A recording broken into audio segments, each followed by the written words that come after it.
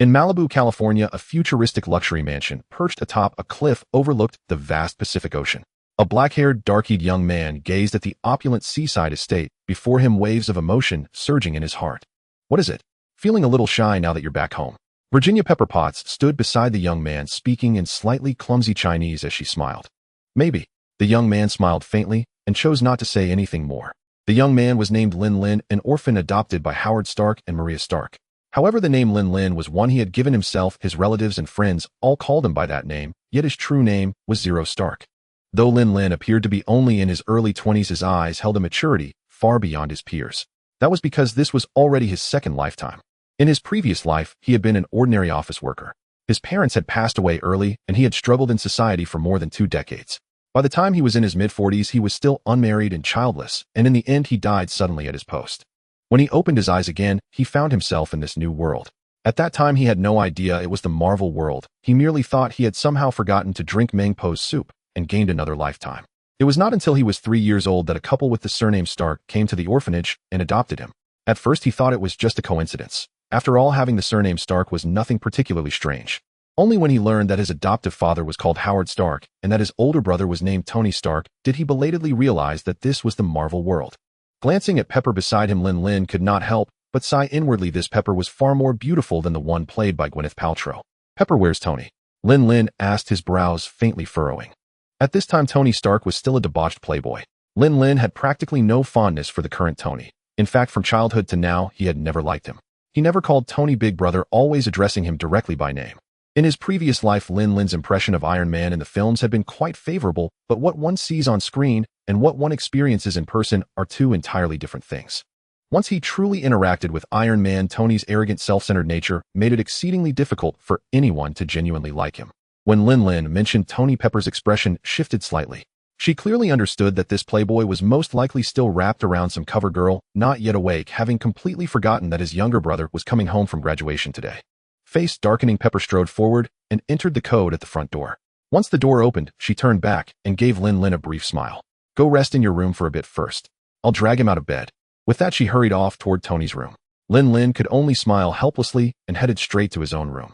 After a quick shower, Lin Lin stepped out of his room just in time to see a gorgeous woman, clothes disheveled, walking past him. As she passed him, the woman paused, then stepped back, carefully looking him up and down. At 21, Lin Lin was young and full of vigor, with handsome features and a physique sturdier than that of most East Asian men. His classical Eastern good looks contrasted sharply with the typical Western faces of these cover models, naturally drawing a few extra glances.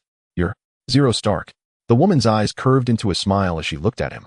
Given the reputation of Stark Industries and Tony Stark, it was impossible for Lin Lin to live as a completely unknown, ordinary person. Being recognized by a cover girl from the entertainment industry was nothing surprising. By contrast, Lin Lin's brows drew together in a frown, his tone impatient, as he said, "You can leave now." Though this cover girl was indeed attractive, he truly had no interest in women who floated through the entertainment scene like her. Arms that had embraced thousands, lips that countless men had tasted. The thought alone disgusted him. Faced with Lin Lin's undisguised disdain, the cover girl showed not the slightest displeasure. Instead, she tossed him a flirtatious wink before finally leaving. "Hey, little brother, you're back." Tony appeared at that moment wearing pajamas and stretching lazily as he walked out. Sorry, last night was exhausting, and you came back so early I really couldn't get up in time." As he spoke, Tony moved forward, attempting to pull Lin Lin into a hug. Lin Lin's brows furrowed sharply. "Get away from me. I just finished showering. Don't get your disgusting smell all over me." Tony's hands halted abruptly in midair as he remembered that his younger brother had a very particular kind of obsessive cleanliness. This so-called selective cleanliness meant that his sense of hygiene was triggered by certain people or things. Even when faced with Lin Lin's unceremonious disdain, Tony merely smiled without the slightest hint of anger. Of course, this tolerance was something he extended only to the few people closest to him. In the past, Tony's attitude toward Lin Lin had been lukewarm at best. But after the deaths of Howard and Maria, Tony began to treat Lin Lin as his only remaining family, and his demeanor toward him changed. "All right, then I'll go grab a shower first, and afterward we can properly celebrate the birth of a young PhD in the Stark family, even if you're still a bit worse than me." Laughing boisterously, Tony turned and left under Lin Lin's disdainful gaze.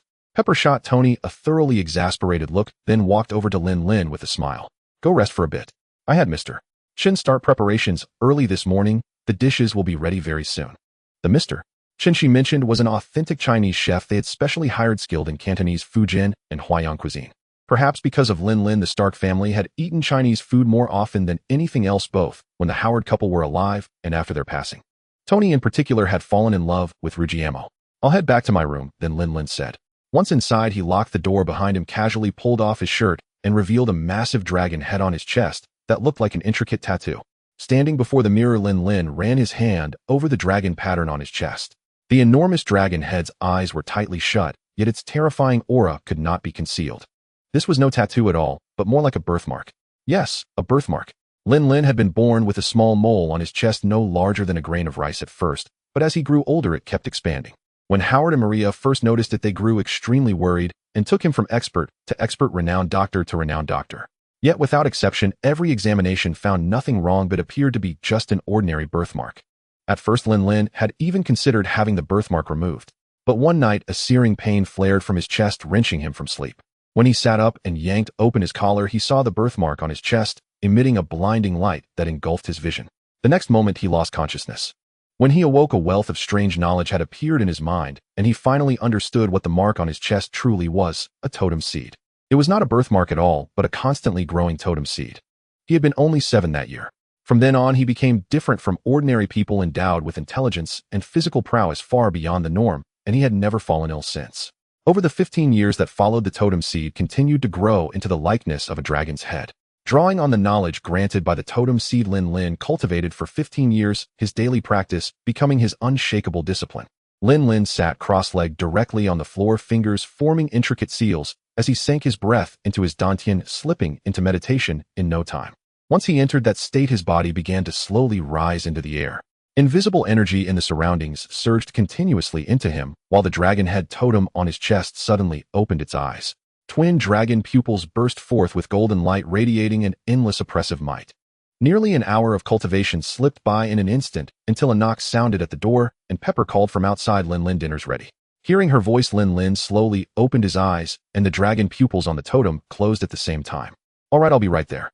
Lin Lin rose to his feet, closing his eyes briefly to savor the surging power within his body. The strength was so intoxicatingly profound that it could easily make one addicted, yet Lin Lin had never revealed even the slightest hint of it. Not even Tony or Pepper knew. It was not that he was deliberately concealing it, but that he refused to draw too much attention. As the saying goes, a tree that stands out in the forest will be felled by the wind. When Lin Lin arrived in the dining room and saw the table groaning under the weight of dishes, his appetite stirred despite not having been particularly hungry a moment before. Pepper stood beside Tony, reporting recent work and scheduling arrangements. No sooner had Lin Lin sat down than he heard that Tony would be heading to the Middle East to demonstrate the new Jericho missile to the U.S. military. In that split second, Lin Lin's expression shifted slightly, but he did not speak up to stop him, for he had no grounds on which to do so. Nor did he wish to stop him, because Tony needed these experiences to temper himself. Otherwise, he would forever remain nothing more than a debauched playboy, an immensely conceited genius. Never the Iron Man he was meant to become. "All right, I get it. Can't you see I'm still having dinner with my little brother?" Tony grew a bit irritable at Pepper's constant reporting. He had already been unhappy about being dragged out of bed, and now he had to listen to a pile of work reports and schedule arrangements while eating, which only made him even more displeased. Seeing this, Lin Lin spoke up. "Sister Pepper, put work aside for now and sit down to eat with us." "No, I still have a lot of work to handle." "You eat." Pepper stroked Lin Lin's head before leaving, as if treating him like her own younger brother. Sitting opposite Lin Lin, Tony narrowed his eyes at that moment. "What are you doing staring at me like that?" Lin Lin asked in confusion. Tony asked in a strangely suggestive tone, "You and Pepper." "You too." Lin Lin froze for a moment, then said speechlessly, "Can you stop using that filthy mind of yours to imagine things about me and Sister Pepper?" My bad." Tony laughed awkwardly, then changed the topic. "I heard you're dating someone at college." "Am my advisor, Susan," Lin Lin replied casually while eating. Hearing this, Tony almost spat out his food. He hurriedly wiped the corner of his mouth and asked, "Your advisor?" I didn't know you were into that." Tony's mouth twitched slightly, his expression looking as if he were badly constipated. Lin Lin gave Tony a faint glance, clearly knowing what he was thinking. "Ling Long," Lin Lin called out. "Young master, what are your orders?" A silvery bell-like voice sounded inside the room. Ling Long was an artificial intelligence developed by Lin Lin, an AI system on the same level as Tony's Jarvis. "Send the photos of Susan and me to Tony." "All right, young master." Before long, Jarvis's voice sounded in the room. "Sir, you have received images from Mr. Lin Lin." Tony shot Lin Lin a rather surprised look, then clapped his hands, reached out to tap on the dining table, and the images were projected onto a corner of the tabletop. Tony opened the photos and saw Lin Lin sitting on a bench with a mature wavy-haired blonde beauty standing behind him, arms wrapped around his neck. Their faces were pressed together in a very intimate pose. "Oh my God, my dear little brother, where did you find such a stunning beauty?"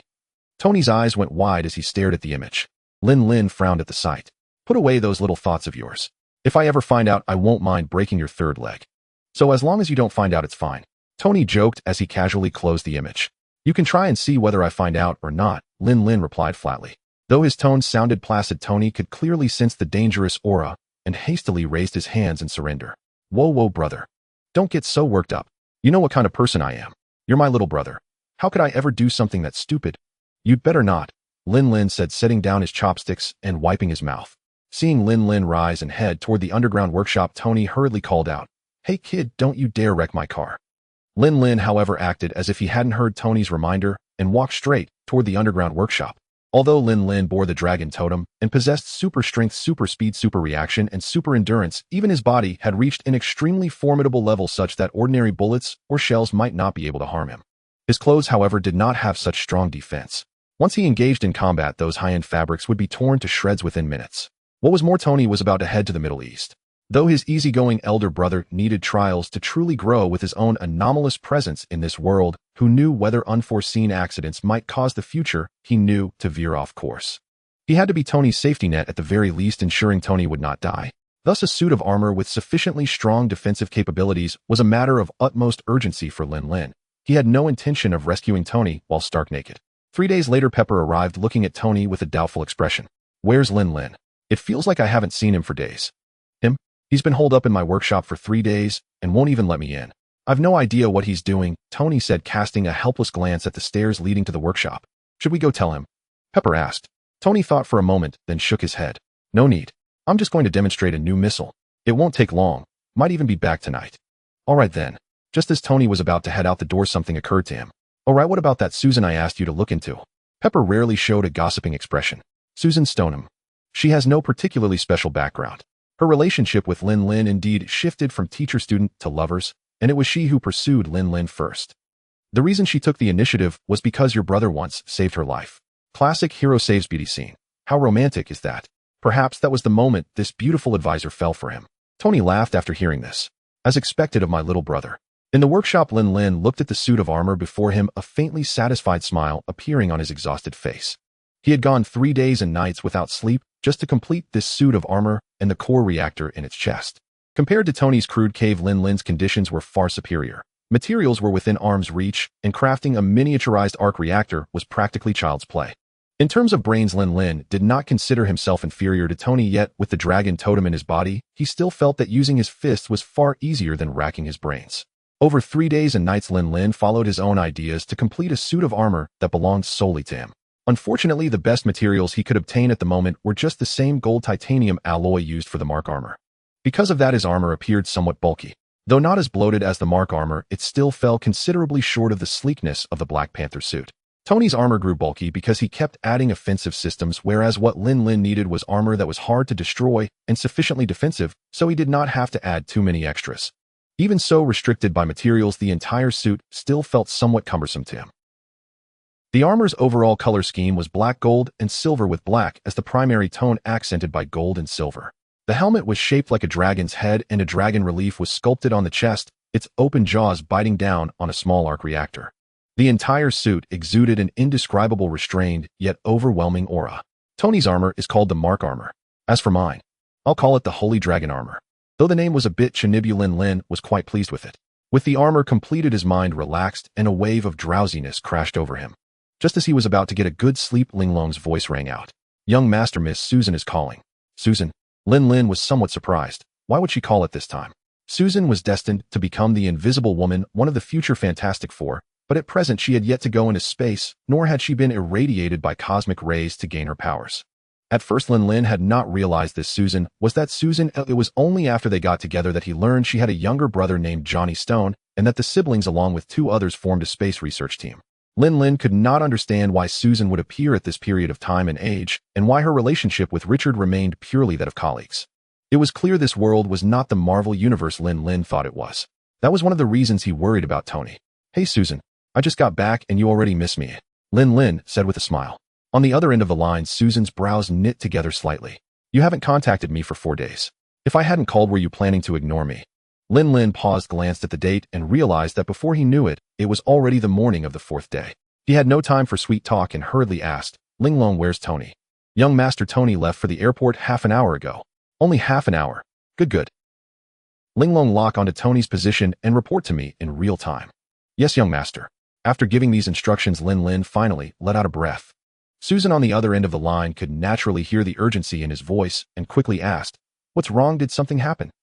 Nothing yet, but it won't be long before something does, Lin Lin said with a long sigh. Precisely because something is about to happen. I've been busy these past few days, not even sleeping, and I lost track of time.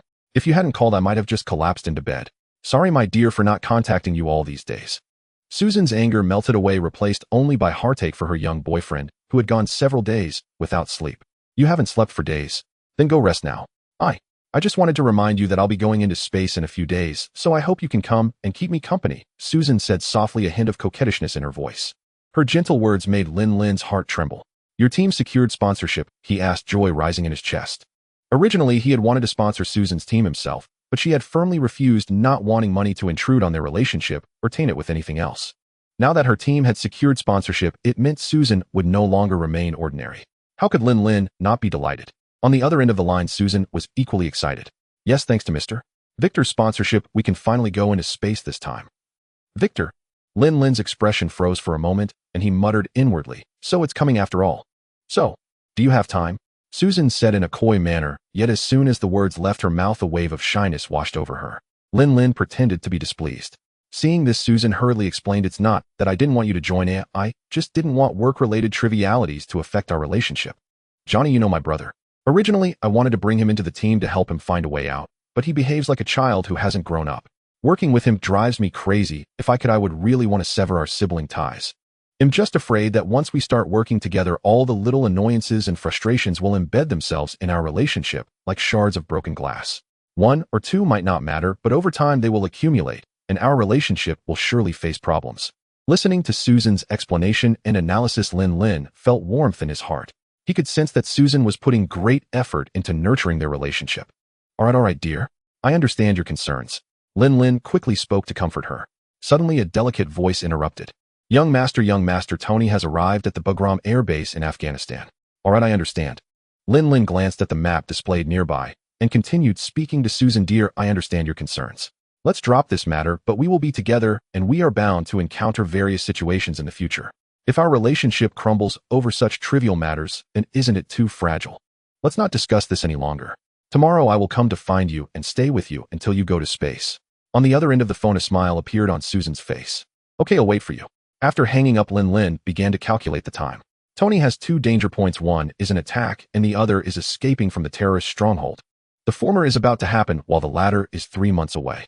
Therefore, he needs to head to the Middle East now. Young master, there is an illegal armed invasion.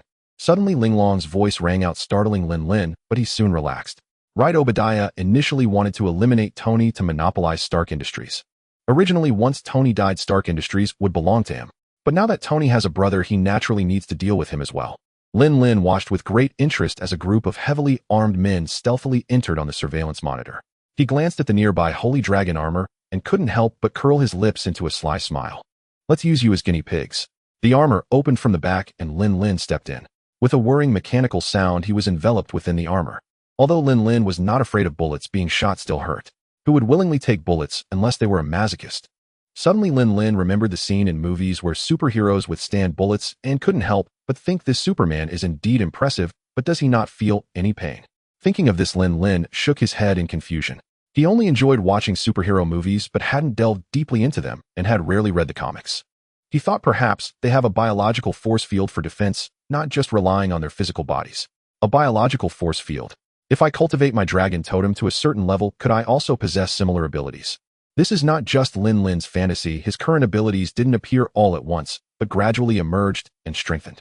It started with a super body, then super strength, super speed. Gradually more and stronger. From initially being able to withstand cuts from ordinary knives to possibly resisting drills and cutting machines, and then to enduring bullets and grenades. His strength also increased gradually from being able to lift 120 kilograms at first to now being able to lift 120 tons. He has spent nearly 10 years, and it continues to grow. The most recent ability that appeared was flight, but the speed was average, so Lin Lin equipped the arc reactor on the armor to provide propulsion. Wearing the armor, Lin Lin slowly walked out of the underground studio and unexpectedly bumped into the assassination team in the living room. Seeing the sudden appearance of someone in mechanical armor, the assassination team instinctively raised their guns, but upon seeing what it was, they lowered them. The leader stepped forward with a smile and said, "So this playboy likes to have a robot at home." Bang, bang, bang. The leader directly knocked on Lin Lin's armor. Inside the armor, Lin Lin felt speechless and thought Obadiah is really foolish to rely on such unreliable individuals. Bang. Lin Lin raised his hand and punched the leader of the assassination team, sending him crashing into the wall. This sudden scene caused the members of the assassination team to quickly raise their guns and shoot. With a series of rapid gunfire, the bullets poured down on the armor. Aside from a few bullets that were deflected due to the armor's curvature, the rest shattered and fell to the ground. Lin Lin looked at the surface of the armor. Apart from some faint bullet marks, it remained unchanged. Not bad. Lin Lin was quite satisfied with the armor's performance. Then he saw a shadow darting through the assassination team, and in the next moment, all those people lay motionless on the ground. Ling Long, contact Pepper and have her come handle this. All right, young master. Lin Lin, dressed in the armor, charged towards the huge floor-to-ceiling window and broke through it. Wow. Feeling his body rapidly descending and approaching the sea surface, Lin Lin's adrenaline surged, and he was extremely exhilarated. As he was about to plunge into the deep sea, Lin Lin fearlessly activated the armor's flight mode. Wow. With the help of the rear thrusters, Lin Lin relied on his strong physique to easily withstand the force from the acceleration. The sudden thrust made Lin Lin fly close to the surface of the sea, allowing him to reach out and touch the water. Though thrilling, Lin Lin wasn't crazy enough to fly close to the water the entire time. He quickly gained altitude and soon reached 1200 meters, with his speed gradually climbing to Mach 3. Ling Long, play an exciting song. All right, young master. At this moment, Bagram Air Base. Cheers to peace. Tony was about to leave after sending off a box of whiskey. After all, it was a military base. The conditions were too poor and there were no entertainment facilities. At this moment, Tony couldn't wait to leave. At this time, Obadiah called. His purpose was to confirm whether Tony's transaction had ended. Once he learned that the transaction was over, the assassination would begin. In the high sky, Lin Lin looked down at the military convoy below. Ling Long displayed Tony's location just beneath him. As expected, shortly after, the sound of artillery fire echoed beneath him, and even a missile flew past his face. Damn, can't you guys pay attention? Furious, Lin Lin casually threw a light ball at where the missile had come from. Boom. With a loud explosion, a massive fireball erupted in the distant valley. Under Lin Lin's watch, Tony was successfully taken away by the terrorists. Meanwhile, far away in the United States, Obadiah quickly received a message from Raza of the 10 Rings. Great. Tony has been dealt with, so his brother, even if not resolved, doesn't matter. As long as Tony is gone from Stark Industries, his adopted son is of no use. Moreover, he has never been involved in Stark Industries affairs, so there are plenty of opportunities to get rid of him. Obadiah tightly clenched the phone in his hand, his eyes filled with excitement, as if Stark Industries were already his. 3 kilometers outside the 10 Rings gang's stronghold, Lin Lin leaned against the earthen embankment, controlling a small insect drone as it entered the cave. He couldn't help but breathe a sigh of relief upon seeing Tony being rescued by the group of terrorists. Lin Lin glanced into the distance where the horizon was faintly illuminated by the morning glow, feeling a wave of exhaustion wash over him. After several days of sleeplessness, he truly wished to find a place to sleep soundly. Ling Long, keep a close watch on Tony. Report to me immediately if anything goes wrong. Understood, young master. Lin Lin then soared into the sky, heading straight for Baxter Building in New York. By the time Lin Lin arrived in New York, it was exactly midnight. With a clang, his battle armor landed on the helipad at the top of Baxter Building. Meanwhile, the future Fantastic Four who lived on the top floor of Baxter Building were awakened by the noise. What's happening? Ben, still groggy from sleep, looked around in confusion. Johnny, in a panic, rushed out of his room holding a chair, shouting loudly, "Who is it? Come out." At this moment, Susan, Reed, and Ben all came out. The 4 exchanged glances, clearly bewildered about what was happening. Ding dong. Suddenly, the doorbell rang, and the 4 of them trembled in unison as a strange atmosphere spread. After exchanging glances, Johnny swallowed hard and bravely stepped forward, followed closely by Reed and Ben, while Susan was protected at the back. Click, the door slowly opened. Johnny cautiously peeked outside and quickly pulled his head back. The other 3 looked at him curiously and asked, "What's going on?" "Who is it?" Johnny replied, somewhat dazed. "It's a person, and he's Asian." "Asian," the 3 repeated in unison, and then Susan suddenly realized. "Step aside." Susan pushed the 3 out of the way and hurriedly opened the door. As expected, upon seeing Lin Lin smiling at her, she immediately leaped into his arms. "Darling, why did you come at this time? You scared us all." Leaning against Lin Lin's shoulder, Susan complained, her tone sweet. Lin Lin smiled and said, I said I would come to find you today, so I must arrive today, not a second late. In his previous life, Lin Lin had never been in a relationship, but in this life it seemed he had an innate understanding, often uttering sweet nothings that made Susan's heart flutter. You're so wonderful. Susan cupped Lin Lin's face and kissed him directly. The three behind her looked on in shock, with Reed's eyes downcast, a hint of melancholy flashing in his gaze.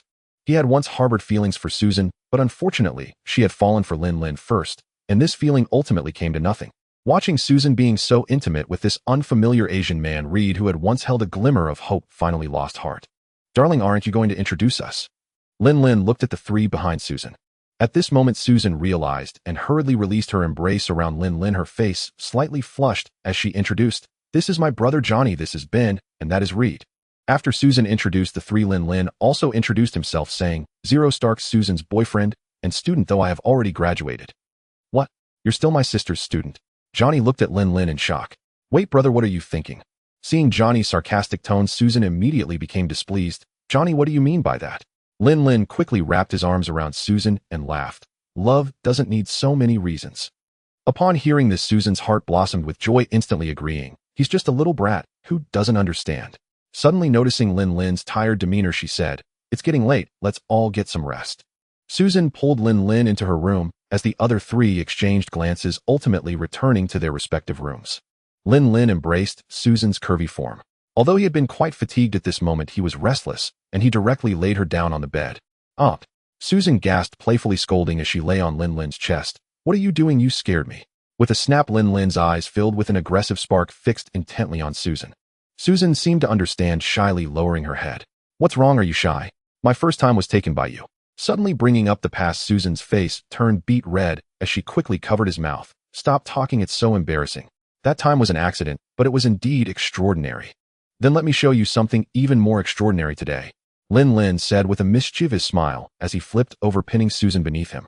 That night, the bedside lamp flickered, shadows danced on the walls, ripples surged in the cup on the cabinet, and the moon hid behind the clouds. The wind that night was strong, howling throughout the night. Many cars roared down the road, honking incessantly. The next afternoon, Lin Lin finally woke up leisurely. After several days without sleep combined with a night of turmoil, he slept until the afternoon with the beautiful person still lying in his arms. Glancing at Susan, Lin Lin gently stroked her head, feeling a pang of heartache. He indeed had put her through a lot last night. Susan lazily rubbed against Lin Lin's embrace and slowly opened her eyes. You're awake. Susan shifted her body up, her face pressed against his. I forgot to ask you yesterday, are you okay? Lin Lin was momentarily taken aback, not quite understanding. I'm fine, what's wrong? The news reported yesterday that your brother. Susan pursed her lips, unsure of how to express it. Only then did Lin Lin realize. Oh, you mean about Tony? Don't worry. He's perfectly fine now. The news was a fabrication by Obadiah. He wants to take Tony down and monopolize Stark Industries. Oh, I see. Susan finally understood. In fact, Lin Lin had known about the news reports long before, as he had been with Tony when Pepper made countless calls. He reassured Pepper that Tony was fine, especially since Tony's body was nowhere to be found. He certainly wasn't dead. However, Obadiah disregarded this and hurriedly announced to the media that Tony had died in a terrorist attack. But how could Pepper allow him to have his way? She immediately leaked to the media that Tony's body had not been found, so he was very likely not dead. In an instant, many people debated Tony Stark's fate. However, Lin Lin couldn't be bothered with this. For half a month, he had been monitoring Tony's safety while accompanying Susan. Half a month later, Lin Lin stood at the edge of a space launch site, gazing at the spacecraft soaring into the sky, murmuring, Darling, safe travels. Lin Lin then turned back to Baxter Building in New York. His battle armor was still on the helipad at the top of the building. By the time he returned to Baxter Building, night had fallen. Standing atop the building overlooking the city below, Lin Lin felt a surge of unusual emotions. In his previous life, he was just an ordinary person living a mundane existence, but in this life, in this world, he possessed extraordinary power and was backed by the Stark family, possessing wealth that countless people envied. He once thought he could act recklessly like Azazel, but the reality was far from that. Ignoring the likes of Ancient One Odin and others whom he could not yet contend with, he still did not share Azazel's mindset. On the contrary, Lin Lin felt that his heart seemed to gravitate more towards the concept of a superhero, but still differed. As some say, true freedom is not being able to do whatever one wants, but rather being able to refrain from doing what one does not want to do. Perhaps the principle is the same. Suddenly, a terrified scream and an explosion could be heard from afar. Lin Lin squinted his eyes and gazed into the distance. Although his eyes did not have thermal vision, they still possessed super sight. Following the sound, Lin Lin was astonished to discover that it was none other than Harlem in Manhattan. Could it be? Just as the answer was about to emerge, two roars made Lin Lin's expression change. Indeed, it's them. Hulk and Abomination. Ling Long, does Stark have any properties in New York? Lin Lin urgently needed a place to settle these two troubles. He couldn't possibly take them back to the seaside villa in Mabry, California. If Pepper saw Lin Lin, he wouldn't even know what excuse to make. Lying is not his forte. Fortunately, Tony, this playboy, had purchased a villa in New York during a business trip to use as a residence. Lin Lin glanced at the two of them, now left with only tattered pants, shook his head helplessly, and directly wrapped his arms around their waists, leaping into the sky. Because of you two, this is the first time I've held a man's waist, and it's two men. Lin Lin felt a wave of discomfort within. Banner and Blonsky wore equally awkward expressions. Banner spoke up. Then why not just let us go? Let you go just like that? Lin Lin glanced at the two. With you looking like this, do you know how conspicuous you are? If I let you go now, someone will capture you in no time. Moreover, even if I take you with me, it won't be long before someone finds me. Without me to handle it, you will eventually be sent to a military research base for dissection. Lin Lin's words left the two in silence, as he was indeed correct. Banner had been on the run for years and understood that feeling, while Blonsky knew what the military was like. He couldn't transform now, and falling into military hands would be worse than death. Are you sure you can avoid handing us over? Blonsky looked at Lin Lin with some doubt. Lin Lin calmly replied, let me introduce myself, Zero Stark. Tony Stark is my brother, and I don't need to explain his relationship with Stark Industries. Stark Industries is one of the military's important arms dealers, so there's no need to worry about the military. Instead, the organization you really need to worry about is something else. Another organization. What organization could be tougher to deal with than the military? Banner asked with confusion.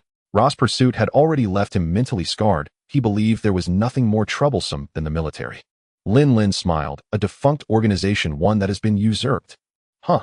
By your description, isn't that organization easy to defeat? Blonsky asked in confusion. Upon arriving at a villa, Lin Lin landed and set the two down, saying, but this organization has someone who makes it difficult to handle. Someone? Who? Banner and Blonsky were both curious. Who could make a Stark feel it was troublesome? Director of S.H.I.E.L.D. Nick Fury. Lin Lin shook his head with a bitter smile. Nick Fury? Banner asked in surprise. He had encountered a Nick Fury while on the run and asked, is that Nick Fury the one with one eye blind? Yes, indeed. One of his eyes was scratched blind by a cat. Whenever someone asks how he lost his eye, he tends to be vague about it, ha ha ha. Lin Lin couldn't help but laugh at this point. Scratched blind by a cat. Banner suddenly realized he had misunderstood Nick Fury back then. Seeing Banner's strange expression, Lin Lin asked, have you met Nick Fury? Banner nodded. I ran into him at a bar. At that time I thought he was a military guy, and I didn't expect to have misunderstood him. How that wasn't really a misunderstanding. This guy isn't so easy to encounter by chance. He probably sought you out. I suspect he had already been keeping an eye on you during Ross' project. Lin Lin said dismissively. Who is Nick Fury?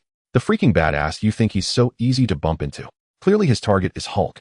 Hearing this, Banner's expression darkened. Entering the villa, Lin Lin invited the two to sit down. Let's first talk about your issue. Lin Lin pointed at Banner. The birth of Hulk was not an overnight matter. Initially, your hippocampus was exposed to excessive gamma radiation, which affected the amygdala, making you prone to anger and agitation when transforming into Hulk. Of course, Hulk's rage is multifaceted, including the enhancement of your senses after transformation. But these are not the main reasons for Hulk's formation. You know very well that the early Hulk was purely influenced by the amygdala without any wisdom. However, due to your rejection and aversion, the Hulk's personality further developed. You must have noticed that Hulk is getting smarter, right? Banner remained silent, slowly nodding after a long time. Blonsky looked at Banner with some surprise. He had always seen Hulk as an opponent, an enemy, only thinking about defeating him, yet he never expected that Hulk has such another side to him. Why? How do you know so much about me? Banner frowned, his gaze fixed on Lin Lin, his eyes now turning green. Lin Lin smiled slightly. I know a lot more than that. As for how I know, you don't need to worry about it. What about me? Blonsky asked urgently. Originally, he was incredibly eager for power and would stop at nothing for it. But for some reason, after Lin Lin gave him a slap on the stomach, his mind became extraordinarily clear, especially after seeing the devastated neighborhood caused by himself and Hulk. He felt immense guilt. Lin Lin looked at Blonsky. Unlike Banner, who was merely a victim of scheming, this guy was purely bad. However, he wasn't beyond saving, which is why Lin Lin was willing to help him. I didn't really want to save you, but seeing that you still have a bit of conscience and feel guilty after seeing the neighborhood you destroyed, it shows that you aren't entirely beyond saving, which is why I considered bringing you along. As for your situation, you injected the low-grade super soldier serum twice, and then injected Hulk's blood. Two different substances are conflicting within you. Although this has further strengthened you, it also exposes you to the negative effects of both substances. The super soldier serum amplified your craving for power, while Hulk's blood plunged you into a state of rage and irritability. Blonsky's expression turned serious. Previously having witnessed Hulk's formidable power, he was deeply envious, his mind consumed with thoughts of how to obtain that power, which led him to disregard everything and not consider the consequences. Now he regretted it. However, Lin Lin suddenly shifted his tone, and Blonsky looked up sharply, hope rekindled in his eyes. But it's not impossible to save you. You just have to listen to me. Lin Lin smiled slightly. However, both Banner and Blonsky stood up simultaneously, anger in their eyes. Are you trying to control us? Banner asked angrily. Banner had been on the run to avoid becoming a military weapon, not wanting to be a soulless killing machine. How could he possibly turn around and be controlled by another person? No. I'm not interested in controlling you. I just want you to join my organization. An organization that protects this world. You know too little about this world. Lin Lin leaned back slightly, a powerful aura suddenly enveloping Banner and Blonsky. Banner's eyes turned green again, revealing a hint of horror. Clearly Hulk instinctively felt that this person before them was terrifying and should not be provoked. In reality, Lin Lin hadn't done anything. He merely released a trace of dragon might. Your organization? What organization? What does it do?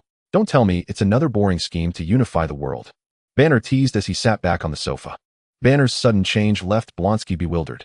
Seeing Banner's sudden shift, Lin Lin smiled, but was surprised that just a hint of dragon might allowed communication between Hulk and Banner. Clearly Hulk's instincts relayed the extraordinary and terrifying nature of the person before them to Banner, which is why he joked like that. Lin Lin stood up and pressed Blonsky back onto the sofa, smiling as he said, the purpose of my approach to you is somewhat similar to Nick Fury's, but the difference is that he likes to manipulate human nature to gather a group of people, while I have enough ability and potential to gather a group of people. The Earth is too dangerous both in itself and in the universe, with too many threats to the Earth. And you are merely the initial members of this organization. I have no interest in unifying this world. I'm quite selfish. I'm accustomed to this planet, and I don't want to adapt to another planet, so I hope it doesn't just perish. Hearing Lin Lin's intentions, both Banner and Blonsky were surprised. What kind of crisis could lead to the destruction of the entire Earth? Who exactly are the enemies you speak of? As a soldier, Blonsky's first reaction was to confirm the opponent. Lin Lin sat down, his gaze fixed on the two of them as he slowly said, in your perception, there are no such things as aliens, right? Banner and Blonsky exchanged glances, then shook their heads. Lin Lin continued, do you think the powers you possess are unique? How many others in this world do you think have extraordinary abilities? They shook their heads again. This world has never lacked extraordinary individuals, and soon you will see various extraordinary people. And the dangers to Earth do not only come from those uncontrollable extraordinary individuals, there are also threats from outer space. Upon hearing this, both Banner and Blonsky's expressions turned grave. How can we believe what you're saying is true? Blonsky asked. However, this question left Lin Lin momentarily speechless. Although there are Eternals and Skrulls on Earth, he had no evidence to provide. However, after thinking for a moment, Lin Lin calmly said, you don't need to believe me. Soon Nick Fury will come, and you'll know whether what I said is true or not. S.H.I.E.L.D. knows many secrets, and in fact there are aliens lurking on Earth, but currently these aliens are harmless. Alright, no matter how much I say, you won't completely believe it. Go and rest well tonight. There's important business tomorrow. Lin Lin was the first to get up, finding a room to sleep. Banner and Blonsky exchanged glances, then each found a room to sleep. The next morning the news was all over, reporting the events of last night in the Harlem district. Lin Lin glanced at it before turning off the TV. He looked up to see Banner and Blonsky getting out of bed. Clearly both of them had heard about the news and wore expressions of guilt. Lin Lin comforted, don't feel guilty, what's done is done, and there's no use feeling guilty now. Don't worry, the Stark Family Charity Foundation will compensate those people. Today your task is to follow me for training and meditation. Meditation? The two asked in unison, puzzled.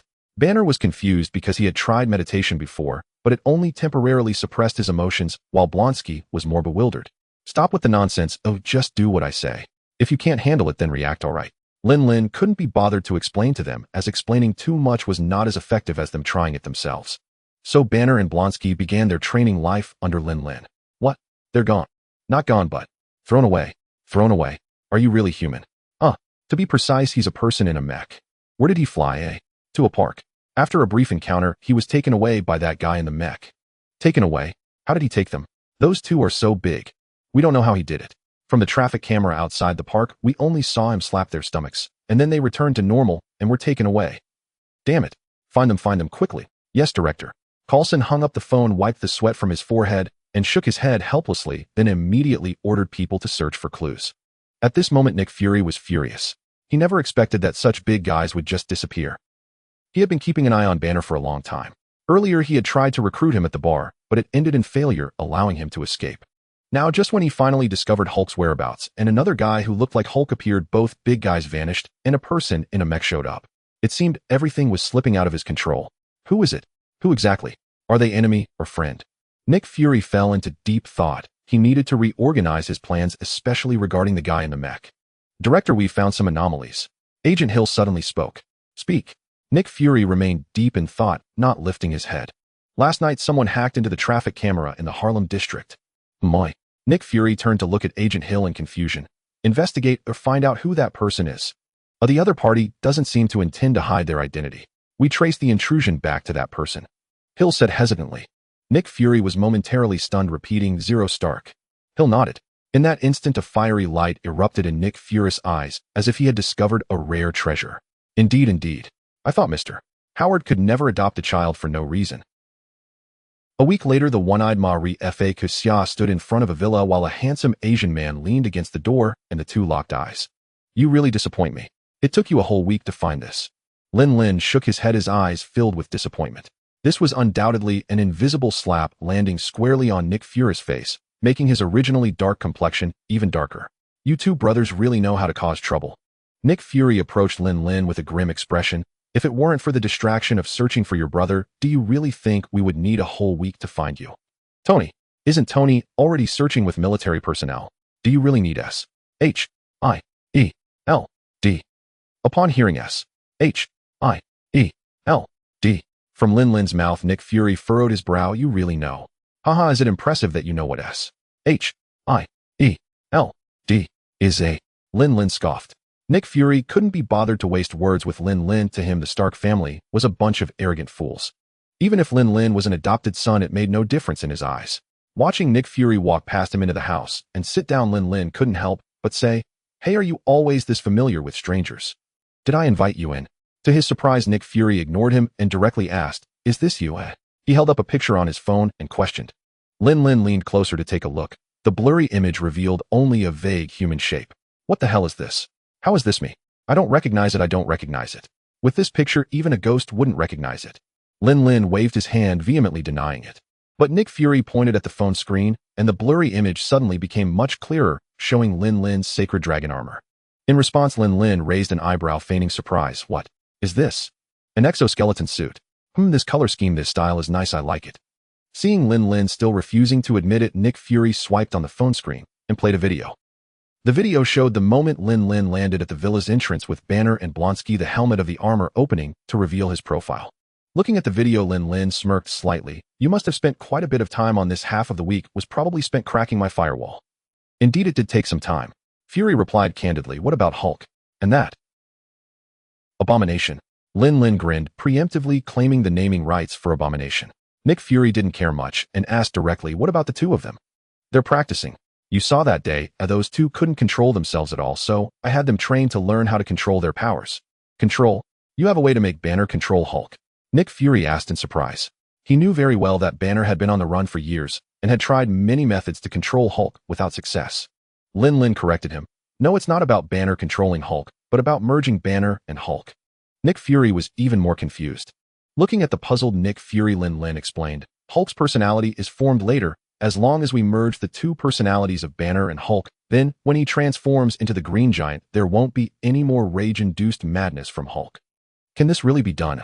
Nick Fury was increasingly curious about Lin Lin. Nothing is impossible. You'll see for yourself later. Lin Lin got up and walked toward the kitchen, asking as he went, Do you have any dietary restrictions? Nick Fury was taken aback, not understanding what he meant. Lin Lin glanced at him in disbelief and asked again, I asked if you have any dietary restrictions. If it weren't for the fact that people in America are generally allergic, Lin Lin wouldn't bother asking. No, none. Nick Fury followed him uneasily. Are you going to cook? You can cook. What's strange about that? I know about your S-H-I-E-L-D. But what else is impossible? Lin Lin said casually. Then under Nick Fury's watchful eyes, he indeed served up 4 dishes and a soup.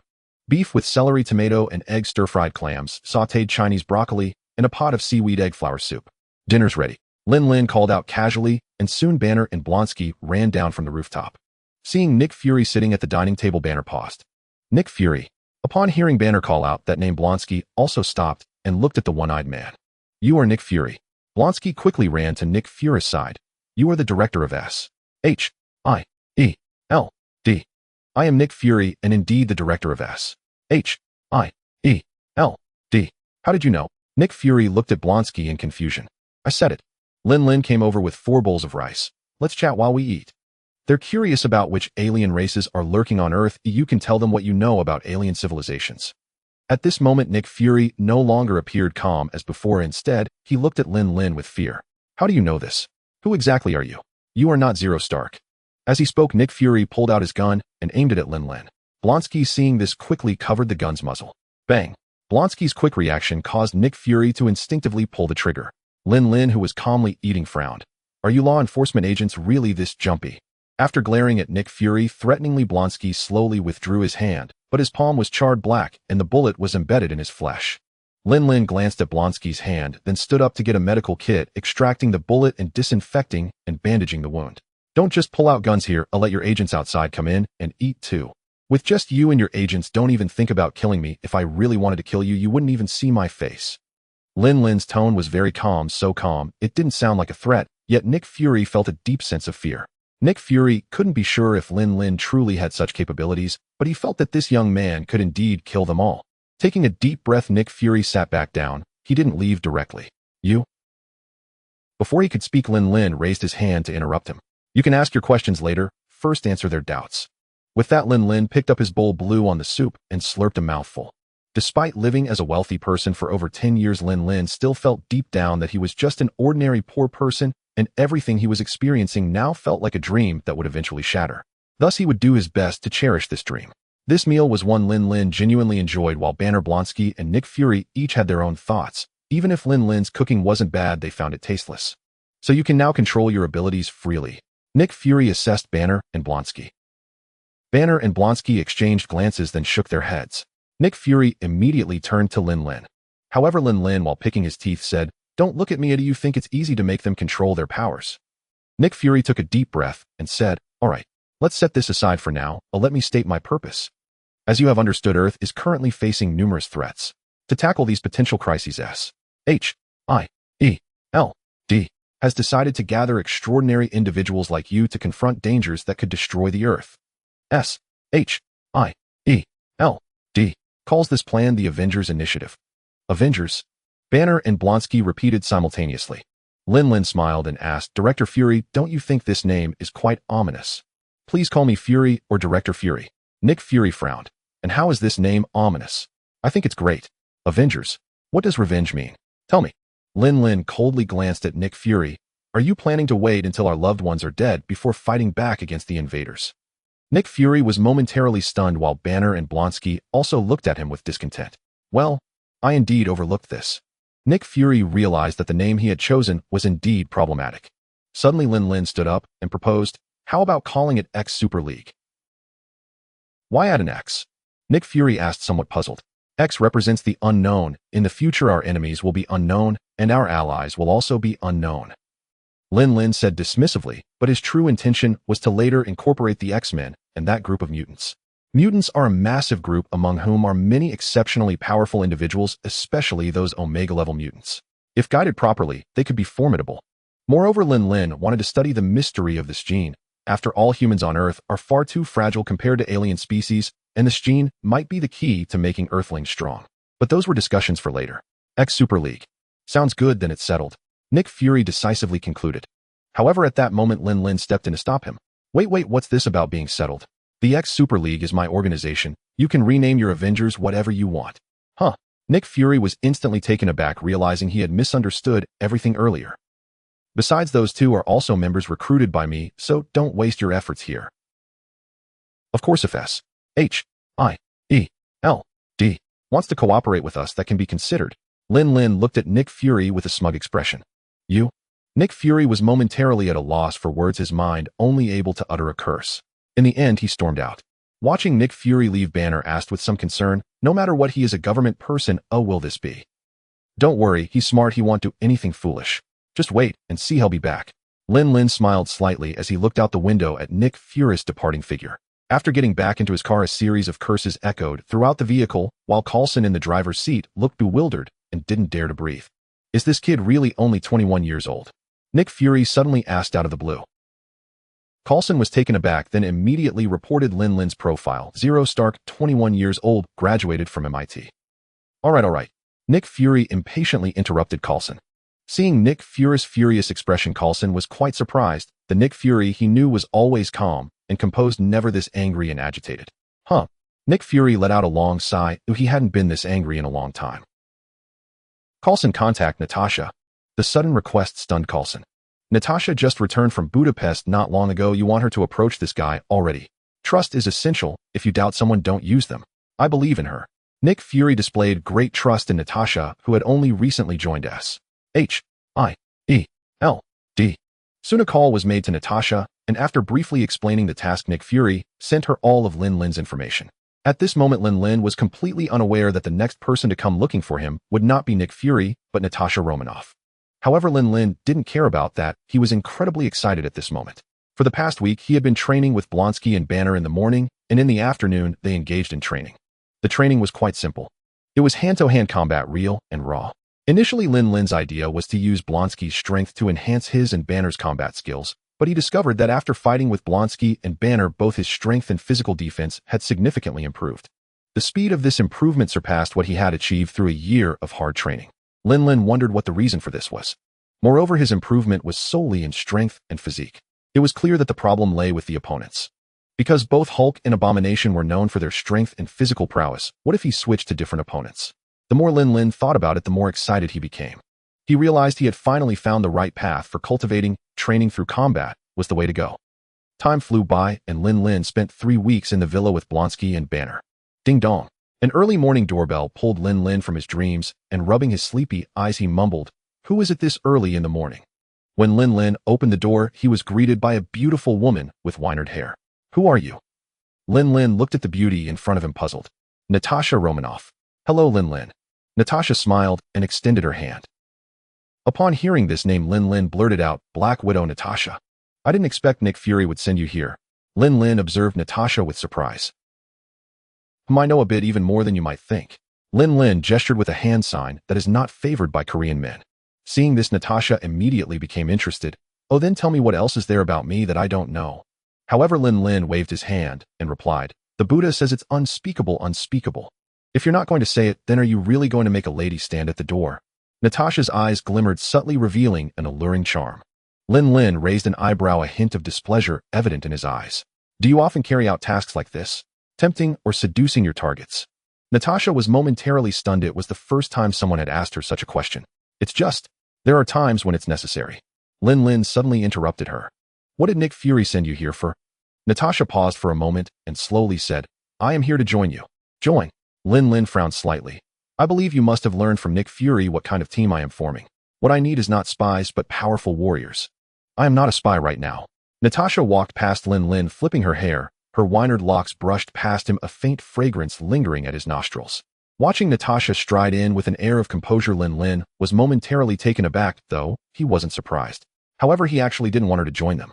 Natasha's abilities were indeed outstanding among ordinary humans, but the enemies they faced were not ordinary. After all, this wasn't a movie. His emergence as a variable could cause many things to deviate from their original course. Lin Lin was also puzzled as to why Gu Yi hadn't come to find trouble with him. As the guardian of the time stone, Gu Yi should have noticed him. To be honest, Lin Lin was quite looking forward to Gu Yi coming to find him. He was very curious about that so-called magic and wondered if he had any magical talent. "Hey, where are those two?" Natasha scanned the area and noticed that Banner and Blonsky were missing. Lin Lin smiled and said, "Are you so eager to pull people over?" "Who said I'm here to pull people over?" "I already said I'm here to join you," Natasha replied with a smile. But Lin Lin knew that Natasha's presence was definitely at Nick Fury's behest, and it was certainly not just about persuading Hulk and Abomination. If others joined later, she would definitely persuade them too. Nick Fury was clearly planting a bomb right beside him. However, upon seeing Black Widow, Lin Lin felt an internal delight despite his outward refusal, thinking this motherfucker is sending sheep into the tiger's den. What Lin Lin valued most about Natasha was not her combat strength, but her spy skills and fighting techniques. When it came to combat skills, Blonsky's techniques were not necessarily superior to Natasha's. Alright, since you want to join us, you have to prove your abilities, let's go. With that, Lin Lin headed toward the backyard. Natasha looked at Lin Lin with some confusion. The information she received about this young man was summarized in 2 points: genius and mysterious. Following Lin Lin, Natasha asked, "How do you want me to prove it? Do you want to fight me? If so, I suggest you put on your mechanical armor." Lin Lin didn't stop, but turned to glance at Natasha with a smile before pushing open the door to the backyard. As the back door opened, the scent of earth rushed towards them, and Natasha was immediately met with a shocking sight. The vast area was filled with craters as if it had just been bombarded. "This is where I train with Banner and Blonsky. My abilities are not just about the armor." With a light leap, Lin Lin surprisingly jumped dozens of meters and landed next to a giant stone unearthed from the ground. Then, under Natasha's astonished gaze, Lin Lin inserted his fingers into the stone and lifted it, subsequently throwing the boulder into the air. Bang! With a loud crash, the descending boulder shattered against Lin Lin's raised fist. Looking at the motionless Natasha, Lin Lin smiled slightly and said, "So how's my ability?" At that moment, Natasha was inwardly cursing Nick Fury. This fool actually had me trying to undermine someone like this. If he wants to die, he shouldn't drag me into it. Despite being shocked, Natasha maintained her composure on the surface, clapping as she approached Lin Lin. "Impressive, truly impressive. Much stronger than the Red Guardians I've seen." Lin Lin raised an eyebrow, slightly disdainful, and said, "Don't compare me to that fool. I certainly don't have your kind of power. How do you want me to prove it?" Natasha shrugged helplessly. Although she had been modified by the Red Room, she could only reach the limits of human capability, lacking any superhuman abilities. Lin Lin brushed the dust off his hands and clothes, saying, "I know that otherwise I wouldn't have refused you at the start. Since you don't have sufficient combat strength, you need to prove you possess strong enough skills, such as fighting techniques, hacking skills, and so on. Hacking skills are easy to demonstrate, but fighting techniques." Natasha sized up Lin Lin and subtly stepped back. Seeing this, Lin Lin smiled and said, "Don't worry, I will control my strength during the fight. It better be true. I don't want to be crushed by you."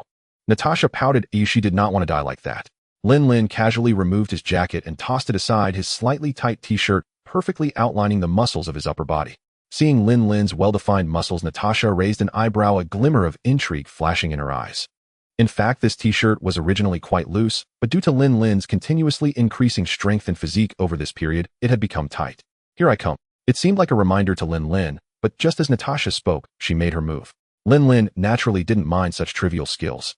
Aside from strength, he also possessed reflexes beyond those of ordinary people. Whether dodging or attacking Natasha's moves, Lin Lin handled them with ease.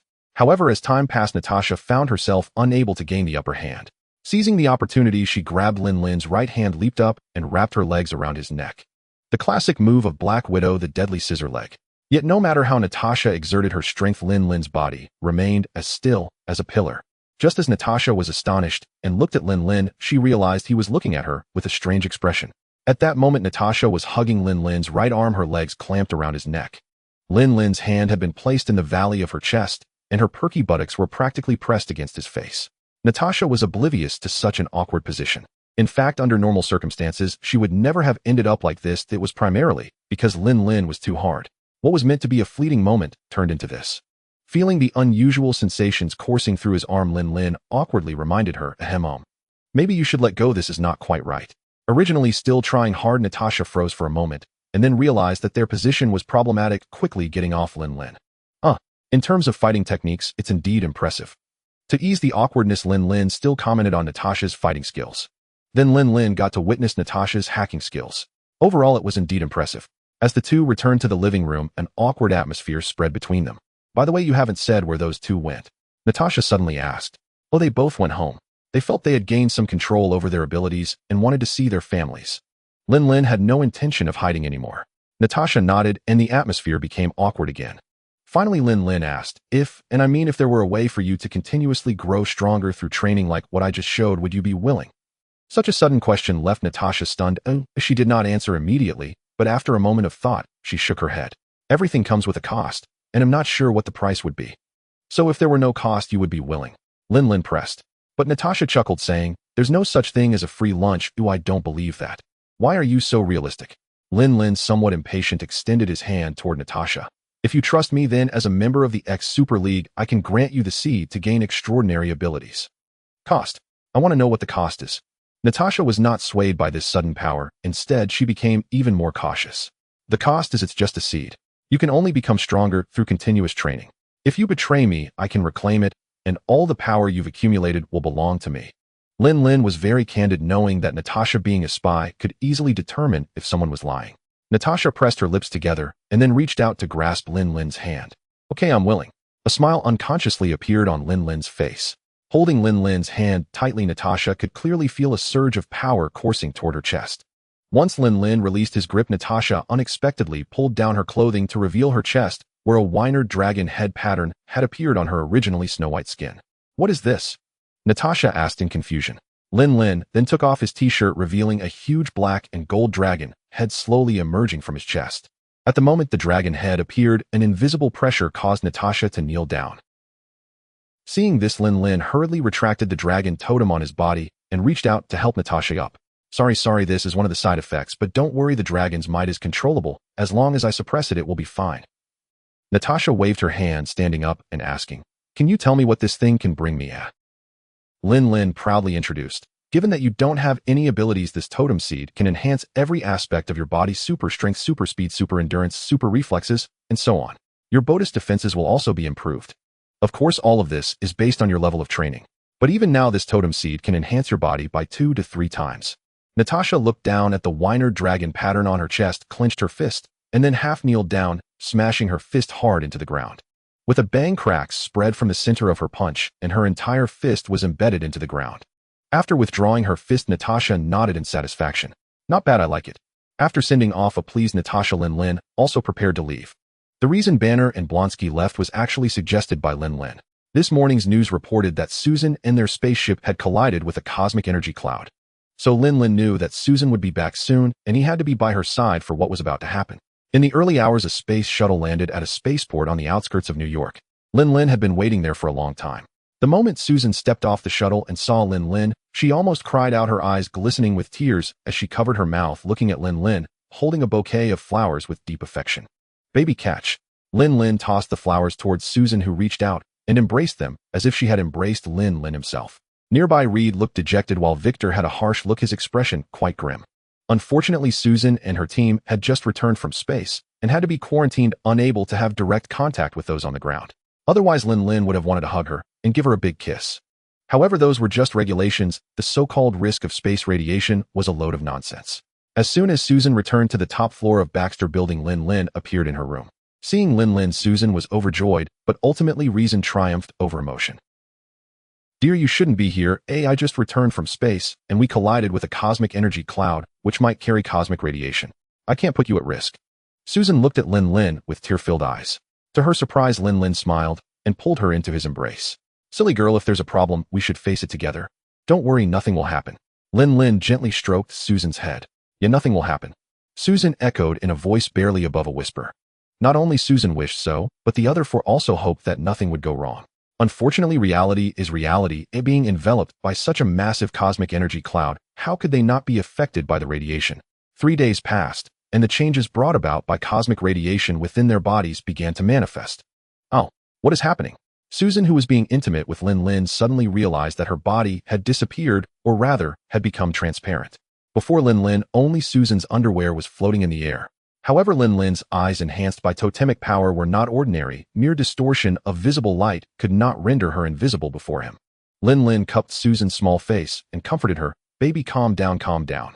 After taking a deep breath, Susan's excited emotions gradually settled, and her previously vanished hands reappeared before her. It's back, it's back." Susan looked at her hands in astonishment. "This is your ability. Do not let emotions control you. Close your eyes and try to control it just like you breathe." Following Lin Lin's guidance, Susan closed her eyes, her form flickering in and out of visibility. After several minutes, she finally began to stabilize. "You did great, baby. You managed to grasp it so quickly." Lin Lin excitedly kissed Susan. With a slight blush on her cheeks, Susan embraced Lin Lin. "Darling, do you think this is due to cosmic radiation?" "Well, Lin Lin understood Susan's worries and gently stroked her smooth back, reassuring her. "Don't be afraid, it'll be with you. Tomorrow morning, we'll have a thorough checkup, and we should also make sure your friends get checked out too." Susan felt anxious, but responded affirmatively. She didn't want Lin Lin to worry about her. That night, Lin Lin held Susan tightly as they fell asleep, not wanting to disturb her further. He knew that Susan was not in the mood nor interested. In the early morning, Susan woke up early, or rather she had hardly slept at all that night. She curled up in Lin Lin's arms like a stray little cat. After getting up, Susan looked at Lin Lin with concern and nervously asked, "Darling, after I returned, did you still Will you also? Lin Lin paused for a moment, then reached out to pat Susan's head and smiled. Silly girl, I'm fine. If you're still worried, I can join you for the checkup later. It's better to check. Susan still felt uneasy. Suddenly, a terrified scream echoed from Ben's room, prompting everyone to rush towards it. However, the door was locked, and the loud noises inside made everyone outside anxious. What should we do? What if something happened? Johnny listened to the sounds with some fear. Just as Reed was about to volunteer, Lin Lin pushed everyone aside. Let me through. As soon as he finished speaking, Lin Lin grabbed the doorknob, and the door swung open as if it had never been closed. Before the others could be surprised, they saw a large hole in the wall inside the room. Through that hole, they could see a yellowish figure sprinting away. That is. Reed's pupils trembled, filled with suspicion, yet he dared not speak. That must be Ben. Lin Lin stated the fact directly. It seems you all have undergone changes as well. Lin Lin looked at Reed and Johnny. Johnny, without hiding anything, even somewhat proudly, snapped his fingers in front of everyone, and a flame suddenly ignited at his fingertip. You won't believe it, yesterday while skiing I suddenly caught fire. That's when I realized I could start a fire, and I can even engulf my whole body in flames. Reed was unsure how to describe his ability, so he demonstrated it directly. His body appeared incredibly flexible, able to stretch and deform at will. Seeing this, Susan also showed her ability directly. I seem to be able to become invisible. Invisible? Wow, that's a cool superpower. Johnny exclaimed excitedly, but then added, but it's still a bit inferior to mine. What's cool about that? We're experiencing mutations because of cosmic radiation, not superpowers. Susan reminded, looking displeased. Lin Lin chuckled. Johnny is not wrong, but for safety's sake, you all should still get a checkup. What about Ben? What should we do about him? Looking at Ben, who had already disappeared, Reed felt worried. His mutation must be due to an unacceptable change. People in such situations are often at their most vulnerable. He might have gone home. Just wait, give him some time. Lin Lin, knowing the plot, understood that Ben was on his way home, wanting to see his wife. Unfortunately, the outcome would only make him sad, as that appearance was something an ordinary person could hardly accept. Continuous life sign checks confirmed that the bodies of several people were healthy, but some bodily values were abnormal. In response, Johnny seemed indifferent, but Reed and Susan clearly could not accept it. There must be a way to revert us back. Reed, unlike Johnny, could not calmly accept his transformation. He shared Susan's sentiments, believing this mutation was a bad result of cosmic radiation. Days later, as Reed was researching how to restore their condition, Johnny urged to go out with Susan. At that moment, Lin Lin suddenly ran over with a phone in hand. Everyone, I think we're in trouble. What happened? What's going on? Susan hurried over first. Lin Lin opened his phone to show the news. Ben is in the news. He displayed the news to everyone. After a glance at each other, they hurried towards the bridge mentioned in the news. However, when they arrived at the bridge, they found the traffic jammed completely, leaving them with no choice but to get out of the car and walk ahead. Everyone, do not crowd around, disperse quickly. Stay in your cars, I will let you know when traffic clears. Ahead, police were preventing a crowd from gathering. There are police, how do we get through? Susan said anxiously. Before Reed could propose that ridiculous idea, Lin Lin patted Susan's shoulder. Hey, let's go around there. He led the three towards the edge, avoiding the police's line of sight. At that moment, Ben was rescuing a truck driver from his vehicle. Under the police's threat, he could only reluctantly let the person down and turn to flee. Crossing through the police blockade, Susan jumped onto the roof of a car and shouted, Ben, where are you? When Ben emerged, everyone was shocked by his appearance. While everyone was astonished, a girl surrounded by cars cried out helplessly, Mommy, Mommy. Hearing this, Johnny looked over to see an oxygen tank explode not far away. Without thinking, Johnny leaped, throwing himself on top of the little girl to shield her. Flames from the explosion scorched Johnny's back, but the fire only burned a large hole in his jacket and clothes, leaving him unharmed. As the flames rose from the explosion, Susan in panic reached out in an attempt to block them. Unexpectedly, an energy force field surged from her, enveloping the flames, and under the astonished gaze of the onlookers, she suppressed the fire. However, the vehicles thrown by the explosion collided with the oncoming fire truck, causing the firefighters to slam on the brakes. The front of the truck managed to stop, but the trailer veered off course, scraping against the bridge's steel structure. Over half of the truck dangled off the bridge at risk of falling into the river. Ben saw the truck's nose gradually lift and rushed forward to grab it, straining to push it down. On the fire truck, a firefighter who had been thrown out was clutching the fire ladder and was about to fall into the water. Reed extended his hand towards him, his body rapidly stretching. In the terrified gaze of the firefighter, Reed slowly pulled him back. Meanwhile, Ben was also straining to pull the fire truck back onto the bridge. Don't move. Stay down, we'll shoot if you move. Get on the ground, hurry, lie down. Several police officers surrounded Ben, aiming their guns at him. Seeing the police's presumptuous actions, the firefighters who had come down from the truck pressed down on one officer's gun, and the surrounding crowd erupted in thunderous applause. Seeing this, the police also put down their guns. They dared not shoot in front of so many people and cameras. Suddenly Ben saw a familiar figure in the crowd. It was his wife. Unfortunately, upon seeing his current appearance, his wife stepped back in fear, ultimately tearfully removing her ring and placing it on the ground before turning to flee the scene. Watching this unfold, Ben's heart twisted with pain as he stepped forward, trying to pick up the ring, but his large fingers could not grasp it. Seeing this, Reed stepped forward to help him pick it up. Ben, I promise I will do everything I can to help you return to your original self. Reed solemnly pledged, gripping Ben's shoulder. Looking at the current situation, which had not deviated from the original track, Lin Lin felt a sigh of relief. Darling, I'll go back and wait for you. I have a feeling you'll be busy soon. Before Susan could stop him, Lin Lin turned and left. Watching Lin Lin's back, Susan felt a pang of unease, instinctively thinking that her displayed ability had scared him. Soon a series of events on the bridge were reported by the news, while Victor was being questioned by the board with these news articles in hand. Faced with the shareholders of the board threatening to withdraw their investments, Victor was filled with rage, and the mutations within him intensified. Before long, a crowd gathered at the foot of the Baxter building, all cheering for the Fantastic Four. Seeing the enthusiastic crowd, Ben felt a bit better, but when he passed by a group of children, their terrified gazes and retreating actions once again pierced his heart. Don't do drugs. Ben, still with good intentions, warned the children. Before entering the elevator, Reed predictably received a pile of overdue bills, each one marked as a final notice. Stepping into the elevator, the creaking sounds echoed like the elevator's painful groans. Unsurprisingly, the elevator flashed an overload warning. All right, I'll take the stairs. After leaving the elevator, Ben took a deep look at the three people inside before helplessly turning towards the stairs. Upon reaching the studio on the top floor, Susan was overjoyed to see Lin Lin, thinking that he had returned to deceive her, and she was prepared for the possibility of not seeing him upon her return. Seeing Lin Lin, Susan hurried over and leaped into his arms. I thought you didn't want me anymore. Susan sniffled softly. Lin Lin chuckled. You silly girl, how could I possibly not want you? Looking at the lovey-dovey couple, Reed couldn't help but frown while Johnny rolled his eyes, and Ben, who arrived a step later, felt as if a knife had been thrust into his chest again. After releasing Susan, Lin Lin immediately noticed the stack of bills in Reed's hand and suggested, It seems like you have quite a few problems with your studio. I have a proposal. How about you join my company? I'll handle these debts for you, and I'm prepared a new studio for you. I wonder if you would be interested in taking a look. Lin Lin smiled slightly. Such explosive news left the four of them stunned. Before Susan went to space, Lin Lin had purchased a piece of land in the suburbs of New York surrounded by mountains and water with excellent feng shui. He even suspected this place might be the new base of the Avengers from Avengers 2. But whether it was or not was no longer important. What mattered was that this place belonged to him. Lin Lin built a massive structure on this land, which looked like a giant X from above. And this would be the base of the X Super Alliance. Seeing everyone silent, Lin Lin pulled out his phone to show them the completed X base. Looking at the spectacular building, Johnny exclaimed, Brother-in-law, is this all yours? Johnny's eyes widened as he grasped Lin Lin's hand, who smiled and nodded. Johnny turned to Susan, earnestly pleading, Sis, let's go. Susan hesitated. She didn't want her lover to interfere with her work. Seeing Susan's indecision, Lin Lin tightened his embrace around her waist. What are you thinking? Letting you join doesn't mean I'll meddle in your work. Of course, if you have any questions or need guidance, I'm more than happy to help. Susan looked again at Reed and Ben, both of whom also showed approving expressions. All right then.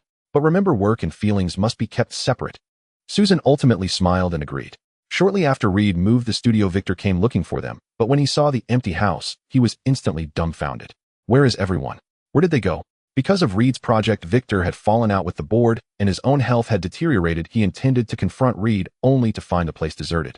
Reed? Susan. Victor shouted the two names that had been troubling him, and the lights in the whole house flickered. Bang! Victor slammed his fist against the wall, creating a deep dent in it. Such strength left the furious Victor momentarily stunned. He then glanced at his hand. The tips of his fingers were no longer flesh, but instead a silvery metallic sheen. His body was metallizing. This change left Victor both surprised and scared. He hurried to his private doctor. What's going on? Victor urgently wanted to know the answer. The doctor, looking at the test results, was astonished. Your tissues, your organs, your entire physiological structure are undergoing changes, yet for some reason every system is still functioning normally. What will happen in the end? Victor asked. The doctor shook his head. I don't know. It could be some kind of alloy stronger than titanium and steel harder than diamond. How long until it's complete? At this rate, it could be fully infected in 2 or 3 weeks. I think it's necessary to report this to the CDC. What is that? The Centers for Disease Control. I know. Seeing Victor still smiling, the doctor hurriedly explained the severity of the issue. If this has contagious properties, we could be in big trouble. Oh, it could turn into a plague. Victor stood up with a smile. Look at me, I have my life, and behind me is a company worth billions. This matter must be kept confidential. Seeing this, the doctor quickly said, Victor, you are sick. Your condition is worsening. I must inform. Before the doctor could finish, Victor's expression darkened, a ruthless glint flashing in his eyes as he grabbed the doctor by the neck and lifted him up. This is truly bad news. He casually threw the doctor aside, and with terrifying force the doctor instantly lost his breath. Looking at the deceased doctor, a more terrifying thought arose in Victor's mind. At Base X, after several days of research, Lide finally presented a solution. In the conference room, several people, including Lin Lin, listened as Lide explained his solution, but the first to jump out in opposition was Johnny. No way. This is my superpower, and I don't want to go back. If anyone's going to change, it's you guys. Besides, what's the difference for this big guy? He's still ugly whether he changes back or not. Johnny. Susan frowned at him, then turned to Lide. Your plan is good, but what about the risks? We can't end up worse off than we are now. Lide said seriously, even the smallest calculation error could exponentially worsen the symptoms, or even lead to death. Beside them, Ben's eyes revealed a hint of melancholy. Johnny then said bluntly, so you're saying your machine could very well kill us? How long until this device can operate? Ben suddenly asked, seemingly determined to change back. Oh, that's hard to say. The machine needs tuning, and one wrong step could lead to irreparable consequences. Lide replied somewhat helplessly. Can you give me the detailed information about this device? Lin Lin, who had been silent, suddenly asked. Everyone turned to look at Lin Lin. Although Lide was unclear about Lin Lin's intentions, Lin Lin was now his superior. Lin Lin took the pile of documents and asked with some surprise, why is everything on paper? Oh, it's a personal habit. I prefer to keep my documents organized on paper, Lide said awkwardly. Lin Lin didn't find it objectionable, only reminding him some documents should preferably have data backups. The firewall here isn't easy to breach, so data security should be something you can trust. Lide nodded and Lin Lin began to review the documents in front of him. Initially, Lin Lin was able to browse through the documents calmly, but he soon understood why Lide Richards was hailed as the smartest person on Earth. However, Lin Lin still noticed some discrepancies in the data. Lide, come here for a moment. Lide paused slightly, then stepped forward to see what Lin Lin wanted. This data and this one clearly have problems. The fluctuations are too great. And Lin Lin continuously pointed out multiple issues in Lide's work. These issues seemed minor, but once the device was built and activated, even a small anomaly could trigger numerous variables. At this moment, Lide's perception of Lin Lin changed greatly. You're a genius. How did you notice so many subtle errors?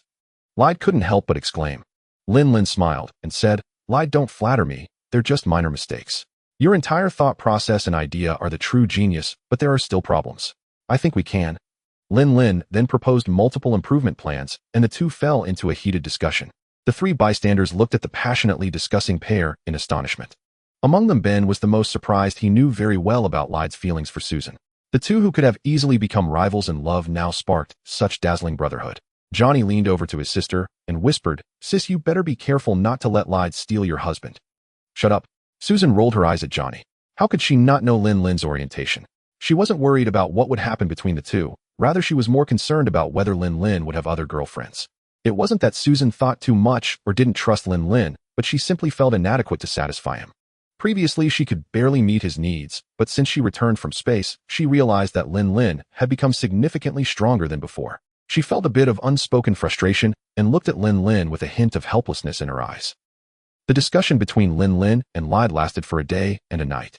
The next morning, they finally integrated the final plan for the cosmic ray generator and the ray reversal chamber. Next came the fabrication and testing of the device, and for over a week Johnny and Ben had nothing to do. Johnny could only tease Ben. Ben was annoyed but couldn't retaliate. With his current strength, even a stainless steel cup could be crushed by accident. Who knew if he got angry would Johnny end up as minced meat? Meanwhile, the Von Doom Corporation was mired in a whirlpool of public opinion, with various negative news reports flooding the media. Nate Cecil had directly handed over Victor's various tech companies to his investment advisor. Victor, washing his hands at the sink, listened to the news report, his face extremely gloomy. At that moment, he wished he could tear Nate Cecil apart. Looking at his hands, which were gradually turning metallic, Victor trembled slightly as he reached for a towel. However, as soon as he touched it, he was suddenly struck by a jolt of electricity. It was from the socket nearby. Victor's eyes filled with a hint of confusion as he tried to reach closer to the socket, and suddenly electricity surged from it, flowing into his body through his fingertips. The lights in the entire restroom flickered. Victor watched the electricity surging from his fingertips, filled with surprise and anger. Crack! At the moment Victor clenched his fist, the lights in the entire restroom went out, plunging everything into darkness. At this moment, Victor's original evil thoughts gradually turned into a plan in his mind. He would use this power to eliminate Nate Cecil, who had taken his company. In the dim underground parking lot, the lights flickered as Nate Cecil, feeling pleased with himself, prepared to drive home to celebrate. However, upon seeing the water dripping from above the car, his mood soured. Suddenly, the lights flickered violently a few times, and Nate vaguely saw a figure appear in the distance, calling out, "Is anyone there?" Seeing a familiar figure not far away, Nate asked Victor. Victor ignored him and slowly walked towards him. Seeing this, Nate, feeling a bit guilty, said, "What's wrong with the lights?" "Don't worry about the IPO, that's a personal issue." Nate thought Victor was looking for him because of the IPO matter, but Victor remained silent, just continuing to approach. Nate stepped back in fear, hurriedly saying, "It's nothing, you can always return to your old home in Latvia and start over." As Victor approached, Nate saw that he was empty-handed and, feeling relieved, sarcastically added, "Maybe you only belong there in that backward country." With that, Nate turned to get into his car. However, Victor's hand twitched slightly, energy gathered in his palm, and then a beam of energy shot from his hand, piercing through Nate's chest. Nate trembled and fell silent, collapsing to the ground. Looking at the fallen Nate, Victor said flatly, "This isn't personal, Nate, but I won't be going anywhere." After killing 2 people, Victor knew that the truth would eventually come to light, but he had no way out. "I need to get stronger. I must find a way to become even stronger." Victor suddenly remembered, Lide will definitely have a way. However, Victor knew that Lide would be unwilling, and besides, there was a stone man protecting him. He had witnessed Ben barehandedly stop a fire truck, so he felt a bit intimidated. No, the problem now isn't the stone man, it's where Lide is. Due to Lin Lin's influence, Lide was not at Baxter Tower, and Victor had lost track of him, losing the opportunity to access the cosmic ray machine. However, fortune favors the bold. News quickly spread that Johnny had slipped out of Base X to participate in a motorcycle race, and upon seeing Johnny talking excitedly on the news revealing the secrets of the other 3 members of the Fantastic Four, Susan, Ben, and Lide rushed to the scene in anger. Upon seeing the Fantastic Four reappear on television, Victor immediately dispatched someone to follow them, and as he hoped, his subordinates followed Lide and found Base X. "This is..." Victor looked at the pictures sent by his subordinates in surprise. It was indeed Base X. As one of the giants in the tech industry, Victor had access to many pieces of information, and the biggest news in the tech industry recently was this building. The establishment of Base X. Behind Base X is AIM Corporation, a behemoth even more terrifying than the Von Doom Corporation. AIM Corporation suddenly rose in 2000 with unprecedented momentum that astonished Victor, and the mastermind behind it was Lin Lin. Knowing the storyline, Lin Lin was naturally aware that on that night of the Millennium, geneticist Aldrich Killian had spent the entire night on the rooftop due to a single remark from Tony. Thus, Lin Lin understandably appeared on the rooftop. That night was no longer a night of Killian being buffeted by the cold wind. Instead, he encountered a mentor in Lin Lin and excitedly discussed many ideas. Afterward, Lin Lin naturally brought Killian under his wing, while he himself operated in the shadows, helping Killian recruit Maya Hansen and establish AIM Corporation. However, after 8 years of development with Lin Lin's assistance, Killian had turned AIM Corporation into a giant in the tech industry. This made things difficult for Victor. "No, I can't just let this go." Having tasted the sweetness of great power, Victor could not easily back down. Victor looked at the mirror beside him, his metallic hairline particularly striking. He reached up to brush his hair, and a large clump of hair suddenly fell out. Looking at the fallen hair in his hand, Victor's hand trembled slightly, then tightened, as if he had made a decision. Victor began a secret investigation into Base X, thoroughly checking the location of Lide's laboratory and the progress of his experiments. In the dead of night, Victor arrived outside Base X. After glancing at the massive structure before him, he infiltrated Lide's laboratory. Seeing the 2 large devices in front of him, Victor knew that the hemispherical device was the cosmic ray generator. Using the large arc reactor at the center of Base X for power, this device could simulate the cosmic radiation they encountered in space that day. With this, he could accelerate his mutation and become even stronger. Without hesitation, Victor immediately activated the device. Watching the various radiations surge in the cosmic ray generator, a frenzied expression appeared on his face as he directly opened the generator and extended his hands into it. Yes, this is the feeling of power. Victor closed his eyes, savoring the sensation of his power surging. It was intoxicating. However, the generator's continuous overloading operation soon created a cacophony that woke Susan and the others. The 4 exchanged glances and looked toward the direction of the laboratory. "Darling, what's wrong?" Lin Lin asked, feigning ignorance. "Yes, feigning ignorance." Victor's ability to find this place and even learn about Lide's experimental progress and the development of the device was not due to the prowess of his subordinates, but because Lin Lin had kept himself well hidden. Susan, not knowing what was happening, comforted Lin Lin, saying, "It's okay, just don't come out yet." Perhaps it was a woman's intuition. Susan felt that there was danger. In her view, Lin Lin was just an ordinary person, whereas she had extraordinary abilities, so she couldn't let Lin Lin take risks. The 4 of them walked slowly toward the laboratory. When they looked through the glass, they saw the cosmic ray generator activated with a shadow standing in front of it. Lin recognized him at a glance. It was Victor. He immediately shouted, "Victor, what are you doing?" Victor turned back with a fierce expression, grinning. "Lin, this is what you owe me." With that, Victor withdrew his hand from the generator, clenched his fist, and smashed it down on the generator. Boom. With a loud explosion, the cosmic ray generator exploded along with the nearby ray reversal chamber. "No, don't," Ben shouted as he rushed into the burning laboratory. However, it was all in vain. The explosion quickly flung Ben out. Victor was also knocked away by the explosion. Has it begun? In one of the rooms in Base X, Bronsky murmured. In fact, Lin Lin had long informed him and Banner that something would happen tonight, but not to act rashly. All actions were to follow his orders. Lin Lin wanted to use Victor, this villain, to thoroughly temper this immature team, which even wanted to disband. In the room, Banner sighed. "Oh, with such a commotion, the base is going to need repairs again." Banner recalled the commotion he caused when he transformed into the Hulk, feeling both nostalgic and emotional. Victor blasted out of Base X, slowly stood up, looking at his completely metallic hands, and the flowing electricity in them, his eyes filled with mad joy. "Lin, today I will slowly collect what you owe me. You are the one who turned me into this half-human, half-ghost state, and you are the one who made me lose my company." Victor extended his hands towards Lin, energy gathering in his palms to form a powerful energy beam aimed at Lin. In panic, Lin instinctively tried to dodge, but his rubbery body surprisingly transformed into a giant sea, allowing the energy beam Victor fired to shoot straight through. Seeing this, Johnny ignited himself, engulfed in flames as he flew towards Victor, continuously conjuring fireballs to hurl at him. Susan quickly responded, as well, conjuring an energy force field that slammed towards Victor like a wall. Meanwhile, Ben, furious at the destruction of the device, charged directly at Victor, braving the energy beam. In an instant, the four were locked in battle. However, at that moment, a spectator stood atop Base X. It was Lin Lin. "Tisk, how much cosmic radiation has this Victor absorbed? He seems much stronger than the ones in the movies." "What movie?"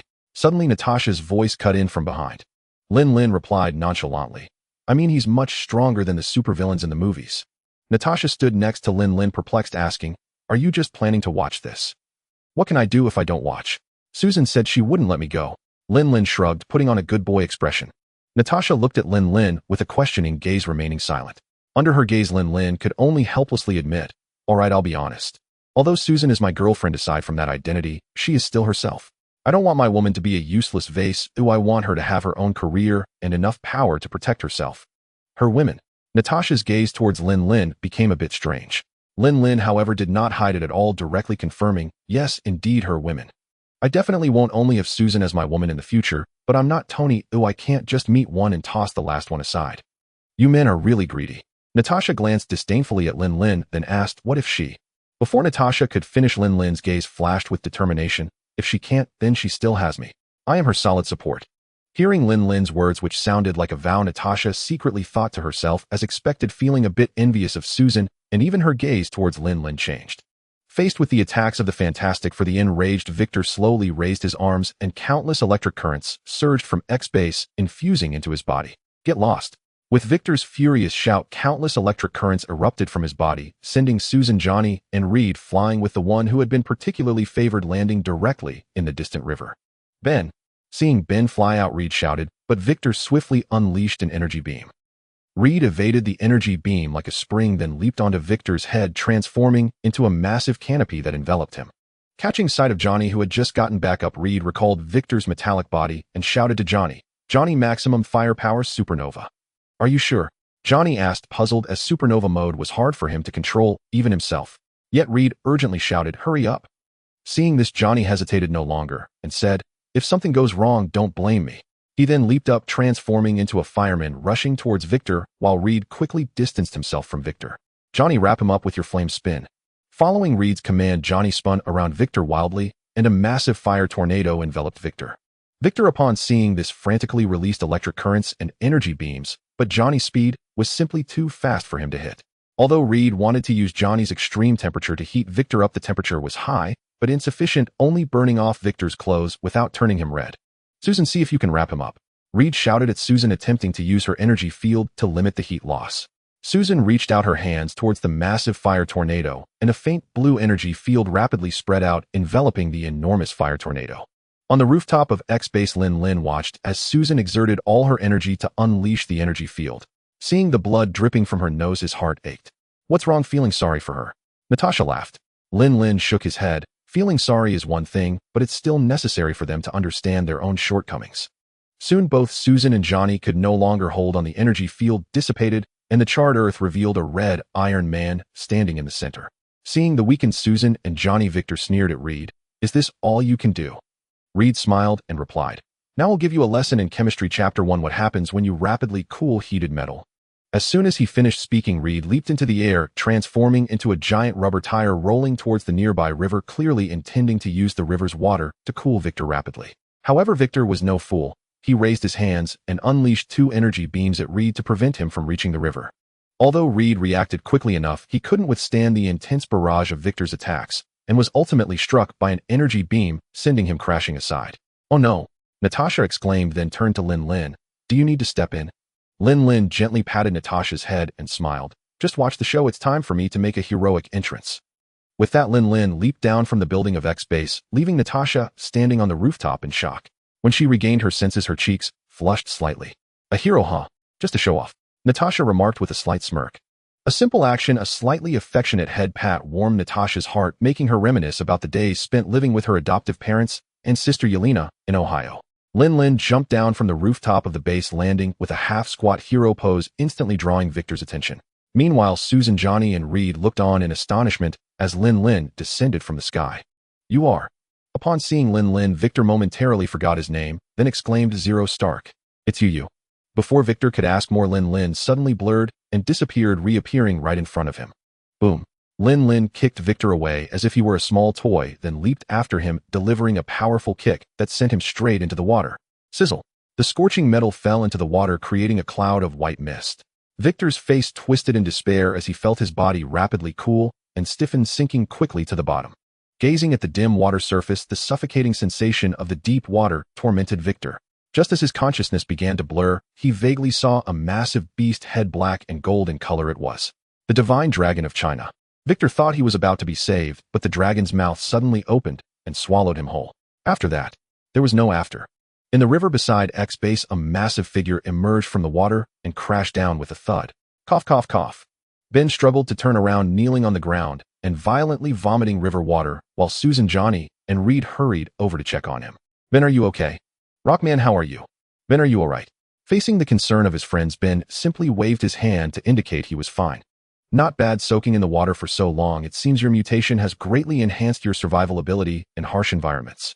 Lin Lin, who had come up from the water at some point, suddenly appeared beside them. Susan looked at Lin Lin in confusion. "Honey, you. How did you also?" For a moment, Susan found it hard to accept. She even wondered if Lin Lin had also mutated because of her. Lin Lin smiled. "Silly girl, what are you thinking? This is an ability I already had. I'll explain it to you in detail later." Then Lin Lin looked at the others. "It's not difficult to rebuild the destroyed device, but the question is, what do you all think about your abilities now? Do you still hope to return to normal?" Everyone fell silent.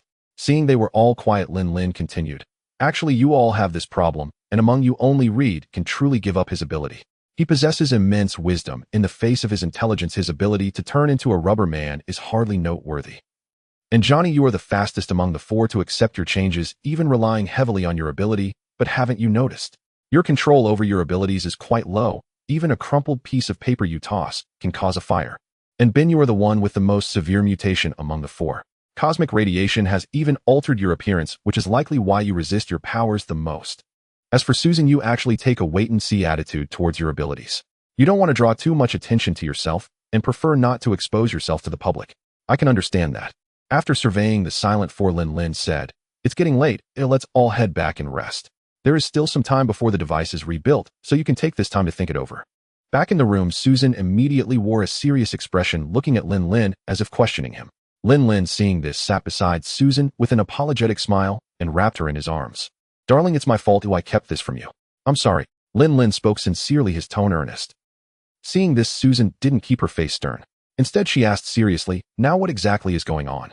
Lin Lin helplessly unbuttoned his shirt, but Susan froze for a moment and quickly said, "What are you doing?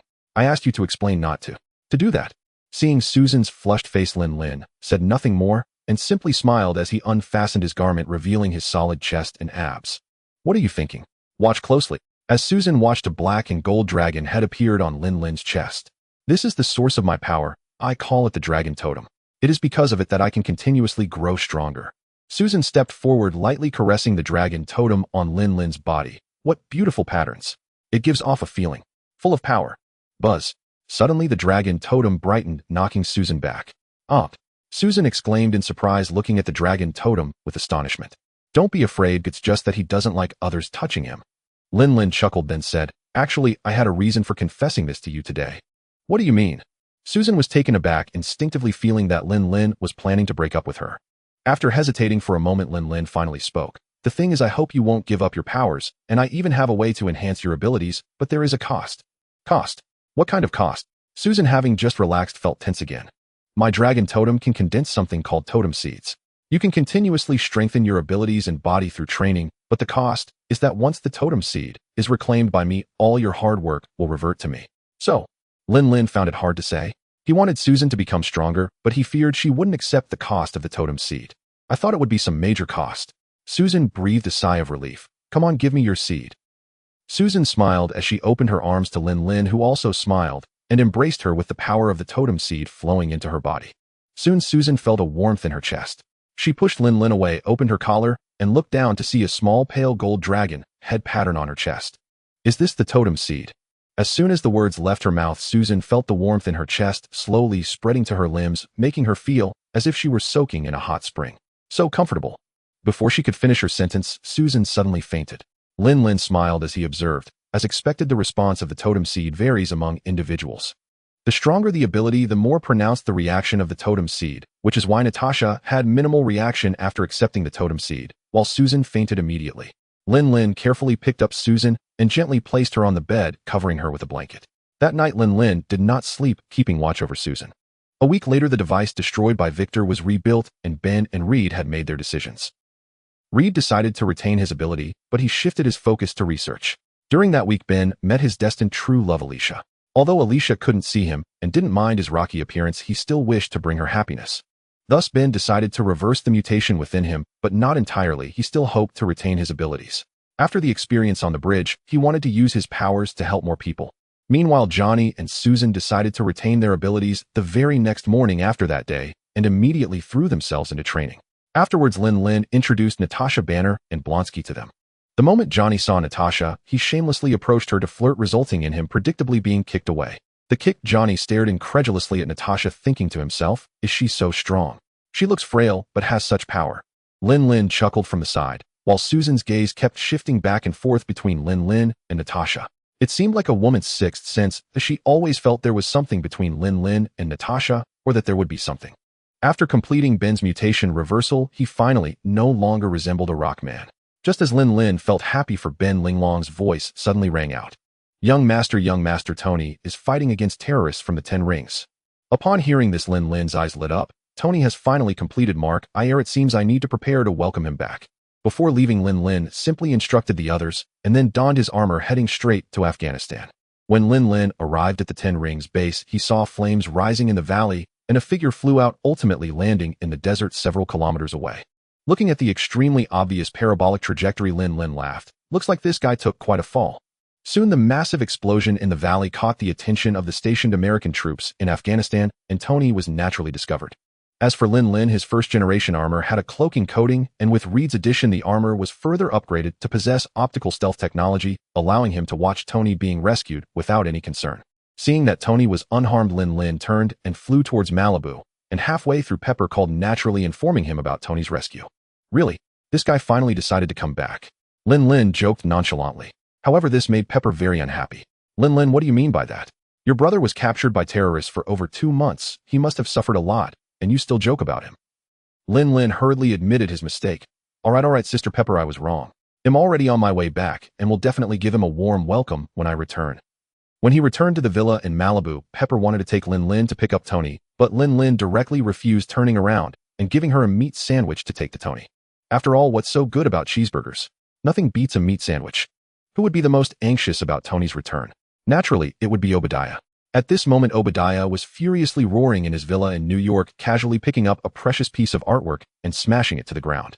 Damn it. This group of foolish barbarians actually failed to kill that damned bastard.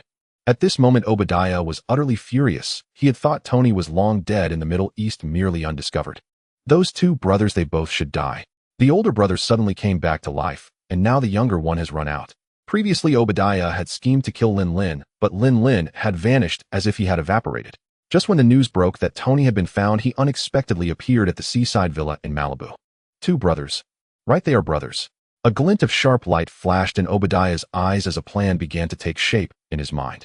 The military transport plane landed, and as Rhodey helped Tony out, Pepper's eyes instantly reddened the moment she saw him. Seeing Pepper, Tony felt a surge of joy as he slowly walked up to her and casually asked, "Your eyes are red. Are you missing your boss who went missing?" "I'm just happy I don't have to look for a job anymore," Pepper said, slightly containing her emotions. "Yes, your vacation is over." Clearly, Tony was not satisfied with this answer. After getting into the car, Happy asked, "Where to, sir?" "Happy, of course we're going to the hospital," Pepper said. However, Tony countered, "No, we're not going." As a result, the two couldn't avoid a heated debate, and finally Tony declared, "I've been locked up for 3 months, and I only want to do 2 things. One is to fill my stomach, and the other is..." Before Tony could finish, Pepper already knew what he was thinking and directly retorted, "You're really driven by your urges." Tony continued, "No, not that. I want to hold a press conference." "A press conference?" Pepper asked in confusion. "Yes. What do you want to announce?" "Drive first, let's eat something." Although Pepper was surprised by Tony's change, she didn't ask further and directly handed Tony the Rugiamo that Lin Lin had prepared for him. Looking at the paper bag, Tony asked in confusion, "What's this?" "It's the Rugiamo your brother asked me to bring you. Aren't you hungry?" Pepper stuffed the item into Tony's hand. Tony, feeling gratified, pulled out the Rugiamo and said, "My brother finally knows how to care for me. Right, he must have been very worried while I was missing." Pepper rolled her eyes at Tony and retorted, "You two brothers are the same. When you went missing, he vanished too." "What do you mean by that?" Tony asked, somewhat puzzled. In his perception, Lin Lin was not that kind of person. "You can ask him yourself." Pepper did not want to provoke their brotherly relationship, so she said nothing. Meanwhile, at the seaside villa in Malibu, Lin Lin was finalizing the last steps of the acquisition of the Von Doom Group. Within a week of dealing with Victor, he had been handling the acquisition of the Von Doom Group. Nade was dead and Victor was also dead, so at this moment the Von Doom Group was a piece of unclaimed fat meat, which Lin Lin would never let go. After acquiring the Von Doom Group, Lin Lin would merge it with AM and establish X Technology Group. Watching the news on television about Tony announcing the closure of Stark Industries' arms business, Lin Lin smiled and casually turned off the TV. At this moment, Lin Lin had another urgent matter to deal with, which was to refine Victor. In the river next to X base, the black gold divine dragon Victor saw was not an illusion, but Lin Lin's dragon totem within. After the black gold divine dragon devoured Victor, it took a week to refine him into a sphere. "As long as I completely refine it, my strength will reach a new level." Lin Lin sat cross-legged, and the dragon totem in his chest slowly expelled a metal sphere the size of a head. He held the sphere in both hands with strands of light golden energy wrapping it tightly. Meanwhile, while Lin Lin was refining Victor in the Stark Industries showroom, Tony was lost in thought as he looked at the large arc reactor in front of him. Before long, Obadiah rushed over. "Hey, look at the mess you've created." Obadiah, hands on his hips, looked helplessly at Tony. "I guess I'm now the target of everyone's scorn," Tony said calmly. Obadiah angrily walked past Tony. "Just you. What about me? How much do you think the stock price will drop tomorrow?" "Optimistically, maybe 40 points. Tony said indifferently. However, Obadiah insisted, "At least 40 points. "Tony, we are in the arms business." Tony interrupted. "Obi, I don't want to make money only from arms." Obadiah replied, "That's what we do. We are arms dealers." Tony stated, "I have the right to make decisions for my own company." Obadiah retorted, "We are preventing the world from falling into chaos." Tony countered, "But what I saw there was not like that. What I saw was our weapons causing chaos there. We have too many shortcomings we need to improve. We need to do something else." "Like what?" "Making baby bottles." Obadiah laughed. Tony casually replied, "I think the arc reactor is worth a try." "Come on, this thing is just for show. The purpose of making this is just to shut up the do-gooders." Obadiah looked down on it greatly. In Obadiah's eyes, the large arc reactor in the Stark Industries showroom was just a useless vase. "No, this thing is really feasible," Tony said with certainty. Obadiah, however, impatiently argued, "Yes, theoretically feasible. This thing can't even cover its costs. We knew from the beginning that the arc reactor wouldn't work." "Perhaps." Tony smiled slightly. Obadiah continued, "Am I wrong? The technology for this thing hasn't made any breakthroughs in ages." After a debate between the two, Tony, in order to persuade Obadiah, directly tore open his shirt, revealing the miniaturized arc reactor. Seeing the small arc reactor, Obadiah's eyes immediately became unfocused, filled with shock and greed, quickly buttoning up Tony's shirt. All right, Tony said somewhat boastfully. "How about that?" Obadiah did not answer, wearing only a smile with excitement in his eyes. "It will work," Tony said again with confidence. Obadiah directly wrapped his arm around Tony's shoulder and said, Listen to me, Tony, we are on the same side, understand? As long as we work together, we can achieve anything, just like I did with your father. At this moment, Obadiah began to draw closer to Tony. Then he changed the subject. Does your brother know about this? Tony paused. He should not know. I haven't had the chance to go back and see him. What's wrong? Your brother really has a knack for appearing and disappearing. He disappears when you go missing and shows up when you return. If you were to disappear again and never come back, wouldn't he? Obadiah did not say it outright, but it was clear he was pointing fingers at Lin Lin. Tony's gaze shifted slightly as he looked at Obadiah in surprise. Are you saying he was the one who had those people kidnap me?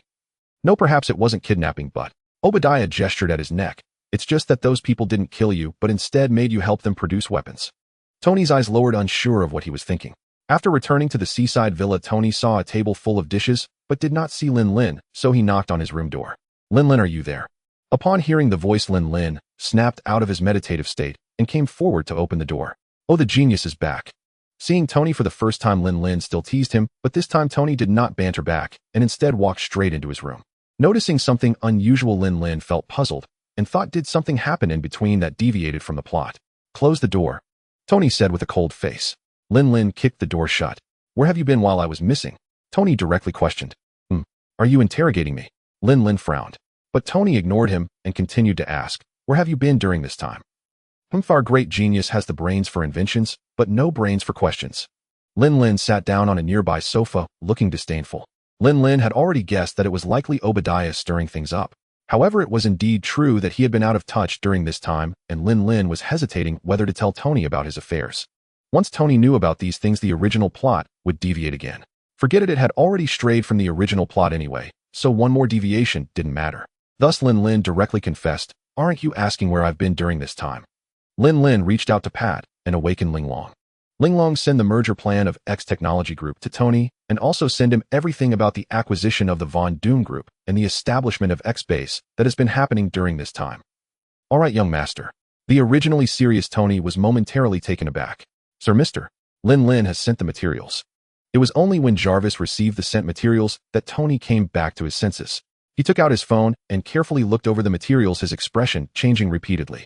Is all of this yours? Tony looked at Lin Lin with disbelief. Well, I can say that. Lin Lin grinned. However, Tony's expression showed no signs of softening. AM around the year 2000 emerged rapidly and is now one of the giants within just a few years. The Von Doom Group isn't a small character in the tech world. Can you easily take down these two companies? Lin Lin looked deeply at Tony. Honestly, I really need to thank you. If it weren't for you letting Killian down back, then I might not have AM. That New Year's Eve, I spent the night on the rooftop with Killian, and afterwards I sponsored him. That's how AIM came to be. Tony was slightly taken aback, not expecting it to be like this. What about the Von Doom Group? Tony was still unaware that Victor was already in trouble. The major shareholder of the Von Doom Group, Nate, is dead, and the likely culprit is CEO Victor. However, Victor has gone missing, coupled with the internal strife within the Von Doom Group, which caused their stocks to plummet, so I took the opportunity to acquire it. Lin Lin's nonchalant mention of acquiring the Von Doom Group made it seem incredibly easy. However, the truth was that he had spent a week completing it. Although the Von Doom Group was a tier below AIM in terms of prestige, it was massive with numerous subsidiary companies. So during this time you were dealing with company affairs. Tony secretly breathed a sigh of relief, but then thought about his missing brother and couldn't help but feel a bit angry. Even if you have a company to manage, your brother is missing and you don't care at all. Looking at Tony like this, Lin Lin secretly rolled his eyes, thinking this guy's old habits are acting up again.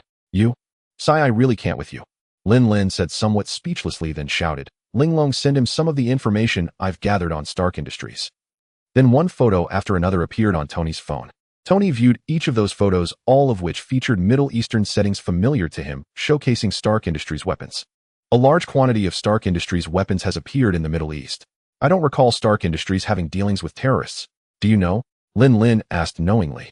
Tony's expression darkened. He had almost been blown up by his own mortar. Someone within Stark Industries has been trading arms with terrorists, and the quantity is substantial. This isn't something that ordinary executives can manage. After your incident in the Middle East, who can control Stark Industries entirely? Who is it that you coming back would obstruct from making money? I guess I don't need to explain further. After casting a glance at Tony, Lin Lin stood up and left the room, leaving Tony alone.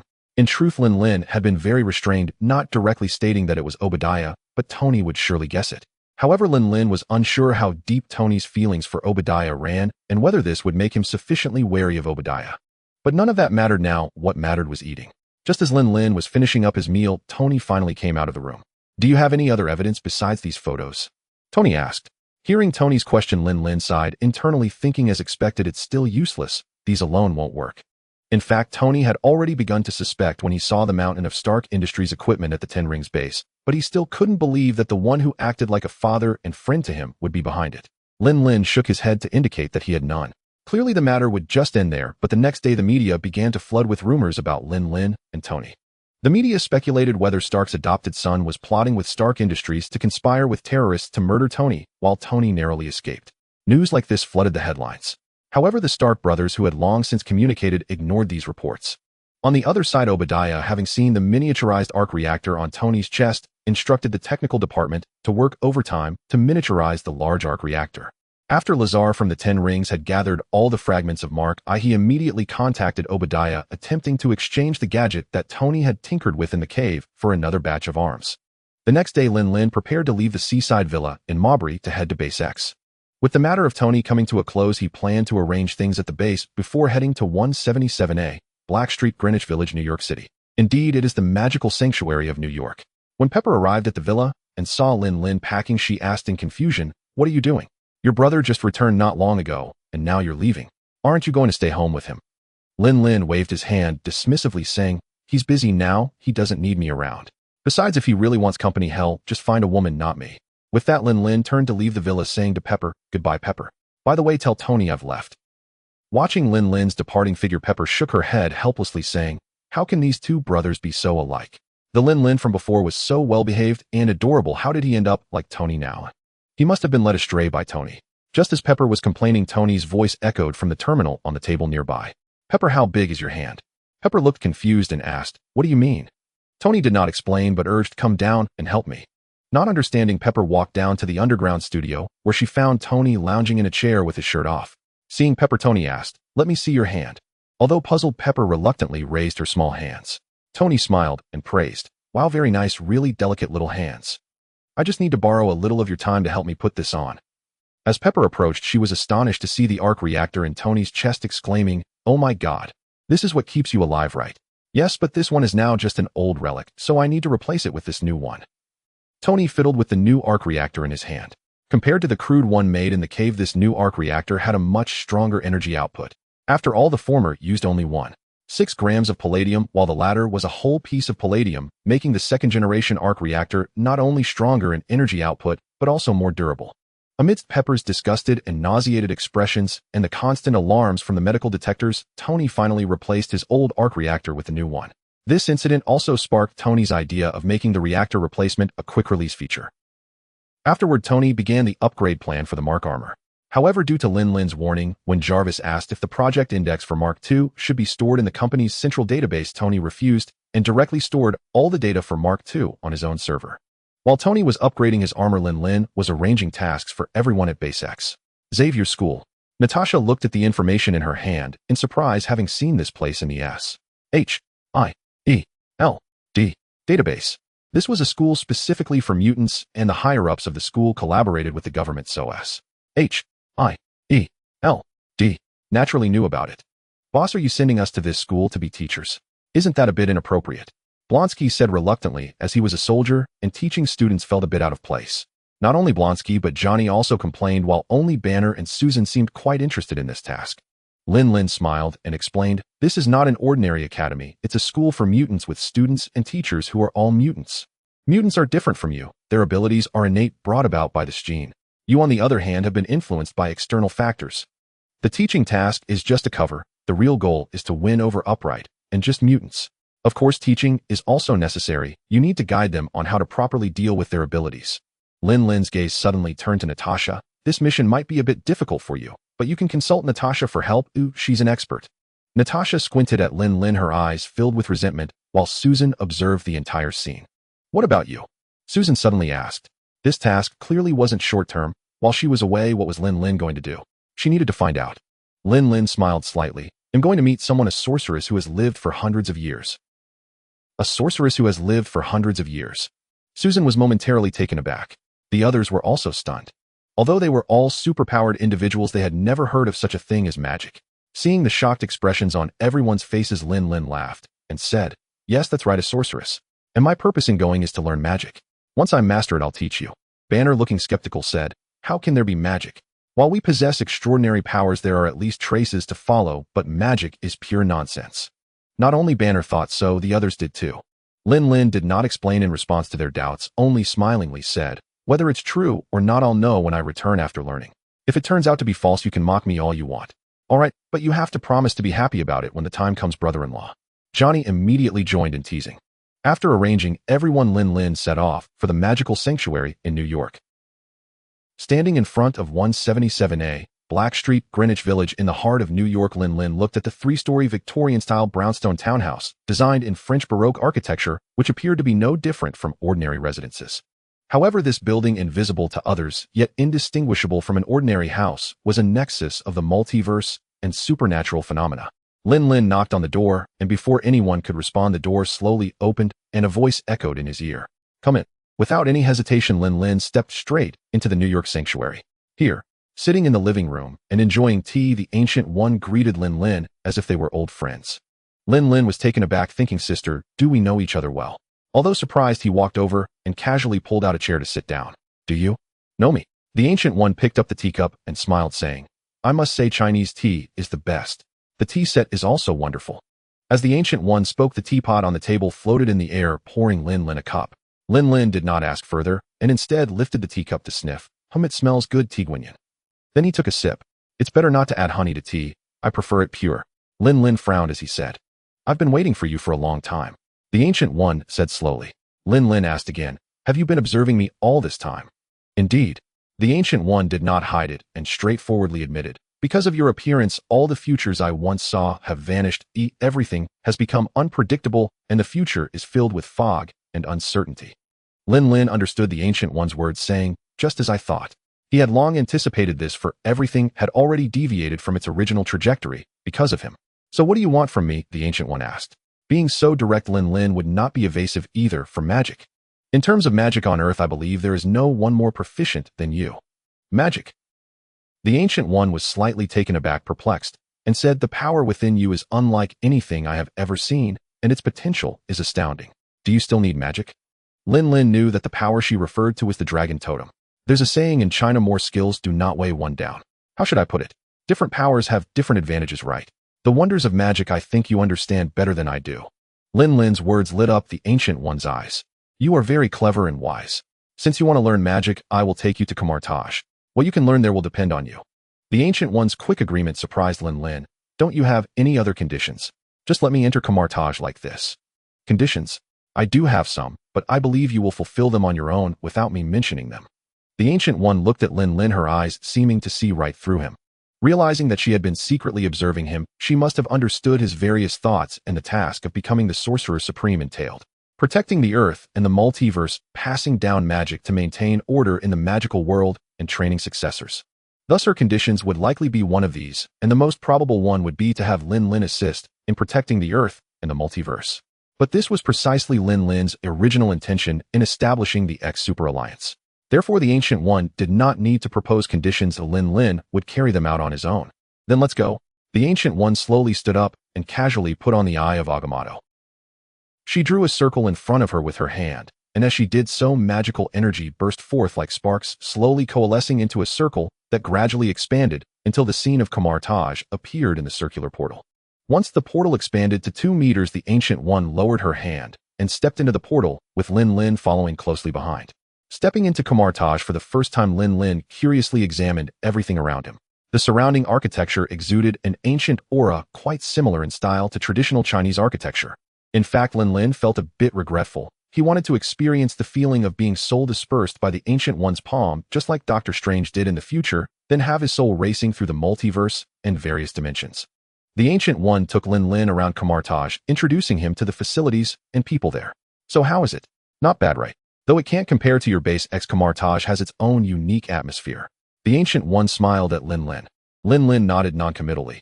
Not bad, it has this ancient charm, quite nice. Then I'll let Mordo take you to your room. A black man stepped forward behind the Ancient One, nodding slightly at Lin Lin. Lin Lin raised an eyebrow slightly upon seeing Mordo, smiling discreetly. Thank you for your trouble. The next day in a dojo at Kamartaj, Lin Lin, dressed in the robes of a Kamartaj sorcerer, sat across from the Ancient One. The language of mysterious spells has existed since the dawn of civilization. Long ago, the revered ones referred to it as incantations.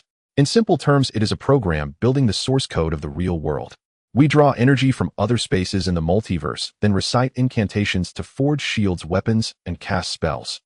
As the Ancient One spoke, she moved her hands and magical energy coalesced into lines, sketching a complex magic array in front of Lin Lin.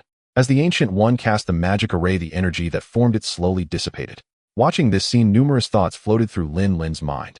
The foundation of spell construction is incantations, and the energy comes from the multiverse and dimensional space. So what determines the strength of a spell? The sorcerer themselves. Can this energy be replaced by something else like electric energy? The Ancient One, surprised by Lin Lin's grasp, explained, that cannot be because the energy is not strong enough. Not strong enough. So the energy density is too low. Lin Lin nodded slowly, then continued to ask, so the strength of a spell is related to energy density. The strength of magic is multifaceted, including the sorcerer's level of proficiency, the magnitude of energy they can mobilize, and the energy density. The Ancient One explained impatiently. Lin Lin nodded thoughtfully and suddenly asked, if the framework of magic is incantations, then why didn't you recite an incantation just now? Because I am strong enough. The Ancient One smiled slightly. Incantations are indeed the foundation of magic, but when you are proficient enough in magic and strong enough, you can transcend the guidance of incantations and cast spells at will. Lin Lin nodded slowly, but countless thoughts flashed through his mind. Magic can be used to forge shields, create weapons, and cast spells. If he could create an energy source that could supply magic, then the combination of technology and magic would hold great promise. Lin Lin thought back to how the new element in Tony's third-generation arc reactor was likely an isotope of the Space Stone. Howard never stopped researching the Tesseract after acquiring it, and the new element hidden in the Stark Expo model was likely what he discovered from the Tesseract. If electric energy density is insufficient to drive magic, then the third-generation arc reactor with the new element could very well work. Although the idea was there, the timing was not yet ripe, so Lin Lin could only temporarily set this thought aside. In the days that followed, Lin Lin devoted himself fully to studying magic, either submerged in the library or practicing spells, making it an immensely fulfilling experience. During this time, Tony was in the limelight, having annihilated a group of terrorists in Gamera and subsequently colliding with an American F-22 fighter jet.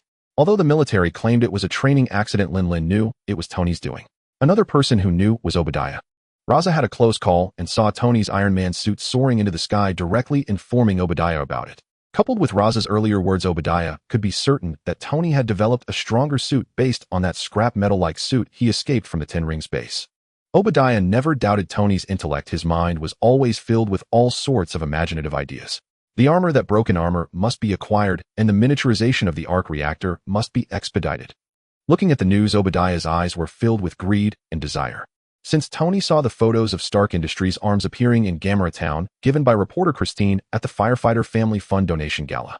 Unable to contain his anger, Tony immediately confronted Obadiah. After all, the evidence Lin Lin provided was from before Tony returned, when he had not yet announced the closure of Stark Industries arms business, allowing Tony to make excuses in his mind to exonerate Obadiah. However, the photos Christine presented of Stark's weapons in Gamera Town were from a recent event, while Obadiah had told him before he arrived that he had dealt with the board. At that moment, Tony was filled with rage. Yet Obadiah, who initially wanted to brush things off, boldly stated in front of countless media cameras as Tony questioned him, "Do you think the board forced you out? It was my order that signed off on it." Obadiah shamelessly added, "I am protecting you." It was this very reason that made Tony incredibly furious, prompting him to take action and pilot Mark II to eliminate the terrorists in Gamera Town. Obadiah, upon receiving the news, hurried to the Middle East to meet with Raza. Having experienced the power of the updated iron armor, Raza knew that the value of the initial iron armor in his hands was far greater than that. So, when he saw Obadiah, he immediately raised the price again. But Obadiah was unfazed and insisted on taking a look first. Leaving his bodyguards behind, Obadiah entered the tent with Raza. When he saw the crude welds and obvious signs of hand forging on the extremely rudimentary Mark I, he fell silent and quietly examined it. Seeing the hollow in the chest of the battle armor, Obadiah gently stroked it, knowing that this was the position for the arc reactor which he desperately needed. "I can give you the design for this thing, and in return you can give me a batch of iron armors. How about that?" Raza poured a glass of whiskey and raised it towards Obadiah, a smug smile on his face. Obadiah smiled as he took the glass, his other hand resting on Raza's shoulder, and then a piercing yet subtle sound rang in his ear. It was the sonic disruptor. After silencing the Ten Rings gang, Obadiah packed up Mark I and took it away. Previously, he had only learned from Raza that Tony had escaped with the iron armor, but now with the prototype and blueprints in hand, Obadiah eagerly ordered the construction of Zone 16 beneath the arc reactor and sought out the best engineers to secretly manufacture a prototype based on Mark I. Unfortunately, Obadiah did not anticipate that Tony, in order to prevent him from continuing to sell arms to terrorists, had Pepper infiltrate the office to steal transaction lists and other materials. What he did not expect was that Pepper's actions uncovered both Obadiah's ironmonger manufacturing plan and a video of Tony being kidnapped. After Pepper left, Obadiah hurriedly checked the computer and saw that various materials had been downloaded early. At that moment, Obadiah realized the situation was dire, and just as he intended to pursue Pepper, he found someone accompanying her and could only helplessly let her go. Obadiah then rushed to check the progress of his ironmonger, but he was taken aback to find that the miniaturization of the arc reactor was stalled, which infuriated him. After venting his frustration, the furious Obadiah knew he could not wait any longer. If his arms dealing with terrorists were exposed, it would be too late. Looking at the massive arc reactor in front of him, Obadiah suddenly remembered that on that day Tony had demonstrated the miniaturized arc reactor right in front of it. Tony has a ready-made one. Obadiah thought to himself, determined, those fools did not kill you before, so let me do it this time. Before Pepper could contact Tony, Obadiah infiltrated the seaside villa. But just as Tony picked up the phone to connect with Pepper, the piercing sound echoed in his ear. The strange sound wave paralyzed Tony's nerves, rendering him immobile. At this moment, Obadiah emerged from behind him, playing with the small sonic disruptor in his hand. Do you remember this thing? It's a pity it wasn't approved by the government. The temporary paralysis function can be used in many situations. Obadiah looked at Tony calmly, removing the earplugs from his ears, and regretfully said, "At first I wanted to kill you, but I was afraid of losing this golden goose. Yet look, you still survived." As he spoke, Obadiah took out the instruments to extract the arc reactor. Perhaps this is fate, if fate has led you to lay this last golden egg. Obadiah slowly extracted the arc reactor, gazing at its bright glow, his eyes filled with greed. He held the arc reactor, yet the wires were still connected to Tony's body. However, he was not in a hurry. Instead, he continued to mock. "Tony, do you think the ideas you come up with are yours? Your father helped create the atomic bomb, but what if he held on to this world like you did?" Obadiah yanked sharply, and the arc reactor completely detached from Tony. "How beautiful. Truly a masterpiece. It will be your final legacy and the core of the next generation of weapons." With the arc reactor in hand, Obadiah elaborated on his future to Tony. At this moment, he seemed just like a friend or elder to Tony. Yet Tony, unable to move, was filled with resentment. However, when Obadiah remarked, "You shouldn't have involved Pepper. I initially wanted to keep her alive. What a pity." Watching Obadiah's departing figure, Tony's resentment was gradually replaced by fury. He could not allow Pepper to die like this. 15 minutes. The sonic disruptor's paralysis lasted 15 minutes, but for Tony this duration felt like an eternity. Having endured for 15 minutes, Tony was utterly weak. The arc reactor not only powered the armor, but also served as his life support. He struggled to crawl towards the underground studio where there was a gift from Pepper, the previous generation arc reactor. Suddenly, a delicate voice rang out. "Mr. Tony, Merry Christmas. This is a gift from young Master Lin Lin." As the coffee table in the living room slowly cracked open, a brand new arc reactor appeared before Tony. This got. Tony managed a difficult smile as he raised his hand to take the arc reactor and pressed it against his chest. With the power of the arc reactor, Tony felt as if a drowning man had taken a breath of air. He inhaled deeply. The feeling of escaping death was truly unforgettable.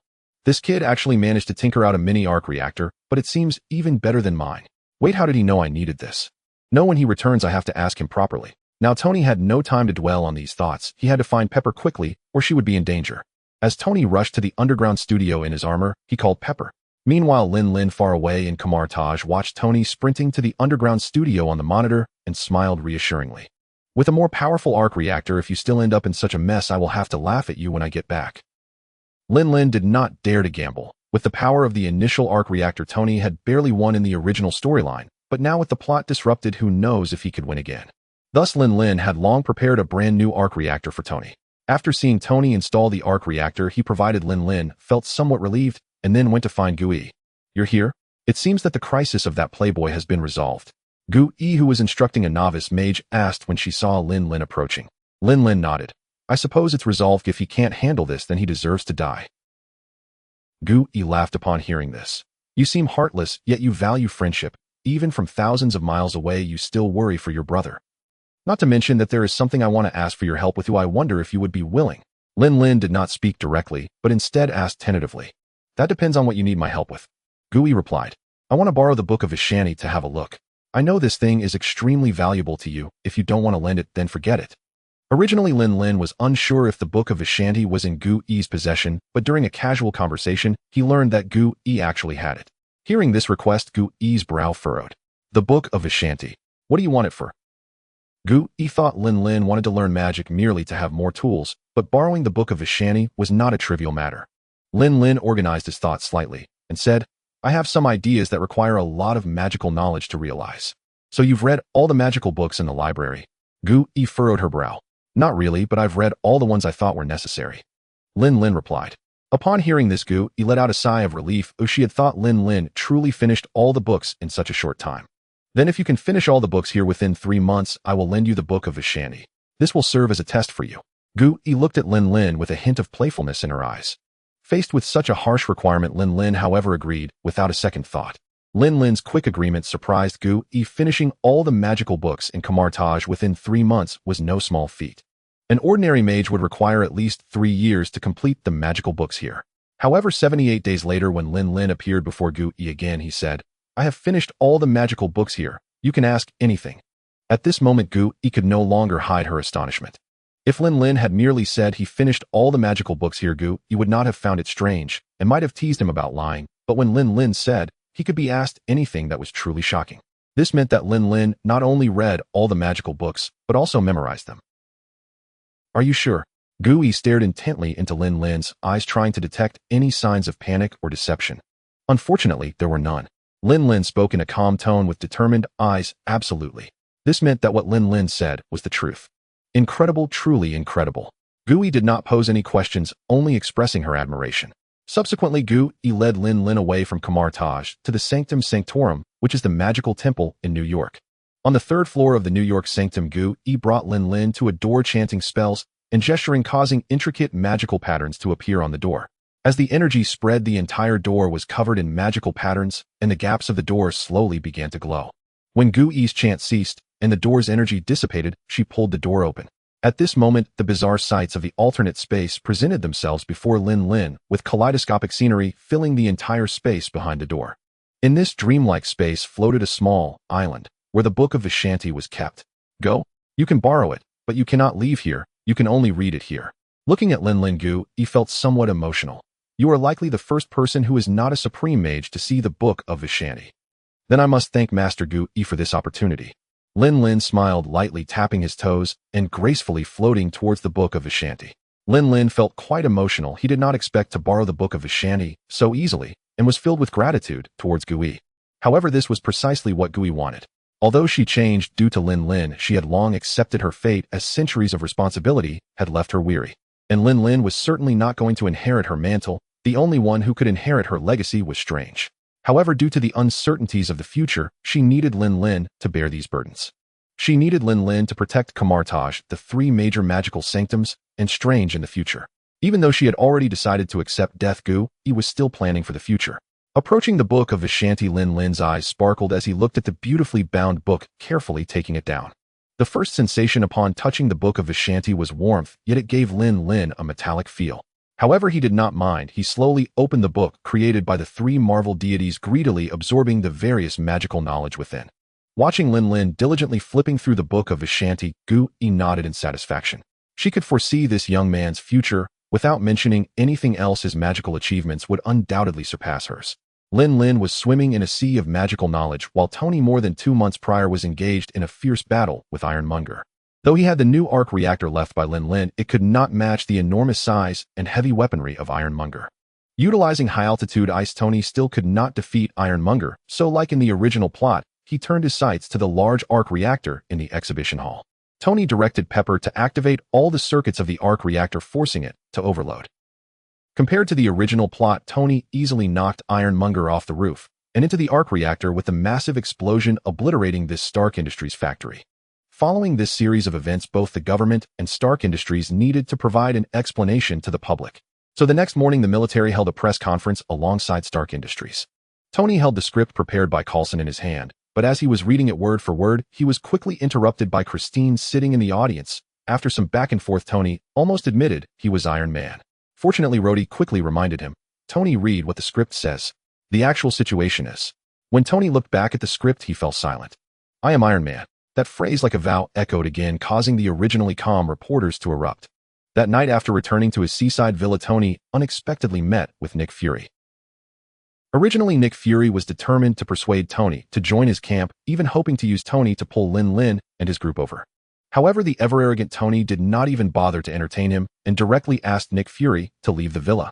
3 months later, Lin Lin emerged from the sanctum in New York, gazing at the sky, which seemed clearer than ever. His dark eyes reflected the azure sky as if everything was captured within his gaze. On the 3rd floor of the sanctum in New York, Ancient One silently observed the young man, filled with astonishment.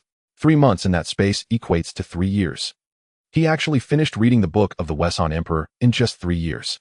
You must understand the Book of the Weshan Emperor is no ordinary book. It contains nearly all white magic and a wealth of magical knowledge. To finish it in 3 years is already astounding, but Ancient One could tell that he not only finished it, but also thoroughly comprehended its contents. Is it that power? She knew that this young man possessed an unknown power, but precisely because it was unknown, even she could not discern how strong it truly was or the potential it held. Under her watchful eyes, Lin Lin's growth had been steadily consistent, but in the past year, his rapid advancement was indeed astonishing. Especially when Lin Lin stepped out from the door that held the Book of the Weshan Emperor, Ancient One's first feeling was shock, quickly followed by fear. Though this fear lasted only a moment, it was all too clear for Ancient One, who had not felt fear for a long time. After completing the Book of the Weshan Emperor, Lin Lin found that his understanding of the world had risen to a new height, and he had gained some superficial knowledge of the Dragon Totem. What level is my current strength? Lin Lin estimated his abilities, contemplating that he might be a weakened version of the Superman from the adjacent set, though he lacked some of the powers Superman possessed. For example, he did not have heat vision or freeze breath. What? A biofield. Lin Lin had long since possessed that. After numerous battles with Susan and bestowing her with a totem seed, Lin Lin learned how to condense an energy field. Though it was still inferior to Superman's biofield, as Lin Lin continued to grow stronger, the energy field he condensed would also become more powerful. Of course, he also had abilities that exceeded Superman. Superman grew stronger by absorbing solar energy, while Lin Lin could strengthen through cultivation combat, or even by devouring powerful objects. The acquisition of a Victor greatly enhanced Lin Lin's strength, and he also gained the ability to manipulate electrical energy and absorb and release energy. Because of this, every time Lin Lin passed by the location where the Eye of Agamotto was stored, he couldn't help but stop and watch, as it contained the Time Stone. If he were to devour the Time Stone, his power would receive a massive boost. However, Lin Lin did not want to sever ties with Ancient One. On one hand, he lacked the confidence to easily defeat Ancient One. On the other hand, it was unnecessary. There is not just one Infinity Stone on Earth. Doesn't S, H, I, E, L, D have a Space Stone? Even if S, H, I, E, L, D is unwilling to part with it, won't the Reality Stone show up soon enough? Calculating the time, Tony must be in trouble. Lin Lin suddenly remembered that he had taken Natasha away and wondered who Nick Fury would send to approach Tony. Could it be Coulson? Tony's palladium poisoning is inevitable, and discovering a new element is a necessity. Not only does Tony need a new element, but Lin Lin also needs it. However, what Lin Lin requires is the integration of 3 minds. Howard constructed a model of a new element based on the cosmic cube, while Tony turned that model into reality. What Lin Lin needed to do was to find Nick Fury to obtain the energy weapon developed by Hydra using the cosmic cube, or to directly request the cosmic cube to study its energy. Different individuals researching from different perspectives might yield another kind of new element. After that, if the two were combined, it is possible that 2 new elements could birth an energy comparable to that of the Space Stone. With such an element, it would definitely be feasible to power the magical machinery he envisioned. Even if it didn't work out, the arc reactor of the new element would still be viable, but Lin Lin wanted more, not just something that was merely feasible. Lin Lin strolled down the street, his ears perked as the television in a distant restaurant reported on Tony making a big splash at the hearing, followed by news of the new CEO of Stark Industries. Pepper has finally taken over Stark Industries. Lin Lin was quite supportive of Tony handing over the CEO position to Pepper, even thinking it was about time she was given that role. Tony was essentially a hands-off manager occupying the CEO position without doing any work. It was mostly Pepper handling the affairs, so it made more sense to hand the position to her. Shouldn't I also find someone to help manage my group? Most of the group's affairs were handled by Lin Lin, but his energy was indeed limited. At Kamartaj, he could spare an hour or two, but during the 3 months he was studying the Book of the Weshan Emperor, he couldn't handle any affairs at all. Lin Lin recalled in his mind who in the Marvel world was skilled at running a company. Norman Osborn. Thinking back, Osborn Industries was indeed built up by Norman Osborn himself. If it weren't for the military project being cut, causing him to rush for results with his experiments, he wouldn't have become the Green Goblin. Lin Lin checked the news about Osborne Industries during this time. Certainly, young master, I've pulled up all the news regarding Osborne Industries from the past year. Logically, Osborne Industries shouldn't have received military contracts yet, but behind that contract is Nick Fury's advocacy essentially aiming to replicate the super soldier serum. Not just Osborne Industries, before they received this contract, the military led by General Ross initiated the Rebirth Project and named it the Biotechnology Strength Enhancement Program. However, the outcome of this project resulted in the birth of the Hulk and the unexpected emergence of Abomination, which meant the project's failure. Long before Banner joined the Biotechnology Strength Enhancement Program, SHIELD had already taken notice. Though General Ross failed, Nick Fury believed the project might still be feasible, which is why he approached Osborne Industries. Nick Fury's interest was piqued as he discovered that the Hulk was not entirely devoid of intelligence, as he grew stronger, leading him to believe it was feasible. Thus, there arose the matter of the contract that would determine the fate of Osborne Industries. However, due to Lin Lin, the personalities of the Hulk and Banner merged, and the Green Giant was no longer uncontrollable. Nick Fury must have learned this from Natasha. Thus, Lin Lin couldn't guarantee that Nick Fury wouldn't prematurely restart the Rebirth Project. Indeed, Lin Lin soon found out that 6 months ago a reporter uncovered that Osborne Industries had received a project collaboration from the military. Oh, it truly is a case of a pillow showing up when you need a nap. If I step in now to merge Osborne Industries, appointing Norman Osborn as the CEO, wouldn't that be perfect? Honestly, Lin Lin had long envied Tony's ability to be a hands-off manager doing nothing but counting money. Who wouldn't envy such a life? Lin Lin helped me contact Norman Osborn. Certainly, young master. In Manhattan, New York City, at Osborn Tower. Norman Osborn, troubled by the military project, suddenly received a mysterious phone call from someone claiming to be from X Technology Group, piquing his curiosity. After a simple conversation, although Norman Osborn couldn't be certain that the caller was indeed from X Technology Group, he was sure that the person was not ordinary. From the aura and confidence in the conversation, he could tell that this person was not lying and was definitely a high-ranking individual from X Technology Group. After agreeing on a meeting time, Lin Lin hung up the phone. After hanging up, Norman Osborn was stunned for quite a while. X Technology. Speaking of which, their business also involves the field of biotechnology, perhaps. Norman began to consider whether he should seek help from X Technology Group. Although the military project had only started 6 months ago, its immense difficulty and the short time required by the military truly had him in a bind. If other projects failed, it would be just that, but this was a military project, and if there were any mistakes, the reputation would suffer greatly. Moreover, given the current investments, if it ultimately failed, funding would also become a major issue. It was precisely these two pressing issues of funding and reputation that forced Norman Osborn to take the risk of conducting human experiments on himself. Now that Lin Lin had stepped in, it seemed the Green Goblin might just disappear. Not long after Lin Lin arrived at Osborn Tower in athletic attire. However, the security at the entrance stopped him. This is Osborn Tower, not just anyone can enter. The guard looked at Lin Lin with disdain, and coupled with his Asian features, the guard's contempt was completely unabashed. Lin Lin was momentarily taken aback and retorted, "Are you saying I'm just anyone? Who else here is just anyone but you?" The guard scoffed. Facing the guard's mockery, Lin Lin couldn't help but smile. What gives you the superiority to deem anyone as just anyone? Just because I'm a guard at Osborn Tower earning $8,000 a month while you dress like a street vendor, or just anyone? Without a second thought, the guard pulled out his gun and aimed it at Lin Lin's chest. However, Lin Lin's body stood firm like an iron wall, though no matter how the guard pressed against him, he remained unmoving. The guard stared at Lin Lin in shock, not understanding why this Asian man, who appeared taller but not particularly muscular, remained unmoved. While Lin Lin's physique was indeed formidable with terrifying strength, his muscles did not appear as exaggerated as those of many bodybuilders. Thus, the guard had underestimated Lin Lin's strength from the start. Seeing the guard's astonished expression, Lin Lin reached out and took the gun from the guard's hand, crushing it into a metal ball. He casually stuffed the metal ball back into the guard's hand, leaving the terrified guard behind as he strode directly into Osborn Tower. Fortunately, the front desk of Osborn Tower was staffed by 2 women, and Lin Lin was able to ask for the floor where Norman Osborn's office was by simply scanning his face. At the top floor of Osborn Tower, while dealing with business, Norman's phone suddenly rang. "Boss, there is someone claiming to be from X Technology Group looking for you." X Technology Group. Let him in. Norman Osborn was startled, puzzled at how this person had come up, but he quickly stood to welcome them. But when he saw Lin Lin's youthful face and the extremely ordinary athletic, where he was momentarily stunned. Having previously been convinced that the caller was a high-ranking member of X Technology Group, Norman immediately regretted this assumption. Seeing Norman's peculiar expression, Lin Lin raised an eyebrow and said displeasedly, "It seems that you Osborns have inherited the ability to look down on others." The invisible pressure made Norman's gaze clear up considerably, yet he still looked at Lin Lin in astonishment. You say you are from X Technology Group? Norman asked hesitantly. Lin Lin did not rush to respond, instead walking over to the nearby sofa and sitting down. To be precise, I am the owner behind X Technology Group. Aren't you supposed to prepare tea for guests? Surely go brew a pot of tea. Norman instructed his assistant and then closed the door, looking at Lin Lin with a serious expression. Do you mean to say that you are the boss behind X Technology Group? The entire industry had no idea that the elusive boss of X Technology Group was actually a young man, which was something Norman Osborn could never have imagined. Lin Lin shrugged indifferent. It is as such, believe it or not.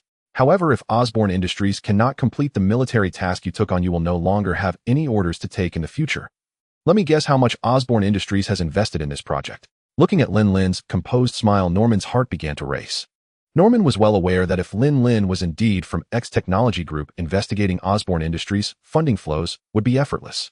Speak up, I don't believe you contacted me for no reason. Norman asked directly. Lin Lin smiled slightly. I enjoy chatting with intelligent people, direct and clear. I want Osborn Industries. Norman's face immediately turned cold, his eyes glaring at Lin Lin as if he wanted to kill him. Seeing this, Lin Lin merely smiled and continued, and you? This left Norman utterly stunned. You want my company and me? That's right. Lin Lin stood up with a smile, slowly walking up to Norman. Norman Osborn is the one who brought Osborn Industries to its current success, but do you think you can take it to the next level, eh? Norman fell silent. Not to mention this military project, even without it, he did not believe he could take Osborn Industries to greater heights. At the level of Osborn Industries, it is very difficult to grow even stronger. Though Norman did not speak, Lin Lin knew he was hesitating. Hesitation indicated that he had such thoughts. I think you understand the current internal situation of Osborn Industries. Its ailments are not something that can be addressed overnight, nor are they easily removed. Osborn Industries needs to incorporate fresh blood so that its chronic issues can be resolved. And the reason I still need you is that I hope you can serve as the CEO of the merged X Technology Group. I believe no one understands the ailments of Osborn Industries better than you. Lin Lin spoke persuasively, resembling a devil tempting the heart.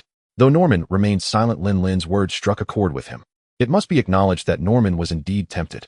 As Lin Lin had said, Osborn Industries had many problems, and the military project was the last straw. However, this straw was particularly large and thick.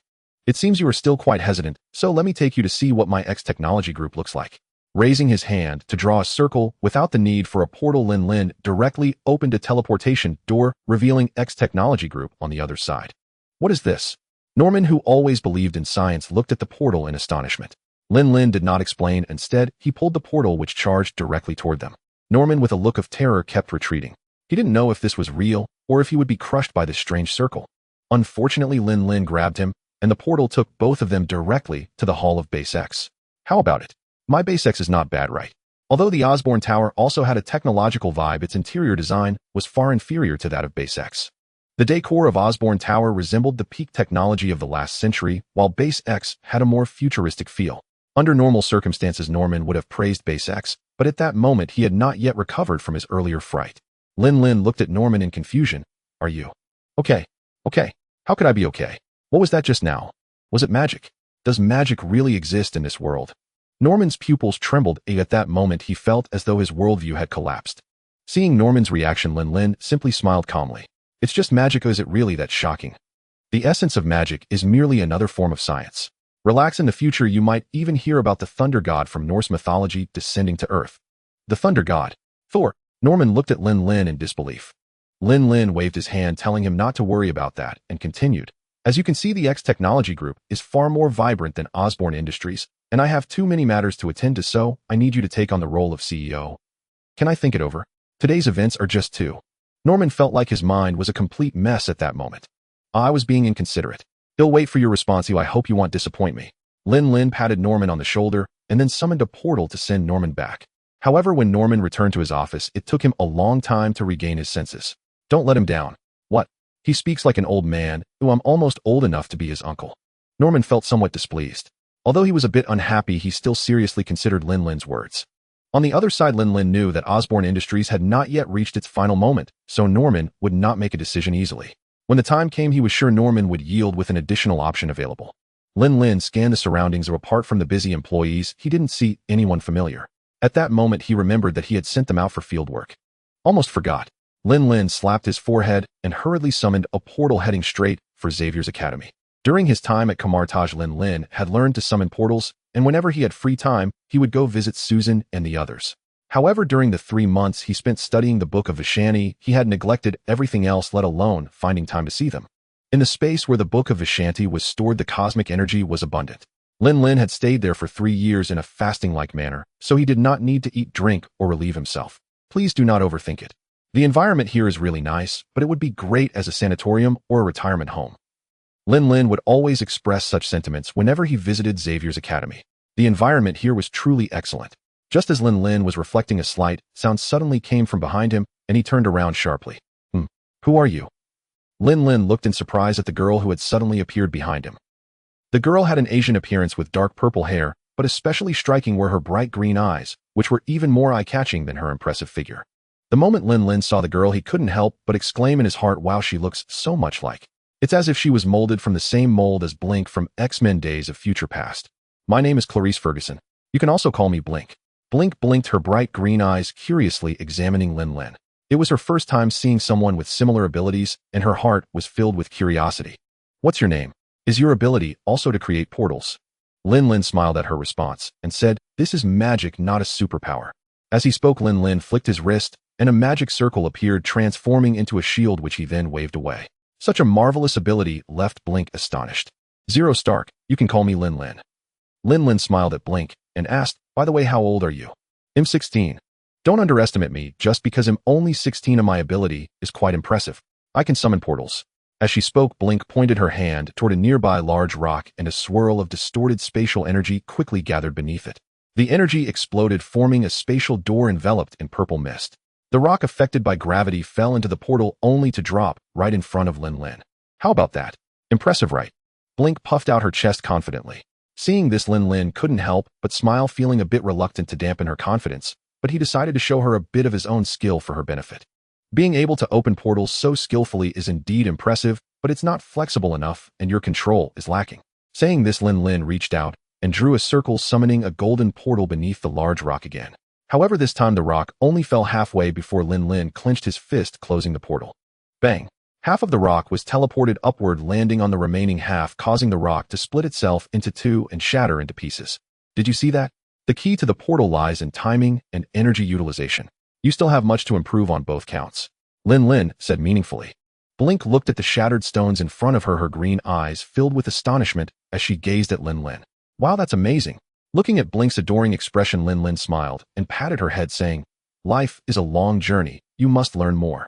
Alright, I won't play with you anymore, or I have to meet the professor. Lin Lin took a light step and floated up toward the nearby castle. Old man, don't use telepathy to rush me. It's quite annoying. Lin Lin frowned. Charles, unfazed, replied, should I use a loudspeaker to shout at you not to disturb our female students? Disturb? Which of your eyes saw me disturbing?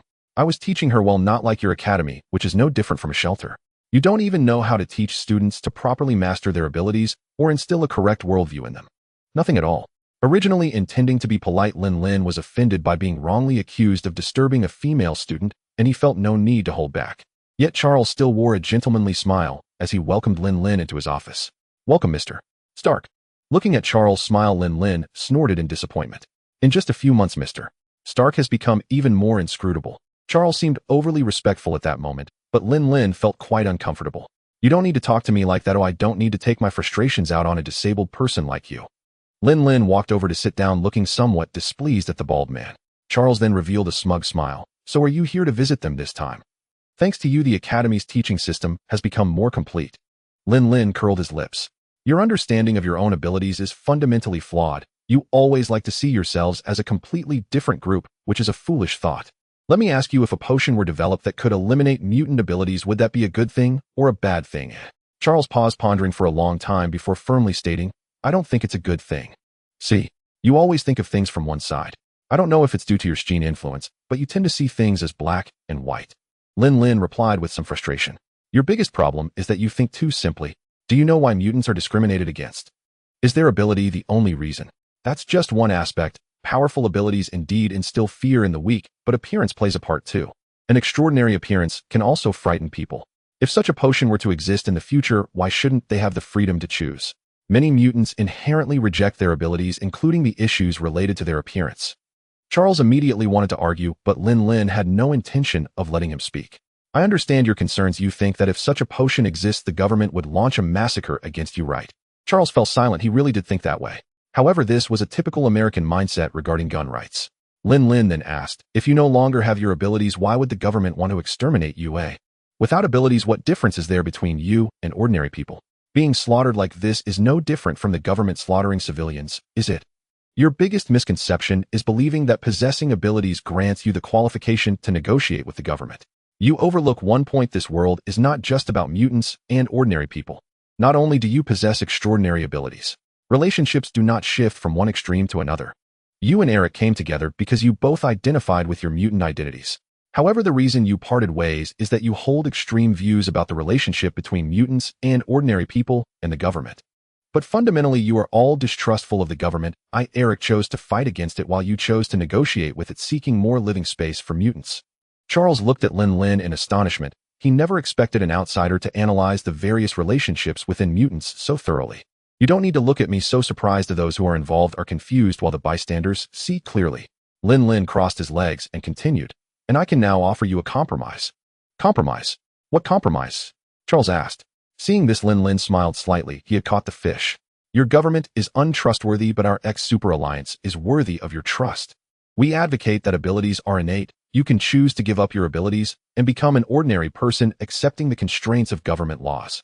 Likewise, you can choose to accept your abilities, but you must also accept the constraints of the alliance laws. I can grant mutants the power of choice, and you don't need to worry about persecution from the government or ordinary people. Charles was not easily swayed by Lin Lin's words. Instead, he asked, alliance laws. Aren't you indirectly oppressing mutants? Oppressing? Lin Lin frowned and countered. Do you see following the law as oppression? You don't even want to understand this law before deciding that it is oppression. With great power comes great responsibility. Having abilities but acting recklessly. Do you think that's freedom and not oppression? Lin Lin's series of questions made Charles feel a bit guilty. What Charles sought was the perfect integration of mutants and ordinary people. However, Lin Lin's answer was to allow some mutants to voluntarily become ordinary people, while those unwilling to become ordinary mutants would have to accept another set of laws, which he saw as putting two shackles on the mutants. With great power comes great responsibility. Charles repeated Lin Lin's earlier words, which resonated deeply with him. Yes, with great power comes great responsibility. And this responsibility is not only to protect the world and the people, but also to have the powerful restrain themselves. You cannot expect all those with abilities to be good people. Even ordinary people have their good and bad. The harm a bad person can cause is unimaginable, and the threat of a bad mutant would be equally terrifying. Lin Lin seriously looked at Charles. Charles sighed heavily. How could he not understand? Just the rampage of Jean had left him traumatized, let alone. Young Master, Mr. Reed is calling. Just as Lin Lin was concluding his discussion with Charles, Reed's call came in. Lin Lin looked apologetically at Charles, who smiled back. Feel free. Lin Lin stood up and went outside to take the call. Finally, boss, you finally answered the phone. As soon as Lin Lin picked up, he heard Reed's excited voice. What's up? Why are you so eager to reach me? Lin Lin was a bit surprised how Reed seldom contacted him actively. Reed hurriedly relayed to Lin Lin about General Hager's request. With some helplessness, he said, because I've been unable to reach you, I took the liberty of agreeing to help him create a sensor to precisely locate that thing. Lin Lin was taken aback. He thought to himself, Silver Surfer. Does that mean Galactus is coming? At that moment, Lin Lin felt a headache coming on. Galactus is no ordinary character. Lin Lin was unsure if he could deal with him, but it was certainly not possible to let him devour Earth. Should I let the Ancient One deal with it? Lin Lin shook his head. The Ancient One was the type who wouldn't act until the last moment. Galactus. Lin Lin remembered that in the last Fantastic Four 2, Silver Surfer self-destructed to deal with Galactus. So if this was the case, Galactus might not be that formidable. However, some Marvel fan videos he had watched questioned whether that was Galactus' avatar, as Galactus' power was far beyond that. So it was hard to determine whether the approaching Galactus was also an avatar. Lin Lin didn't have time to think about that anymore and directly asked, so have you located that thing? That thing seems to not want to be detected, so it destroyed the sensor, but it's certain that it possesses high intelligence. Reed, still on the call, looked at the half-melted sensor beside him, feeling a bit frightened. Moreover, according to General Hager's intelligence, strange meteorological disasters have appeared all over the world, and in some remote areas enormous sinkholes, up to 200 meters in diameter, have emerged. Lin Lin frowned. Silver Surfer had been acting on Earth for quite some time, which meant that Galactus would soon arrive, and everything was too passive. read detect that thing's energy fluctuations and magnetic field changes and calculate its trajectory to send to me. Lin Lin was focused on resolving the issue with Silver Surfer. Reed asked in confusion. Are you suggesting that thing is a person? Or is it an alien? Exactly, it's an alien, but our biggest enemy isn't him. He's merely a servant. His master is the real terrifying existence. Lin Lin didn't want them to know too much. The more they knew, the more they would fear. Galactus. Lin Lin sighed. If Galactus' true form came, even the Ancient One who possessed the Time Stone might not be able to protect Earth. It seems the situation is very serious. Charles' voice suddenly came from behind Lin Lin. Lin Lin smiled bitterly. It's very serious enough that Earth may be destroyed. Charles was directly stunned and hurriedly asked, what exactly is going on? The threats to Earth are not only from within, but also from outer space. A tremendously powerful being has set its sight on Earth. It will devour all living planets, and its servant has already appeared on Earth to guide its direction. Lin Lin sighed. The current problem is that I can't determine whether the one coming is its true form or an avatar. If it's an avatar, there might be a chance of winning, but if it's the true form, everything is over. Charles' expression was extremely grim. Lin Lin's presence felt far more terrifying than that of the rampaging Qin, whose loss of control stemmed from her inability to manage her powers. However, Lin Lin's strength was rooted in his clear-mindedness. Even a person like him could be so pessimistic, making it hard for Charles to imagine just how formidable the one who aimed to destroy Earth really was. Lin Lin noticed that Charles seemed to be affected by him, and hurriedly said, everything is unknown. Don't be so pessimistic. Perhaps what is coming is just his avatar, and maybe he won't be that difficult to deal with, right? In response to Lin Lin's comforting words, Charles simply smiled. If there's any way I can help, Mr. Stark, please feel free to ask. Lin Lin thanked Charles for his goodwill, but didn't say more.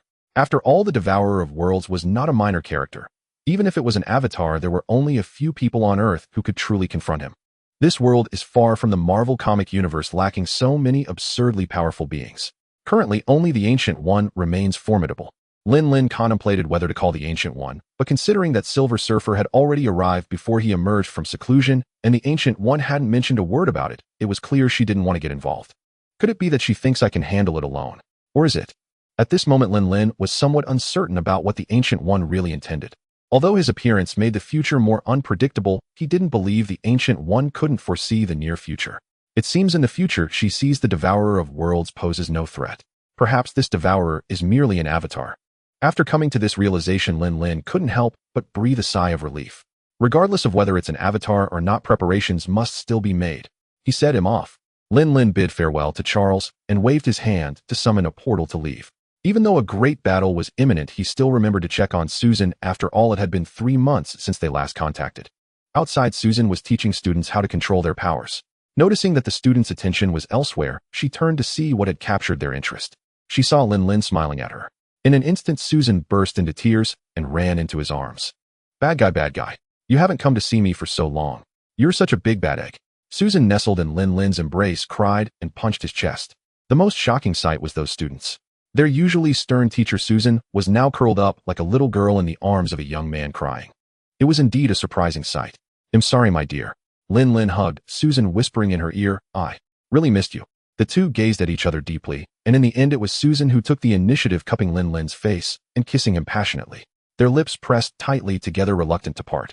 The onlooking students widened their eyes in shock, and soon someone started to cheer and shout, while others joined in the commotion. However, Lin Lin and Susan were completely unfazed, continuing to kiss for more than 10 minutes before reluctantly parting. Lin Lin then went to see Banner, Blonsky, Ben, and Johnny. Except for Johnny, who seemed somewhat weary of the teacher's life, even Blonsky appeared to have accepted this role. Before leaving, Lin Lin went to see Natasha. Watching Natasha teach from a distance surprised him. The current Natasha didn't seem like a spy, agent, or assassin at all. It felt as if she had shed her past. Even back then, no matter how much Natasha disguised herself, Lin Lin could always sense that faint trace of blood, an aroma from the mountains of corpses. Now, however, Natasha seemed to have completely embraced the role of a teacher.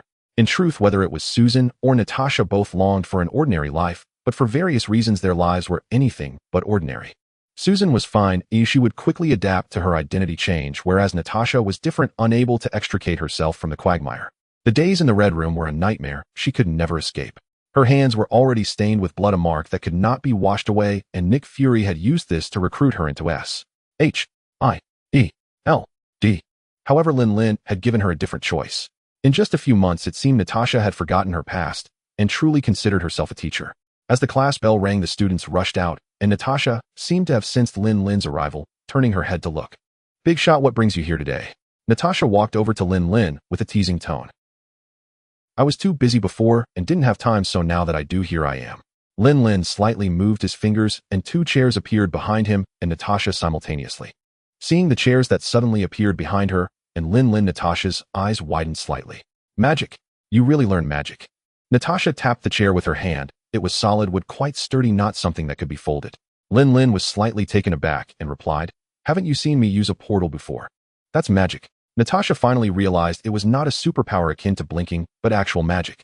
Enough about that, it seems you really like it here. Lin Lin smiled as he looked at Natasha. Natasha turned to look at the group of playing students and, as if speaking to herself, said, they have the childhood I long for, the life I desire. Through them, I see another me, the one who never went to the Red Room. The past is the past, and the future is unknown.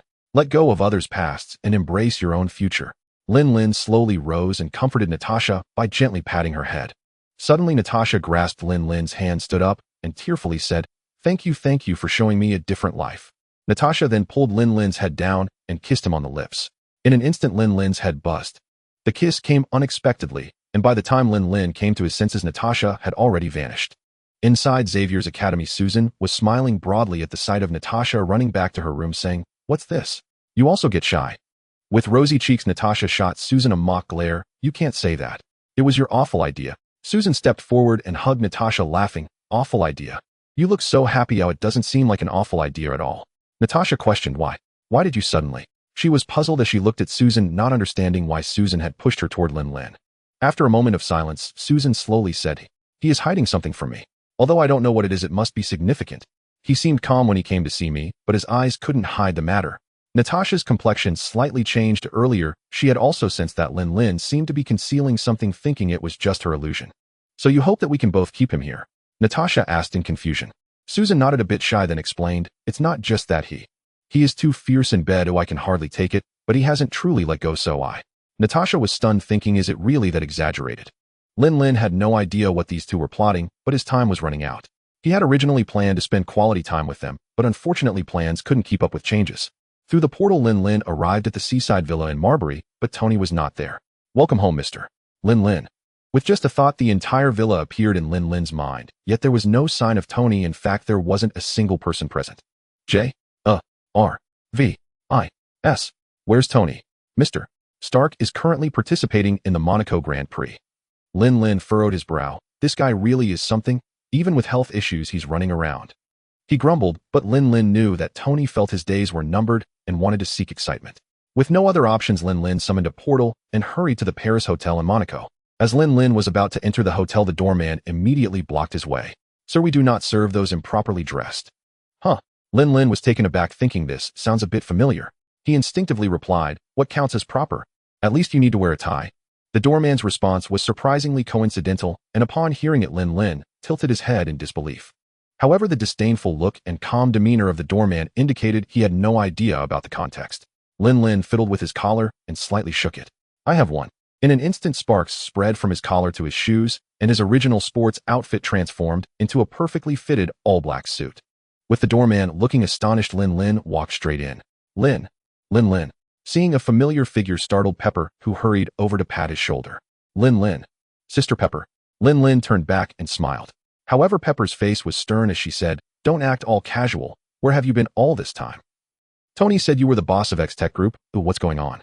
Also, before Pepper could finish, exclamations came from the side, interrupting her. Pepper sensed something was wrong and quickly looked at the TV, which was showing a live broadcast of a bizarre figure standing in the middle of the racetrack, slicing cars in half with a whip. Don't worry, you'll handle it. Lin Lin reassured her. Although Pepper was extremely anxious, as soon as she heard Lin Lin was going, she immediately stopped him. No way. Those are race cars. It's too dangerous. Lin Lin smiled, raised his hand to point at a nearby window, and in the blink of an eye, the window transformed into particles and vanished, revealing a direct view of the racetrack. With a light step, Lin Lin floated out the window under everyone's gaze. Oh my God. Is he Superman? Magic. This is magic. What magic? This is an angel. People behind Lin Lin discussed animatedly, with many pulling out their phones to take pictures. Pepper was still in shock. Meanwhile, Lin Lin had reached above the racetrack, looking down as Tony's blue and white car sped towards the whip. Seeing this, Lin Lin dove down and waved his hand at the whip, conjuring magical chains from the ground that bound it in place. At that moment, Tony had no idea what was happening ahead and continued to speed forward. Stop! An energy force field wrapped around Tony and the car, and with a flick of Lin Lin's hand, both Tony and his vehicle began to levitate. What the hell is going on? Tony exclaimed. Lin Lin, seeing this, shouted, "Shut up. You just love to seek thrills when you're free." Huh? Lin Lin, is that you? Tony looked in surprise at Lin Lin floating in the air. Suddenly, Tony caught sight of the chaos below the racetrack, mistakenly thinking Lin Lin was responsible. He quickly advised, "Brother, what are you doing? We can't do things that endanger the public. Although I'm Iron Man, I can't help you if you do this." Lin Lin rolled his eyes, feeling speechless, and flicked his finger, causing Tony to fall asleep instantly. The organizers promptly halted the race, fortunately without any casualties. After placing Tony and his car down, Lin Lin walked slowly toward Ivan Vanko. Looking at Ivan's equipment and the reactor on his chest, Lin Lin raised an eyebrow and muttered, "It's a bit trashy. The reactor Tony made in the cave is better than this." "You?"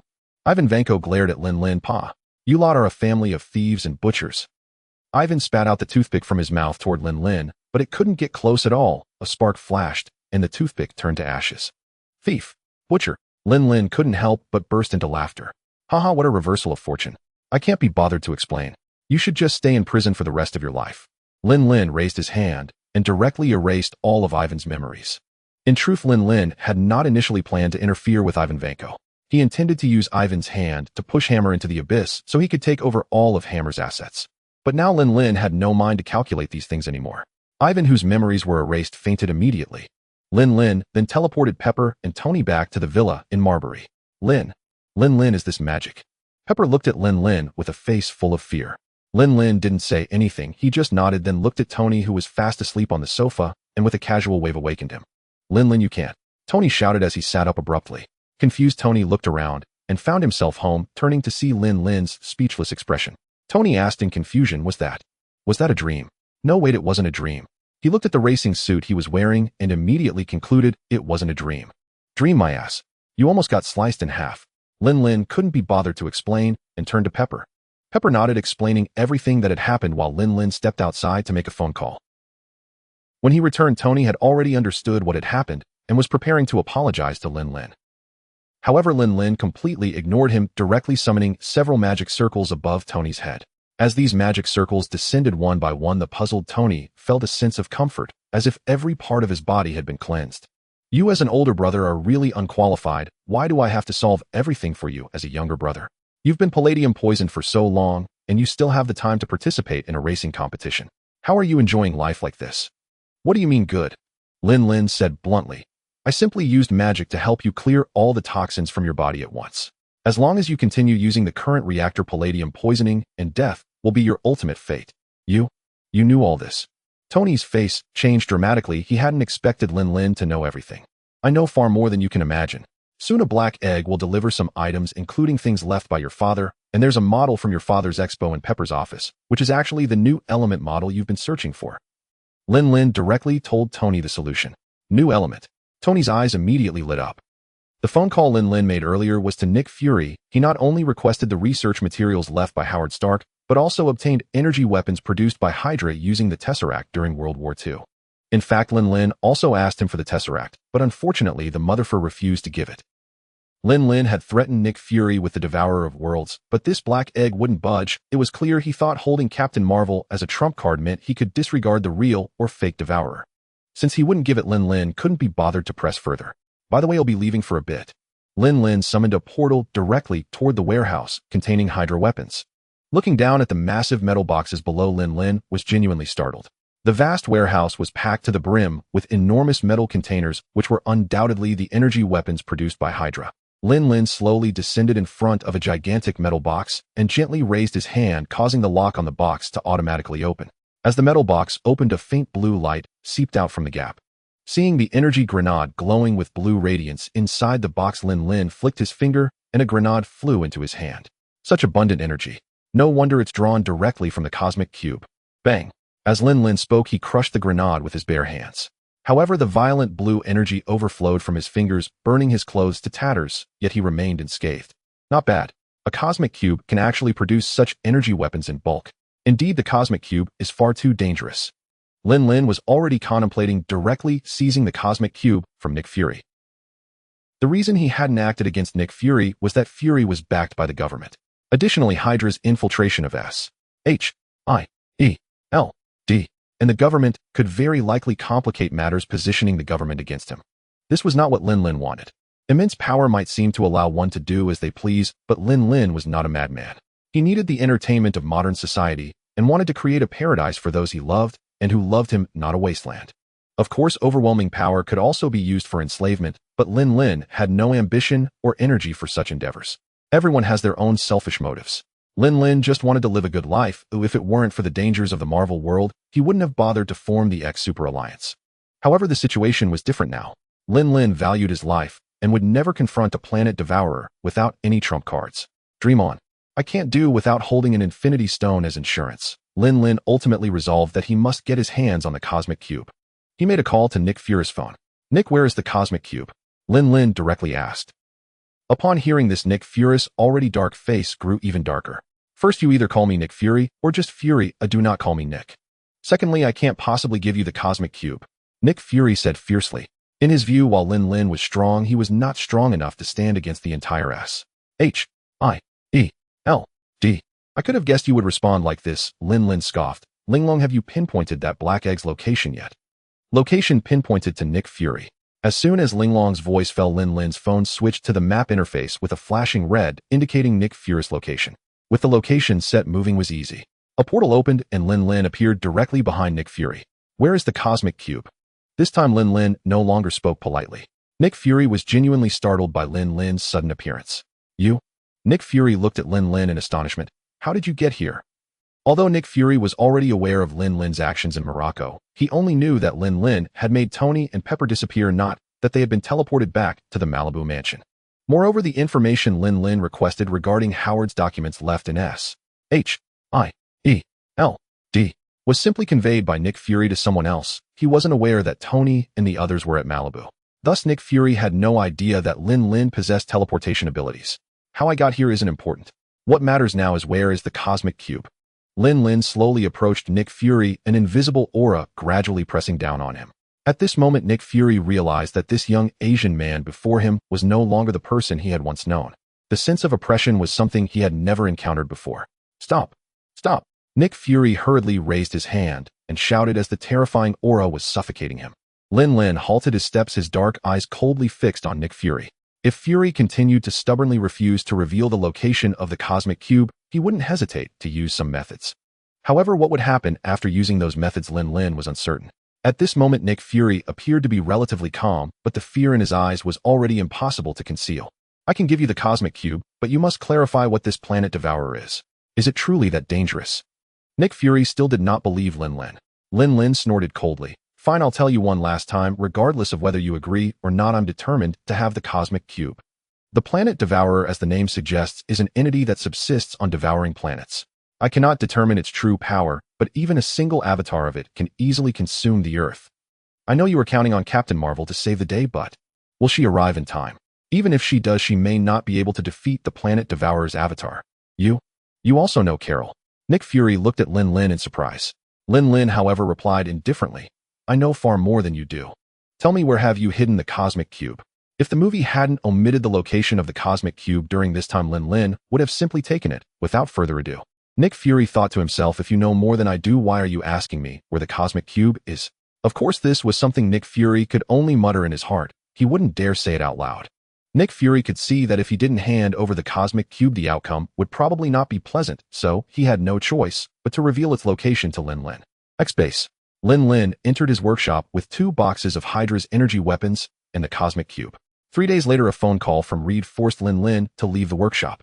"So his next location is in London, right?" Lin Lin asked, looking at the position displayed on the screen. Reed nodded and said, "I discovered that every planet he passed by had become desolate and turned into dead planets. I know that. He's just a servant seeking energy-rich planets for his master to devour. The planets you discovered are all ones that were consumed." Lin Lin held no good feelings towards Nornrad. Although he became a servant of the planet Devourer to save his home planet, it was not his fault, but he had brought the Devourer to Earth, putting the Earth in danger, and as an Earthling, Lin Lin could not possibly sympathize with him. The two sides had different stances with no right or wrong. Thus Lin Lin would show no mercy in taking action against him. Summoning a portal, Lin Lin arrived at a suburban area in London. In the midst of the forest, Lin Lin closed his eyes, slightly, quietly, sensing the energy fluctuations around him. Soon a powerful energy surged towards him, arriving in the blink of an eye at the location Reed had deduced.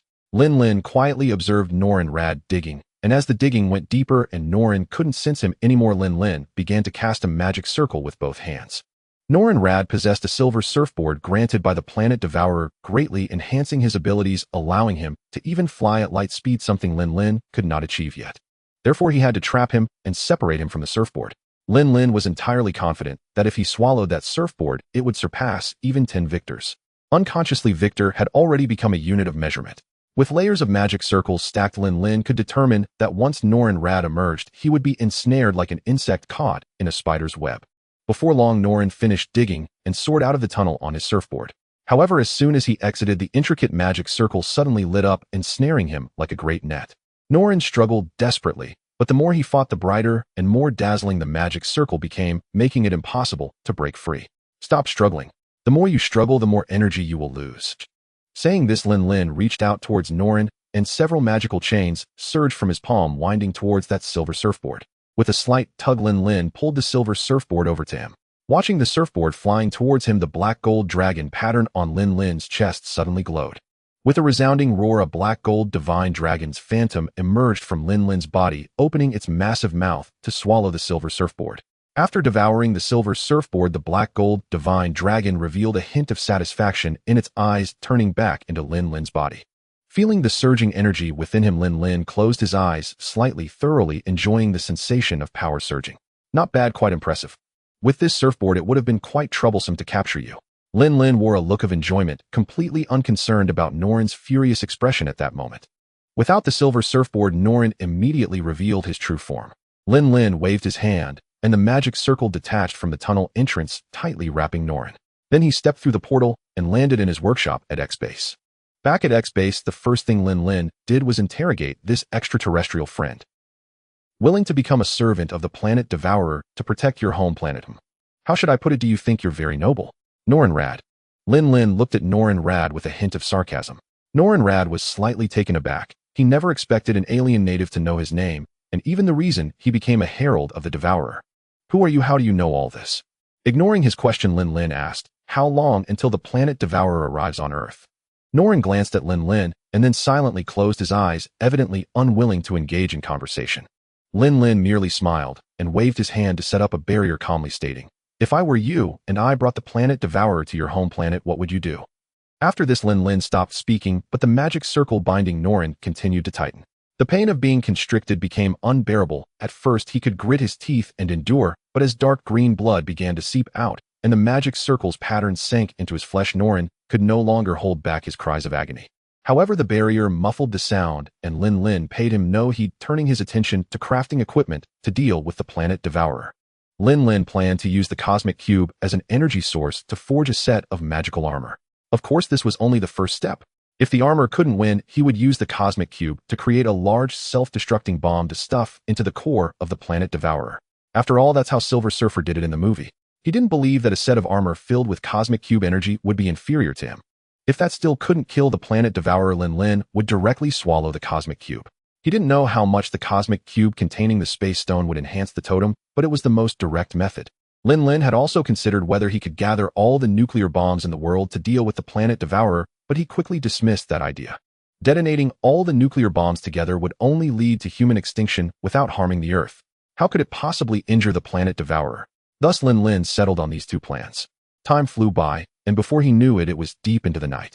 Lin Lin, who was immersed in his work, suddenly halted his movements and looked sharply at Norin Rad, who was twitching and covered in blood. I was so focused I almost forgot about you. I originally planned to torment you for an hour or two, but I didn't realize I'd spend over 10 hours. Lin Lin hurriedly withdrew the magic circle, which had already sunk into Norin's flesh, revealing the bluish-green bones beneath. Seeing this, Lin Lin quickly cast several healing spells. If he killed Norin, where would he get the information about the planet Devourer? Fortunately, Norin's extraterrestrial body was strong enough, and with Lin Lin's powerful healing magic, the severe wounds revealing bones soon healed. However, due to excessive blood loss, Norin was still in a poor state. So have you thought it over? Looking at Lin Lin, who was casually sitting with his legs crossed, Norin trembled, his eyes filled with fear, as if the one sitting there wasn't an Earth native, but a demon from hell. The seemingly simple magical binding inflicted pain on Norin, not only physically, but also spiritually. If Lin Lin had delayed a few more hours in lifting the magic, Norin would likely not only have bled out, but would have had his soul shattered as well. The dual torment of body and soul didn't require 10 hours. Within less than an hour, Norin was already on the verge of breaking down and confessing. However, Lin Lin's barrier muffled the sound, and no matter how Norin pleaded or cried out, Lin Lin could not hear him. "I'll tell you everything," Norin said weakly. "I come from a planet outside this star system called Zenla. I was originally an astronomer, but due to the emergence of the planet Devourer, I willingly became a herald to protect my home planet, searching for life-sustaining planets for him. Enough with the useless chatter. What I want is information about the planet Devourer." Lin Lin frowned. He wasn't here to listen to an alien recount his tragic past. He needed information about the planet Devourer. Don't attack. I'll tell you." Norin hurriedly pleaded, genuinely scared. "The planet Devourer will arrive in about 9 days, so you only have 9 days. 9 days. Lin Lin's expression changed slightly. This time was simply too short. "All right, you can go now." Lin Lin lowered his head in thought, casually drawing a portal and directly teleporting Norin back to the outskirts of London. 9 days, only 9 days. Lin Lin glanced at the mechanical giant hand that was taller than himself, realizing that the giant armor plan was unfeasible. He initially intended to use the massive size to store more cosmic cube energy, but now this plan was completely out of time. Looking at the cosmic cube on the desk, Lin Lin steeled his heart, reached out, and crushed it. With a loud roar, a resounding dragon's roar echoed throughout X-Base, showcasing how excited Lin Lin's totem was. The phantom of the black dragon poked its head out from Lin Lin's body, swallowing the space stone in his hand before retracting back inside. However, this time Lin Lin's expression shifted from enjoyment to pain. The energy of the space stone was far inferior to that of the silver surfboard, and directly devouring the space stone caused its energy to rampage within Lin Lin's body. If it weren't for Lin Lin's formidable physique, he would likely have been torn to shreds on the spot. Feeling the violent energy within him, Lin Lin dared not waste a moment. Hastily sitting cross-legged, he planned to refine the space stone within these 9 days. Throughout the refining process, Lin Lin was unable to divert his attention to suppress the space stone's abilities, allowing it to wreak havoc, while he had to rely on his own recovery abilities to constantly heal. In other words, for these 9 days, Lin Lin's body would continuously experience his organs and bones being crushed and then gradually healing from the pain. 9 days may pass quickly for an ordinary person, but for Lin Lin it felt like an eternity. On the 3rd day of refining the space stone, the space agencies of the U.S., China, and Russia discovered the existence of the planet Devourer almost simultaneously. Rumors began to circulate online like wildfire. Doomsday proclamations spread rapidly across the internet. On the 4th day, Tony completed the new element reactor, completely resolving the palladium poisoning issue. However, when he wanted to thank Lin Lin, he found no one. On the 5th day, the U.S., China, and Russia discovered that the planet Devourer was heading towards Earth, causing panic on the internet to surge to new heights. On the 6th day, various governments released their findings on the planet Devourer. When the public learned that the monster was several times larger than Earth, despair quickly spread. On the 7th day, riots erupted all over the world as people seemed to be venting their last frenzy. On the 8th day, the group sent to Xavier's Academy by Lin Lin returned one after another.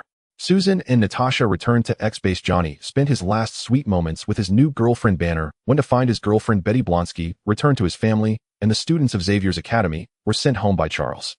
On the 9th day, the world fell into darkness. In the sky, heavy clouds slowly formed into a swirling vortex, resembling the entrance to hell, gradually consuming everything. On this day, the entire world seemed to fall into silence, as everyone kept company with their family and friends. Even solitary homeless people embraced one another. On this day, there were no riots, no madness, only the final tranquility.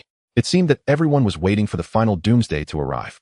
Susan and Natasha held hands, silently guarding the door to Lin Lin's workshop. At this moment, Lin Lin was entering the 9th day of his refinement.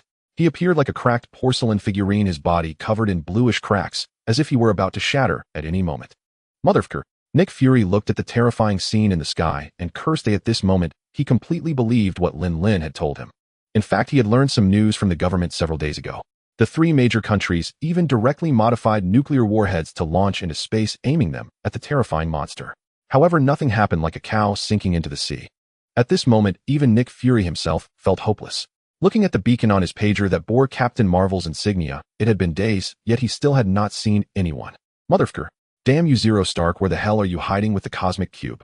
At this moment at the X-Base, The door to Lin Lin's studio slowly opened and Susan and Natasha, who had been waiting at the door, rushed towards Lin Lin as he stepped out. You both. For a moment Lin Lin was at a loss, not understanding how these two could throw themselves into his arms. I can accept Natasha, but you must come back alive. Susan looked at Lin Lin with teary eyes. Originally, she thought Lin Lin would abandon her, but after learning about the existence of the Devourer, she realized it was not a farewell, but a final parting. The former is a death parting while the latter is a separation. Susan wrapped her arms around Lin Lin's neck and kissed him deeply until she couldn't breathe anymore. Natasha was similarly crying uncontrollably. Having just touched love, she now faced an eternal farewell. Seeing Natasha's beautiful figure sobbing, Lin Lin's heart trembled. He held Susan's waist with one arm and supported Natasha's head with the other, taking the initiative to kiss her.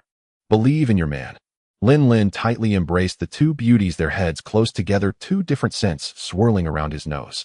If it weren't for the Devourer, Lin Lin would have long succumbed to this gentle embrace. Unfortunately, with great danger looming, he could not afford to be lost in it. I'm leaving. As soon as he finished speaking, Susan and Natasha felt a sudden emptiness in front of them, and their hearts sank. Above the X-base, Lin Lin floated in the air, looking at the massive base and the two beautiful women inside, his heart filled with bitterness. Damn it, whether I die or not, I cannot let my presence go unnoticed. Ling Long, hack into all the satellites and make sure to record my fight against the Devourer. Regardless of whether I live or die, or if I can defeat the Devourer, at least they must know that I, Lin Lin, am risking everything to save them. Understood, young master. In the past, it was not easy for Ling Long to hack into satellites from various countries, but now everyone had given up hope, silently waiting for the apocalypse to come. These satellites were unattended, making it much easier for Ling Long to invade. Lin Lin looked up at the enormous vortex in the sky, slowly descending toward the ground. Clearly the Devourer had begun to consume. You really can't wait. Lin Lin's tone was icy, his eyes filled with killing intent as he gazed at the Devourer. With a thought, bluish light began to flicker around him, engulfing him completely, and he soon appeared outside the atmosphere. At this moment, Ling Long had also completed the invasion of all satellites, directly mobilizing them to capture Lin Lin's heroic stance against the Devourer, even live streaming this battle for salvation on the internet. Moreover, Ling Long took the liberty of adding a title to the live stream. Zero Stark, leader of X-Tech Group, faces the cosmic monster planet Devourer to save the world. The moment the live stream appeared on the internet, it caused an uproar. Countless previously resigned individuals called their friends online to come and watch. As a result, the news spread rapidly, and everyone flocked to watch online. The live stream was like a glimmer of hope in the darkness, instantly igniting the feelings of countless people. After all, no one could stand unprotected in space. To them, he was their superhero. However, compared to the incomparably massive form of the Devourer, Lin Lin's body was practically negligible, causing many viewers to feel not just ignited with hope after seeing the live stream, but rather more pessimistic. Among those watching the live stream were Nick Fury, Tony, Pepper, Susan, Natasha, Johnny. He really went. Nick Fury stared at the live stream on his phone in shock. When Tony and Pepper heard from Jarvis that Lin Lin was live streaming the battle against the Devourer, Tony jumped up like a cat whose tail had been stepped on. What? Has that brat gone crazy? Tony, calm down. Pepper quickly grabbed Tony. Let's see what's going on first, don't panic. In fact, Pepper felt a pang of anxiety upon hearing this news. When the two of them saw the vaguely familiar figure in the live stream, both Tony and Pepper's hearts raced. That figure was too familiar. They recognized it at a glance. It was Lin Lin. At the X-base, Susan and Natasha embraced each other, watching the figure on the screen, their eyes already red, silently praying for Lin Lin to return safely regardless of whether he won or lost. Even if he lost, they still hoped to face destruction together. In space, Lin Lin looked at the Devourer, which was far larger than Earth, and the energy suppressed within him surged restlessly. Lin Lin, who originally seemed normal, was now covered in cracks with bluish energy seeping out from these fissures, and his body was gradually engulfed by this energy. The massive bluish energy shone like a small sun, rapidly expanding at a visible rate. The reason the Devourer devoured planets was that planets were sufficiently common and could satisfy its hunger. It originally sensed a vast energy appearing beside it, but Lin Lin was too insignificant for the Devourer to notice him. However, as Lin Lin continuously released the energy within him, gradually forming a solar-like presence, it immediately attracted the Devourer's attention, causing it to change direction and head towards Lin Lin. As the Devourer changed direction, the gigantic blue sun slowly wriggled, eventually transforming into a giant over 90,000 meters tall. Giant of light. Someone shouted in the live stream, and the various broadcast rooms erupted in enthusiasm. A number of viewers typed "Giant of Light" on their screens.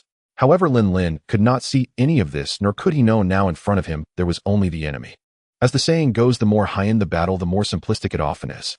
Transforming into the giant of light, Lin Lin directly lunged at the Devourer, throwing punches and kicks. However, to his surprise, each punch felt as though it landed on cotton. Lin Lin did not know if it was the Devourer's mist-like form that caused this. Not only were his attacks ineffective, but Lin Lin also discovered that in his energy giant form, each punch he threw at the Devourer not only had no effect, but also absorbed a significant amount of his own energy. Damn thing, Lin Lin cursed angrily in his heart. In the Sanctum Sanctorum of New York, Ancient One quietly watched the scene displayed in the crystal ball. It was indeed the battle scene between Lin Lin and the Devourer. Since you can't let go, then fight to the death to protect. Ancient One calculated that Lin Lin's heart was too soft to not act. While she had no such concerns, having lived for hundreds of years, her heart had long since turned cold. She did not mind using the lives of more ordinary people to force Lin Lin to take action, letting herself rest easy. Finally remembered to use magic. Ancient One looked down on Lin Lin's previous reckless behavior. Seeing that he finally remembered to use magic, she nodded in satisfaction. Lin Lin waved his hands, layers of magic circles covering the surface of the Devourer, with countless magic circles converging to wrap the Devourer. However, the mist-like body slowly eroded the magic circles, absorbing their energy. Watching the magic circles become increasingly thin, Lin Lin's expression grew darker as the Devourer's absorption ability exceeded his imagination. There's another way. Lin Lin thought of another method, suddenly tearing apart the magic circles with a violent pull. Then Lin Lin's gigantic body was enveloped in a layer of distorted energy. It was spatial energy. Lin Lin used spatial energy to isolate the Devourer's absorption ability, but this was merely a temporary measure. This Devourer was not on the same level as the one from Fantastic Four 2. Although it could also be a clone, it was far from the kind that could be destroyed by Silver Surfer's self-explosion. This Devourer would not be harmed even if 10 Silver Surfers flew into its core and self-exploded, but Lin Lin understood that the core was the Devourer's weakness, and he had to find a way to enter its core to destroy it. The power of the Silver Surfer comes from the Devourer, which is the key to easily entering its core. However, if Lin Lin rashly charged into its body, he might not only fail to reach the core, but also be drained by it. Yet isolating the Devourer's absorption power with spatial energy as armor might still offer some hope. The dense spatial energy tightly enveloped Lin Lin, and then he dove straight into the Devourer's body. The terrifying absorption power attacked from all directions. Even with the isolation of spatial energy, Lin Lin could still clearly feel his energy body being pulled incessantly. Lin Lin couldn't imagine what would have happened if he hadn't had spatial energy protection. He would probably have been torn into particles by this absorption force. Relying on the barrier of spatial energy, Lin Lin approached the core of the Devourer, but the absorption power grew increasingly terrifying. If the supply of spatial energy couldn't keep up with the consumption, then he would be doomed.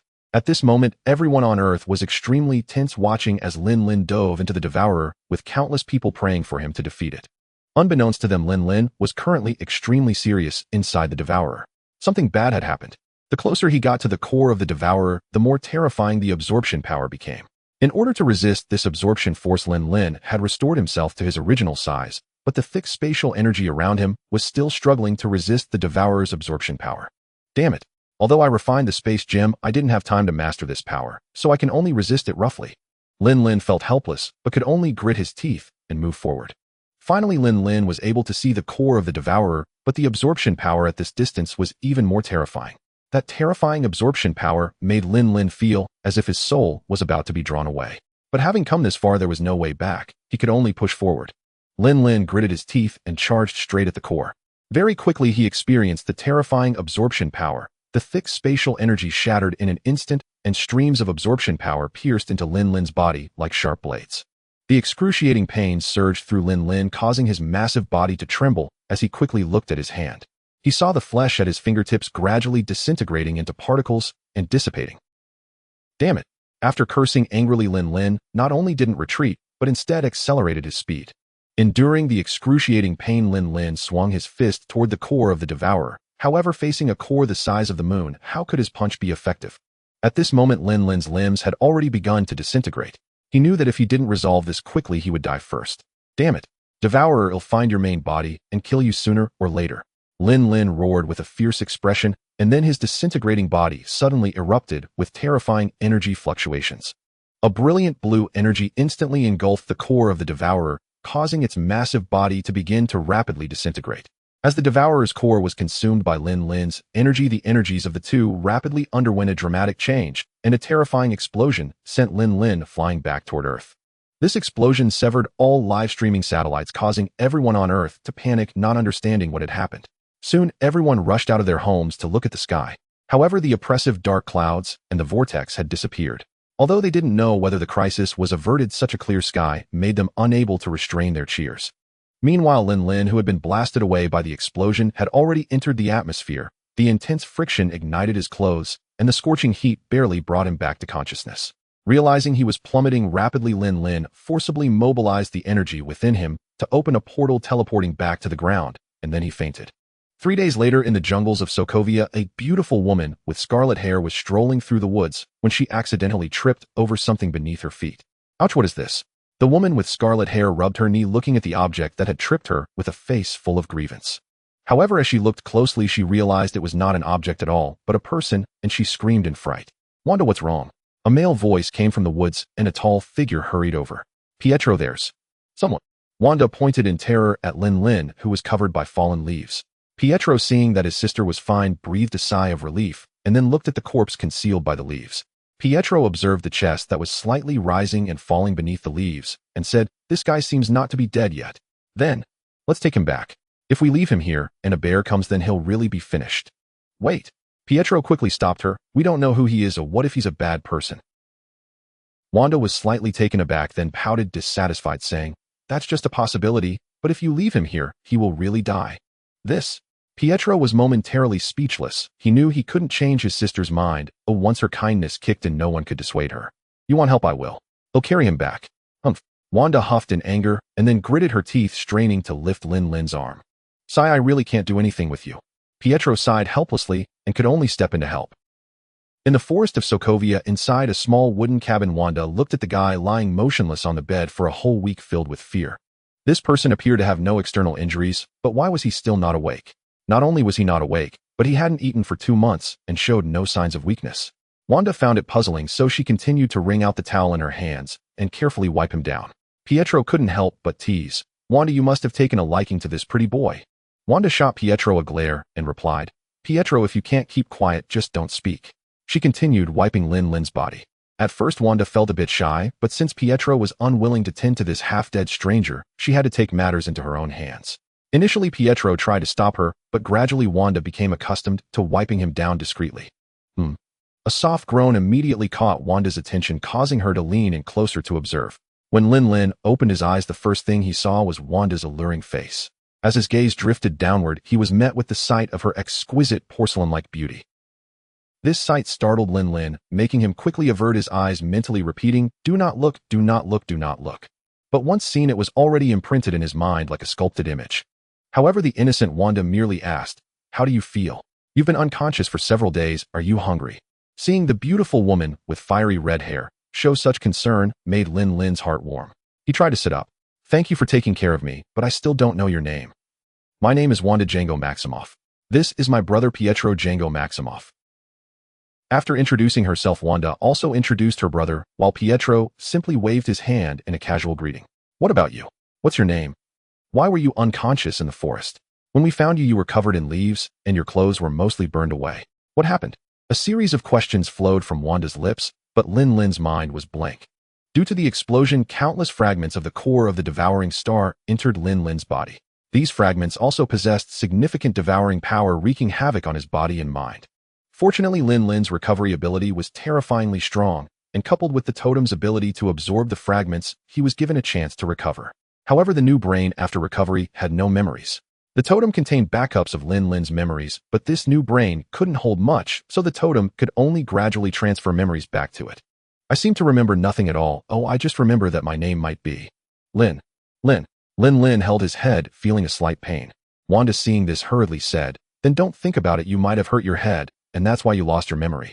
But there's no way to get to a hospital here." "It's fine. Oh, I only get headaches when recalling the past. Otherwise, I'm okay," Lin Lin said with a smile, trying to reassure her. Pietro, watching the two about to spark something interesting, interjected without hesitation, "Since you're awake, you should leave quickly. It's not safe here." "Pietro." Wanda frowned at him. Seeing his sister's displeased expression, Pietro reluctantly raised his hands and surrendered, saying, all right, I'll listen to you." Satisfied, Wanda nodded, and then turned to Lin Lin. "You can stay here for now, but it really isn't safe. We need to move soon. If you don't mind, you can come with us." "I don't have anywhere to go right now, and can't recall my past, so we'll go with you." Lin Lin agreed gladly. Pietro watched the two with a look of disbelief, and just then Lin Lin's stomach let out an embarrassing growl. Wanda paused for a moment, then covered her mouth and laughed. You're hungry, right? After all, you've been unconscious for several days. I'll cook with you. Oh, I think I have some cooking memories in my head. Perhaps I was a chef before, Lin Lin said, scratching his head in embarrassment. Upon hearing this, Wanda's eyes lit up. Among the siblings, she was the only one who could cook, but she could only manage something edible. As for Pietro, if he entered the kitchen, he might accidentally blow it up. Once in the kitchen, Lin Lin quickly showcased his exceptional culinary skills. Wanda, who was initially skeptical, watched him flip a frying pan with sparkling eyes. In less than an hour, Lin Lin prepared 3 dishes and a soup with mashed potatoes and flatbreads as the main course. Wow, Wanda, why do your dishes smell so good today? Pietro exclaimed in surprise from outside the cabin. Wanda, hearing this, became upset. What do you mean my dishes smell good today? Are the old ones not good? If you think so, then don't eat my cooking in the future. Seeing Wanda's pouting face, Lin Lin couldn't help but chuckle and quickly reassured her. Don't be angry, or I can teach you how to cook. It's not difficult, and you did a great job making this meal without any training. Lin Lin didn't just blindly flatter Wanda, he acknowledged her abilities based on facts. Wanda's cheeks flushed slightly. It was the first time someone had affirmed her like this. At the dining table, Pietro devoured his food as if he were the one who hadn't eaten for days. Pietro, mind your image.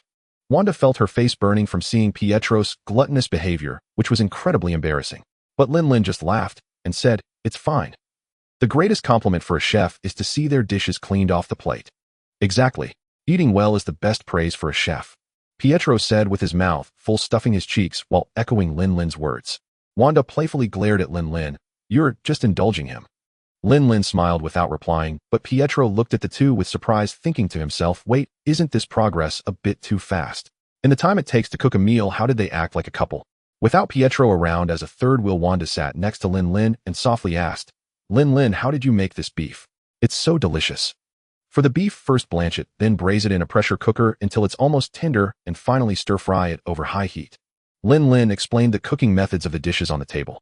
Wanda's brow furrowed upon hearing this. Is it that complicated? Complicated. If you find it difficult, then just tell me what you want to eat, and I'll make it for you, Lin Lin said earnestly. However, this heartfelt statement sounded to Wanda like a passionate confession, causing her cheeks to turn crimson all the way to her ears. It said that for those who are not loved, no amount of flattery will matter, but for those who are loved, even a sincere expression will feel like a deep confession. As they chatted back and forth at the dining table, Wanda occasionally let out a soft giggle. Slowly their hands inched closer, and their hearts began to draw nearer. Just as Lin Lin grasped Wanda's hand, a sudden shout rang out from outside. Wanda, run. It was Pietro. He was shouting. Lin Lin stood up abruptly and looked out the window to see dozens of figures rushing toward the cabin from the nearby woods. What's going on? Lin Lin asked, bewildered. Wanda, equally anxious, rushed out of the cabin calling, Pietro, where are you? Although Wanda and her brother often bicker, they would never abandon each other in a crisis. Seeing this, Lin Lin quickly followed, fearing for their safety. However, just as they stepped outside, Lin Lin felt a sharp pain at the back of his neck and fainted. Before losing consciousness, he saw someone strike Wanda's neck, causing her to fall unconscious as well. When Lin Lin woke from his stupor, he rubbed the aching back of his neck and looked around. He found himself in a dark dungeon.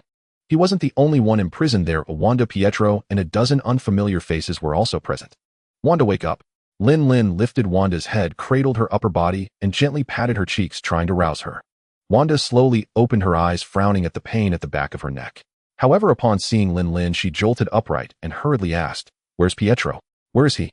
Lin Lin pointed to Pietro, who was still unconscious not far away. Seeing that Pietro was okay, Wanda sighed in relief, and then cupped Lin Lin's face, asking, What about you? Are you alright? I'm fine. You siblings are really close. Even when you bicker, you care for each other more than anyone else when it matters.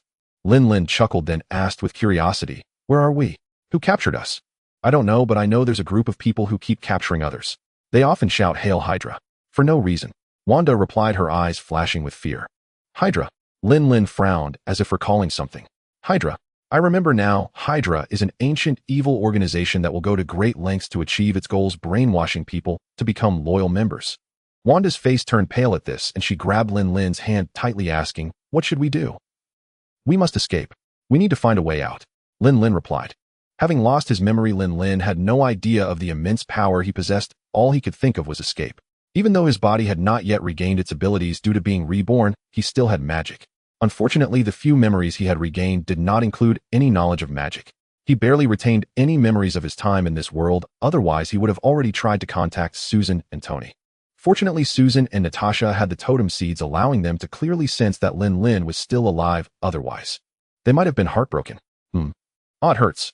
Pietro covered the back of his neck as he woke up. However, upon seeing Wanda, he exclaimed in surprise, "Didn't I tell you to run?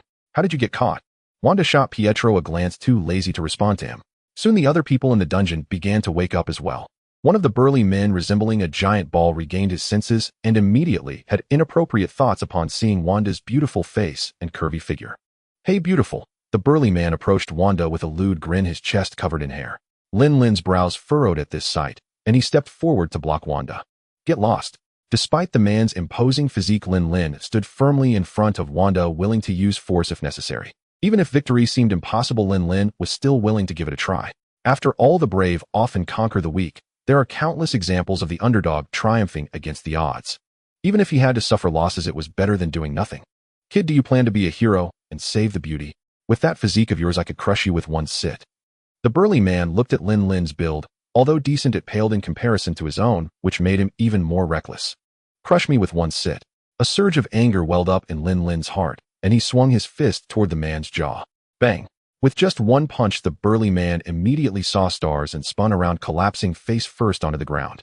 Seeing this, Lin Lin kicked him in the rear, and the burly man fell to the ground motionless. The crowd in the dungeon was astonished. Wanda grabbed Lin Lin's hand, worried. He won't die, will he? She wasn't worried about the man's death. She was concerned about the consequences for Lin Lin if he died. "Don't worry, he's fine. He just fainted. I must have hit his trigeminal nerve with that punch." Lin Lin reassured her, gently squeezing her hand. Pietro looked at the motionless, burly man on the ground, then glanced at Lin Lin, thinking, "Wait, dude, how are you this strong? You knocked him out with one punch." At this moment, Lin Lin was equally shocked. Although his body had not fully recovered, dealing with an ordinary but muscular man was like taking candy from a baby. Currently, he was at the peak of human physical potential, but compared to his original physique, he could only be described as fragile. Tap, tap, tap. A series of footsteps slowly approached, and everyone in the dungeon huddled together, fear etched on their faces as they looked at the approaching figures. A group of soldiers dressed as mercenaries arrived at the dungeon and opened the door, with the mercenary captain pointing at a few people. You, and you step forward." Lin Lin, Wanda, and Pietro were among those selected. Although they didn't know what these people wanted, Lin Lin felt it would be wise to comply. "Lin Lin." Wanda looked at him with fear. "Relax, they probably don't want to kill us, but rather take us for brainwashing." "But brainwashing isn't done in one go." Lin Lin couldn't be certain, but Hydra wouldn't randomly capture and kill people. They likely intended to brainwash and recruit members. Lin Lin was taken by the mercenaries into a peculiar room with a chair equipped with straps in the center, surrounded by various instruments resembling brainwashing devices he had seen in movies. As expected, Lin Lin was strapped to the chair with thick straps binding his limbs and head, while various devices were moved to his head and eyes. Before long, the sound of Lin Lin's furious shouts echoed from the brainwashing chamber. Outside the brainwashing chamber, Wanda listened to the furious roars coming from Lin Lin, her heart twisted in anxiety as she covered her mouth, tears brimming in her eyes as she gazed at the brainwashing room.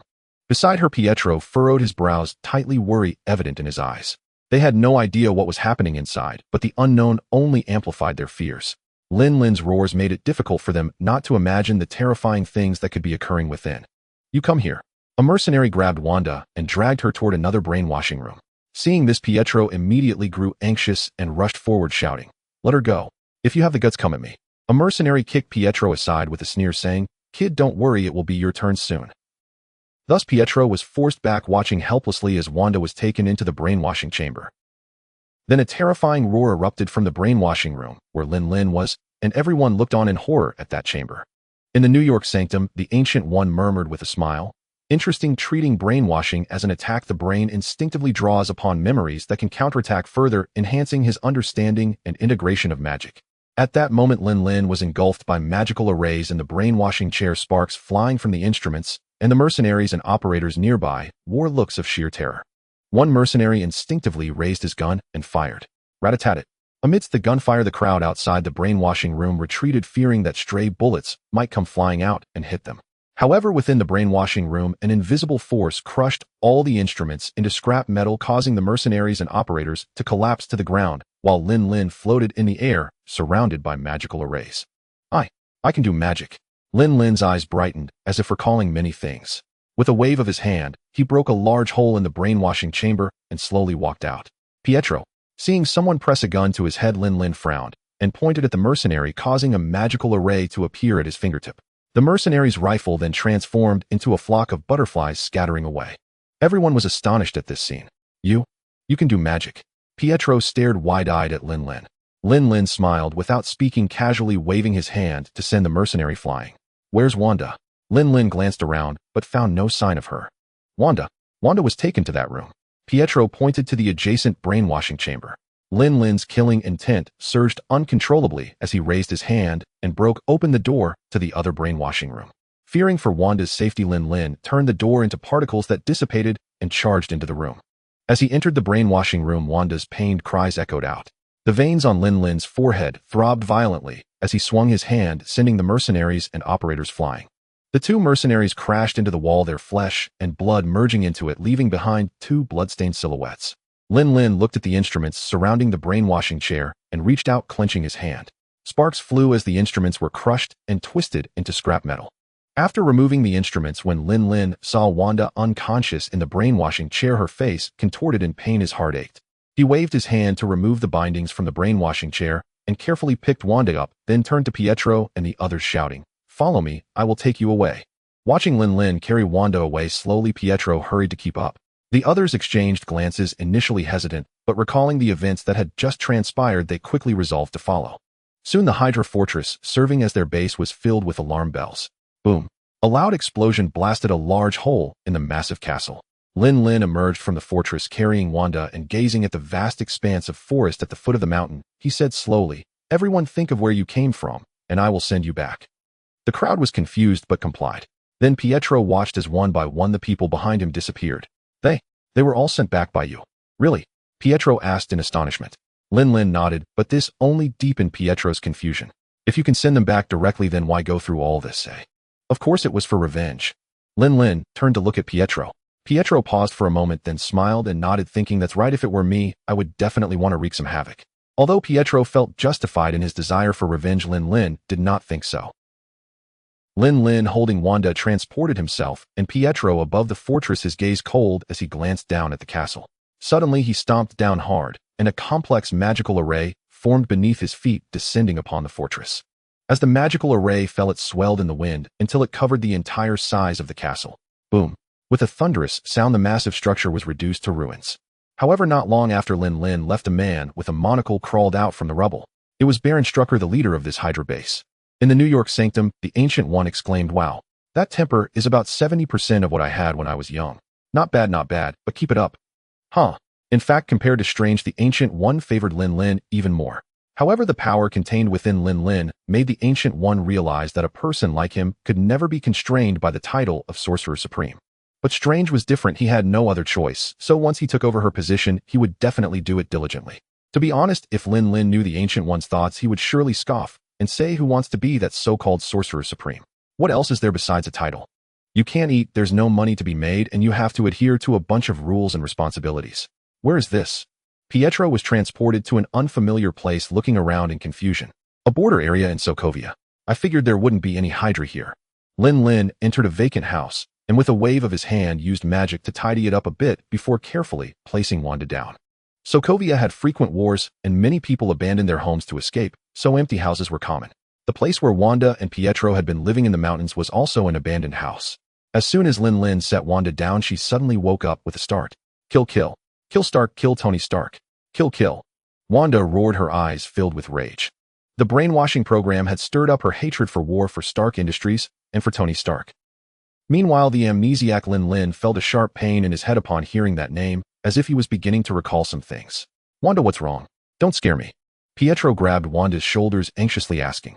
Lin Lin stepped forward and pulled Pietro aside, saying, "Step back, she's been affected by the brainwashing program. I need to calm her down."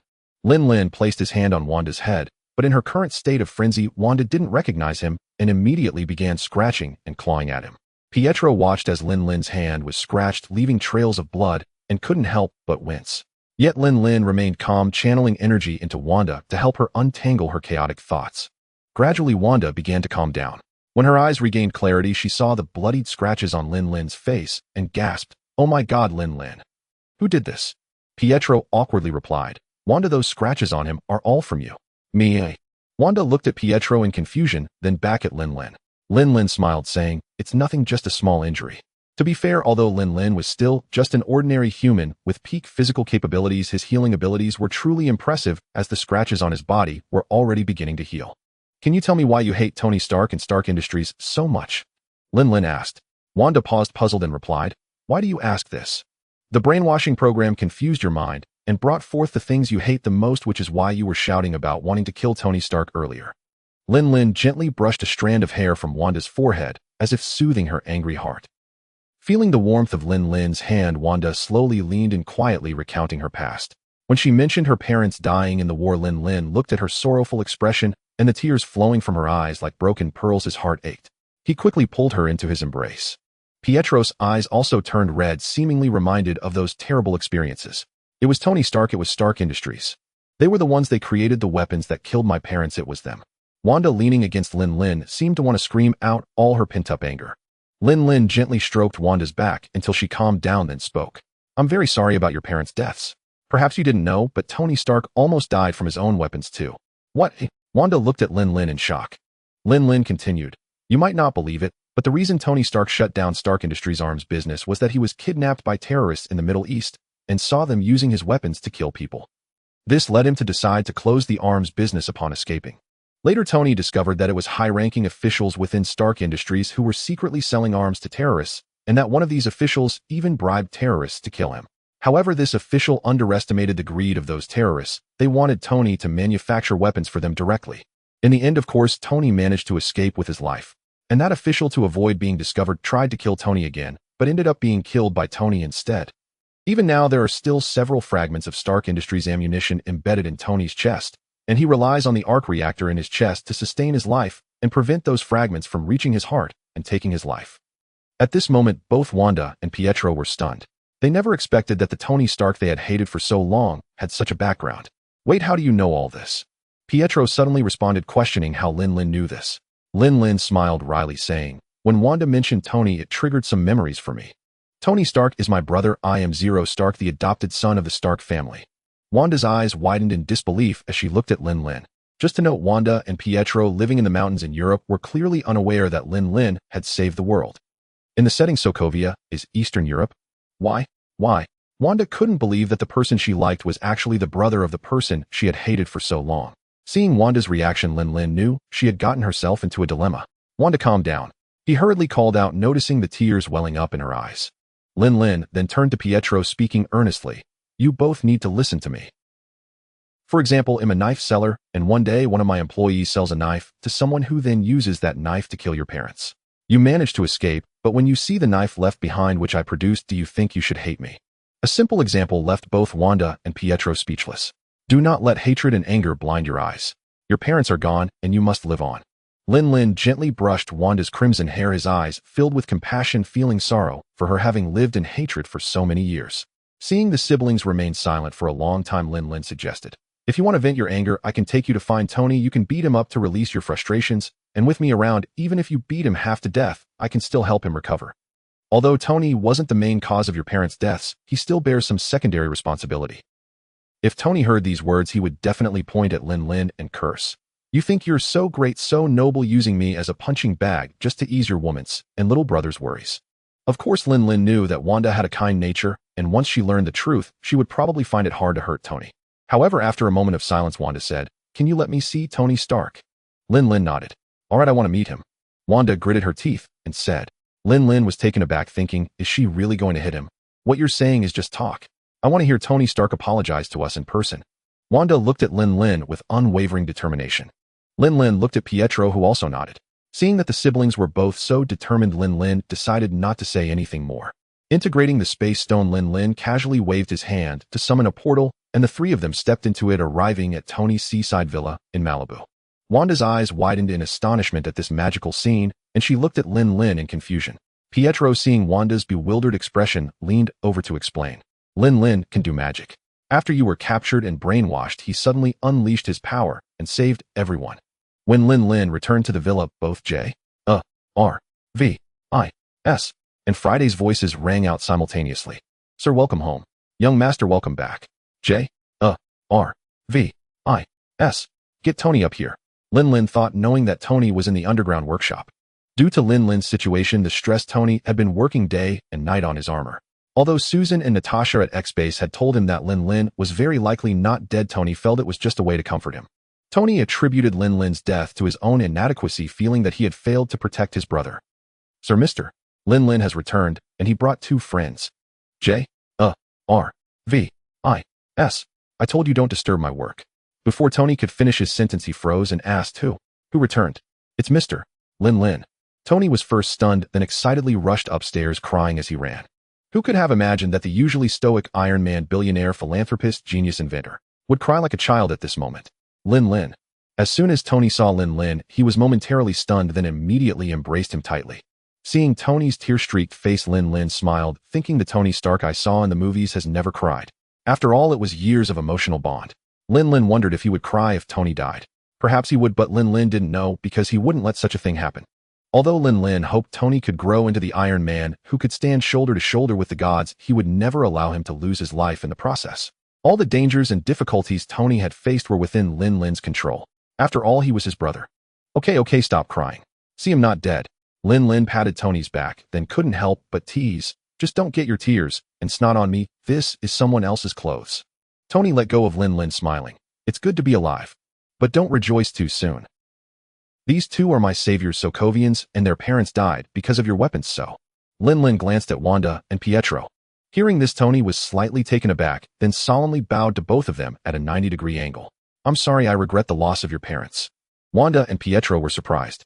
They never expected that before they could speak, Tony would come forward to apologize, which was completely out of character for the arrogant billionaire they knew. Don't rush to apologize, we want to know the truth. Pietro stepped forward and reiterated what Lin Lin had said earlier. I want to know if the truth is as he said. Tony nodded. That's correct. It was my failure to manage the company properly that allowed arms to fall into the hands of terrorists, leading to the tragedy that befell your parents. I apologize once again. Watching Tony bow again, Wanda and Pietro exchanged glances, and then both broke down in tears. The grievances they had harbored for years dissipated in an instant. Watching the 2 crying siblings, Tony felt somewhat at a loss and hurriedly sought help from Lin Wainer. Lin Wainer also smiled helplessly, indicating to Tony to let them vent. Gradually, the cries subsided. Wanda wiped the tears from the corners of her eyes and said goodbye to Tony. Now that we know the reason behind this, there's no need for us to stay any longer. Farewell, Mr. Stark. Oh, what? Tony was taken aback, still thinking about how to compensate the siblings, only to find they were leaving. Lin Wainer understood that Wanda only sought the truth, not some extravagant compensation from Tony. Lin Wainer grabbed Wanda's hand. Wanda, don't rush to leave. Aren't you curious how this guy plans to atone for his mistakes? Tony quickly glanced at Lin Wainer and said, I will establish a charity foundation to help the victims who lost their loved ones and became homeless due to Stark Industries' arms. And you? Feel free to ask for anything, little brother. As long as I can do it, I will definitely fulfill it. As for this young lady, well, I will compensate her with this. Tony, with a mischievous grin, pushed Lin Wainer towards Wanda. As a master of romance, Tony immediately saw that the relationship between Lin Wainer and Wanda was quite special. Suddenly hugging Lin Wainer, Wanda's entire small face turned crimson. This. Wanda's mind went blank. Lin Wainer wrapped his arm around Wanda and seriously told Tony, you don't need to worry about those 2. I will handle it. As for you looking like a scruffy vagabond with those panda eyes and your messy hair, you should tidy yourself up first and get some good sleep. Oh, is it that bad? Tony turned to look at the nearby full-length mirror. Oh no, I've become a homeless person. Tony quickly ran away. Young Master, Miss Susan is calling. Susan. Lin Wainer was taken aback as beautiful memories surged forth. Susan, quickly answer it. Hello. Lin Wainer, is that you back? Just now Ling Long said you appeared at the villa in Malibu. Hearing Susan's anxious yet hopeful voice, Lin Wainer's heart trembled. Susan, it's me. I've returned. They'll come see you soon. Upon hearing Lin Wainer's voice, Susan immediately burst into tears, replying after a long pause, okay, Natasha, and I will wait for you. After hanging up, Lin Wainer felt 2 sharp gazes behind him, as if they were swords piercing his back. Can I explain something? Lin Wainer looked at the siblings with a somewhat flattering smile. Pietro looked at Lin Wainer with disappointment, saying, I never expected this. You should explain to Wanda yourself. Oh, I'm too lazy to get involved in your matters. Wanda frowned, her eyes filled with disappointment as she looked at Lin Wainer, hoping he could provide a reasonable explanation. Sigh. Lin Wainer sighed deeply and embraced Wanda. Don't hold on to me if you don't clarify things. Wanda struggled to leave Lin Wainer, but he held her even tighter. I'm sorry. Without explaining, Lin Wainer immediately apologized, causing Wanda's heart to sink halfway. Susan and Natasha are both my women. That was before my amnesia. Sorry, I didn't mean to hide it from you. Hearing their names made me remember. I'm not a good man, but I am definitely not a scumbag. If you don't leave me, I won't abandon you. Stay okay, Wanda. A heartfelt call made Wanda shiver, and Lin Wainer could distinctly feel it. Wanda choked out beside Lin Wainer. You really won't leave me, will you? Absolutely not. Lin Wainer pressed his face against Wanda's and said firmly. Then will they accept me? Wanda asked with concern on her face. After all, she was the newcomer. Don't worry whether they will accept you or not, I won't let you leave. Lin Wainer cupped Wanda's small face and rubbed it gently. I will listen to you. Wanda smiled sweetly. Then Pietro was called back by Lin Wainer. However, when he saw Wanda's blissful expression, he couldn't help but slap his forehead, thinking it's over. My sister has completely been brainwashed by this guy. Lin Wainer summoned a portal and directly arrived at the X-Base. Seeing the sci-fi and enormous X-Base, Pietro was completely stunned, asking blankly, Lin Wainer, where is this place? Is this also Tony Stark's property? Oh no, this is my territory. X-Base. It's considered the headquarters of the X Technology Group. Lin Wainer explained. Pietro and Wanda were both left dumbfounded. Well, I can only say that a large portion belongs to you. Suddenly a voice came from behind Lin Wainer. He turned back puzzled and quickly recognized the familiar face. Norman Osborn. Norman paused for a moment and asked puzzled, why don't you recognize me? No. Lin Wainer smiled and waved his hand. That battle caused me to lose my memory. I can only recall familiar names or faces. Oh, I see. You have really been through a lot. Saying this, Norman Osborn deeply bowed to Lin Wainer. Thank you for saving the world. Such a solemn expression of gratitude startled Lin Wainer and the siblings. Lin Wainer quickly stepped forward to help Norman up. Mr. Osborn, you are being too polite. No, I'm not being polite. I'm sincerely thanking you. Norman looked at Lin Wainer with genuine sincerity. But what you just said was... Lin Wainer was puzzled about why Norman said that a large part of X Technology Group belonged to him. Norman smiled and said, originally I was hesitant to merge Osborn Industries into X Technology, but your heroic demeanor in space and your selfless spirit deeply moved me. So after that day, I voluntarily proposed merging Osborn Industries into X Technology Group. Huh. Lin Wainer truly did not expect to gain such rewards after resolving the Thanos incident. Seeing Lin Wainer in shock, Norman smiled and pulled out his phone, inputting Lin Wainer's real name before handing it to him. Perhaps you don't know your current fame in the world is incomparable. Looking at the various topics and trends about himself online, Lin Wainer was instantly dumbfounded, remembering he had instructed Ling Long to livestream his battle with Thanos to everyone. Originally, he just wanted to avoid death quietly, but he never expected it would turn out like this. You don't know how many geniuses have been clamoring to join X Technology during your absence. Norman looked at the entire X Technology with pride in his eyes. Lin Wainer, however, became anxious, saying, you didn't accept all of them, did you? Rest assured, when I took over as CEO, Ms. Natasha told me your standards for selecting people. As a fellow leader, Norman naturally understood Lin Wainer's concerns. Hearing this, Lin Wainer immediately breathed a sigh of relief, then asked in confusion, Natasha. She joined the company's management. This? You might want to ask Ms. Natasha or Ms. Susan about that. It might be better if they tell you. Lin Wainer was left dumbfounded, not understanding what Norman meant, but he did not delve deeper. After bidding farewell to Norman, Lin Wainer took the siblings up to the upper levels of the base. Along the way, Wanda looked at the various industries displayed in the base and hesitated before slowly asking Lin Wainer, are these industries all yours? You finally asked. Lin Wainer smiled at Wanda. Indeed, X Technology and its various industries and subsidiaries are indeed mine. They do not belong to the Stark family. I earned them bit by bit since college. However, after merging Osborn Industries, Mr. Norman holds a significant share, so I can't say it entirely belongs to me now. Then how much is that worth? Pietro's eyes widened in disbelief as he looked at Lin Wainer. Money. Talking about money feels so vulgar. Lin Wainer chuckled, secretly thinking, at my level, money has long ceased to be important. People often go from hating someone to becoming someone and even surpassing them. If the Lin Wainer of his past life saw the person he had become in this life, he would definitely disdainfully say, what matters if money is unimportant? What is more important? What about relationships? Looking at Lin Wainer, who appeared indifferent, Wanda felt a surge of inferiority. Reflecting on Lin Wainer's family background and everything he had, Wanda couldn't help but feel small. Noticing Wanda's unusual demeanor, Lin Wainer tightened his grip on her hand. Don't think too much. You are unique and you possess talents that many envy. Talent. Wanda looked at Lin Wainer in confusion.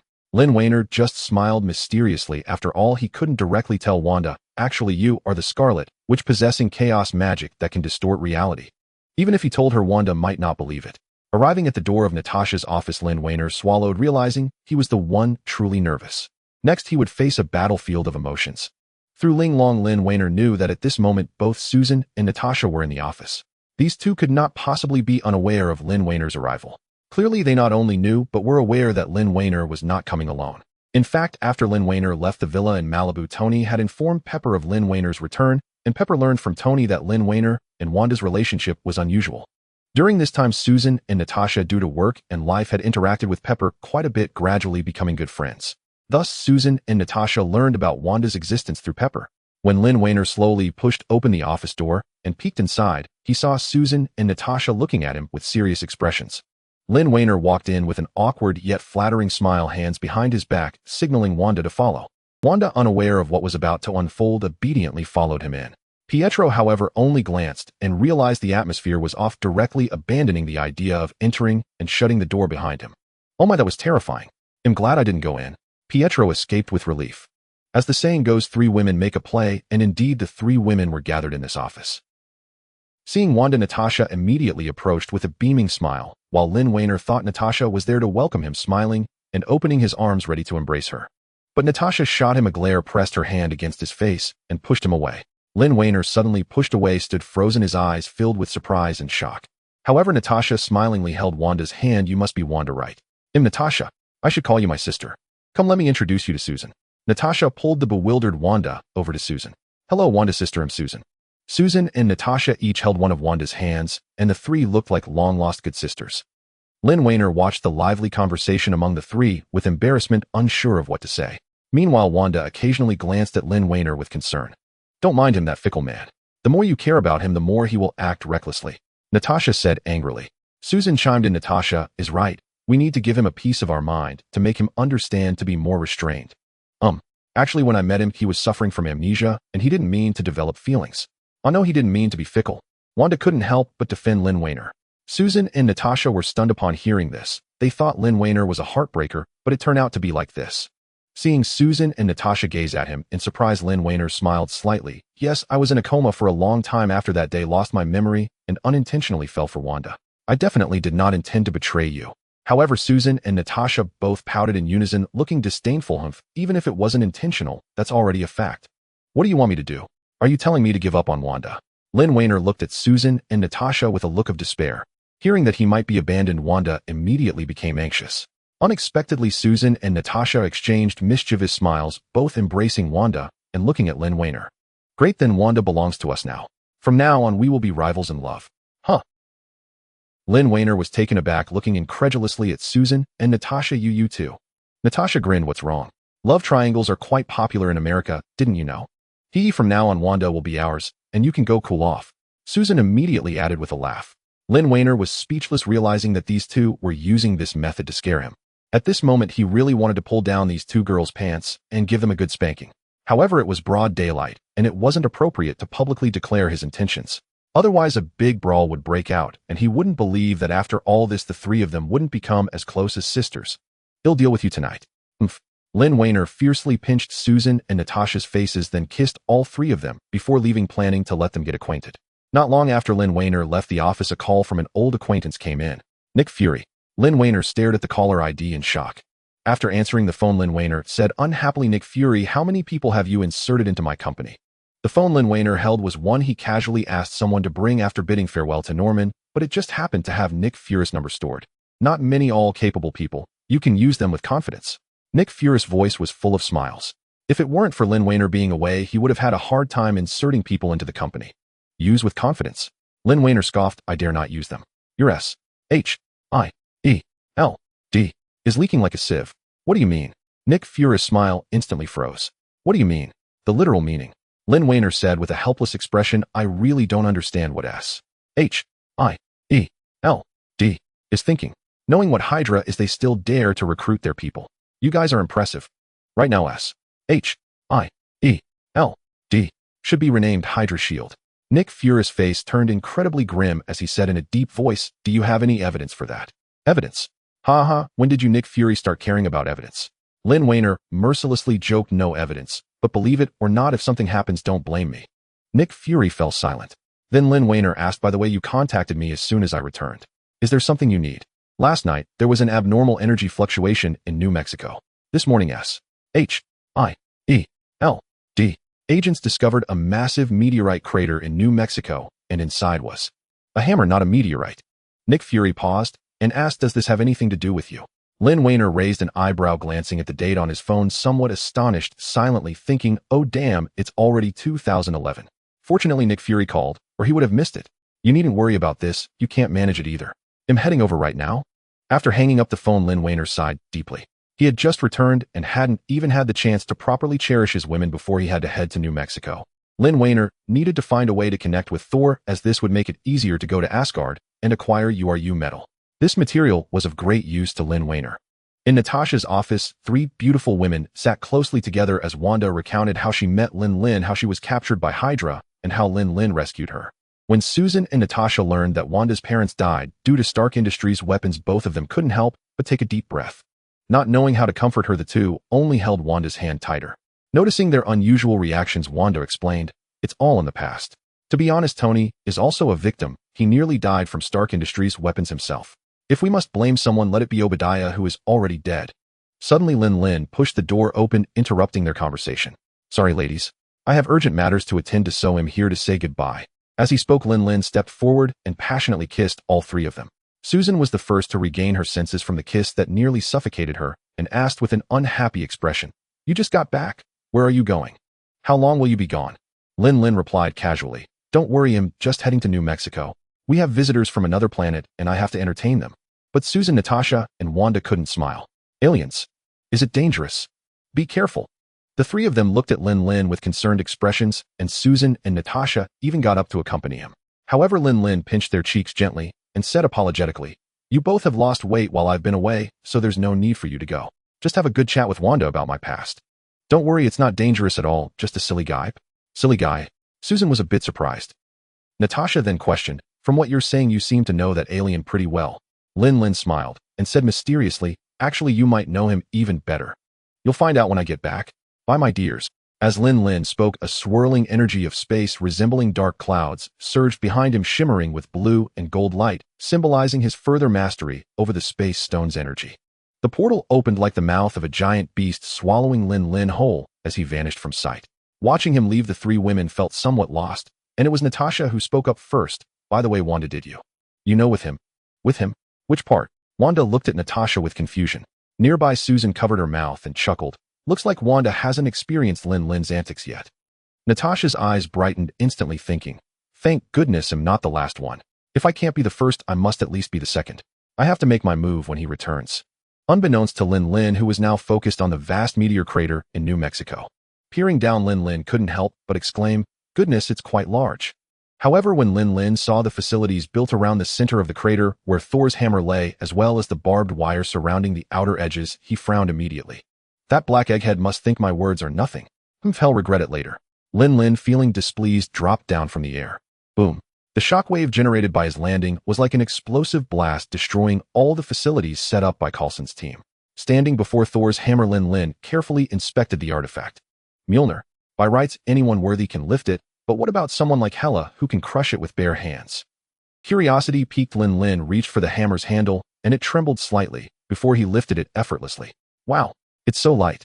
Lin Lin tossed Mjolnir in the air. Its weight was almost like that of an inflatable hammer. After placing it back in its original position, Lin Lin couldn't help but mutter, "Does this mean I'm recognized? Or is it that my strength suppresses Odin's enchantment?" Just as Lin Lin pondered this, a group of SHIELD agents, blown away by his landing, began to surround him. Coulson, who was aiming his gun at Lin Lin, was startled and immediately lowered his weapon, shouting to the other agents, "Put your guns down. This is Mr. Zero Stark." The agents froze for a moment before hastily holstering their weapons, with some even discreetly pulling out their phones to take pictures. Before the Devourer incident, Lin Lin was not well known, and there were very few pictures of him online. Most people only knew he was Tony Stark's brother.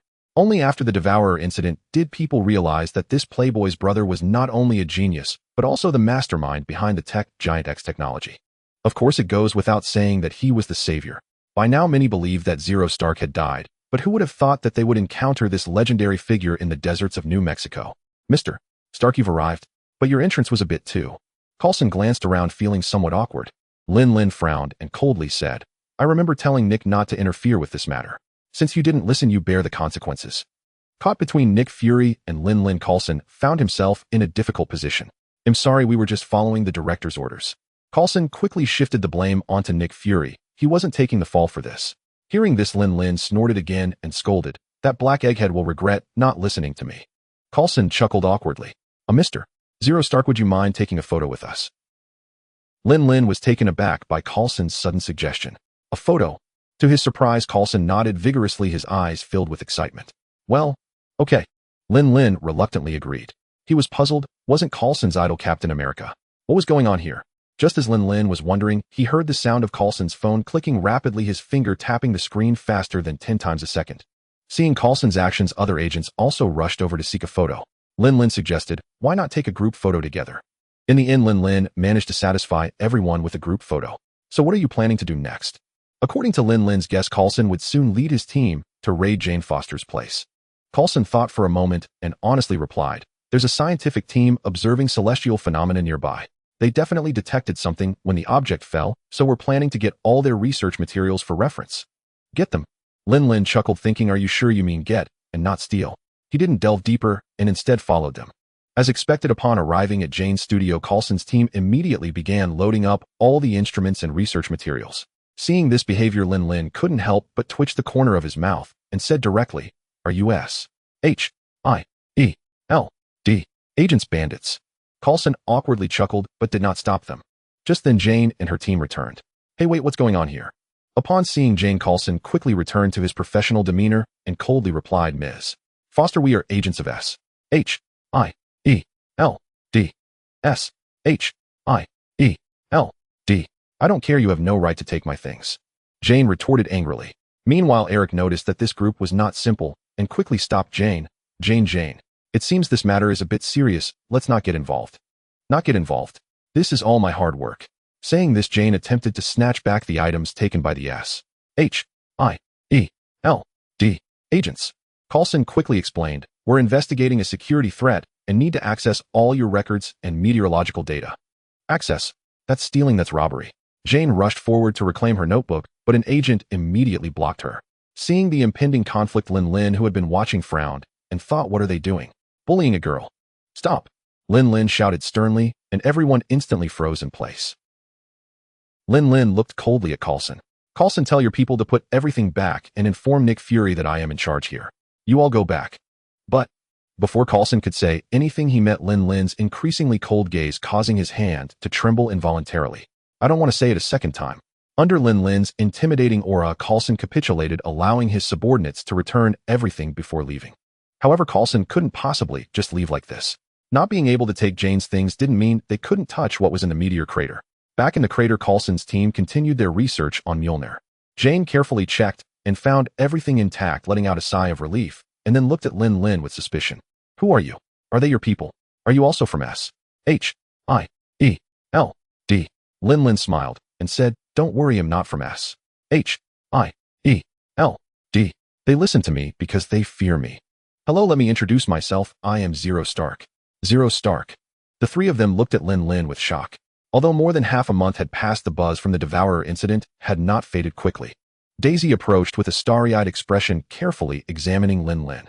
In fact, she had noticed Lin Lin since she returned, but the earlier scene was too frightening for her to approach. Now realizing that the handsome guy standing here was also a world saver, she couldn't help but exclaim, wow, you're way more handsome than those blurry photos online. You're much more elegant than that hunky guy we found yesterday. He looks like a wild man.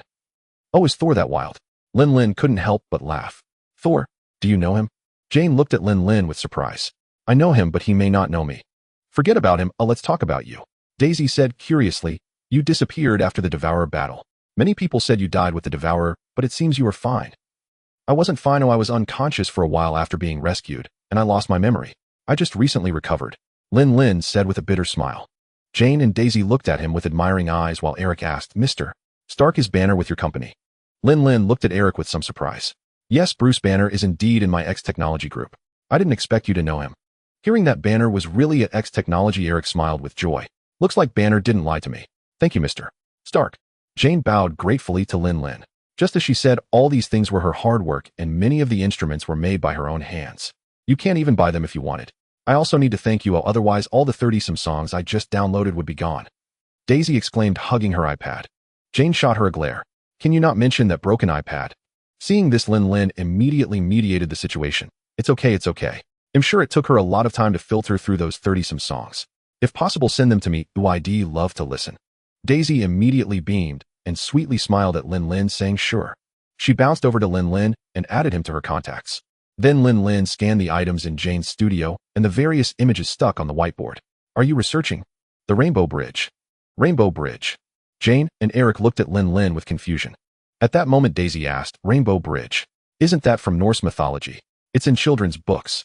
Then Jane and Eric looked at Daisy in disbelief. Daisy shrugged. I said I'm a liberal arts student. Oh, I remember now. Jane mentioned that you were the only one who signed up for the internship. Eric suddenly recalled.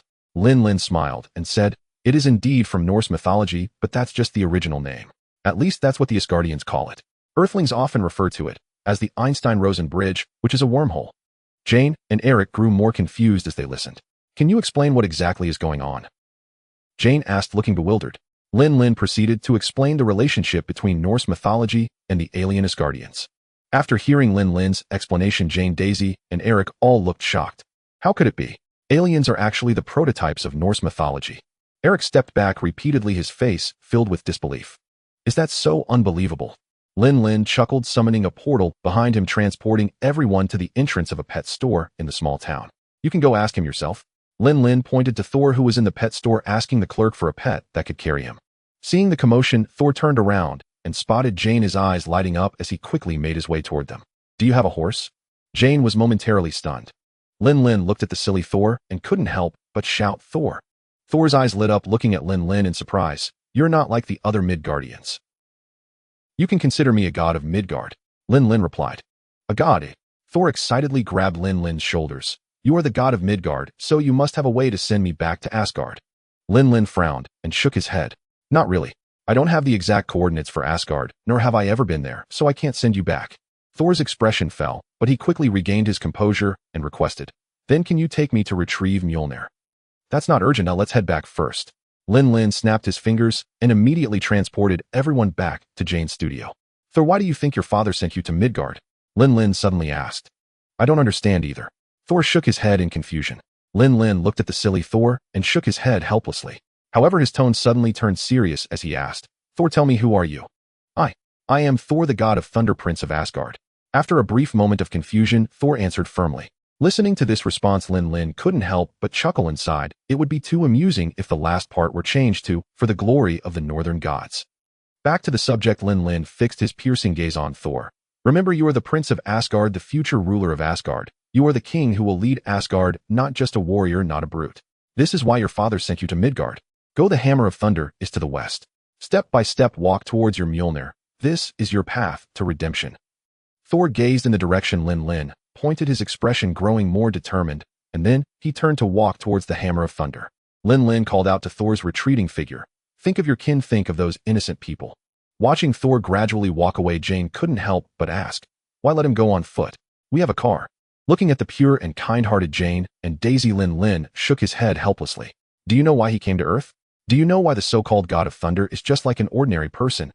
Because he almost provoked a war between two races. His father was disappointed in him. All his father saw in him was the bloodthirst of a warrior, yet not an ounce of the compassion and wisdom of a king. So his father stripped him of his godly powers and sent him to Earth, hoping he would understand the difficulties of being an ordinary person. Originally fond of Thor, Jane and Daisy's goodwill instantly evaporated upon hearing he nearly incited a war. Perhaps even Lin Lin himself did not expect that a single remark would sever the possibility of Jin and Sol being together, leaving even Daisy, who initially had a good impression of him, completely indifferent. Many times feelings are this fragile. Sol could make two women develop feelings for him, with his robust physique and wild appearance, yet a simple sentence from Lin Lin shattered that illusion. However, this was indeed not Lin Lin's intention. To him, Sol was not a warmonger, but a mindless warrior easily swept up in passion. A few words from Loki had him spinning in circles. This was also the reason Odin was disappointed in Sol. He saw no wisdom or compassion befitting a ruler in a prince. Lin Lin did not wish to concern himself with Sol's family matters. At that moment, he was discussing the Rainbow Bridge, or wormholes, with Jin. When Jin learned that Asgard's Rainbow Bridge was a massive magical device, she was instantly amazed. The two engaged in a heated discussion about the formation of wormholes and the possibilities of devices that could create them. Daisy looked on gloomily at this scene. To her, it was not a scientific discussion at all, but rather a romantic conversation. Embracing the idea of out of sight, out of mind, Daisy put on her headphones and closed her eyes to rest. However, just as Daisy thought, the discussion between Lin Lin and Jin brought them closer. Each accidental touch quickened Jin's heartbeat. She could hardly imagine such a perfect person existed before her. Intelligent, handsome, strong, and fearless. All these captivating traits were concentrated in one person. As their discussion quieted, the two seemed to share a moment of mutual understanding, slowly gazing into each other's eyes beneath the setting sun. Feeling the nearby masculine aura, Jian could almost hear her own heart pounding violently, blood rushing through her veins. In a moment of impulsiveness, Jian reached out, wrapping her arms around Lin Lin's neck, standing on tiptoe to kiss him. Slightly dumbfounded, Lin Lin embraced Jian, and they kissed passionately. Jian wrapped around Lin Lin like an octopus, fervently seeking more, but it was Lin Lin who regained his senses first, stroking the back of Jian's head. As streams of energy flowed into her, her excited state gradually calmed down. After setting Jian down and noticing her flushed cheeks and slightly swollen lips, Lin Lin felt a pang of regret. There are some things I may need to confess to you. Lin Lin did not want to be a deceitful scoundrel, so he planned to be straightforward with Jian, leaving her decision entirely up to her. With her eyes returning to clarity, Jian looked at Lin Lin in confusion and said, "You say? Actually, I already have 3 girlfriends. They all know about each other, so you." Lin Lin looked at Jian with some trepidation. Jian paused for a moment, then smiled. "Sorry, I don't want to be your girlfriend. Maintaining our current relationship is just fine. You are very intelligent and strong, but I don't want to be dependent on you. I have my own career and dreams." Jian continued, "If possible, I hope you can be my only safe harbor." Lin Lin was momentarily stunned and asked, "Do you mean?" "My career means I can't accompany you, but I don't want to betray my own heart. I do like you. Oh, I just hope that when I come to find you, you're available." Jian nestled quietly in Lin Lin's embrace, and Lin Lin couldn't help but smile. "Whatever you want, I don't want you to be dependent on me. My women can have their own careers and dreams too." In Lin Lin's eyes, no one was anyone else's subordinate, whether it was Susan, Natasha, or Wanda. He had never thought of making them his possessions. In fact, Lin Lin had always hoped they could become stronger and have the ability to protect themselves, even if one day he were to disappear. "That's good." Jian stood on her tiptoes and kissed Lin Lin once more before turning and diving back into her RV. Watching Jian depart, Lin Lin shook his head helplessly, realizing he had underestimated the American perspective on relationships. He recalled seeing a complicated diagram of romantic relationships in American campuses during his previous life. "She wouldn't betray me, would she?" Lin Lin suddenly realized. He didn't worry about Susan, Natasha, or Wanda, but Jian's earlier words were somewhat ambiguous, leaving him feeling uncertain. Although Lin Lin would not restrain her during the time their relationship lasted, he certainly did not want Jian to betray him. Just as Lin Lin was deep in thought, Daisy was pushed out of the RV by Jian. Upon seeing Lin Lin, Daisy's face turned red. Lin Lin, on the other hand, looked confused, not understanding why she was blushing. However, unlike Jian, Daisy was much more straightforward. Although her face was flushed, she still boldly walked toward Lin Lin. Then, in front of a shocked Lin Lin, Daisy grabbed his collar and kissed him. Being kissed by 2 women in a short time left Lin Lin utterly dumbfounded. In truth, it was Lin Lin's lack of self-awareness. To Jian and Daisy, he was a super idol, a true hero who saved the world. With looks and physique, it was no surprise that they felt this way. Jian was drawn to Lin Lin's wisdom, while Daisy was simply captivated by his looks. Initially, Daisy didn't have the courage, but it was Jian who encouraged her inside the RV, making her blush as she emerged to kiss Lin Lin. Jian's thinking was simpler. Bringing Daisy along meant Lin Lin would pay more attention to them. After all, the greater the mass, the stronger the attraction. One could only say that a scientist's ideas are indeed unique.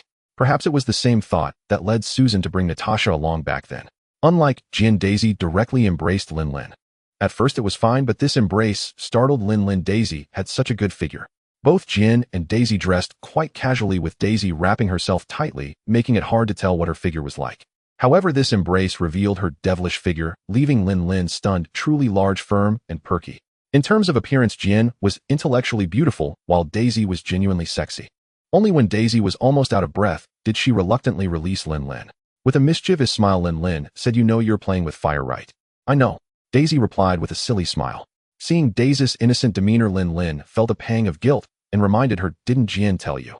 Including her, I already have 4 women. Then I must be the 5th. Daisy said as if she didn't understand, leaning against Lin Lin's shoulder, her hand constantly caressing his muscular chest. As Lin Lin held Daisy, utilizing his supervision and hearing, he took in all these scenes. Feeling the thunder god's hammer close at hand, Soul tried to summon it, but the sky lit up with lightning and thunder, yet the hammer did not return. In fact, Soul had tried countless times along the way, failing to summon the hammer. Initially disheartened, he looked at the lightning flashing in the sky and reignited his hope. Sure enough, Mjolnir had not abandoned me. As long as I grasp it again, it surely will still be mine. Although Soul had been stripped of his divine power, his physique remained strong. He lifted a corner of the barbed wire and slipped inside. Before long, light rain began to fall from the sky. Seeing the patrolling agents around, Sol wasn't foolish enough to charge, and yet despite his careful infiltration, he was still discovered, and alarms blared throughout the temporary base. But at this moment, Sol didn't care whether it was S-H-I-E-L-D or HYDRA. He barreled in directly, knocking down anyone he encountered. He charged toward the Thunder God's hammer. Hearing the alarm, Agent Barton quickly positioned himself, drawing his bow and aiming at Sol. Sol grappled with a hefty black man in the mud, ultimately knocking him out with a punch. After standing up, he shook off his wet hair and walked toward the Thunder God's hammer. From above, Barton couldn't help but tease over the earpiece, "Coulson, give the order." I'm almost a fan of his.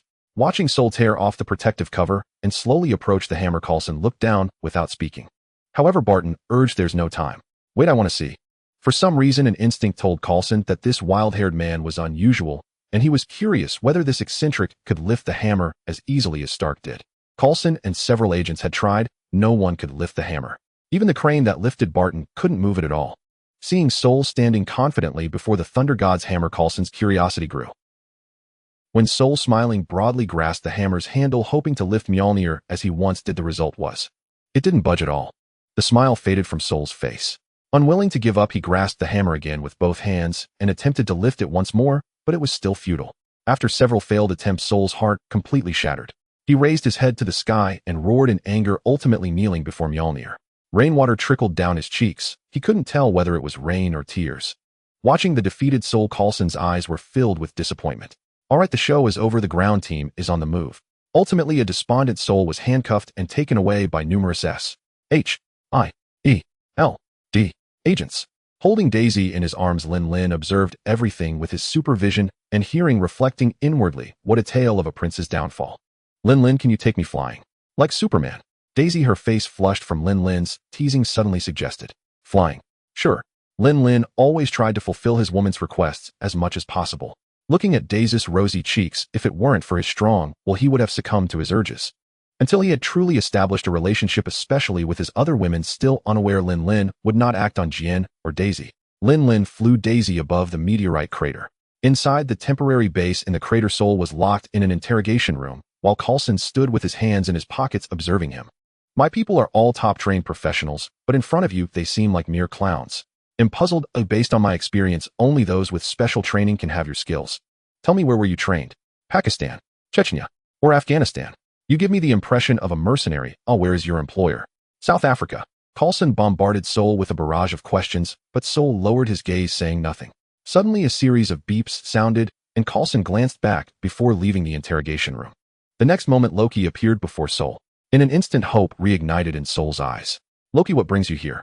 Dressed in earthly attire, Loki looked at his disheveled brother, feeling immensely pleased, though he had to suppress his laughter and feign a sorrowful expression. "I need to see you." Seeing Loki's sorrowful demeanor, Sol anxiously asked, "What's happened? Is it related to Jotunheim? I need to explain to father. Father is dead." Loki's eyes were filled with sadness. One must admit Loki's acting was quite good. His sorrowful voice and slightly moist eyes left Sol stunned. "What?" Sol replied incredulously, but at this moment tears began to well up in his eyes. "You've been banished from Asgard. A great war is about to break out, and all of this is too much for him to bear. You need not blame yourself. Oh, I know you love him." I tried to persuade him, but he wouldn't listen. Loki's expression was filled with helplessness and sadness. At this moment, Sol had completely believed Loki's words, but high above, embracing Daisy and witnessing everything, Lin Lin couldn't help but chuckle. "Darling, what are you laughing at?" Daisy asked, bewildered. "There's nothing amusing down there. No, you can't see it, but I see a foolish brother being easily tricked by his clever brother with just a few words," Lin Lin said with a smile. Daisy was confused, but she didn't care, as she only embraced Lin Lin and admired the starry sky. Once Loki had successfully deceived Sol, he turned and revealed a smug smile, before swiftly appearing before the Thunder God's hammer. Looking at the powerful artifact, Loki naturally felt the urge to claim it for himself, yet when he grasped the hammer's handle and exerted his strength, he found it immovable. Feeling somewhat awkward, Loki released his grip, straightened his clothes, and looked up at the sky. However, upon looking up, he spotted Lin Lin, who was embracing Daisy. Loki's body trembled in surprise. He hadn't expected someone to be watching from above all along, while he remained completely unaware. Loki then flashed in front of Lin Lin. "Who are you?" he asked warily. Lin Lin did not answer, but instead smiled. "A foolish brother and a cunning younger brother. I must say this is quite amusing." "Is this the brother and the younger brother you mentioned?" Daisy looked surprised at the suddenly appearing Loki. "Yes, he is the younger brother." Lin Lin laughed. Loki's face darkened as he questioned again, "Who exactly are you?" Who I am is not important. What matters is that you can leave. With that, Lin Lin snapped his fingers and Loki's figure immediately vanished. What a clever fellow. Lin Lin couldn't help but chuckle at Loki's tricks, yet he had to admire the precision of his illusions. Who is he? Daisy asked curiously. Lin Lin replied, he is Loki, the god of mischief from Norse mythology. That's him. Daisy's eyes widened slightly. All right, let me take you back. I still need to bring his brother back later. Lin Lin reached out and effortlessly picked Daisy up. Daisy gasped as she was suddenly scooped up in a princess carry, then looked at Lin Lin with flirtatious eyes. Are you sure you don't want to? You little rascal. Lin Lin said, I want to act on you for now. After planting a kiss on Daisy's lips, he flew toward Jin's studio. Once Daisy was settled, Lin Lin turned to fetch Sol. Without the cumbersome steps like Eric's, Lin Lin landed in the temporary base, quickly surrounded by numerous S.H.I.E.L.D. agents. Upon seeing it was Zero Stark, someone immediately ran to inform Coulson. When Coulson arrived, Lin Lin said with displeasure, I told you to leave, but you didn't. Tomorrow you'll regret it. Just hand over the guy you captured to me. Isn't that inappropriate? Coulson said, looking troubled. However, when Coulson met Lin Lin's gaze, he immediately relented, hurriedly instructing to bring Sol to him. It's you. Upon seeing Lin Lin, Sol was instantly overjoyed. Without a word, Lin Lin grabbed Sol by the back of his collar and flew away. How about going for a drink? Now Sol needed a way to drown his sorrows, so he would certainly not refuse. In the bar, Sol downed one glass after another, each filled with high-proof liquor. Lin Lin, unlike Eric, would have the alcohol broken down within seconds due to his physique. However, without divine power, Sol was merely stronger than an ordinary person. After several shots of strong liquor, he quickly slumped over the bar, sound asleep. Hey, is this it? Lin Lin nudged Sol, and seeing he had no reaction, couldn't help but laugh. I thought you could hold your liquor. Without divine power, you can only drink like that old man Eric. Perhaps he is more suited to beer. After carrying Sol back, Lin Lin, who had just stepped out of the studio for some fresh air, encountered Jin coming out of the RV. What are you doing? Jin, seeing Lin Lin was still awake late at night, couldn't help but wonder where he had been. Lin Lin smiled and pointed behind him at Sol, who was sound asleep in the studio. I was accompanying a heartbroken brother who was deceived by his own younger brother for drinks. Deceived? Why didn't you tell him? Jin laughed as she moved closer, wrapping her arm around Lin Lin's. Tell him. What should I tell him? Tell him that his dear brother is a fraud. Do you think he will believe a stranger like me over his brother? Lin Lin shook his head and led Jin to sit down. Under the starry sky, the two embraced tightly, speaking calmly, without sweet nothings, yet their relationship grew increasingly heated. As the first rays of sunlight pierced the horizon, Lin Lin slowly opened his eyes. Glancing at Daisy beside him, he couldn't help but smile helplessly. Yes, Daisy. Last night Lin Lin had chatted a lot with Jin, and before he knew it, she had fallen asleep in his arms. He had initially planned to carry her back to bed, but Daisy surprisingly crawled out of the RV again, whether she hadn't slept at all or had just woken up. In any case, Daisy ended up contentedly sleeping on her side of Lin Lin. The temperature in the desert at night was quite low, so Lin Lin hadn't slept at all, maintaining an energy field to keep them warm. As the sun rose, Lin Lin carefully placed both of them back on the bed in the RV and then went to prepare breakfast. Considering everyone's tastes, Lin Lin prepared a predominantly Western-style breakfast, frying a plate of bacon and ham, heating some bread in the pan, steaming a bowl of scrambled eggs, and adding a plate of blanched vegetables. For drinks, Lin Lin prepared coffee and milk. Once everything was ready, he went to wake Sol and Eric. However, when Lin Lin saw the two in the studio's lounge cuddled together, he couldn't help but feel strange. Knock, knock, knock. Lin Lin knocked on the door and called out, Time to get up, breakfast is ready. Lin Lin's wake-up call was truly effective, awakening both their souls with just one shout. Slowly, the hungover Sol opened his eyes. Other than slight discomfort, he had none of the usual symptoms of a hangover. On the contrary, he had slept exceptionally well that night. However, when Sol realized he was hugging an old man, he was startled and jumped up hastily, running out of the lounge. Meanwhile, Eric rose with a bewildered expression. Lin Lin entered the RV, but before he could say anything, Jin and Daisy had already woken up. In fact, no matter how careful Lin Lin was, once he placed them back in bed and removed the energy field, the cold bedding would naturally wake them up. So when Lin Lin returned them to the RV, Jin and Daisy coincidentally opened their eyes, smiling at each other. When Lin Lin came to wake them up, both offered morning kisses. This scene was clearly seen by Sol through the RV window. Truly the god of Midgard getting two girls at once.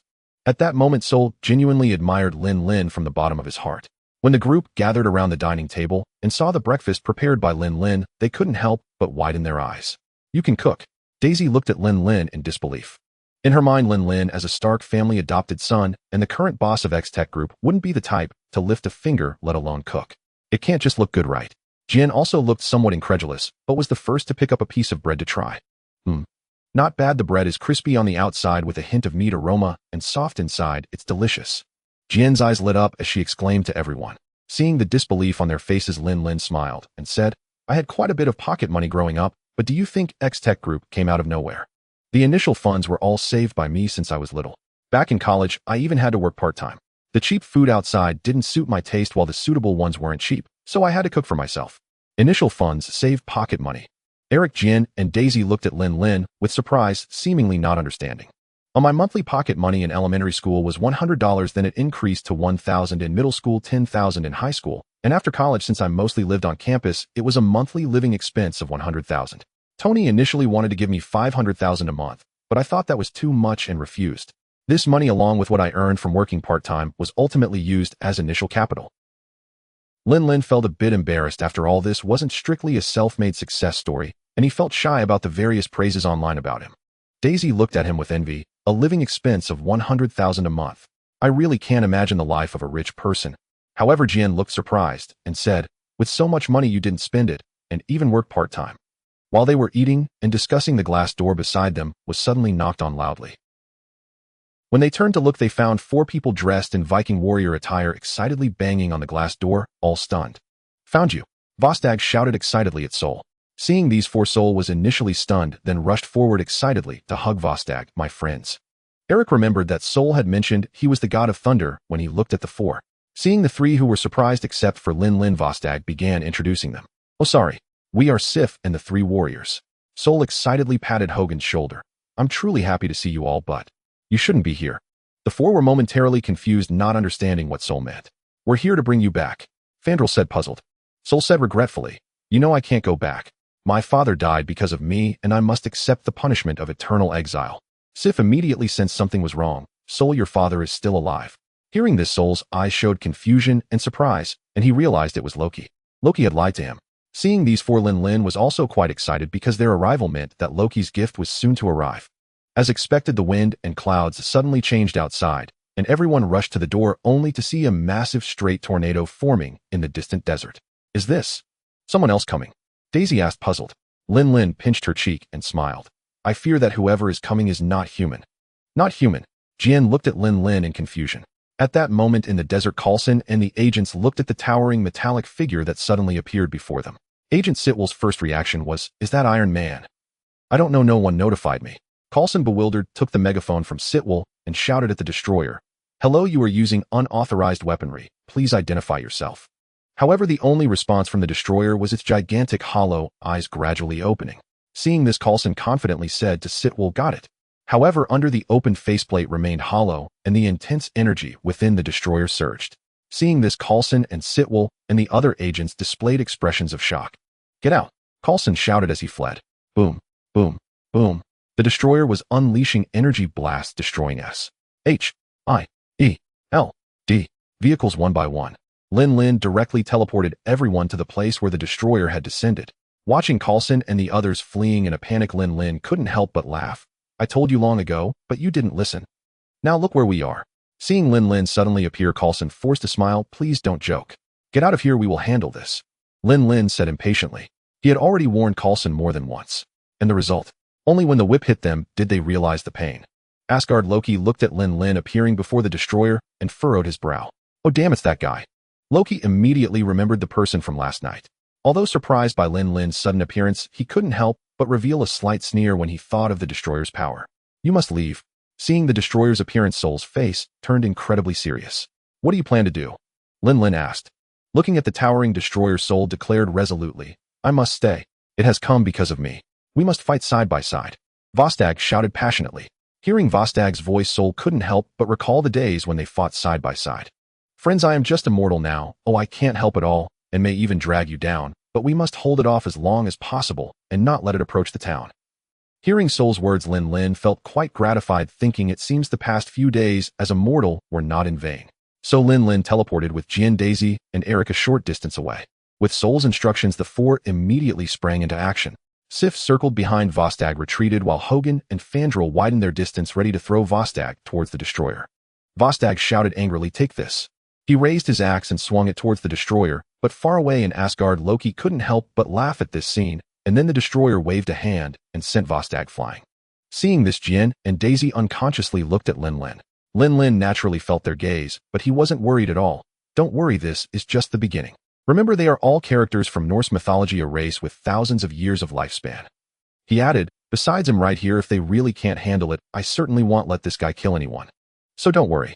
Jin and Daisy held Lin Lin's hands tightly, as if only this could make them feel secure, while Eric shrank behind Lin Lin. It was no wonder they were so fearful. The true power of the destroyer was something these ordinary people had never witnessed.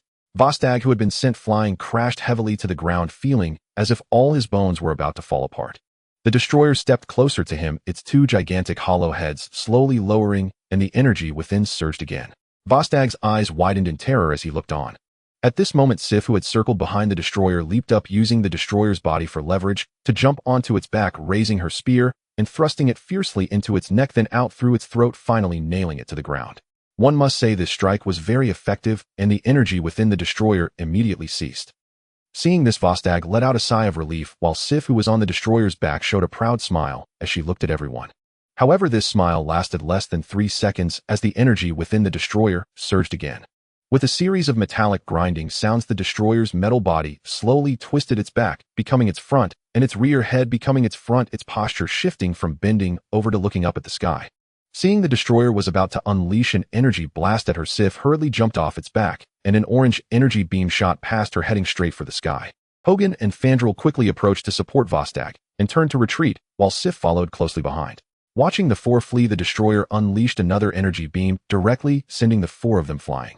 At this moment, Sol could no longer stand by and watch. He rushed to Sif's side, and the two leaned against the destroyed S.H.I.E.L.D. car. Sol held her face with his hands and said, Sif, listen, you've done your best. Know, as a warrior, I must die like a warrior. Even if I die, my story will be passed down for generations. Live, you must live, and tell your story in your own words. Sol urged again. Sif grasped Sol's hands, her eyes filled with struggle, but as the energy beam of the destroyer came again, they had no time left and hurriedly separated. Boom. The already wrecked S.I.E.L.D. vehicle was blown into the air again. On the other side, Hogan and Fandral found Vostag and supported him as they walked towards Sol. Sol shouted to the 3, listen, you must return to Asgard immediately and stop Loki. What about you? Fandral asked. Their purpose for coming here was to bring Sol back. How could they return without him? Don't worry, you'll find a way. Sol smiled. At this moment, he finally vaguely understood his father's intentions, facing the danger his friends were, and while he was powerless, wasn't this a reflection of the feelings of ordinary people in those wars? After persuading the group to leave, Sol slowly turned to face the destroyer, knowing that only by convincing Loki could this crisis be resolved. However, seeing Sol slowly walk towards the destroyer, Sif and the 3 warriors' expressions changed drastically. What is he planning to do? Sif asked in surprise. But no one could answer her question. Watching Sol approach the destroyer, Loki didn't rush to command it to act. He wanted to see what the now mortal Sol would do.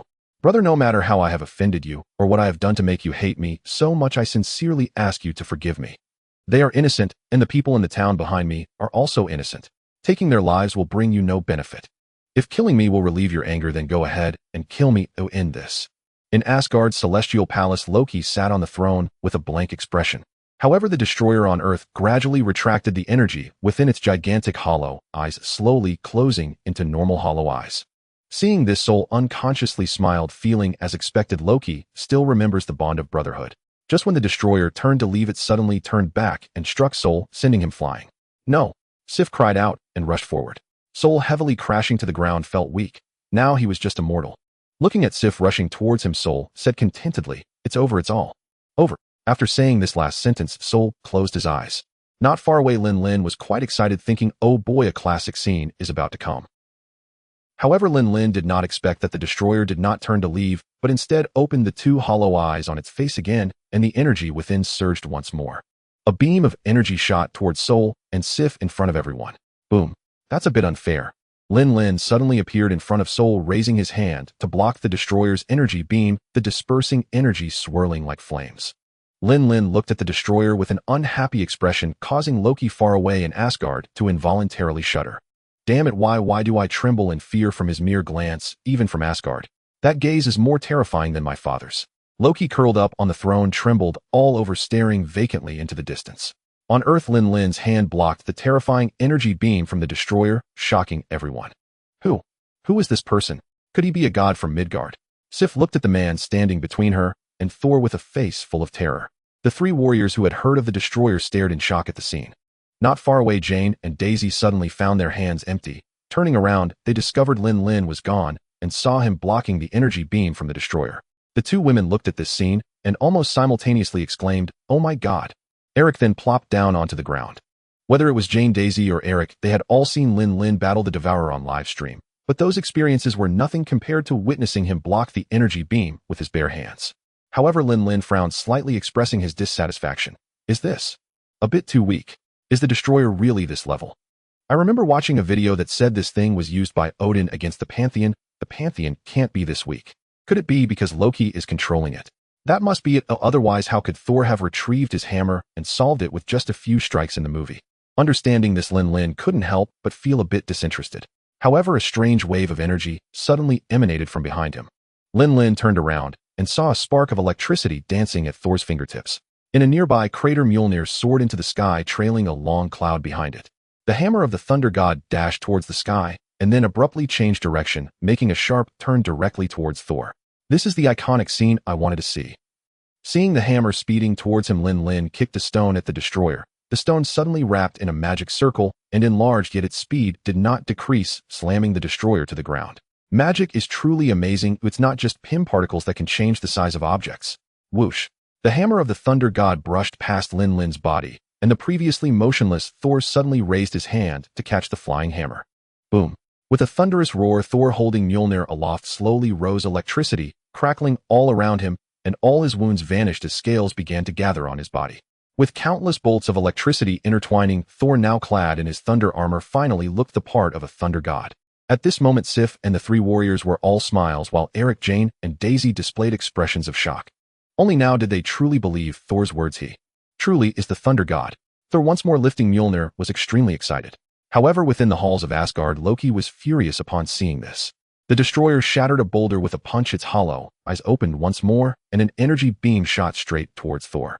Thor swung Mjolnir at the destroyer's head, causing the energy beam to veer off course. Then another swing struck it down. Swinging Mjolnir again, Thor flew into the air, the hammer whirling madly among the clouds. In an instant, the sky darkened and black clouds gathered towards the earth. The destroyer gazed at Thor amidst the storm clouds, its body slowly rising into the air, unsure if it was being lifted by Thor's hammer or if it was flying on its own. Or perhaps it was both. Amidst the storm clouds, the destroyer's energy beam flickered in and out, seemingly interrupted each time it cast. Finally, amidst the storm clouds, a bright orange light suddenly appeared. It was Thor facing the energy beam of the destroyer with Mjolnir, the scattering energy illuminating the storm clouds like flames. Thor, having advanced to the front of the destroyer, directly unleashed a blow, striking the massive head. Clang! A resounding crash like a great bell echoed, and a shadow plummeted from the sky, crashing down with a loud boom. However, at this moment, the law of no harm without smoke failed, and a figure wrapped in lightning descended. Boom! Thor, holding Mjolnir, executed a classic hero landing, but at this moment, he found himself amidst the dust, and no one witnessed this impressive scene. As Thor emerged from the dust, confidence and pride returned to his face. "Tisk, this outfit is quite impressive. Did you usually dress like this?" Lin Lin looked Thor up and down, thinking to himself, "This outfit is stylish, quite flashy." "About right," Thor replied with a confident smile. Suddenly a spark flashed in Lin Lin's eyes. "Are you interested in sparring with me?" Thor was taken aback, slightly confused. "Spar? Why?" "Just feeling a bit restless. I want to practice my skills on you." Lin Lin had absorbed a considerable amount of energy from the beams shot by the destroyer, and now his body had recovered nearly 1%. He wanted to test if his current body could match the thunder god. "Sure, right here." After regaining Mjolnir, Thor's nature was revealed once more, his blood boiling with battle intent. "Of course it can't be here." Lin Lin raised his hand and struck out the desolate scenery, transforming as if reflected in a cracked mirror, the cracks spreading outwards. The mirror space opened. Thor, still in shock, was about to ask when he saw the shattered mirror rushing towards him. Ignoring Thor, Lin Lin turned to Jane and Daisy, saying, "He'll practice with this guy for a bit. He'll be back soon." With that, Lin Lin dove into the shattered mirror, and everything returned to normal. This strange scene immediately attracted a crowd. Even the nearly exhausted Volstagg couldn't help but want to see. However, when they reached the spot where Lin Lin and Thor had disappeared, they found no trace, as if the two had vanished suddenly. Is this also a form of teleportation? Eric, who had experienced Lin Lin's teleportation before, couldn't help but ask. However, Jane and Daisy, who had also been teleported, shook their heads, with Jane stating, It doesn't seem like teleportation, at least it wasn't like this when we were brought here. Could it be another kind of magic? Daisy speculated. Previously, Lin Lin had revealed to them that magic was used to transport them. Although Sif and the three warriors as Asgardians knew what magic was, Asgardian magic and Earth's magic are not of the same system, so they were also quite curious about Lin Lin's mirror space. Just as they were discussing, agents from S.H.I.E.L.D. hidden nearby began to reveal their heads. Sitwolf fixed his gaze on the destroyed destroyer lying on the ground and asked Coulson, should we retrieve that thing? Coulson remained silent. He had been warned by Lin Lin multiple times, and he distinctly sensed the murderous intent in the last warning. He dared not gamble with his and his colleagues' lives. Let's wait until they're gone, and Stark is sure he doesn't want that thing anymore before we retrieve it. Coulson was now exceedingly cautious. He no longer dared to play word games with Lin Lin. Sitwell thought for a moment and nodded in agreement. Although throughout the battle Lin Lin had hardly revealed his abilities, it was precisely because he had shown so little, only revealing a couple of moves that had left them utterly shocked. Thor's power after reclaiming Mjolnir was visibly powerful, but Lin Lin's strength was mysterious and fearsome. Before long, the mirror space opened again, and Lin Lin was the first to emerge, his clothes tattered, as if burned by countless currents, yet his strong body bore no significant marks. Even so, Jane and Daisy anxiously approached to check on him. Are you okay? My goodness, your clothes. Are you hurt? The two women expressed their concern while Lin Lin smiled and said, I'm fine, but it's just my clothes that got torn. As he spoke, a magic circle appeared on Lin Lin's wrist, and his tattered clothes were instantly replaced with a pure black casual suit. Once Lin Lin changed his clothes, Jane and Daisy suddenly realized they might have missed something, recalling Lin Lin's chiseled muscles beneath his tattered clothes, that chest, and those abs. The two instantly regretted only worrying about whether Lin Lin was hurt and forgetting to touch a little more. As Jane and Daisy concerned themselves with Lin Lin, Thor emerged next, his Thunder God armor intact, but the scars on his face were quite noticeable. Seeing Thor come out, Sif quickly approached, but upon seeing the bruises on his face, she looked at Lin Lin in surprise. Impressive. Impressive. As expected of a god from Midgard. Thor's mouth twitched slightly as he looked at Lin Lin. Lin Lin shook his head, saying, I underestimated you a bit. I had intended to rely solely on physical strength to fight you, but it seems I haven't fully recovered. Lin Lin, having only recovered 1% of his physique, was temporarily unable to compare to the current Thunder God. After all, his original body had been tempered over many years, while this body had only been reborn for less than a month, and the energy tempering time was far from sufficient. However, Thor awkwardly shook his head, saying, whether it be your body or magic, they are both part of your strength. Only your magic could possibly rival my father's. Hearing Thor say that this Midgardian could only be countered by King Odin, both Sif and the three warriors felt a shock in their hearts. If someone else had said this, they would have only laughed it off, but this came from Thor's mouth. Thor had always viewed his father as an idol, using him as a benchmark and striving step by step. For him to say such a thing could only indicate that this Midgardian's strength had become quite terrifying. Regarding Thor's praise, Lin Lin felt little impact. Instead, he silently thought, Odin, how many more years can that old man live? Why compare me, a young man, with an old guy nearing the grave? Sorry, everyone, we should head back and have a good chat with my brother. Thor was unaware of Loki's intentions, but he knew that if they didn't return soon, he might never get the chance. Wait. Lin Lin suddenly spoke. Take me with you. I'm curious about what Asgard is really like. Thor and the others were slightly surprised, but did not refuse. How could they let such a powerful ally go? Jane and Daisy hurriedly grabbed Lin Lin's hand, both wearing expressions of, if you don't take me, I won't let go. Lin Lin chuckled at the childish pouting of the two, lightly kissing them both, and said slowly, they'll deal with things over there first, and then come back to get you. How does that sound? Jane and Daisy were silent for a moment, and finally Daisy spoke up. But you must promise to come back and get us. Don't treat us like used trash and kick us aside. How could you be trash? You are my treasures. Lin Lin said, pointing at the two women's chests. This is a gift for you. Jane and Daisy looked puzzled, glancing down at their chests to find a dragon head pattern appeared. Jane had a blue-purple dragon head and Daisy had a crimson dragon head. What is this? They simultaneously looked at Lin Lin, their eyes filled with confusion. Wait until I return to tell you what this is. While I'm not around, this thing will actively protect you. Ruffling their hair, Lin Lin turned to walk towards Thor. Seeing Lin Lin join, Thor's smile could hardly be contained. Standing on the magical pattern left behind by the Bifrost, Thor called out, Heimdall, lower the Bifrost. However, Thor waited for a long time with no response. Heimdall, can you hear me? Help us. Heimdall, we need you. Lin Lin knew that Heimdall had long been frozen by Loki for allowing Sif and the others to come to Earth. At this moment, Loki had likely already let the frost giant King Laufey into Asgard. Thinking of this, Lin Lin felt speechless towards Loki, wondering, is this how he wants to prove himself? How many lives will this obsession cost? Upon hearing Thor's calls, the frozen Heimdall unexpectedly broke free from his restraints and swiftly killed the two frost giants guarding him.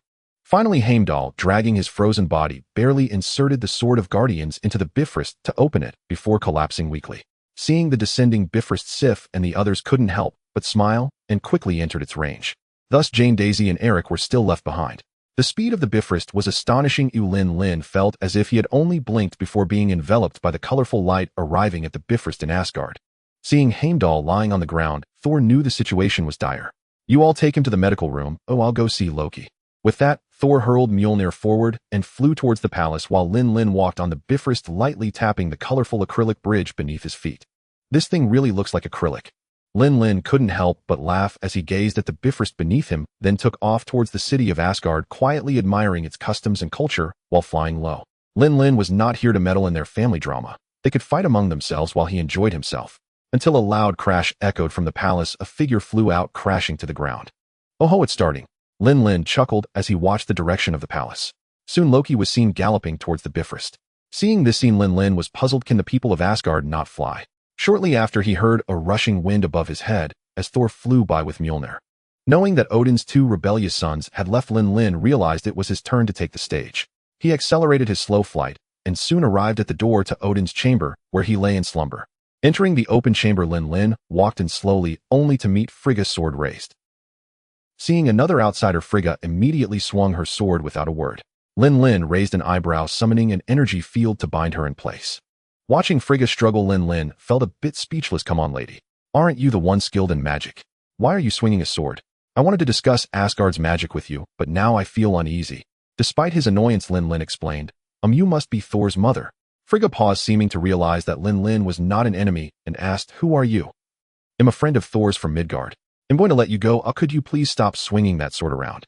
Lin Lin said awkwardly. Upon hearing this, Frigga's expression froze, and she slowly lowered her sword, explaining, "I was just startled. Please forgive me."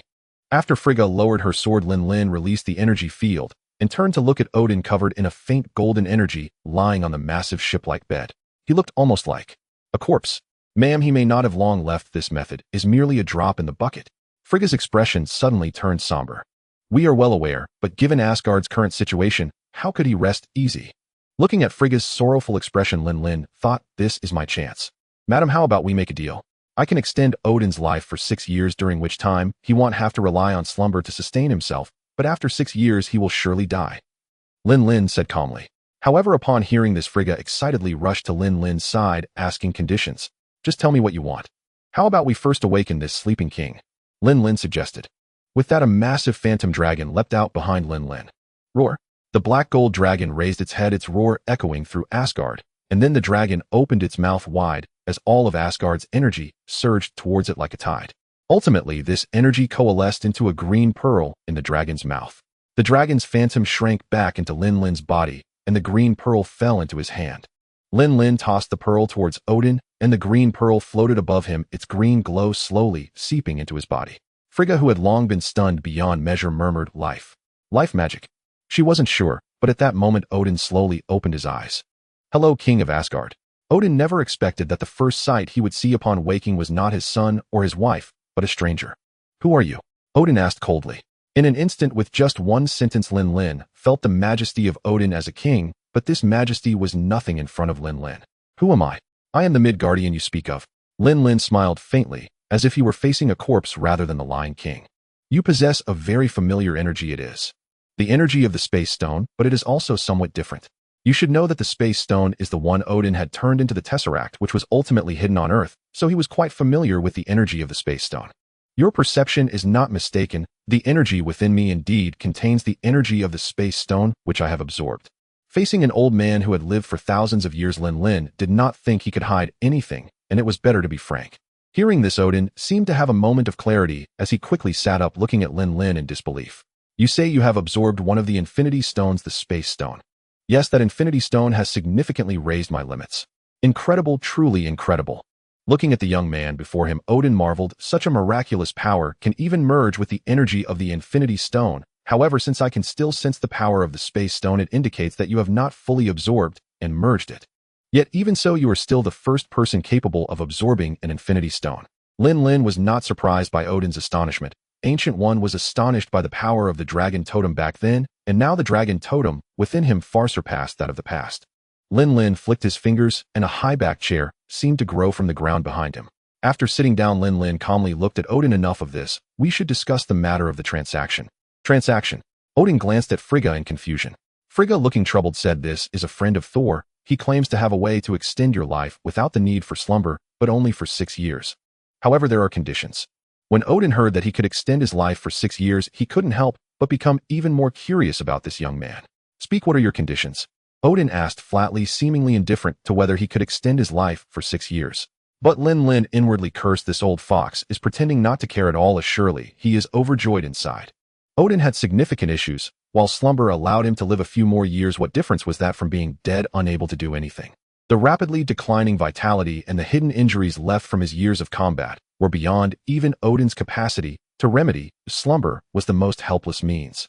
As an old father and a king, he was deeply troubled by the current state of Asgard. Lin Lin had grasped this point perfectly. Sitting on the chair, Lin Lin lowered his head, rubbing his fingers, and slowly said, "My conditions are very simple, just two. One is URU metal, and the other is the magic of the Aesir and Vanir." URU metal is easy to discuss, but the magic of the Aesir and Vanir. Odin looked at Frigga, but Frigga nodded without hesitation. Seeing this, Odin directly agreed, "All right, I accept your conditions." However, Lin Lin did not show any signs of happiness. Instead, he said seriously, "I want the rights to mine URU metal." "What? Impossible, absolutely impossible." Odin's voice suddenly rose. Looking at Odin, glaring at him, Lin Lin sneered, "What use is it for you to guard the URU metal? After Ragnarok, there will be nothing left." Odin's expression changed dramatically. He had not expected that the young man before him actually knew about Ragnarok. "I can help you preserve the people of Asgard, but that is another condition." With his legs crossed, Lin Lin looked down at his hands, rubbing his fingers. Everything was under his control. Asgard had too many problems, and he had plenty to use against Odin. "Superpower, see, I told you, just use your brain, and this problem will be solved." Super brain, it's clearly just a matter of a few punches. Why go through all this trouble? Odin's eyes lowered as if weighing pros and cons. Unfortunately, Thor did not give him much time to weigh. Bang! On the Bifrost, Thor, seeing that he could not close the Bifrost, raised Mjolnir and smashed it against the Bifrost. After a few strikes, the Bifrost was directly smashed apart, and the immense energy from the explosion sent both Thor and Loki flying. Boom! The huge explosion echoed throughout Asgard. Odin suddenly looked up and disappeared the next second. At his age, why was he still in such a hurry? Lin Lin shook his head and reached out to take back the green bead. This bead contained the lifespan of all Asgardians for 6 years. Indeed, Lin Lin planned to use this bead to exchange for the rights to mine URU metal and the magic of Asgard. It could be said to be a no-cost deal. Of course, 6 years of life is nothing for the long-lived Asgardians, while Lin Lin's ability to extract Asgardians' lifespan to extend Odin's life could be considered quite monstrous. With such a monstrous ability, it is not excessive for him to ask Odin for the rights to URU metal and the magic of Asgard. Soon Odin and Thor returned. Thor hung his head, looking very dejected. Clearly, he believed once again that Loki was dead. "Where's Loki?" Frigga anxiously asked, gripping Thor's arm. It must be said that Frigga truly cared for this adopted son. No wonder later when Frigga died, Loki reacted that way. "Loki, he fell from the Bifrost." Thor said, his eyes glistening with tears. At that moment, Lin Lin stood up and said, "Don't worry, he won't die. Moreover, not only will he not die, but he will also have a great opportunity." Thinking about it, after this, Loki encountered Thanos' army and obtained the Mind Stone from Thanos. Lin Lin couldn't help but feel a bit excited as he hoped to obtain another Infinity Stone. Suddenly, Lin Lin realized a problem. Loki was transported to Earth because he used the Mind Stone to sense the Tesseract. But now the Tesseract is gone, and the Space Stone has already been absorbed by me. Can I perhaps create a fake or a one-time use Space Stone? After thinking about it, Lin Lin felt that this method could be worth a try. "Frigga and Thor, you both go out first. I need to have a good talk with this Midgardian friend." Odin gazed deeply at Lin Lin. Thor looked a bit surprised and glanced between his father and Lin Lin in confusion, but it was Frigga who eventually pulled Thor out. "Are you sure you can save everyone in Asgard?" Odin's gaze burned intensely at Lin Lin. It is not that Odin easily trusts others, but he saw the impossible made possible in Lin Lin.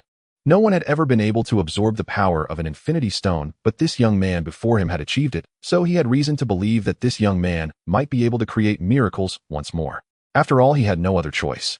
Facing Odin's question, Lin Lin did not answer. He merely smiled calmly at him, and that confidence and composure made Odin increasingly convinced that this person could be trusted. "All right, tell me your conditions." Seeing Odin agree, Lin Lin nodded with satisfaction. "Congratulations on making a wise choice. My conditions are very simple: the treasure vault of Asgard. This simple sentence caused Odin's blood pressure to rise dramatically, but he did not immediately refuse. Instead, he took a deep breath and hesitated for a long time before grinding out a word. All right. Looking at Odin's reddened face, Lin Lin nearly burst into laughter. Lin Lin patted his thigh and slowly stood up. Don't be so angry. I didn't say I would empty your treasure vault. Rest assured, I will only select what I find useful. Not in a hurry. You first swallow this and complete the first transaction. Lin Lin handed Odin the green lifespan bead, a bead containing the lifespans of a large number of highly intelligent beings. Receiving the lifespan bead, Odin examined it and exclaimed, such rich vitality, life magic. Don't worry about what it is. Do you want it or not? Lin Lin said somewhat impatiently. Without suspicion, Odin opened his mouth and swallowed the lifespan bead. In just a moment, Odin felt an infinite vitality surge within him, as if his body had returned to his youth. This thing can really only sustain my life for 6 years. Odin was somewhat surprised. How could something so rich in vitality possibly only sustain his life for 6 years? Lin Lin curled his lips. I said 6 years is 6 years. Once 6 years are up, it will pop and exhaust all vitality. Confirming it was only 6 years, Odin no longer pursued the matter and led Lin Lin to the treasure vault. On Earth, after Lin Lin left, Sitwell couldn't help but ask, he left, should we go and recover that Iron Man fragment? Coulson hesitated for a moment, then gritted his teeth and stood up from the wrecked vehicle. Let's go. With a wave of his hand, Coulson led a group of agents to prepare to recover the destroyer. However, when they approached the destroyer, clouds of mist surged from beneath, each fragment shimmering with blue and golden light. In an instant, the mist engulfed the fragments and then vanished. Looking at the empty ground, the S.H.I.E.L.D. agents were dumbfounded. Sitwell and Coulson exchanged glances, both thinking the same thing, terrifying. Seeing the S.H.I.E.L.D.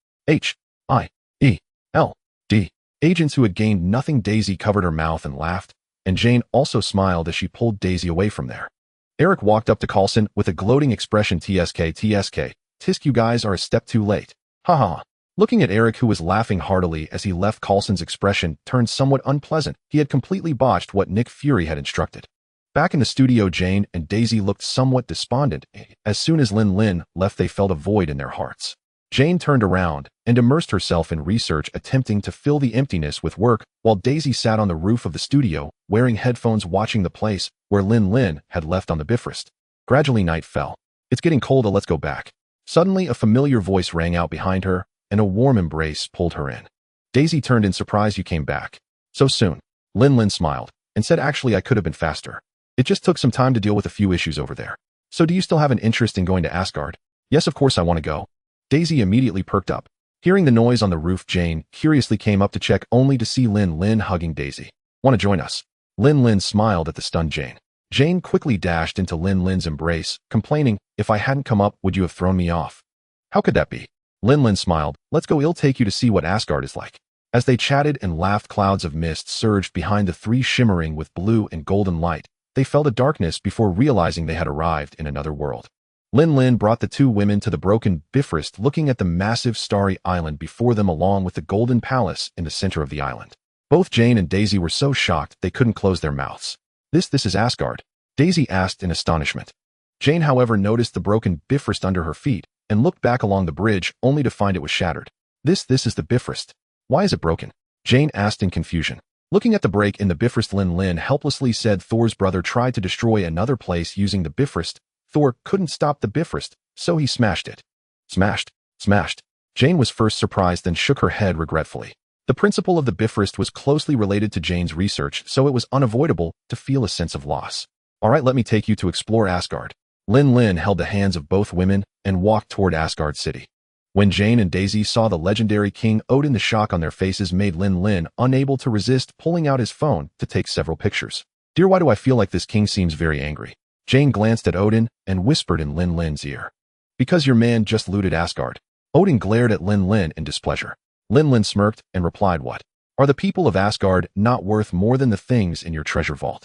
Besides, your treasure vault doesn't have anything good, only the eternal flame is decent, and I only took a few embers of that. Listening to Lin Lin's words, Odin's temples throbbed, thinking to himself, listen to what you are saying. Is what you said humanly possible?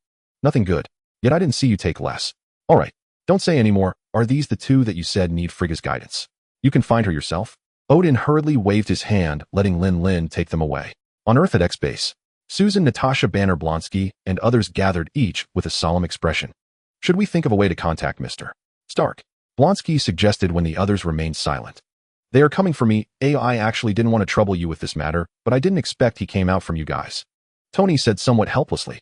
Natasha looked at Tony. No matter whether he came out from us or not, this matter concerns your safety. If we ignore it, Lin Lin will surely scold us to death when he returns. Now the most important thing is to find Killian. Banner's expression was grave. You all know the power of the extremist virus. The deadly virus, improved by Lin Lin, has derived various products over the years of continuous iterations. The medical industry of X Technology Group is centered around the deadly virus used to develop various drugs for curing diseases and cancers, and even enabling people to regenerate lost limbs. However, the more powerful the drug, the higher the cost. But that's not the main point. The main point is that Killian, who oversees the medical department at X Technology, has fled with the perfect deadly virus. Ever since Lin Lin disappeared after the battle with the Devourer, Killian could no longer suppress his restless heart. Initially, Lin Lin thought Killian would become a villain just because Tony's disdain made him feel humiliated, leading him down the path of villainy. Now it seems that Tony's disdain was merely a trivial trigger. What does Killian, who possesses the perfect deadly virus, lack the most? It's money. Who is the richest in America now? Isn't it the Stark brothers? One holds Stark Industries, and the other controls X Technology Group. The former is merely wealthy while the latter is both rich and influential. Therefore, Killian wouldn't dare to act against X-Base, knowing full well what kind of people are there. Instead, he turned to target Tony. As for the excuse, what could it be? Naturally, it is to avenge the humiliation of being belittled. Of course, one can use any absurd or shameless excuse. That's just how people are always trying to find a reason or excuse for their misdeeds, just so they can feel justified in their wrongdoings. At this moment, the conference table at X-Base was filled with discussions. All right, this noise isn't a solution. We can't rely on Lin Lin for everything. Susan, looking at the chaotic scene, was furious. Little did they know, far away in Asgard, Lin Lin was fully aware through the totem seeds on Susan and Natasha. Killian. Lin Lin's expression turned slightly cold. He had almost forgotten about this guy, yet unexpectedly, he resurfaced to cause trouble. Could it be that the timeline is self-correcting? Or is it just a coincidence? At this moment, Lin Lin wasn't concerned about Killian. He was more worried if there was an issue with the timeline. According to the observations of the Ancient One, she could no longer see the future on the timeline, and she was the Sorcerer Supreme with the Time Stone. With Lin Lin's current capabilities, he could attempt to peek into time using the Dragon Totem, but the timeline he glimpsed was exceedingly strange, allowing him to see only a very short distance forward before being engulfed in a fog. Even the small segment of the future he glimpsed was highly unstable, so logically the issue of the timeline self-correcting shouldn't exist, as there wasn't even a complete timeline. Everything in this world was changing because of his various decisions, and only the timeline after his current point was stable. Perhaps because of this, the timeline Lin Lin was on might not even be within the control of the Time Management Bureau. After some contemplation, Lin Lin could confirm that Killian's nature was such rather than being an issue with the timeline. Glancing at Jane and Daisy, who were learning magic with Frigga outside the palace. Perhaps I need to return for a while. After saying a word to Jane and Daisy, Lin Lin directly teleported back to Earth, but he did not immediately appear before Susan and the others. He wanted to see if they could handle the crisis on their own. If they couldn't even deal with Killian, Lin Lin would have to step up their training. He wasn't a babysitter and couldn't always protect them. Moreover, the purpose of creating the X Super Alliance was to hope they could guard the Earth, allowing him to relax. Miss Susan, you might want to take a look at this. Norman Osborn, who had been silent, suddenly tapped the table twice and then sent her a video file. In the video, Killian, clad in a strange robe, sat on a throne proclaiming his organization's new world. After watching this video, everyone was filled with anger. Tony slammed his hand on the table and shouted, "Terrorism, this is blatant terrorism." He injected himself with the deadly virus. Banner noticed Killian's eyes, which were as red as fire, a change brought on by the perfect deadly virus. Natasha narrowed her beautiful eyes looking at Killian in the video and coldly stated, "It seems that not only was the explosion that attacked Tony planned by him. There had been similar super high temperature explosions in multiple locations before. New World. What a damn good name." Blonsky snorted coldly. "I think his attack on Tony was just to get money from him. It's not about revenge at all. He probably wants to improve the deadly virus." In the corner of the conference room, a beautiful Asian woman whispered. Susan immediately noticed her. Perhaps because of Lin Lin, she was particularly attentive to beautiful women. "You are Dr. Zhao Hailun, right? Please tell us." Looking at this Asian beauty, Susan thought, I can't let Lin Lin see her. However, Zhao Hailun came to X Technology precisely because of Lin Lin. During Lin Lin's live battle with the Devourer, she secretly vowed that if she could survive, she would definitely join X Technology Group, hoping to meet this mysterious and powerful man. As it turned out, she indeed survived and entered X Technology Group, but unfortunately, she had never met Lin Lin. As for why she was in this conference room, that was naturally thanks to Killian. Killian originally supervised the medical department of X Technology, with Maya Hansen assisting him. But after Killian stole the deadly virus and fled, a large number of tasks in the medical department fell onto Maya, prompting Susan to promote Zhao Hailuan to manage the medical department. This gave Zhao Hailuan the opportunity to sit in this conference room. In fact, Natasha also entered the management of X Technology for this reason. There could not be another Killian. Thus, Natasha oversees the group's security issues and personnel reviews, filtering out many agents inserted by S.H.I.E.L.D. When I sorted the files on the deadly virus, I found that Killian had repeatedly proposed to compress the production costs of the deadly virus, hoping to have a low-quality version. However, our purpose in manufacturing the deadly virus is to develop more therapeutic drugs, so his proposal was rejected. Therefore, I suspect he is likely wanting to produce low-quality deadly virus in bulk. Although Zhao Hailuan spoke softly, her words struck the audience like thunder. What is he trying to do? Norman's eyes flashed with a hint of fear. Could it be that he wants to create an army of deadly soldiers? I fear he wants more than just an army. He wants a nation, Natasha said solemnly. As someone with a background in espionage, Natasha understood the ambitions of such individuals well. If he had a way to mass-produce the deadly virus, how could he be satisfied with just an army? Starting now, let's investigate from this video. Susan snapped her fingers. Lin Lin, find out where this video originated and pull up all the data on similar explosive incidents like the one that attacked Tony. In an instant, the entire X base was engulfed in busyness. On the rooftop of X base, Lin Lin wore a satisfied smile. Young master, aren't you going back? Lin Ling's voice suddenly rang out. In fact, the moment Lin Lin appeared on the rooftop, Lin Lin immediately connected to his phone. Hearing Lin Ling's voice and tone, Lin Lin couldn't help but tease. Lin Lin, I found you increasingly resembling a person. What's wrong? Are you missing me? Lin Lin is not a person. Lin Lin does not wish to be a person. Humanity is too complex. Originally, Lin Ling's emotional voice suddenly turned icy. This sudden change startled Lin Lin, but he smiled and said, "You're right, humanity is too complex. It's much better to be a cold and unfeeling AI." However, Lin Lin internally added, it is precisely because of the complexity of humanity that this colorful world exists. Killian, oh Killian. Lin Lin slowly floated in the air, scanning his surroundings, seemingly trying to use his supervision to find Killian's figure. However, this was akin to searching for a needle in a haystack. Oh, Lin Lin naturally knew he was just hoping for a stroke of luck. As expected, luck wasn't on his side. Yet Lin Lin knew that even if the people at X Base didn't go looking for Killian, he would still emerge. The promotional video for the new world was merely to create momentum and served no real purpose, so Killian would undoubtedly need to use some extreme means to prove his strength. Just like in the movies, Killian still believed that the President of the United States was an excellent choice. When the president of a so-called superpower country was in his hands, he didn't believe anyone would dare to underestimate the new world. Of course, it couldn't just be about propaganda. What Killian wanted was long-term development. One U.S. president could be replaced quickly, so the identity of the next president was crucial. In the movie, Killian used the deadly virus ability to cure the vice president's daughter's disability as bait to win over the vice president.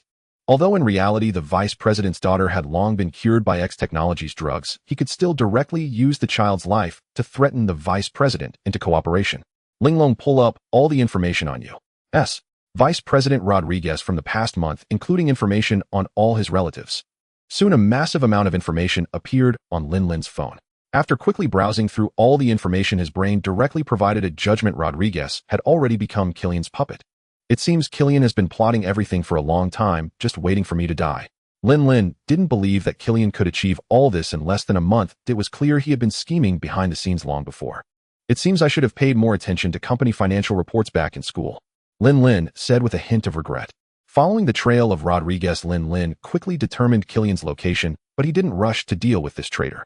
Killing Killian was as trivial to Lin Lin as crushing an ant, but such a minor character was perfect for training the X-Super Alliance, preparing them for Loki's invasion with the Chitauri army. Indeed, Lin Lin did not plan to stop the Chitauri army's invasion. Instead, it was an excellent opportunity for training.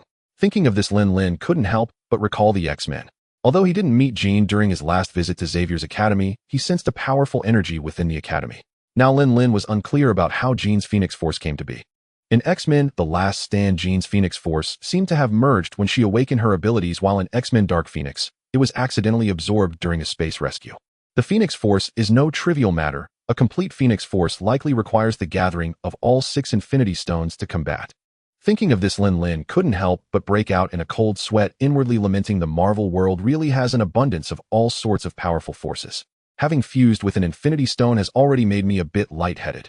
First ID set a small goal to absorb all 6 infinity stones. Only then could I barely qualify for a laid-back existence. Do you have a moment? Come over here. Suddenly a voice came from behind Lin Lin. When he turned around, a portal slowly appeared, revealing the Ancient One. Lin Lin, somewhat surprised, said, I didn't expect you to come looking for me. With that, Lin Lin stepped through the portal and arrived at the sanctum. Sit. The Ancient One gestured, and a teapot immediately filled Lin Lin's cup with tea. Looking at the tea, Lin Lin smiled and said, There's a saying in China, tea should be poured 7/10 full, leaving 3/10 for goodwill. I wonder if Master Ancient One has heard of it. There's such a saying. The Ancient One was momentarily taken aback. Then what does my pouring it full mean? It means to send off guests. Lin Lin smiled, raised his cup, and drank it all in one go. The Ancient One's expression changed slightly, feeling somewhat awkward as she said, Mr. Stark really understands Chinese tea culture. Now speak. What is it? Lin Lin was too lazy to engage in a game of riddles with the Ancient One. There is no matter. I am merely astonished by your transformation. A space stone has made you increasingly terrifying, and it has also changed your disposition too. The Ancient One hesitated, making Lin Lin frown. Feel free to speak, I'm not that petty. Lin Lin said nonchalantly. Glancing at Lin Lin's expression, the Ancient One stated, You have become increasingly indifferent to humanity. Humanity? Lin Lin raised an eyebrow, inwardly thinking, are you implying I'm inhumane? I haven't killed a single person yet. Seeing Lin Lin displaying displeasure, the Ancient One sighed. What do you think would happen if an ordinary person possessed your abilities? Possessing my abilities? Lin Lin pondered for a moment. Perhaps they would act on their whims, maybe even aspire to conquer the world. And you? The Ancient One suddenly asked. Lin Lin was momentarily taken aback. Me. I'm just as I am now. So the problem lies here. The Ancient One took a sip of tea and slowly said, Your power has increased too rapidly, but by the reasoning of a normal person, you should use this power to fulfill your desires. But you haven't. This is not how a person should be. Humanity itself is a collection of desires. I possessing power magnifies those desires, yet I see none in you. Desire. Lin Lin was momentarily stunned. I have desires. I have so many girlfriends. The Ancient One smiled. You have many women, but there is only one who truly allows you to release your desires. Lin Lin was instantly dumbfounded, thinking that's true. Do you know what you resemble right now? The Ancient One asked. Lin Lin shook his head, confusion evident in his eyes. To be precise, your mindset resembles that of a saint or someone who considers themselves a god, believing they possess a heart full of goodness. The Ancient One's eyes revealed a hint of sarcasm, albeit subtle, yet Lin Lin captured it precisely. Are you suggesting I'm a hypocrite? Lin Lin remained utterly calm, not the slightest bit angry. Not at all. The Ancient One shook her head and said, Humans, when observing ants, often feel a surge of goodwill, helping those industrious ants overcome obstacles. But one day when they grow weary, they would simply crush them with a foot. For some reason, Lin Lin's body suddenly stiffened. Heaven and earth are unkind, treating all things as straw dogs. Lin Lin pondered deeply. Am I really like this? So what you mean is? Lin Lin looked at Gu Yi in confusion. Gu Yi put down the teacup and stood up, suddenly exuding the aura of a superior. It is good to have high moral standards for yourself, but humans are not saints, nor can they ever be saints. Properly releasing desires is not evil. It is about not allowing oneself to fall into wickedness. There is a saying in China, excess leads to a reversal. You should understand this better than I do. Lin Lin did not expect that one day he would be lectured by a foreigner using a Chinese proverb. All right, that's all I wanted to say. Take care. Gu Yi opened a portal again and directly teleported Lin Lin back to his original location. After sending Lin Lin away, Gu Yi's expression suddenly became much more serious, muttering to herself, I hope you truly understand, or else. Upon returning to the rooftop of Base X, Lin Lin stared blankly at the sky, pondering Gu Yi's words. What does she mean by that? Asking me to learn from the people of my homeland.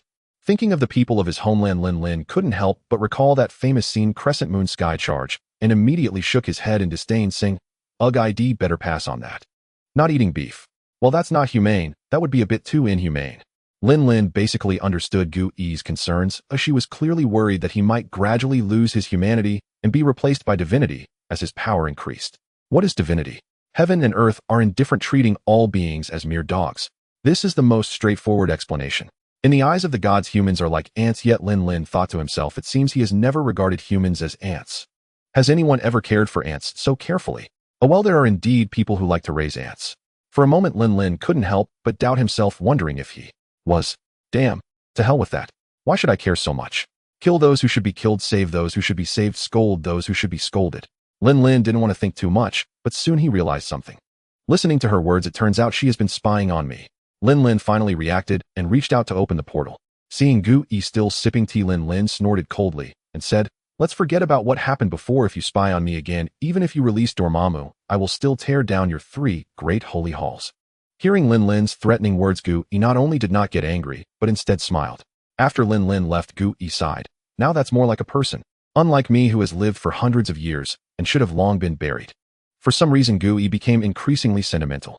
Over the centuries, she had witnessed too much as she had once lived freely, but as time passed, her emotions grew more and more indifferent. She was afraid of ultimately losing her humanity. Having seen this trend in Lin Lin, she felt compelled to remind him. After warning Gu Yi, Lin Lin appeared directly in the conference room at Base X. Seeing Lin Lin suddenly appear, everyone was startled at first, then stood up. In the corner, Zhao Hailuan almost rushed over. "No need to search anymore," Lin Lin said with a hint of anger on his face. "No need to search anymore." Norman, closest to Lin Lin, was puzzled about why they wouldn't search anymore. Lin Lin scanned the crowd and explained, "The security department of the U.S. government has traced the source of the video released by New World and sent war machines to the Middle East." Middle East? If it's the Middle East, we suspect it might just be a cover. Killian is very likely not in the Middle East. Natasha was the first to speak. Lin Lin nodded. "Indeed, Killian is not in the Middle East. He is in Miami." "Miami? How do you know that?" Susan, who had already come to Lin Lin's side, naturally wrapped her arm around his and asked, "Because just now the war machine was hijacked in the Middle East and is being transported to Miami." Lin Lin looked at Tony with a hint of a smile in his eyes. What is Tony most proud of now? Naturally, it is his armor, and although the war machine currently belongs to the U.S. military, it is one of his creations. Impossible, absolutely impossible. How could Killian have the ability to hijack the armor I created? Tony refused to believe it. Lin Lin smiled and asked, "Let's not talk about the war machine. Can your current armor withstand high temperatures?" The Abyss virus, once injected, grants people immense strength, endurance, and recovery abilities, even allowing them to release extremely high temperatures. A perfect Abyss virus can even let a person release temperatures exceeding 2,000 degrees. Also, while your armor can withstand tank shells, can you block a penetrator? So your armor still needs upgrading. You're still too weak. I can dodge. I can release incendiary bombs." Tony retorted defiantly, but his words still carried a hint of insecurity. Looking at Tony's slightly insecure demeanor, Lin Lin couldn't help but smile to himself, thinking, "I need to find an opportunity to let him understand that the real Iron Man is not the armor he wears, but himself. That smart mind of his. What are we waiting for? Let's just kill them." Blonsky shouted, pounding the table, his soldiers' bravery bursting forth once more. Lin Lin surveyed everyone and declared, "This is our X-Super Alliance's first official operation. X-Super Alliance, move out." That shout of "move out" was not loud, yet it stirred the blood of everyone present. One by one they left the conference room, but Lin Lin, who was about to be the last to leave, noticed someone still behind. "You are Zhao Hailuan." Upon seeing Zhao Hailuan, Lin Lin's eyes lit up. He did not expect her to join the X technology group. Hearing Lin Lin call out her name, Zhao Hailuan excitedly rushed over and hugged him, her face beaming with joy. "Idol, you know me." Lin Lin smiled. "I've heard of your life cradle research. It's very bold and imaginative. Biological nanorepair technology is a highly promising field. Without a doubt, one of the most exhilarating things for a person is to receive praise and admiration from their idol," and at that moment Zhao Hailuan's face was flushed with excitement. This flushed face was due to both shyness from being praised and the excitement of seeing her idol. Idol, can we take a picture together?" Zhao Hailuan looked up at Lin Lin with a pleading expression. How could Lin Lin refuse such a request from a beautiful woman? Naturally, he accepted with pleasure. However, the pose for their picture, anyone who didn't know would think they were a couple.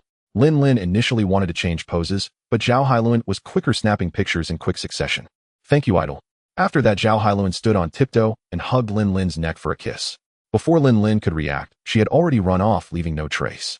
Lin Lin, somewhat dazed, touched his lips with the lingering scent still around his nose, thinking to himself, did that count as a forced kiss? Young master, the X-Super Alliance has assembled on the rooftop. Coming back to his senses, Lin Lin teleported to the rooftop, and when he saw the uniformed group in black, he was momentarily stunned. To Lin Lin's surprise, these guys had actually prepared uniforms for him. The black uniforms had a large logo of the X-Super Alliance on the chest. The logo was a large silver X, wide at the top and narrow at the bottom above, which was a black and gold dragon head resembling the one on Lin Lin's chest. Looking at this emblem, Lin Lin felt quite satisfied, but the uniforms reminded him of Batman. If they replaced that logo with a bat and added a bat mask, they would be a group of Batmans. Even Banner and Blonsky were wearing uniforms, but there was no armor on their uniforms, which confused Lin Lin. Is it really necessary for you three to wear uniforms? One is Hulk, another is Abomination, and the last is a rock man who, once they transformed, their clothes would burst at the seams in no time. A sturdy pair of shorts would suffice, and considering their physical toughness, personal firearms are practically unlimited. Hearing Lin Lin's words, the three were immediately displeased. Susan, covering her mouth, laughed from the side. This uniform was developed by Reed using the new materials made from our irradiated spacesuits. As long as the wearer's DNA is integrated into the material, the uniform will change accordingly with the wearer. It has such a function. Lin Lin was taken aback. He didn't expect Reed to come up with something like this. Suddenly, Susan's pointed nose twitched slightly, and then she seriously grabbed Lin Lin by the collar. Did you? Just now were you with Dr. Zhao? Looking into Susan's questioning eyes, Lin Lin's gaze awkwardly drifted elsewhere. Dr. Zhao. Zhao said she wanted to take a picture with me. Who knew she would suddenly kiss me? In the victim here, I was forced to kiss. Lin Lin looked at Susan with a pitiful expression. Susan frowned, grabbed Lin Lin's arm, and bit him. A exaggerated cry of pain immediately drew everyone's attention. Johnny, who was admiring himself while adjusting his uniform, saw his sister biting Lin Lin's arm and immediately stepped back in shock, muttering in fear, "Oh my, she's still using those moves from childhood." Clearly, Johnny had experienced this a lot in his childhood. However, seeing this scene, everyone smiled, thinking it was just a playful quarrel between the two. As for Natasha, her gaze darkened momentarily upon witnessing this scene. "All right, stop calling." Susan puffed her cheeks, glaring angrily at Lin Lin. With Lin Lin's abilities, he naturally didn't need to fear Susan biting him, but he was afraid of hurting her, so he naturally wouldn't defend himself, instead trying to contain the energy in his arm. Yet even so, even if Susan could chew through steel, it was impossible for her to leave a bite mark on Lin Lin's arm. "From now on, every time I catch you, I'll bite you once," Susan threatened. She knew it wouldn't hurt Lin Lin, as she just wanted to express her dissatisfaction. Seeing this, Lin Lin helplessly extended his arm again, saying, "Then you might need to bite me a couple more times. A couple more bites." Susan looked at Lin Lin in disbelief. "Hurry up and get on, or it's time to depart." Everyone boarded the aircraft, and Johnny shouted to the two who were still dawdling. Susan shot Lin Lin a fierce glare. "Tonight, don't even think about sleeping in my bed." Humph. Watching Susan turn away alone, Lin Lin was at a loss for how to appease her, especially since Susan had already entered the aircraft and ordered the hatch closed for takeoff. Natasha had hesitated for a moment, but seeing Susan's puffed-up appearance, she immediately closed the hatch. That scoundrel was out there flirting. Natasha figured it out in an instant. Watching the aircraft take off, Lin Lin sighed heavily. He wasn't sighing because he couldn't board the aircraft or because of Susan's anger, but because of Susan's generosity. Then Lin Lin leaped into the air, chasing after the X-fighter jet. Soon the fighter jet landed in an open area not far from an ancient castle. The noise from the landing of the fighter jet was not small. The people in the ancient castle could not possibly be unaware. However, at that moment, Killian was already incredibly inflated. "You've come knocking? Ha, but how many people can your ex-super alliance muster?" "A super alliance, yet so few people. How dare you call it an alliance? Can you defeat my Abyss Legion?" Ha. On his throne, Killian laughed as he watched the few people walk down on the screen. Killian slowly rose and walked to the balcony, gazing at the thousands of fully armed warriors, observing their eyes and the strange patterns on their faces, as if magma surged within their bodies. These were all Abyss warriors. With such a force, it would be difficult for Killian not to win. The smile on Killian's face could not be contained. In his view, even if it was just a subpar version of the Abyss virus, it was hardly inferior to the perfect version he had injected. However, Lin Lin could see Killian's smug expression and words clearly. This kid really knows how to find them. They are all hired guns or killers. Hydra. After infiltrating the castle's network through Linglong, Lin Lin discovered that the information Killian possessed was actually related to Hydra, and even some of the funding came from Hydra. Looks like the next step is to deal with S-H-I-E-L-D. Lin Lin scoffed. He slowly descended from the air, arriving in front of Killian. Seeing Lin Lin suddenly appear, the originally arrogant Killian retreated in shock, staring at the man hovering before him, resembling a deity. "Killian, you have disappointed me greatly. I thought you would be my capable assistant, but I despise being betrayed the most." Saying this, Lin Lin directly unfolded the magic barrier and commanded, "Start the operation. Kill without mercy." Kill without mercy. The members of the X-Super Alliance were all taken aback, thinking, is it that ruthless? Kill without mercy. With just a few of you, do you think you can wipe out my people? Regaining his composure, Killian once again mustered his courage and stepped up to Lin Lin. "I'm no longer that crippled Killian. Now, I am the master of New World, the Killian with the perfect Abyss virus." Saying this, energy surged beneath Killian's skin, resembling magma.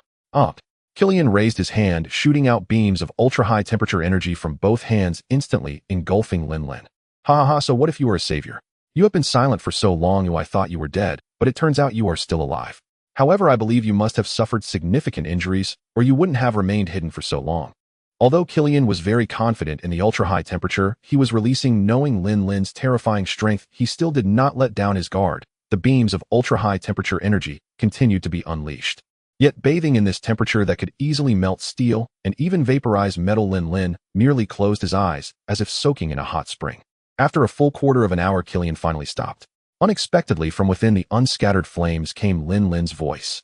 The perfect abyss virus is indeed different. The energy released is surprisingly comparable to Thor's. It's a pity the abyss virus is useless to me, otherwise I would come for a shot every day. Lin Lin laughed and shook his head as he walked out from the flames, the remaining flames entirely merging into his body. The high temperature had burned away all of Lin Lin's clothes. However, at the moment the flames dissipated, a stream of metal, like flowing water, emerged from within him, covering his body, which then solidified into a uniform similar to those of the X-Super Alliance members. Yet the logo on the chest was not a silver X, but a blood-red one. Killian staggered back, unable to believe that the person before him was completely unharmed. Impossible, absolutely impossible. Perhaps out of anger or disbelief, Killian raised his fist and struck at Lin Lin, his fist resembling a red-hot brand. Bang! With a muffled thud, Lin Lin still stood firm, yet Killian's hand, along with the bones of his forearm, broke. Killian retreated a step, shaking his painfully throbbing hand, but within seconds he was back to normal. Still unwilling to admit defeat, he kicked at Lin Lin again. Foolish. Lin Lin's eyes were icy as he casually raised his hand and broke Killian's leg, afterwards gripping his neck and lifting him up. The abilities of the Abyss virus are far better than I imagined. Unfortunately, its enhancement to your body is not particularly ideal. However, your energy is quite good. I was wrong. Boss, no, master. Please let me go, master. I can help you establish a kingdom, and you can become the king who rules a region. How Killian managed to speak fluently while being choked is unknown, but his tearful pleas were very displeasing to Lin Lin. Being a villain should come with a villain's demeanor. Why can't you be a bit more hard-headed? It makes it rather uninteresting for me to deal with you, Lin Lin said with an unhappy expression. As he tightened his grip on Killian, the scorching energy within him flowed into Lin Lin's body. In just a few minutes, Killian became emaciated, resembling a dried corpse. Truly garbage. With a displeased remark, Lin Lin casually tossed the now dried corpse-like Killian towards the throne. Bang! At the moment Killian crashed into the throne, the stone-carved throne collapsed, and he was reduced to dust. Watching this scene, a look of relief appeared on Lin Lin's face. Indeed, it's more satisfying to handle the traitor myself. Remembering that he had thought of using Killian to train the members of the Alliance, Lin Lin couldn't help but chuckle. Some readers felt that calling him Zero Stark was not appealing, and even in English it sounded off, so I changed it to Zello Stark. After taking care of Killian, Lin Lin arrived at the balcony, calmly observing everything that was happening below. Boom, boom, boom. A series of loud noises came from below. Lin Lin looked at Hulk and the Abomination, Banner and Blonsky as they sent a group of desperate soldiers flying with their punches, creating a crater on the ground. Lin Lin couldn't help but smile, thinking to himself, as expected, after gaining some sense, they became hesitant in battle. It is often said when darkened one becomes 10 times stronger, but when purified they weaken by a third. Though it may not be the most fitting metaphor, it is somewhat accurate. Seeing their hesitation, Lin Lin said directly, Linglong, tell them to let loose. These are all damned people, and the lives lost at their hands are not just 1 or 2. Understood, young master. Linglong's voice came from within the house behind Lin Lin. He then directly transmitted a message to Banner. Banner, the strength of the Hulk lies in how he grows stronger with your anger. These people are all damned. The women and children who died at their hands are countless. Think of those tragically slain women and children. Unleash your fury and send them to hell. The slightly enticing voice made the green in Banner's eyes deepen. Roar! Hulk let out an angry howl and then swung his fist towards a group of desperate soldiers. With a terrifying force, a single punch turned 3 to 5 desperate soldiers into pulp, a horrific scene that made Lin Lin frown. So bloody, so brutal. However, what truly shocked Lin Lin was Susan. Initially, Susan was just gathering an energy field in her hands, extending it to use as a longsword. But after hearing Linglong's words, Susan casually waved her hand, and one by one desperate soldiers exploded, their bodies filled with faint blue blood energy orbs, generating energy fields within the human body to directly explode enemies. Lin Lin's mouth twitched slightly, and then he saw Susan glare at him fiercely. Lin Lin smiled and waved at her. Since even the typically gentle and kind Susan was acting like this, there was no need to mention the others, who all entered their rage mode. Interestingly, Natasha seemed much more normal among the group. After all, she had seen all kinds of villains, as she wouldn't be angered by the deeds of these people. She simply twisted the heads of the desperate soldiers one by one. However, every now and then she glanced at Lin Lin with a hint of sorrow. Why? Suddenly, a furious voice reached Lin Lin's ears. He saw Johnny ablaze madly, throwing fireballs in the air. The desperate soldiers hit by the fireballs only had their clothes burned while still grinning at him. "Damn it, die you bastards." Johnny clasped his hands together and a scorching pillar of fire erupted. Seeing Johnny's angry expression, Lin Lin couldn't help but chuckle. Haha, that kid Johnny is probably furious. The desperate soldiers have strong fire resistance, and the intensity of the flames he released isn't enough to reach their limits unless he enters supernova form. Then the firepower would indeed be fierce, but that would quickly exhaust his energy. It seems I need to find time to draft a detailed training plan for them. Looking at Tony, since Lin Lin had informed him in advance to be prepared, he was bombing from the air the entire time, indulging in a bit of War Machine fun. As for the War Machine, no, it should be called the Patriot. At this moment, the Patriot was still sleeping in some corner of the castle. A battle that could be described as a massacre ended in less than half an hour, and the entire ancient castle seemed to be soaked in blood. Looking at the hellish scene before them, the previously bloodthirsty group gradually came back to their senses and began to vomit uncontrollably. Among them, apart from Natasha and Blonsky, most had never killed before. Banner may have, but that was in the Hulk state. What's wrong? Feeling nauseous? Do you remember what I said before? Eradicate evil to the last. Only death can instill fear in villains. Only then will they have their reservations. In front of them, your mercy is laughable. It only enables them to continue their evil deeds. Lin Lin floated down from the air, waving his hand to release scorching flames, and soon the raging fire engulfed the entire castle, turning all the corpses and blood into flying ashes. Watching the dancing flames sweep over his body, the blood on him vanished completely, and everyone couldn't help but widen their eyes. So amazing. This fire feels hotter than my flames. Oh, why am I not getting burned? Such exquisite control. Without any flattery intended, everyone was in awe of the flames. With another wave of Lin Lin's hand, the flames engulfing the entire castle surged into his palm and disappeared. All right, it's time to go back. As Lin Lin spoke, Susan turned around and left. Watching Susan's departing figure, Lin Lin gave a wry smile. Did this not calm her down? Alas, the others also looked at Lin Lin with a mix of helplessness and sympathy, then followed Susan's pace, while Natasha walked straight towards him. Have you brought another woman back again? Facing Natasha's tense expression, Lin Lin let out a silent cry in his heart and weakly nodded. Then he felt a strange sensation at his waist and looked down to see Natasha pinching the soft flesh at his side. Bad boy, always picking flowers and stirring trouble. You can't run tonight, I must squeeze you dry. After saying that, Natasha's face flushed with embarrassment as she turned and chased after Susan. Seeing Natasha and Susan chatting and laughing together, Lin Lin suddenly realized that these two were teaming up to set him up. After understanding, a smile appeared on Lin Lin's face as he directly teleported back to the X-base. You're back. Wanda, who hadn't seen Lin Lin for 2 days, immediately jumped into his arms. The two chatted for a while. Then Lin Lin gently stroked Wanda's crimson hair and asked, do you want to become as powerful as Susan and the others?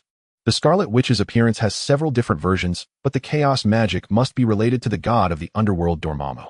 In the Marvel world, magic is cast by borrowing power, but with borrowing comes repayment. If you borrow, you must return something. Borrowing from the Vishani is one thing, but borrowing from Dormammu means you have to stake your own life, and as for Dormammu, he is the god of the underworld. He wouldn't be much easier to deal with than Dormammu. Therefore, Lin Lin must take precautions in advance. Lin Lin sat on the couch holding Wanda, who curled up in his arms like a little cat. Is it possible? Wanda asked in surprise. Of course, do you want to consider it? Lin Lin looked at Wanda with anticipation. However, Wanda buried her head in Lin Lin's embrace and remained silent. If she had met Lin Lin earlier, she might have agreed without hesitation, but now it was different. She just hoped for a stable home. Looking at the silent Wanda, Lin Lin understood her inner thoughts and wasn't in a hurry to make her decide. After a long silence, Wanda asked, if I become as strong as Susan and the others, can I help you? Help me? Lin Lin was slightly taken aback and then nodded. To some extent, it could indeed help him. At least it would make him worry less. Upon hearing this, Wanda straightened up, pushing against Lin Lin's chest with a serious expression, and said, then it's settled. I want that kind of power. I hope you think it through and don't make a decision just because of me. Lin Lin held Wanda's face, looking into her eyes as he spoke. I've made up my mind. Wanda also held Lin Lin's face and kissed him fiercely before seriously stating. Seeing this, Lin Lin stopped saying anything. Suddenly, Wanda asked, will it hurt? Hurt? It shouldn't. Lin Lin smiled as he touched her chest, and the totem seed smoothly entered Wanda's body. Seeing Lin Lin bring his finger to her, Wanda looked at her chest in confusion, where a crimson dragon head ornament suddenly appeared. What is this? The totem seed. It comes from my power. It can awaken the talents hidden within you. Get a good night's sleep. Tomorrow there will be a surprise. Watching Wanda's eyelids grow heavier, Lin Lin supported her head and then picked her up and placed her on the bed, covering her with a blanket. As Lin Lin stealthily left Wanda's room and returned to his own, Ling Long's voice suddenly rang out. Young master, someone has leaked news about the Miami castle. Hearing this news, Lin Lin was a bit surprised. Find out who leaked it. Soon several exaggerated video titles appeared on Lin Lin's phone. The Rising Tide Organization breaking news, breaking news. The Savior Zello Stark is not dead. The Rising Tide Organization, the Savior Zello Stark, led the X-Super Alliance in destroying the stronghold of the New World. The Rising Tide Organization. Lin Lin furrowed his brow. This organization sounds a bit familiar. Ling Long, check who belongs to this organization. Young Master, here is the list. Immediately a series of names appeared on Lin Lin's phone. Miles, Blake, Leo, Lucy, Carls, Emeka, David, Sky. Upon seeing the last name, Lin Lin suddenly remembered that this Rising Tide Organization was the hacker group from Agents of S.H.I.E.L.D. Ling Long checked the founding date of this Rising Tide Organization, and the time members joined also test their character and abilities. If they meet the standards, send them a group invitation. Understood, young master. After giving the instructions, Ling Long also sent over the detailed information about the Rising Tide Organization. After reviewing, Lin Lin learned that this organization had been established for less than 2 years and seemed to be related to Tony's announcement of being Iron Man at the press conference. Initially, it was just a few hackers coming together to explore Tony's Iron Man life, but when a guy named Miles joined, it began to expand beyond trivial matters and declared its intent to explore another side of the world. This marked the official establishment of the Rising Tide Organization. These guys even attempted to hack into S.H.I.E.L.D. They have potential. Lin Lin had a certain admiration for these little guys, a bunch of daredevils. As for this Sky, Lin Lin looked at the information about Sky on his phone and couldn't help but feel a headache. This was a clear case of a naive girl being lured into the Rising Tide Organization through flattery and deceit, even recognizing Miles as her mentor. I need to deal with S.H.I.E.L.D. Whether Coulson's team will have her is another matter. If this girl is led astray, it would be a waste of talent. As far as Lin Lin knew, Sky was the third level 10 agent after Nick Fury and Natasha, which shows her extraordinary potential. Moreover, her seismic wave ability was also a natural disaster level force.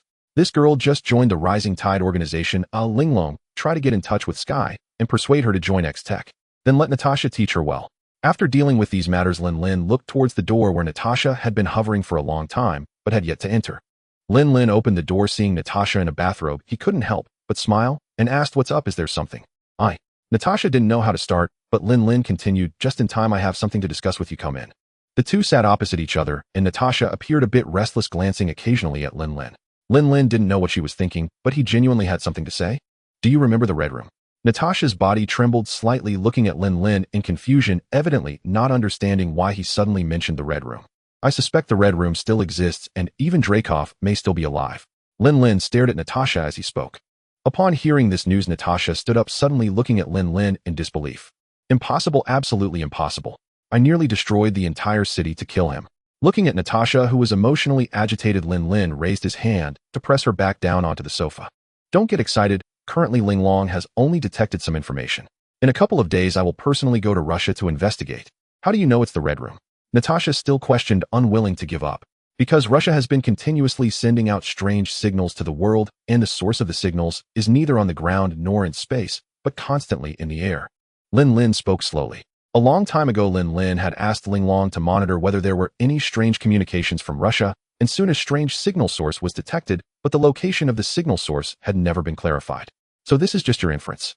Natasha looked at Lin Lin with slightly narrowed eyes. Lin Lin awkwardly nodded.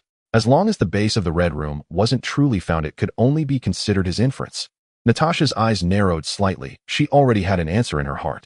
This was clearly a diversion. How could he not know what she was wearing like this? Thinking of this, Natasha became angry and walked towards Lin Lin.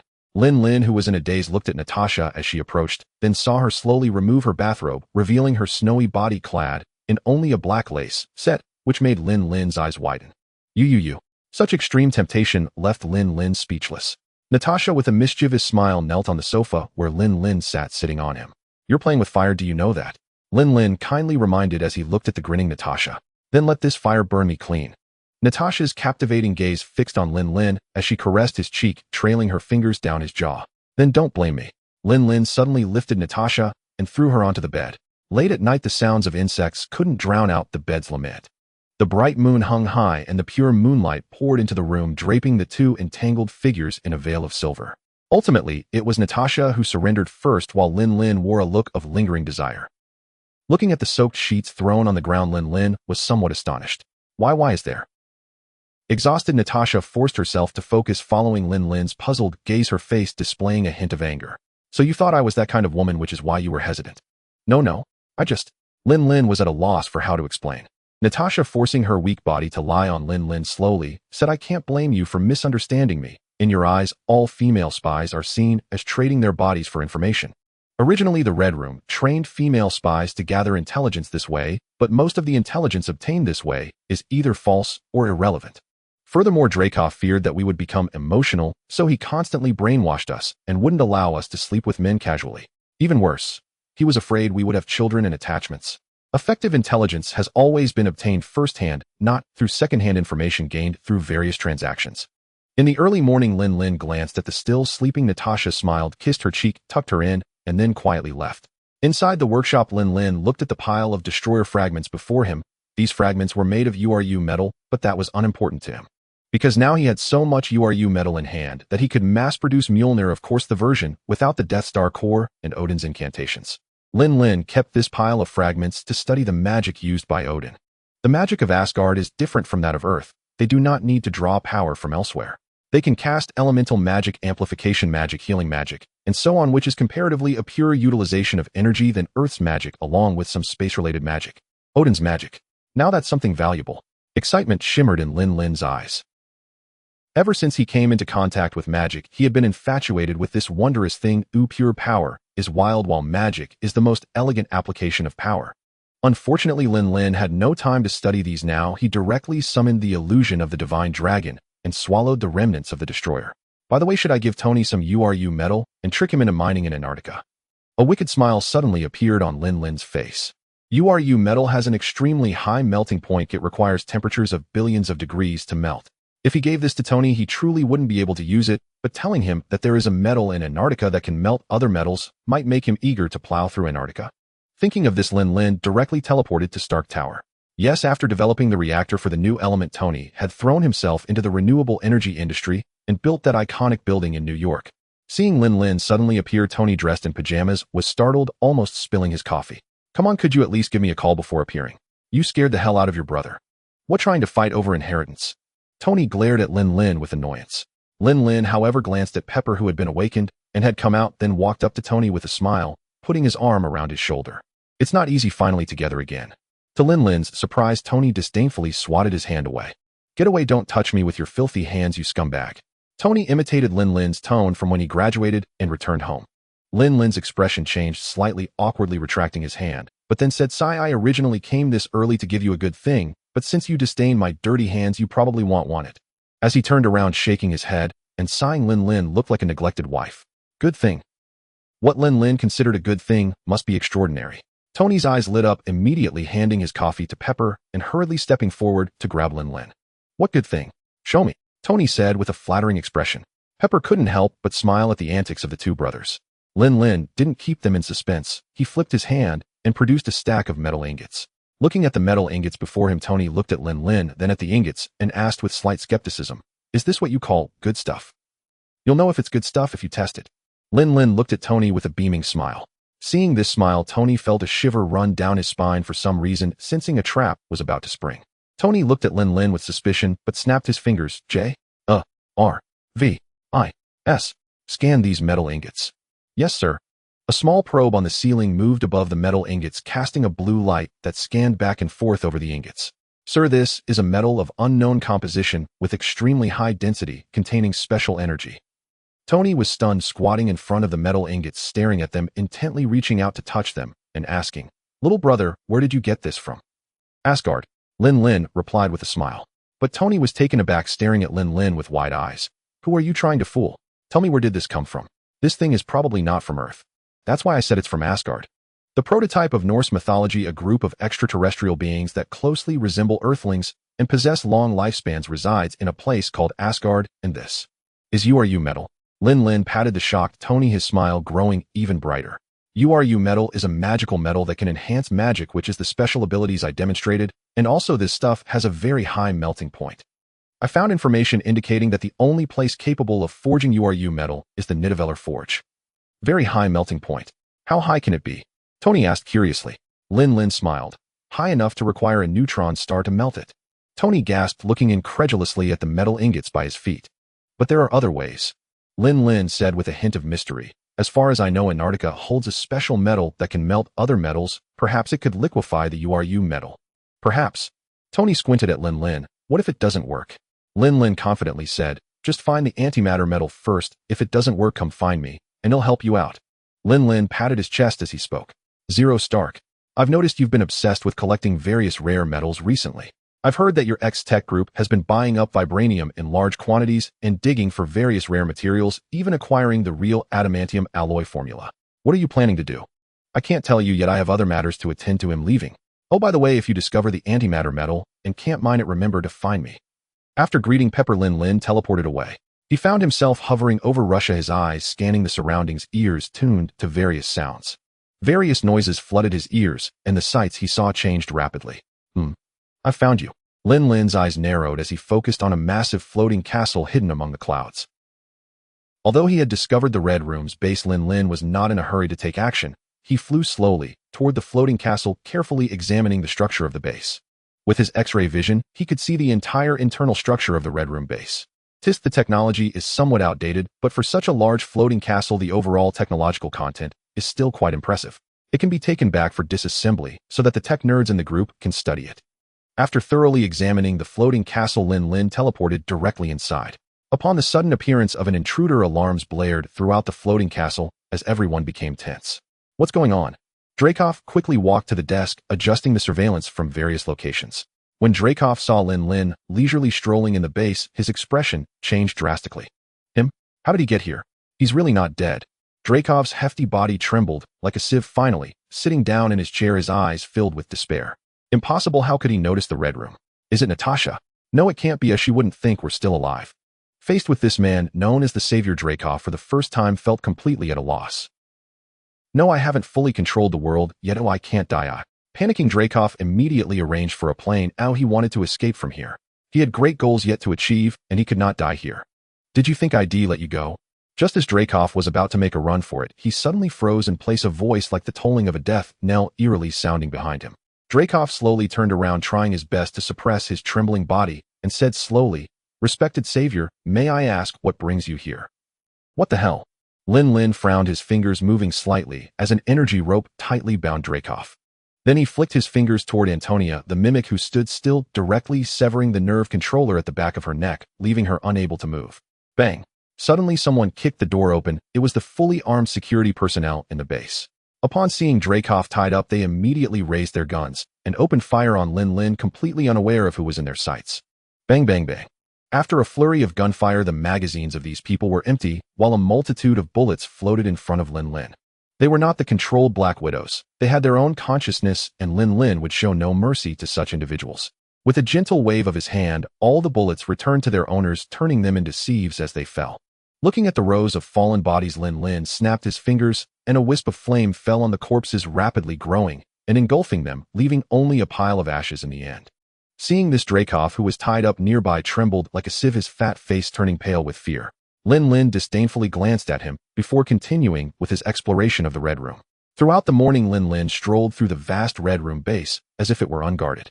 With a wave of his hand and a snap of his fingers, groups of people collapsed into ashes, and when he encountered those controlled Black Widows, he didn't speak. He simply knocked them out. After a morning of leisurely exploring, Lin Lin had ideas for revamping and upgrading the X-base. Upon returning to the top floor of the Red Room base, Lin Lin sat on the sofa staring at Dreykov. Impuzzled, why do you villains always aspire to control the entire world? With wealth and power, isn't it better to just live comfortably and enjoy life? Lin Lin looked at Dreykov in confusion. However, Dreykov seemed to have reached a breaking point, shouting at Lin Lin, what about you? You keep saying you want to live comfortably, why don't you just do it? Power. With power, I can manipulate the fates of others. With the greatest power on this earth, I am a god in this world. Do you understand? A god. Dreykov's furious roar made Lin Lin retract his neck in surprise, and then he let out a derisive laugh. Utterly foolish. God. A god. Lin Lin spread his hands and humorously twisted his body, the level of mockery reaching its peak. They say if the sky falls, there will be someone tall to support it. If I weren't one of the few tall ones, I would have long been lying down. Who the hell wants to run around like this? Of course, whether I lie down or not, I still have to deal with. Dreykov was stunned, confused, and asked, why? What have I done to you? I've always kept my distance from your ex-tech group. Because you made Natasha think she really killed your daughter, which has become an unshakable nightmare for her. And also because her sister is still under your control. So for both personal and public reasons I have to deal with you.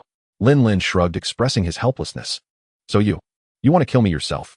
Dracov's breathing quickened, his earlier roar having drained his last bit of courage. Fine, dying at the hands of the Savior would be my last honor. No, it's not me who will kill you. It will be Natasha, those Black Widows, who will kill you. Lin Lin grinned, showing a chilling smile. Dracov, who had already decided to face death, calmly suddenly turned ashen. He knew better than anyone the methods of the Black Widows he had trained. No, you can't do this to me. Kill me, hurry, and kill me. Dracov shouted frantically again. Lin Lin looked at the emotionally unstable master of the Red Room and smiled as if watching a clown. Suddenly Lin Lin recalled the posture of this character in the movie and couldn't help but sigh. What a stark contrast. He was too lazy to pay Dracov any more mind, standing up and walking to his desk to connect his phone. Ling Long, can you hear me? Young master, I'm here. Take full control of this base and copy all the data here. Oh, and pull out the techniques used to control the Black Widows. Lin Lin knew that these Black Widows were not just controlled by one method. Natasha's defection and assassination would surely lead Dracov to tighten his control over the Black Widows. Soon Ling Long pulled out all the technical data on controlling the Black Widows. After a simple glance, Lin Lin frowned. Psychological manipulation, violent control, brainwashing, drug control. You really are inhuman. Lin Lin kicked Dracov in the face. Of course he controlled the force carefully. If he kicked him to death, the proof he planned to give to Natasha would be gone. After confirming that Dracov was not dead, Lin Lin continued to browse the data before him. However, one term caught his attention. Winter Soldier Project. Lin Lin clenched his fists. He knew that the Winter Soldier was the one who killed his adoptive parents. Even if the Winter Soldier was controlled, that was not something he could forgive. If anyone should forgive it, should be Tony. Even he, if he encountered the Winter Soldier, would probably be unable to resist the urge to kill him. The 2 years of companionship with Howard and Maria gave Lin Lin many beautiful memories. Although it was only 2 years, it was a deep bond, and he completely understood Tony's feelings. The brainwashing techniques used by Dracov on the Black Widows originated from the Winter Soldier Project, which meant that this place likely hid the base of the Winter Soldier Project in Siberia. And there must be that video. I don't know if Captain America has woken up, but I must find the Winter Soldier first otherwise. Lin Lin knew that once Steve saw his Bucky, he would completely lose his rationality. Ling Long, find all the data related to the Winter Soldier Project for me. After spending most of the day, Lin Lin finished reading all the materials regarding the Winter Soldier Project at the Red Room base. Unfortunately, the exact location of the Siberian base was not included, but this was not an issue for Lin Lin. The biggest problem was that there was no information about the Winter Soldier Bucky's location. It seems only Hydra knows where Bucky is. A glint of murderous intent flashed in Lin Lin's eyes. It's time to take action against Hydra. After all, they are the true culprits. Lin Lin was not Tony. Rather than killing Bucky, he wanted to completely eradicate Hydra, the parasite that clung to him. Although Lin Lin knew that the Howards would meet with misfortune, he had no idea of the exact time it would happen, nor did he remember it. And as a child, he had no excuse to stop them. When he first heard the news of his adoptive parents' deaths, he felt a profound sense of powerlessness. Perhaps this very feeling further stimulated his control over the Dragon Totem. Hydra. The materials about the Winter Soldier Project at the Red Room should be technical shares from the Soviet era's various plans, yet Hydra did not infiltrate the Red Room, which is quite puzzling. Lin Lin was equally surprised after reviewing the materials at the base. Could it be that Hydra looks down on the Black Widow program of the Red Room? This is the only explanation I can think of. Alright, it's time to go home. Lin Lin stood up. Ling Long, shut down all power systems at the Red Room base. Okay, young master, the systems have been shut down. With Ling Long's voice, the entire base trembled violently. In the next second, a massive teleportation portal appeared beneath the enormous Red Room base. Boom. After a violent tremor, the entire base returned to calm. Meanwhile, everyone in Base X was attracted by this unusual commotion, peering out the windows to investigate. When they saw a gigantic metal castle suddenly materialize next to the base, their eyes widened in astonishment. As the CEO of X-Tech, Norman, rushed out of Base X, and upon seeing the enormous metal castle in front of him, he was completely dumbfounded. Seeing Lin Lin slowly flying out from the castle, Norman hurriedly shouted, "Mr. Stark." This unfamiliar address momentarily stunned Lin Lin, who looked down to see it was Norman Osborn. "Mr. Osborn, if you're trying to distinguish me from Tony, you can just call me Zero. Even calling me just by my name is fine, but please do not call me Little Stark," Lin Lin said with a look of exasperation. Norman didn't understand why Lin Lin cared about this, but it wasn't the time to dwell on it. He quickly asked, "I mean, Mr. Zero. What is happening?" Norman pointed at the gigantic metal castle beside them. Lin Lin glanced at the Red Room base behind him and smiled. "Oh, it's a trophy. Let the research department take a look at it. It's something from the Soviet era." Although the technology is a bit outdated, there are still some merits to it. I plan to upgrade the base properly in a while. Ling Long have the medical staff from the base come over and take the Black Widows for treatment. After making these arrangements, Lin Lin turned to find Natasha, but as soon as he entered the base, he saw Susan. What on earth is that thing you brought? Susan asked in surprise. Lin Lin didn't respond. Instead, he embraced her. This embrace immediately attracted envious glances from everyone. Susan's cheeks flushed under the gazes of the crowd, and she hurriedly patted Lin Lin's back, playfully scolding, "What are you doing? Let go. It's embarrassing with everyone watching." "What's so embarrassing about it?" Lin Lin released her and cradled Susan's delicate face, kissing her deeply before finally letting go. "So, are you not angry anymore? You bad guy." Susan playfully slapped Lin Lin's chest. Seeing this, Lin Lin also smiled. "By the way, you haven't told me yet, what exactly is that?" Susan looked at the enormous metal castle outside the base, puzzled. "That's the Red Room base, the organization that once controlled Natasha, which I took down. This is my trophy," Lin Lin said, holding Susan and smiling. Susan didn't know what the Red Room was, but she was aware that Natasha had been manipulated like a tool. "Speaking of Natasha, why don't you have any compassion for her? She can't even get out of bed now," Susan said angrily, giving Lin Lin another slap. Lin Lin chuckled awkwardly. "It's not my fault. She was the one who kept demanding things in the first place, as if she was trying to provoke me. You bad guy, go check on her." A hint of envy flashed in Susan's eyes, and Lin Lin noticed it, teasing, "Then he'll come find you tonight. See you later, babe." Lin Lin gently stroked Susan's face before running away. In Natasha's room, she wrapped her bathrobe tightly around her and looked in surprise at the colossal structure outside the window. "So does it look familiar?" Lin Lin's voice suddenly rang out as he wrapped his arms around Natasha's waist from behind. Is that the Red Room base?" Natasha said with a hint of doubt. It was no wonder she couldn't recognize it. After all, she had never seen the complete form of the Red Room. Lin Lin gently whispered into Natasha's ear, "Antonia is not dead. Dreykov is also alive. Do you want to take a look and put an end to your nightmare?" Natasha fell silent, and Lin Lin did not urge her. After a long silence, Natasha pouted and glared at Lin Lin. "But if I do that?" Lin Lin couldn't help but laugh. "Who told you to provoke me? In the end, you're the one who suffers." As Lin Lin's hand gently rubbed Natasha's lower abdomen, a warm current flowed through her body, and her discomfort faded away. "All right, I'll leave the Red Room matters to you to handle. I've already instructed Ling Long to send a summons to all the Black Widows through the Red Room's system, asking them to come here." Lin Lin continued to explain while holding Natasha. "When the time comes after you release them from control, ask them if they wish to join X-Tech. Those who are willing can be organized into an intelligence department, and those who don't can go live the life they want.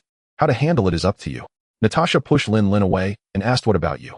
"I have to deal with some matters regarding my adoptive parents," Lin Lin said with a cold expression. It was the first time Natasha had seen such a ruthless side of him, and she didn't ask any more questions. After discussing the Red Room matters, Lin Lin went to Siberia, Russia again. Looking at the vast wilderness, Lin Lin felt relieved. Fortunately, the materials from the Red Room contained the approximate location of the Siberian base, otherwise I wouldn't know when I would finish searching. Lin Lin flew at a low altitude using his supervision to continuously narrow down the search area and soon found the Winter Soldier Project's secret base in Siberia. "What a sturdy steel door," Lin Lin exclaimed in front of the massive metal door of the secret base, but then reached out and pushed the door down. Yes, he pushed it down directly. No password, no key, no fancy tricks. All that was left were the deep handprints on the heavy steel door. The moment he entered the base, he was hit by a musty smell. Looking at the Soviet heavy industrial style of the base, Lin Lin had no mood to appreciate it. He moved forward with a clear goal in mind: to videotape. Along the way, he pushed down various thick nuclear defense doors one by one until he reached the center of the base, a vast area resembling a skylight. After powering on 6 cryopods lit up, however, only 5 of them contained people, indicating that one of them was obviously Bucky. Lin Lin ignored them and walked directly to the old computer in the center, pulling up all the data and reviewing it one by one. When Lin Lin saw the video marked with the operation date of December 16, 1991, his hands suddenly froze. He clearly remembered that on this day, he heard the tragic news regarding the Howards. He clicked on the video, watching the familiar road appear in the blurry image, followed by the car he knew all too well speeding towards a tree on the roadside. A motorcycle then sped by, only to return shortly after. Upon seeing the blurry figure getting off the motorcycle, Lin Lin knew it was Bucky, and he couldn't help but clench his fists. Listening to Howard's voice from the video, "Help save my wife. Please save her." When the Winter Soldier grabbed Howard by the hair and lifted him up, Lin Lin clearly heard the name Sergeant Barnes, and his eyes flashed with a hint of crimson. Lin Lin couldn't finish watching the video. He simply couldn't take it anymore. Even knowing that Bucky was being controlled, he still couldn't help but harbor murderous intent towards him. "If you die on the battlefield, you would be a hero. Yet you have become a butcher. I will find you, Bucky. Whether you live or die should be decided by Tony." After downloading the video, Lin Lin directly destroyed this secret base in Siberia. As for the 5 Winter Soldier experiments, they were merely 5 uncontrollable killing machines. Upon returning to Base X, Lin Lin immediately began preparing for action against S.H.I.E.L.D., destroying S.H.I.E.L.D. was easy, but ensuring not a single Hydra member escaped was not so simple. In New Jersey at the secret S.H.I.E.L.D. base, Steve Rogers, who had just awakened from his icy slumber, was being examined by the medical team while Nick Fury stood nearby. Steve stared intently at Nick Fury, confusion evident in his eyes. "You mentioned that X-Super League is dangerous. Why does the country still allow their existence?" "Because they are too powerful," Nick Fury replied helplessly. "If this were a month ago, the government might have been able to confront them directly, but just half a month before your awakening, a significant event occurred. The Devourer incident. A powerful extraterrestrial being known as the Planet Eater intended to consume the Earth, but it was Zero Stark who eliminated the Devourer and saved the planet. After that, nearly everyone in the world hailed him as the savior." Steve's eyes widened in disbelief. An extraterrestrial creature that can devour the Earth. A savior. This was yet another event that shattered his worldview since seeing the 21st century. But wait, how does this relate to the X-Super League you mentioned that poses a threat to the entire world? Steve looked at Nick Fury with suspicion, unable to convince himself to trust this shady character. Unfazed by Steve's distrust, Nick Fury continued, "This Zero Stark is the leader of the X-Super League. Or rather, he is the one who formed this super team. Are you suggesting that someone who saved the world could also destroy it?" Steve's brow furrowed even more.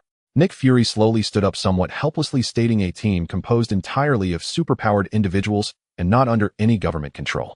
Just think about how terrifying that is.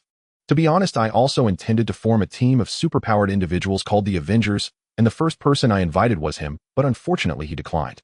He doesn't trust the government and has instead created this organization called the X-Super League."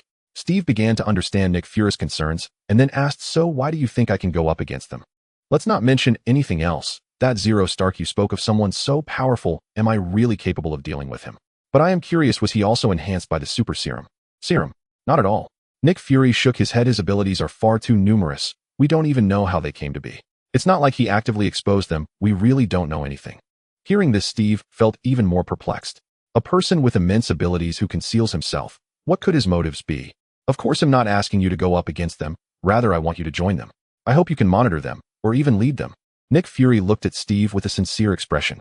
After a moment of silence, Steve asked that same question again, "Why me?" He didn't believe that Nick Fury couldn't find a more suitable candidate.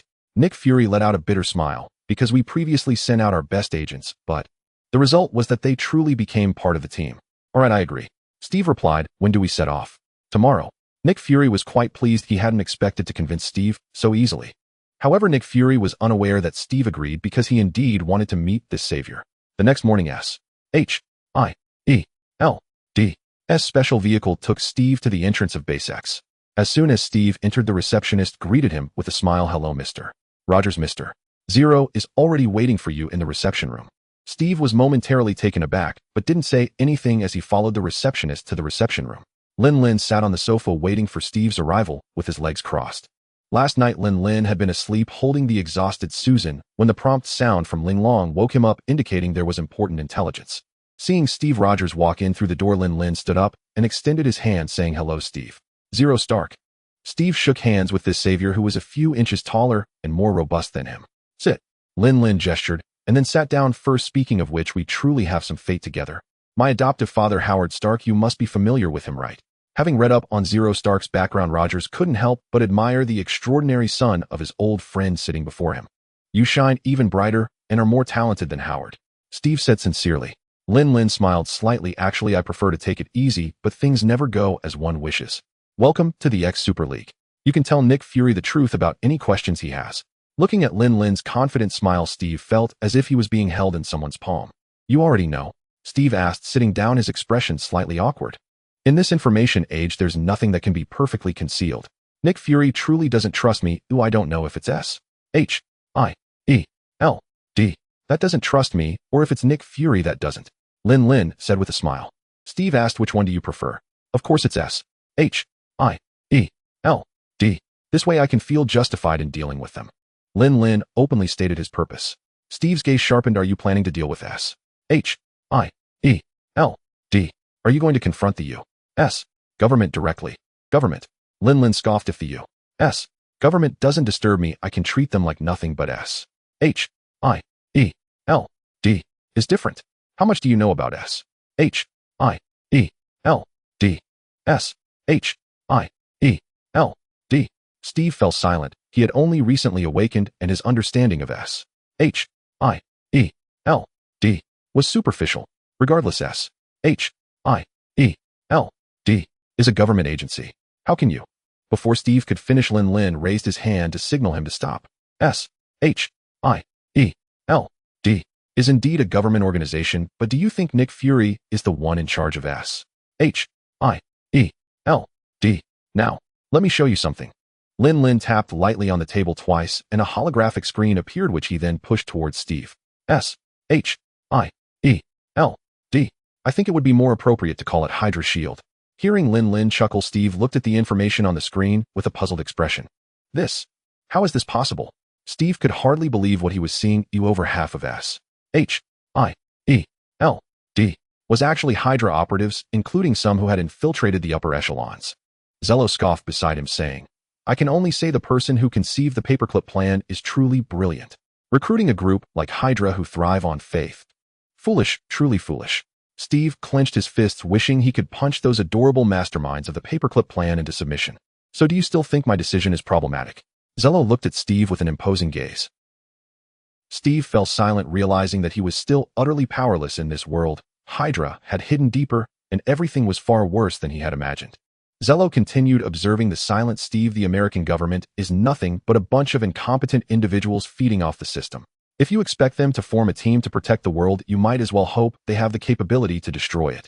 A nation controlled by capital, a government that can be manipulated by money. What do you expect them to accomplish? Steve closed his eyes in pain. How he wished he were still frozen in time, rather than facing the current state of America. But you still have a chance. You are Captain America, the spiritual symbol of the American people, but you should not be bound by the labels on you. Strip away the glory and join us. Zealous, alluring voice shook Steve's resolve. I want to know what I need to do to join you. Although persuaded, Steve didn't immediately agree. Zello replied, naturally, it involves things only we can do. This world is fraught with crises, and not everyone who possesses great power can be as benevolent as you and I. Beyond the Earth, other life forms are eyeing our planet, and we need to resist them. All right, I will join you. Steve suddenly stood up and looked at Zello. Zello also stood up and extended his hand, and their handshake felt like a contract being signed. Zello valued Steve not for his super soldier abilities, but for his character and leadership skills. The team combat was what he was most familiar with. Although having Steve join was a good thing, another very real problem was looming ahead. Steve and Bucky were close friends. If Tony were to kill Bucky then, well, as of now, he didn't even know Bucky was still alive, so it was best not to let him find out. Since you've made your decision, welcome to the team. They'll have someone show you around Base X. I have something to attend to, so I'll take my leave first. Zello left through the door, and soon a female receptionist entered. Just as Zello was about to exit, he encountered Pietro. Pietro glared at Zello with a frown. Zello Stark, where have you taken my sister? I haven't seen her for a whole day, and nobody answers her phone. Tell me, where have you taken her? Seeing Pietro's threatening demeanor, Zello forced a smile, thinking this little brother-in-law is really fierce. Don't get worked up, or I'll take you to see her. Zello led Pietro to the door of Wanda's room. Pietro, who had calmed down, suddenly became upset again. You're pulling my leg. I knocked on the door just this morning, and no one was there. Zello ignored him and pressed his hand against a fingerprint lock, causing the metal door to slide open. Your sister is right there in bed. Zello walked slowly towards Wanda. Pietro quickly ran to the bed, and upon seeing Wanda with her eyes tightly shut, he became anxious, saying, What's wrong with my sister?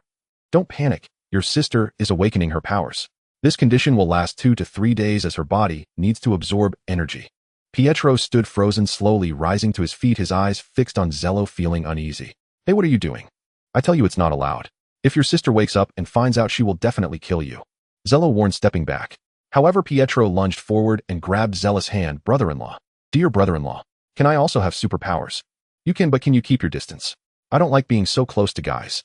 Zella's temples throbbed. If it weren't for being Wanda's brother, he would have kicked him away long ago. Really? That's great. I can have superpowers too. Pietro exclaimed, jumping up excitedly.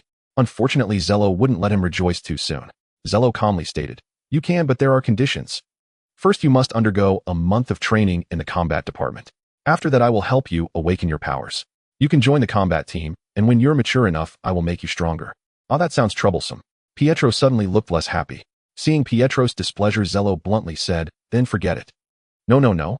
I agree. Pietro quickly conceded. Zealous initial awakening referred to nothing other than the latest version of the extinction virus. The combat team consisted of morally qualified disabled veterans recruited from Black Widow and X-Tech Group, and the greatest advantage of the extinction virus was that it allowed them to survive. Thus, Zealous' greatest focus was actually the powerful regenerative ability brought by the extinction virus. After sending Pietro away, Zello looked at Wanda on the bed and gently brushed her hair. The effect of the totem seed on Wanda was different from that on others. Wanda's abilities were significantly stronger than those of others, which required several days to absorb energy. I hope you can surprise me when you wake up. Zello kissed Wanda on the forehead before leaving. At S-H-I-E-L-D, Zealous figure suddenly appeared atop the Triskelion. With a thought, Zello scanned the entire Triskelion, pinpointing Alexander Pierce's location. If anyone knew Bucky's whereabouts, it would undoubtedly be Alexander Pierce. Zello had overlooked this guy in his previous haste. Now that Steve had come knocking, it reminded him that Pierce was a high-ranking Hydra member and had sent the Winter Soldier Bucky to pursue Steve. Ling Long, take over the entire Triskelion system and don't let anyone find out. Understood, young master. System takeover of S-H-I-E-L-D-S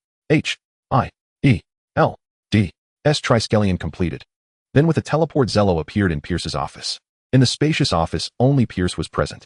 The sudden appearance of Zello startled him, but as an experienced old spy, Pierce was not easily intimidated. As he stood up, Pierce pressed the alarm button under the table and slowly approached Zello. Zello Stark. Isn't this the savior Zello Stark? Pierce exclaimed excitedly, reaching out to shake Zealous' hand. However, Zealous' expression remained frosty as he flicked his fingers, causing Pierce to freeze in place. Alexander Pierce, one of Hydra's core members. I believe you know quite a few secrets about Hydra, don't you? Pierce, frozen in place, widened his eyes in disbelief, staring at Zello. What? Do you have something to say? Seeing his reaction, Zello smiled and snapped his fingers, allowing Pierce to move his mouth. How do you know? Pierce looked at Zello in disbelief.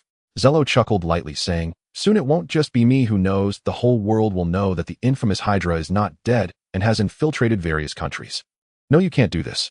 You have no evidence and no one will believe you. Pierce shouted angrily. Facing the already frantic Pierce, Zello smirked disdainfully. Honestly, I really enjoy watching you villains in a panic. Occasionally experiencing what it's like to be a villain in front of a villain is quite nice too. You're trying to con me, right? Pierce suddenly calmed down. I get it now, you don't have any evidence. You're just trying to pry information out of me, aren't you? Looking at Pierce's self-satisfied, smart demeanor, Zello couldn't help but laugh. I truly don't know who gave you such confidence, but I quite like this confidence of yours. As a reward, I'll let you experience the feeling of having all your memories scrutinized. Zello stepped forward and pointed at Pierce's forehead, extracting decades of memories from him.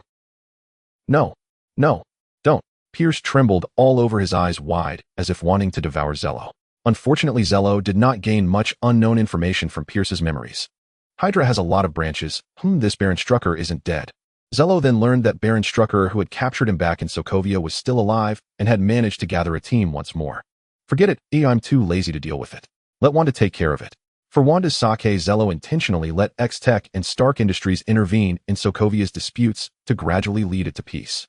If Wanda knew that Strucker, who had intended to brainwash them, was not only still alive, but was also planning trouble in Sokovia, she would probably tear him apart. Zello always felt that Wanda was too kind, and now he had the perfect person to let her take action against. Ling Long, translate all personnel lists and data regarding Hydra into various languages and publish them online. Let the media under X-Tech push these into the spotlight. Understood, young master. Zello walked slowly to the huge floor-to-ceiling window, looking out at the scenery with a sincere smile on his face. Black egg, this time you'll have a headache. The next second, Zello disappeared from the spot. He was going to find his most direct enemy. In America, Ohio, Cleveland.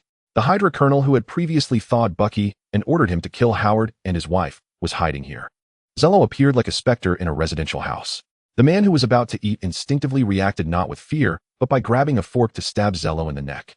The result, of course, was the fork bending into a flower, and Zello easily seized his neck. Tisk, I really want to crush you on the spot, but if I do that, Tony will hate me. You are. Zello Stark. The Hydra colonel's eyes bulged as he stared at Zello, never expecting to be found after hiding for so long. However, Zello didn't waste words with him and went straight to the basement, reaching for a box behind a wall. After taking the red notebook, Zello snapped his fingers, igniting a flame that burned everything to ashes. Zello then reappeared at a secret Hydra base, thawing Bucky from his frozen state and taking both of them away. At the Marbury Villa, Tony, who had been living in his studio and working day and night on URU metal, suddenly heard Jarvis's voice. Sir Lin Lin is here. Lin Lin. Why has he returned again? Tony, who usually complained about Zealous' absence, now surprisingly expressed disdain at his return. Tisk, tisk, tisk, Tony. Have you found something good and forgotten your brother? Zello looked at Tony with a pained expression. Tony wiped his hands and said disdainfully, don't start with that. Just tell me, what are you back for today? Zello did not answer and instead asked, aren't you building Stark Tower in New York? Why are you still here? Stark Tower can't compare to this place. There's no place like home. Tony said with a curl of his lip. Stop changing the subject. What about you? At this moment Zello found it hard to speak. Tony frowned, realizing that this was the first time he had seen Zello so shy, which was not at all typical of him. Is something wrong? Tony asked, frowning, clearly sensing that something was off. Zello took a deep breath and handed a USB drive to Tony. The moment Tony took the USB drive, Zello suddenly grabbed his hand and said very seriously, you must be mentally prepared. Tony, puzzled, inserted the USB drive into the computer, grumbling, what's up with you today? This is so random. However, when Tony opened the video on the USB drive and saw the familiar road, he looked at the computer in astonishment and then at Zello, obviously confused about why his brother showed him this. But Tony didn't ask more questions. He silently finished watching the video. As he saw the anger on Tony's face deepening, Zello placed a hand on Tony's shoulder.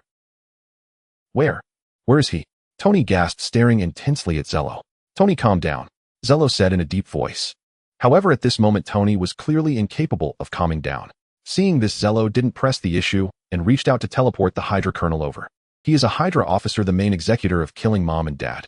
They sent the modified and brainwashed Winter Soldier to take the super serum from my father. Then Zello teleported Bucky over as well. He is the Winter Soldier, originally a soldier from World War II, but later modified and brainwashed into the Winter Soldier, killing many people under Hydra's control. Now both of them are in your hands. Without any hesitation, Tony summoned Mark 43. Without a moment's hesitation, Tony blasted the Hydra Colonel's head with his palm cannon, but when he moved his hand towards Bucky, he stopped. Tony trembled as he raised his hand towards Bucky, staring at the murderer who had killed his parents. Faced with Bucky's vacant gaze, Tony knew he was merely a tool, yet the moment he saw that face, images of his parents' tragic deaths flashed through his mind, and he could not control the murderous intent within him. The electric arc pulse cannon in the palm of the armor grew increasingly bright, and Tony's expression beneath the armor became more ferocious. No. Suddenly a roar like a beast erupted from beneath the armor. Boom. The electric arc pulse cannon blazed, and a single shot shattered Bucky's skull. Tony stumbled out of the armor and approached Zero, who caught him. At that moment both were trembling. Lin Wayner. I can't do it. I can't be rational like Wanda. It was him. He killed my parents with his own hands. I can't just let him go like that, otherwise I will spend my life in nightmares. Tony clung tightly to Zero, silent tears streaming down his face. Zero understood Tony's inner struggle and admired Wanda for making such a decision back then.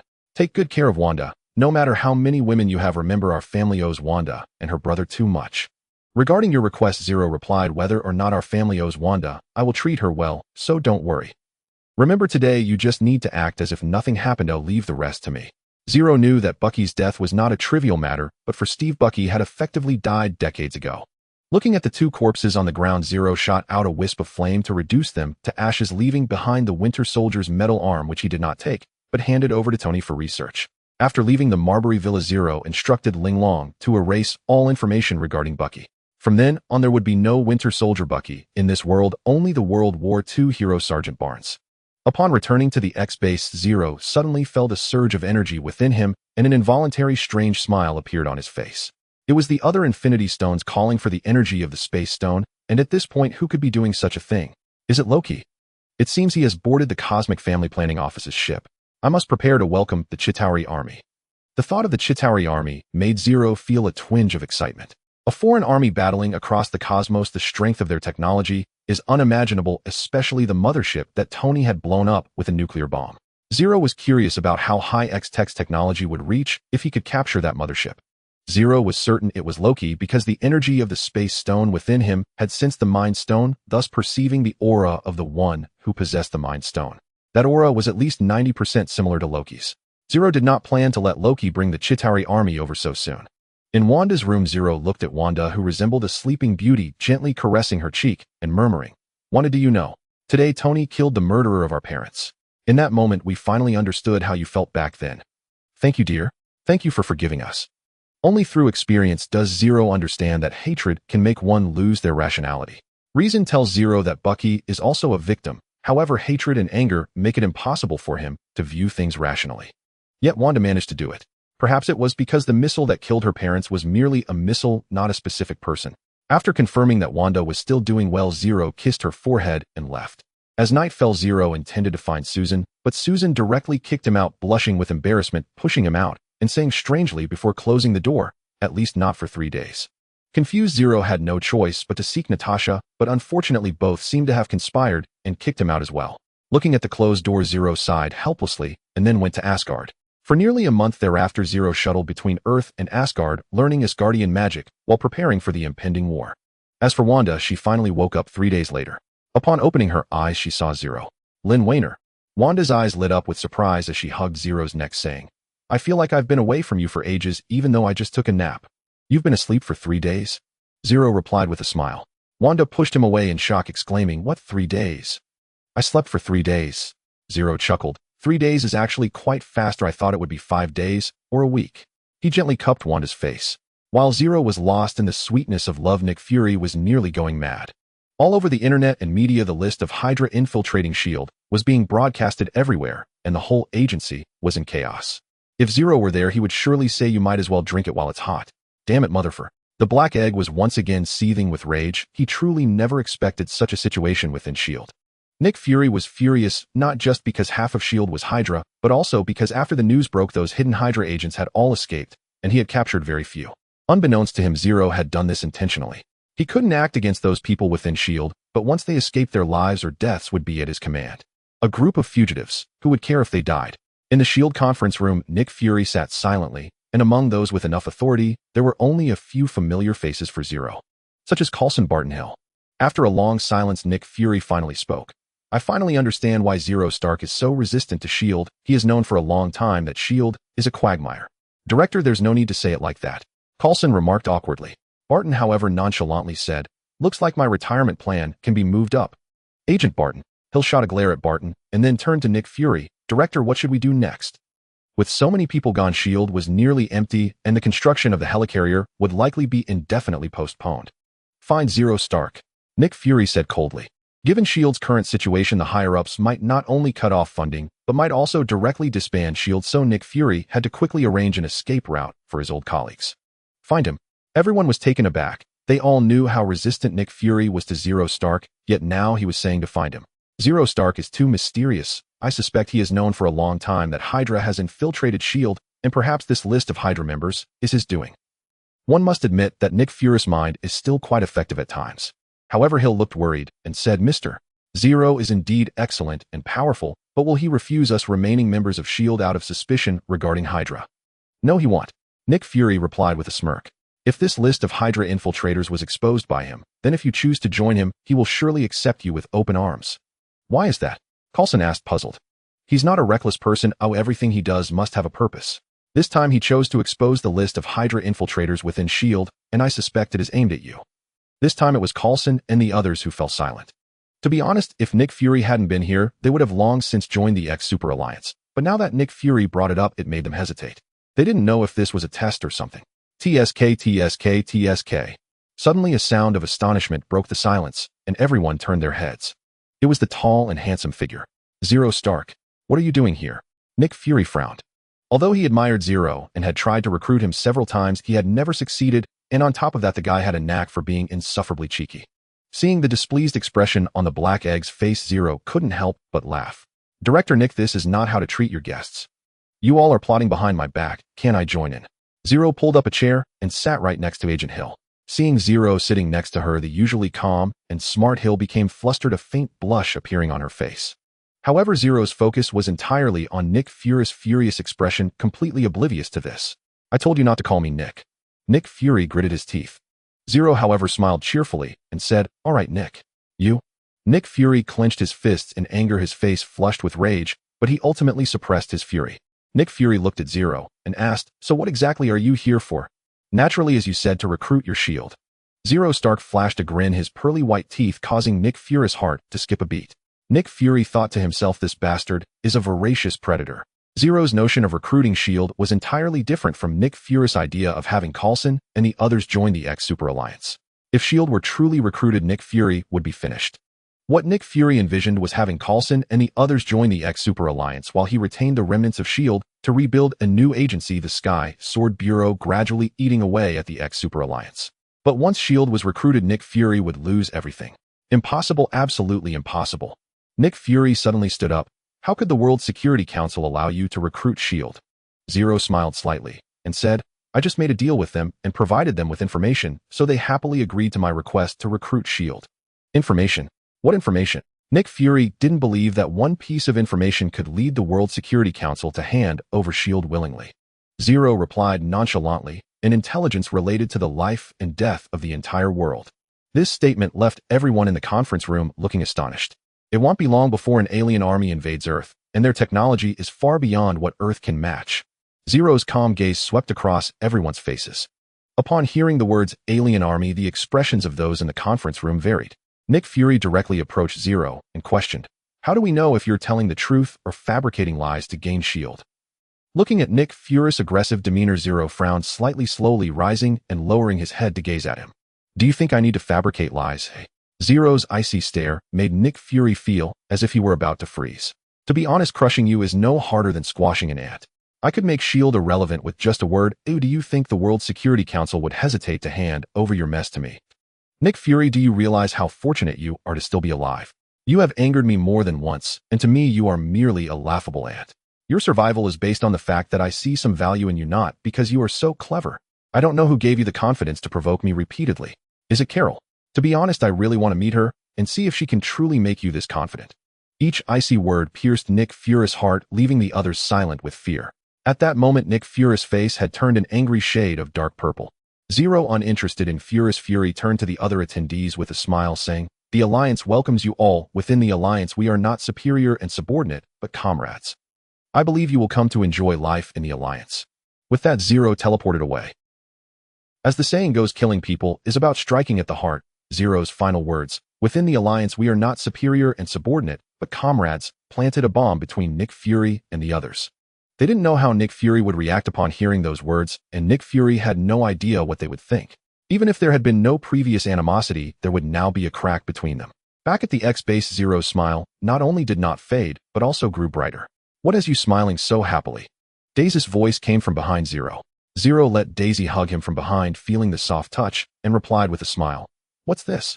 You mischievous girl, why aren't you training, but coming to my room? Looking at the messy bed beside him, Zero couldn't help but chuckle. Daisy grinned and said, of course I wanted to eat you, but I ended up empty-handed. You girl better put that thought on hold. A tough battle awaits you in a few days. Zero said with an unusual serious tone. Daisy, however, nonchalantly replied, with you around, we won't lose no matter what. You girl, you won't do anything unless I give you some benefits, will you? Zero realized she had come to negotiate. Hee, so you already knew. Daisy grinned, showing no embarrassment at being seen through. After some thought, Zero said, all right. If you perform well in the upcoming battle, I can reward you, but don't regret it later. I won't regret it. I'm off to train now. Daisy laughed and ran away. Watching Daisy leave, Zero contemplated whether Thanos would appear in the upcoming battle against the Chitauri. Of course, the possibility seemed small, but one could never be too careful. After all, everything had long since deviated from its original trajectory. Gazing at the scenery outside, Zero thought, if necessary, I might have to find Ancient One to acquire the Time Stone. In the vast underground training ground of Base X, Zero curiously observed the crowd gathered around, floating in the air. Oh, Steve is fighting. Blonsky. Zero's eyes lit up. One was a World War II veteran, and the other a modern officer. He was genuinely curious about who would excel over whom. It was said that Captain America's true superpower was a 50-50 chance, but it wouldn't be surprising if Blonsky lost. However, the outcome was somewhat unexpected for Zero. Blonsky, who had not transformed into the Abomination, was still evenly matched with Steve. Interesting. Zero smiled with delight. All right, you two, stop fighting. It won't lead to a clear winner. Suddenly, Zero landed between the two, grabbing their fists as they swung. Zero. Steve and Blonsky exclaimed in unison. Zero glanced at them. Emil, you've been training well during this time. Under normal circumstances, your physique is already comparable to Steve's. But Steve, I'm quite curious about your true strength. How about a match between us? Upon hearing this, everyone present was stunned. Before Steve could respond, Blonsky spoke first. Zero, that's not fair. You know your level and his level. This is just bullying. The onlooking members of the combat team began to murmur their discontent. Seeing this, Zero smiled and said, Steve, it seems your reputation among them is quite high. Steve chuckled, feeling a sense of nostalgia as he recalled his time in the Howling Commandos. Don't worry, I will limit my power to ensure it's a fair match with Steve. I just want to experience his techniques. Zero explained to the crowd. The members of the combat team finally quieted down. They stepped back, creating more space for the two to spar, likely also to avoid being accidentally injured. Blonsky willingly retreated. Facing Zero, Steve's expression turned serious. Although he had never seen Zero fight for real, there were countless videos online of Zero battling Galactus, along with various rumors. However, Steve also found it hard to believe that one person could be as formidable as described online. It seemed too exaggerated. Zero looked at the unmoving Steve, raised his right hand, and beckoned him. "Don't worry, feel free to strike." The confident and calm smile on Zero's face made Steve's smile grow even wider. "All right then, I won't hold back." With that, Steve lunged forward, throwing a punch directly at Zero's face. To the spectators, Steve's punch appeared incredibly swift, but to Zero it was as if time had slowed down. He simply tilted his head slightly to evade the punch. Steve naturally didn't expect to take Zero down with just one punch. That initial strike was merely to close the distance. He quickly followed up with a knee strike aimed at Zero's abdomen. With a clap, Zero effortlessly blocked it with his overlapping hands, simultaneously delivering a headbutt to Steve's skull. Bang! A dull thud made everyone's expression change drastically. "Oh!" The crowd collectively exclaimed, instinctively covering their heads, as if they too had been struck. Tsk tisk, that headbutt from the boss is fierce. If it had hit the captain's nose, his nose might have been flattened. As long as the captain's nice, but is still intact, it's fine. Two Black Widow agents were giggling as they discussed. Zero's various moves truly opened their eyes, with unexpected techniques coming at them one after another. Headbutts, knee kicks, ear slaps, eye pokes, low kicks. With so many unusual techniques, even Steve, who usually had a record of evenly matched fights, found himself at a disadvantage. After pinning Steve down, Zero patted his shoulder and said with a smile, "Let's call it a day." Steve stood up, looking somewhat disheveled. Seeing Steve's embarrassed expression, Zero laughed and said to the crowd, "You might think there's a chance I cheated and relied on my strength to win against Steve." Everyone shook their heads, secretly thinking, with those techniques of yours, why would you need to cheat? In fact, not just Steve, all of you have the same issue. You don't know how to target your opponent's weaknesses. Looking at the crowd's strange expressions, Zero smiled and continued, "Of course, it might be that you think such tactics are too low. However, you are facing enemies, and any underhanded means are justified." The crowd nodded thoughtfully. "I also want to stress that you will be facing alien warriors, so remember, never let your guard down until you're sure your opponent is truly dead. It's not that I'm unwilling to give you compensation. I'm afraid that the benefits earned at the cost of your lives will ultimately benefit a third party." Zero's piercing words made the faces of the combat team members change dramatically. Zero then turned to Steve, saying, "You know, you fight too honestly." Steve had extraordinary physical abilities beyond ordinary people, making it unnecessary for him to resort to underhanded tactics against normal enemies. After giving Steve a bit of guidance, Zero headed to the lower level of the training ground. The magical training ground. Watching Jane and Daisy surrounded by lightning and flames, Zero couldn't help but chuckle. He never expected Jane to have such a high affinity for lightning magic. "You're here." Daisy, lost in thought, immediately noticed Zero's arrival and ran over to jump into his arms. Daisy quickly sealed Zero's lips with hers, causing him to swallow what he meant to say. After a round of lip battle, Daisy reluctantly climbed down from Zero. As soon as Zero put Daisy down, he caught sight of Jane's resentful eyes. Daisy, feeling a bit smug, said, "Don't just stand there. It's your turn." Jane shot a glare at Daisy. "I don't want to get your saliva on me." But Daisy playfully hugged Jane and said, "Next time you go first. I won't mind." Zero felt a headache coming on from Daisy's nonsensical chatter. "Enough of the nonsense," Zero said sternly. "Demonstrate all the magic you've mastered." Seeing Zero's serious demeanor, Jane and Daisy stopped fooling around. They unleashed their mastery of lightning and fire magic. In an instant, the large magical training ground was filled with a dazzling display of intertwining lightning and flames. Yet as a fellow magician, Zero could discern the level of mastery that the two women had over their magic. "You both need to practice more. Your control over magic is still lacking, and your imagination regarding magic is insufficient. Lightning is not just lightning, and fire is not just fire, otherwise it wouldn't be called magic. Watch closely." Saying this, Zero slowly raised his hands. As energy surged from his fingertips, lightning danced in his left hand, while flames swirled in his right. As Zero's hands lifted, the lightning and flames grew more powerful. Under the astonished gaze of Jane and Daisy, a lightning dragon and a fire phoenix materialized.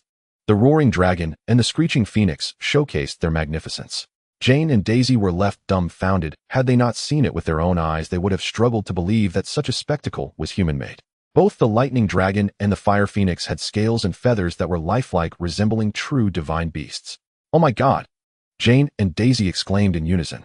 As Zero waved his hands, the lightning dragon and fire phoenix intertwined and soared across the training ground. Boom! Suddenly, the lightning dragon and fire phoenix collided, resulting in a tremendous explosion that swept across the entire training ground. Jane and Daisy clearly saw that the flames of the explosion were enveloped by an invisible force, preventing them from truly displaying their power. I just used the same amount of energy as you, yet the resulting power is enough to destroy the entire X-base. Do you understand the difference? Magic is a means of manipulating energy. Controlling energy requires your spirit, and your focus is insufficient. Your spiritual power is not strong enough. Facing Jane and Daisy, Zero carefully explained. However, what he could teach them was only theoretical. Practical application still relied on their own efforts. Descending to the third underground level, which was also the most fortified of the three training grounds. Seeing Susan, Natasha, and Wanda huddled together, Zero wisely chose not to intrude and instead ran over to Banner, Johnny, and Ben's group. Upon seeing Zero, Johnny rushed forward and said, "Brother-in-law Pietro keeps complaining to me that you favor others.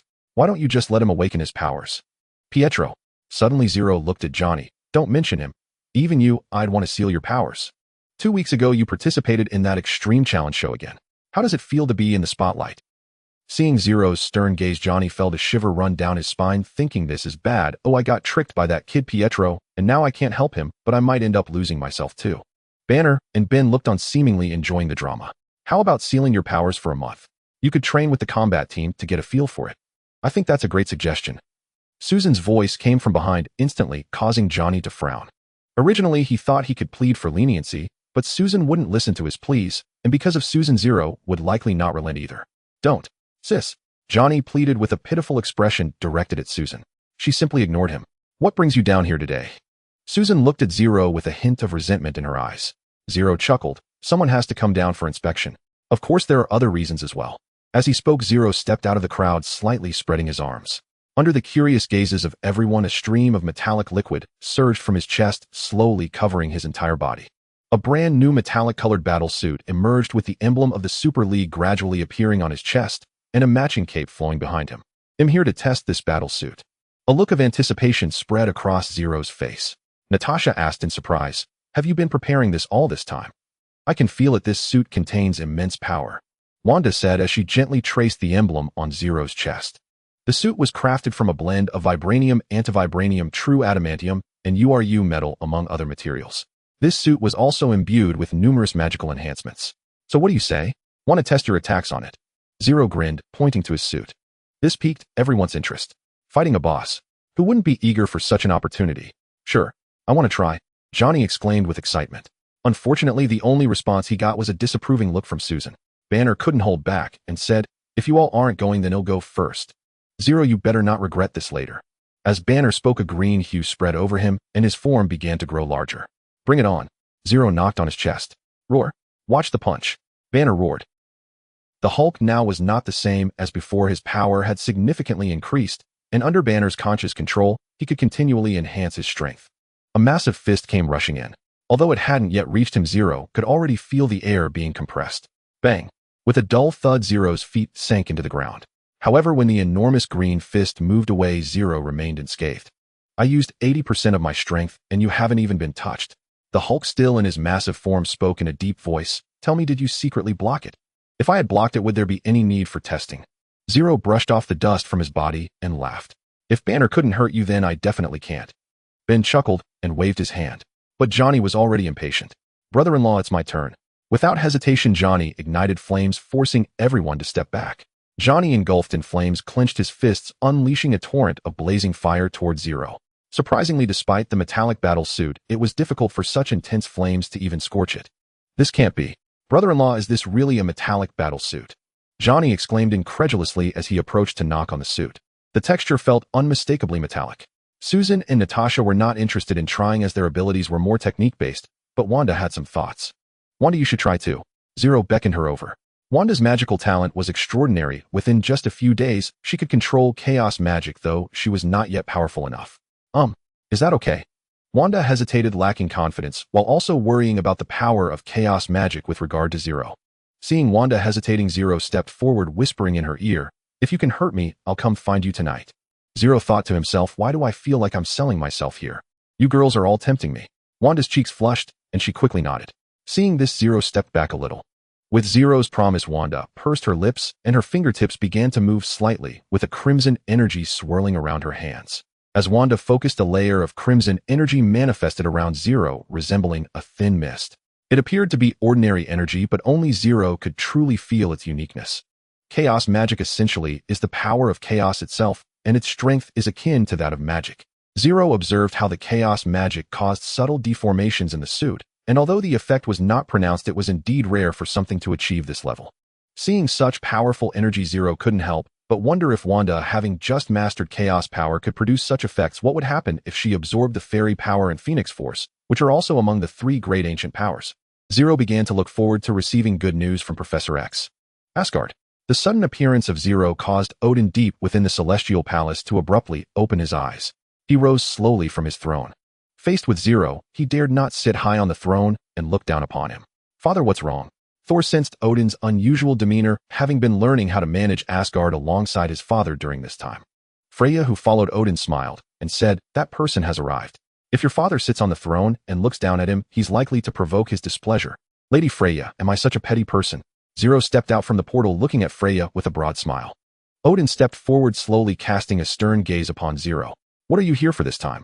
It was evident that Odin was already weary of Zero's coercion. Zero approached and patted Odin on the shoulder, smiling. Of course, I'm here regarding your family matters. Do you have news about Loki? Odin's expression shifted, as he had also been gathering information on Loki during this time, but what he had gathered was mostly fragmented. Freya and Thor looked at Zero with hopeful expressions.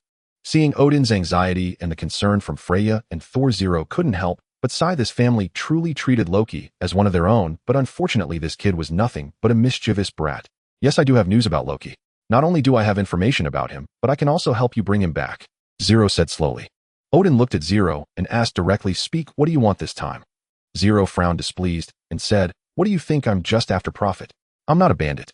However, Odin and his family looked at Zero with doubtful expressions. Zero, too lazy to argue, bluntly stated, "Anyway, my message has been conveyed. Whether to go or not is up to you. Let's go." "I'll go." Thor immediately jumped up. Seeing Thor's excited demeanor, Zero smiled. He had guessed it all along. "Then let me explain Loki's situation." Zero cleared his throat. "The reason I can confirm Loki's whereabouts is that the energy of the space stone in my body, since the fluctuations of the Mind Stone, Loki is currently holding the Mind Stone. He intends to activate the space stone to teleport the Chitauri army to Earth, attempting to conquer Earth and fulfill his unfinished dream of kingship." Odin's expression gradually darkened. He did not understand why Loki was so fixated on the throne. Little did he know the throne was a fatal temptation. Odin, being in that position, understood the heavy responsibilities that came with it, but Loki did not. Ragnarok for Odin was an inevitable curse. Upon thinking this, a hint of helplessness and love flickered in Odin's gaze as he looked at Thor. "All right, since everything has been said, we should discuss who will go." Zero smiled as he sized up Thor. Thor looked at Odin with pleading eyes. Odin merely glanced at him and then said, "Bring Sif and a few others along." Hearing this, Thor's eyes brightened and he excitedly bowed to his father. "Thank you, father." Soon Sif and the three warriors were summoned. "Nice to see you again." Zero greeted the four with a smile. Sif and the others nodded upon seeing Zero, and their cold reaction made Zero feel somewhat disheartened. After Odin announced the order to Sif and the others, Zero brought the five back to Earth and arranged for them at Base X. However, Thor was still eager to ask, "Zero, where's Loki?" "Loki? He's likely busy organizing the Chitauri army right now. He has been continuously calling upon the energy of the space stone in my body, using the Mind Stone, trying to open a portal." Zero extended his palm, and a flickering bluish golden light and black mist swirled in his hand, through which one could glimpse a hint of the cosmos. "That's Loki along with the Chitauri army." Thor looked at the black mist in Zero's hand, his expression growing serious. "If it really is the Chitauri army, shouldn't we have my father mobilize the troops? After all, that is an army. Mobilize troops." Zero snorted coldly. "You let your father mobilize troops, and see if he dares." Thor was taken aback and asked in confusion, "What's there to dare or not dare?" Zero frowned, looking at Thor as if he were an idiot. "What have you learned while following your father all this time? Can't you think a little? Huh? Is there a problem?" Thor still didn't understand. Seeing Thor's bewildered expression, Zero realized that this guy truly did not understand and couldn't help but facepalmed. "Asgard is Asgard, Earth or Midgard is Midgard. It's not your Asgard's backyard, so you can send people over at will." "Huh? Why not?" Thor still didn't get it. "Damn it. Are you an idiot? If your father sends troops over, I would have to destroy them first. Do you understand?" Zero wished he could pound this fool's head. Yet it was evident that the people of Asgard still believed they were the rulers of the 9 realms and could dictate everything. "Remember, Earth belongs to the people of Earth, not to you Asgardians, Midgard," Zero said with a slightly cold tone.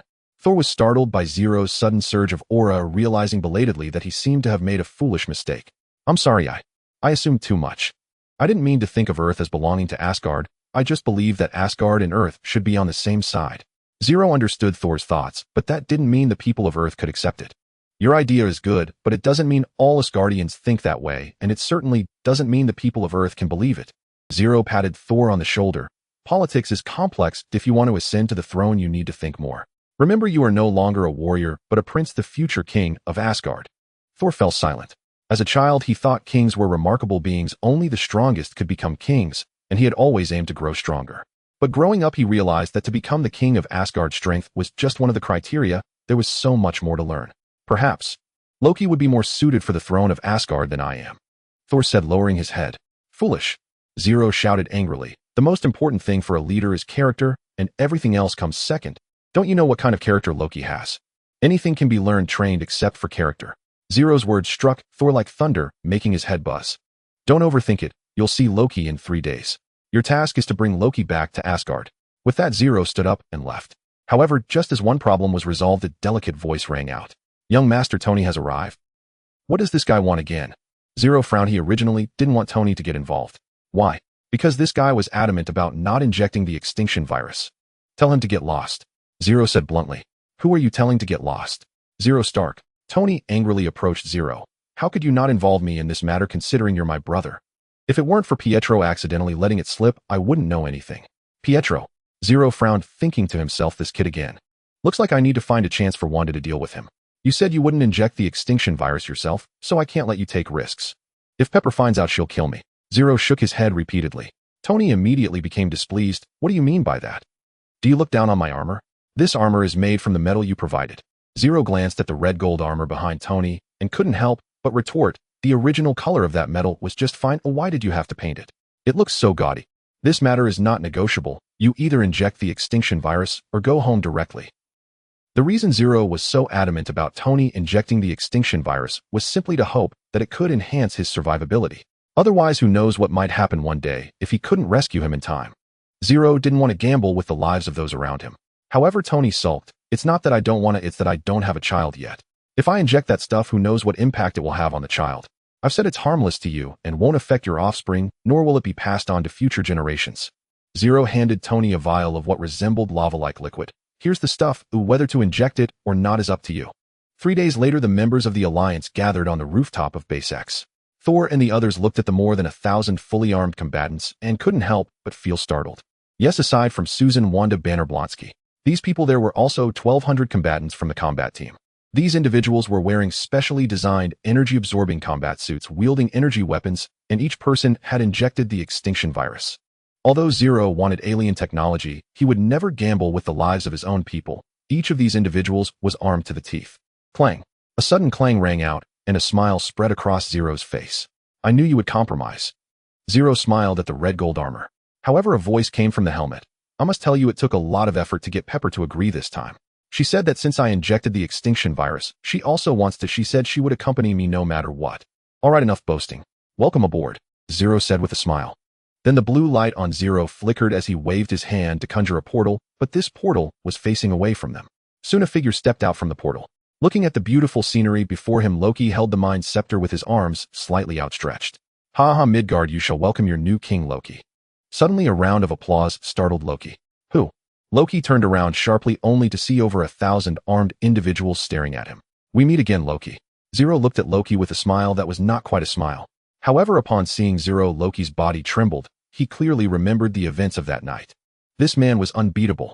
Loki's first reaction upon seeing Zero was to flee, but when he cast a spell to escape, magical bindings suddenly lit up around him. Letting you escape last time was a moment of carelessness. This time, it won't be so easy for you to run away. Zero beckoned with his finger, and Loki was pulled in front of him, and Zero took the Mind Scepter from his hand. Looking at the Mind Stone embedded in the scepter, Zero reached out to remove the large blue stone, casually tossing the scepter aside. Crack, crack. After crushing the blue stone, the yellow Mind Stone's body was revealed. Zero held the Mind Stone up to the sun, seemingly trying to see what the inside of the stone looked like through the sunlight. You're trying to influence me, aren't you? It's a pity that the power of the totem will grind you down bit by bit. Zero murmured to himself as he pressed the Mind Stone against his chest. A dragon's roar suddenly echoed. and the Mind Stone merged into the Dragon Totem. It seems I'll need some time to digest this. Touching his slightly warm chest, Zero felt a surge of emotion. Now it's your turn. Zero smiled broadly at Loki while Loki was utterly terrified. No, don't kill me. I know I was wrong, don't kill me.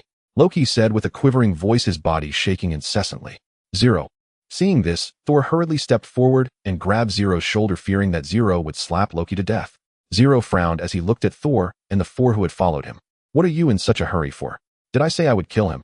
Thor awkwardly released his grip, but did not step back, instead standing his ground and watching Zero warily.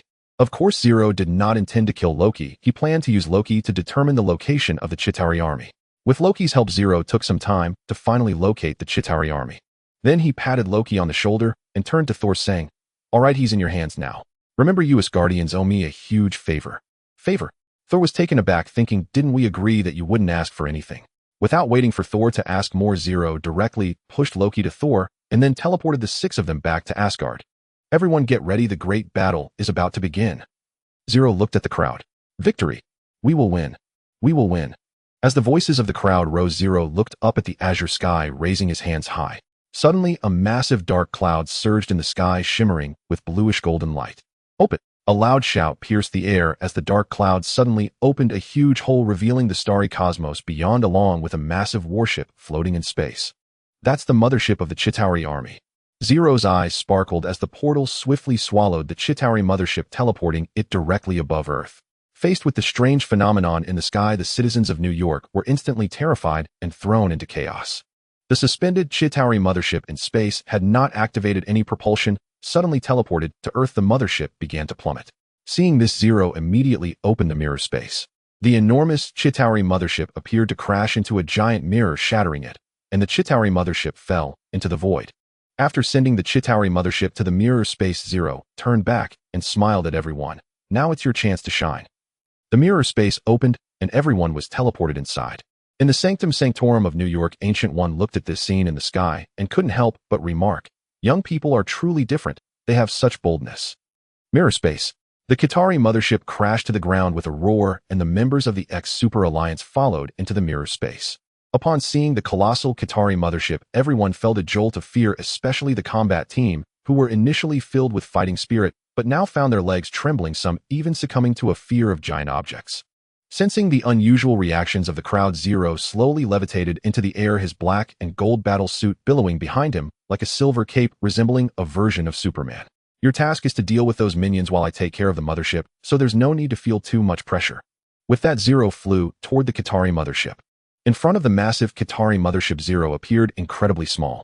Soon the Chitauri soldiers inside the mothership began to mobilize, spreading out like a swarm of locusts. Seeing this, Steve immediately commanded everyone in the combat team disperse and spread out in small units. The combat team of over 1,000 quickly scattered, each wearing battle suits equipped with propulsion devices, allowing them to disperse rapidly. Then the enormous Leviathan detached from the mothership and charged outward. Roar, roar, roar. 3 roars echoed simultaneously as Banner Ben and Blonsky transformed and faced off against the Leviathan. Hulk charged at the Leviathan, leaping onto its head using the height of a nearby building. Boom. Using his weight and strength, Hulk stomped down on the Leviathan, sending its massive body crashing to the ground with terrifying force. Roar. Hulk pounded his chest and roared as if showcasing his immense power. In contrast to the brutal breakthrough of the 3, the performance of Abomination was somewhat lacking. He struggled to stop the Leviathan. As for Ben, covered in hard rock, he directly lifted chunks of pavement to smash at the Leviathan, eventually hitting one of its eyes, which enraged it and caused it to charge at Ben before crashing to the ground. Compared to the violent methods of these 3, Susan was much more graceful. Numerous pale blue spherical energy fields formed and expanded within the Leviathan, causing it to explode. It must be said that Susan's abilities were extraordinarily formidable. Unless one possessed a body as strong as Zero's, being subjected to her energy fields within a fragile body would only lead to death. Natasha chose not to confront the Leviathan, but instead focused on the Chitauri soldiers, significantly alleviating the pressure on the combat team. Wanda waved her hands, surrounded by crimson energy, tossing Chitauri soldiers into the air and swiftly cutting them down until a Leviathan flew toward her. At that moment, Zero couldn't help but feel some concern, but he chose not to intervene. He wanted to see how far Wanda could push her limits now. As the Leviathan charged toward her, a hint of fear flickered in Wanda's eyes, and her feet instinctively took 2 steps back. Wanda, don't be afraid, believe in yourself, trust in your strength. Zero's voice suddenly echoed in her ear. Wanda turned back in confusion, but saw no sign of Zero. "I'm not beside you, but you must learn to face danger on your own. Trust your power, use your strength to stop it, crush it." Though she couldn't see Zero, his voice acted as a powerful stimulant, making Wanda's gaze grow more determined. Watching the Leviathan charging at her, she bit her crimson lips and raised her hands once more, surrounded by chaotic crimson power. Zero observed from a distance as Wanda swung her hands at the Leviathan, the dense crimson, chaotic energy wrapping around it like ribbons. Crack, crack, crack. The sounds of metal grinding and breaking filled the air, and the Leviathan let out a painful roar. Boom. In agony, the Leviathan suddenly crashed to the ground. From afar, Zero nodded in satisfaction at the scene. "You did well, Wanda." Wanda sweetly smiled in the direction of Zero. Boom, boom, boom. Suddenly, a series of explosions drew Zero's attention. He saw Jane and Daisy working together, their flames and lightning intertwining to create explosions, each blast sending groups of Qatari soldiers flying, but their explosions seemed somewhat ineffective against the Leviathan. "These two girls, it seems I need to find an opportunity to educate them properly," Zero muttered to himself, of course in a serious manner. After confirming that everyone was fine, Zero activated the Mind Stone within him, and formless energy spread out, quickly penetrating the Qatari mothership. The power of the Mind Stone could manipulate and toy with people's hearts, as its energy seeped in. The Qatari soldiers were all controlled. With these controlled Qatari soldiers, Zero effortlessly entered the mothership. Of course, Zero could also emulate Captain Marvel and pierce through the mothership with his body, but that would be a waste. Such a gigantic alien mothership contains vast amounts of technology. If he did what Captain Marvel did, how many crucial components would be destroyed? Entering the interior of the Qatari mothership, looking at the dim surroundings and the corridors resembling biological structures, Zero couldn't help but feel a shiver run down his spine. Damn it, the Qatari are truly perverse, all biological technology. Calling the mothership a mother nest would be more appropriate. The fusion of biology and machinery, ugh. Though he disdained it, how could he refuse the advanced technology that surpassed Earth's modern science? Zero made his way to the center of the mothership, witnessing a gigantic biological structure pulsating with red light, occupying most of the control room like a tree with a diameter of several dozen meters. Is this the thinking core system of the Qatari soldiers? Gazing at the massive cylindrical biological structure, Zero curiously observed it, noting that every flicker of red light represented a thought wave from a Qatari soldier. What a strange alien organism. Zero did not destroy the core system immediately, but instead approached the control panel to assess the battle situation. Oh no, Hulk is being suppressed. Looking at the screen, a group of Qatari cavalry riding levitating war vehicles were firing in unison, overwhelming Hulk with a barrage of energy blasts, causing Zero to chuckle. Of course, this group of Qatari cavalry could only momentarily suppress Hulk. The more pain he endured, the angrier he became, and his power would only grow more terrifying. As expected, amidst the thick smoke, an enraged roar erupted, and a gigantic green figure leaped out. Bam! In a brief moment of weightlessness, Hulk slammed his palm down on the group of Qatari cavalry, attacking him. The sudden gust of wind and piercing sound waves causing them to topple over and fall. This battle raged on for several hours. Noticing the weary expressions on everyone's faces, Zero knew it was time to conclude. "Sky, how's the recording? Is it enough?" Zero suddenly asked. On Stark Tower in the mirror space, Sky smiled broadly, saying, "Boss, don't worry, this footage is definitely sufficient. With so much footage, it's enough to edit a movie. Alright, stop joking around, I'm ready to wrap things up." With that, Zero raised his hand, gathering energy to form a 40-meter-long sword, which he used to slice through the Qatari mothership's thinking core system. In an instant, all the Qatari soldiers fell down as if their power had been cut off, motionless. The gigantic leviathans also crashed to the ground. "Wow, boss, how did you do that? All the aliens just dropped dead at once." Sky exclaimed, her eyes wide at the footage from the drone. Having just joined the Tide organization, Sky was filled with curiosity and wanted to glimpse the other side of a world ordinary people couldn't see. She never expected to witness X-Tech absorbing the Tide organization, and she was thrilled and immediately agreed. Alas, it's a pity that Miles didn't agree. If he saw this scene, he'd probably be so excited he'd explode. Haha. Sky excitedly typed on the keyboard, controlling a drone to approach the mothership. When Zero emerged from the mothership, Sky operated the drone, attempting to capture the moment her boss made his grand entrance from the best angle. Zero slowly levitated, his cape fluttering behind him. He raised both hands high, his booming voice echoing throughout the mirror space in New York City. "Everyone, it's over. We have triumphed over the invading alien fleet. We won. We won." Everyone cheered, with Hulk and Abomination pounding their chests and roaring. Zero descended slowly onto Stark Tower, and Sky hurried over. "Boss, how should we edit these videos?" After glancing at the computers and drones nearby, Zero pondered and said, "Let's try to ensure everyone gets some screen time." "No problem, boss. How about I arrange for you to be the last one to appear as a finale? Once this video is released, it will definitely be explosive. It might even surpass the live stream from when you fought Galactus. Sky blinked at Zero. Do as you wish. I'm leaving it time to head back. Zero waved his hand, teleporting everyone out of the mirror space. When everyone returned to the rooftop of X base, the members of the combat team felt as if they had been reborn. Zero scanned the crowd. The combat team members were either missing pant legs or sleeves, and some had multiple large tears in their battle suits. Clearly, they had sustained significant injuries, but fortunately the desolation virus was strong enough to keep them alive in mirror space. Looking at the excited smiles on their faces, Zero's expression turned serious. I'm glad to see all of you still here, but I'm disappointed with the state of your battle suits. You are still not strong enough. If it weren't for the desolation virus, I doubt even a tenth of you would have made it back alive. Don't think that just because we won this time you can be complacent. There are many powerful alien races beyond Earth. I train you all in hopes that you can protect Earth. Think about what is behind you, family and friends. When you see your loved ones slaughtered by alien races and feel powerless to stop it, even becoming one of the victims, how will you feel? The crowd fell silent. But don't be downcast. I simply hope you will work even harder in the future. To celebrate today's victory, everyone gets a 3-day holiday and a bonus of $10,000. Zero said with a smile. The combat team, which had been somewhat downcast, erupted in cheers upon hearing this. However, while the combat department took a break, the research department began working overtime. Zero instructed Norman to organize the research and engineering departments to enter the mirror space, dismantle the Qatari mothership, and collect all the Qatari bodies and equipment. This process lasted an entire month. The subsequent research work became a long-term battle with the experts in the research department working overtime, both suffering and enjoying themselves. Zero, the commotion you're causing is indeed a bit frightening. The X Technology Group can now be considered a true commercial empire. Norman looked at Zero with a mix of amusement and exasperation. Zero absorbed the Tide organization into the media and intelligence departments, uploading all the footage Sky recorded from inside mirror space to the internet, followed by media promotions. Now the X Technology Group's reputation soared to its peak.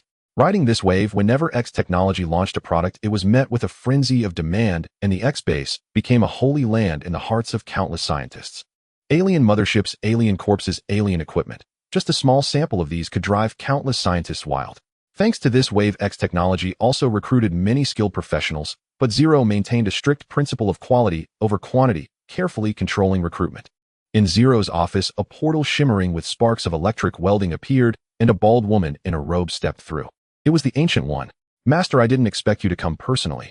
Looking at the suddenly appearing Ancient One, Zero smiled. The Ancient One sat down on the sofa with a folding fan in hand, silently observing Zero. If you have something to say, just say it.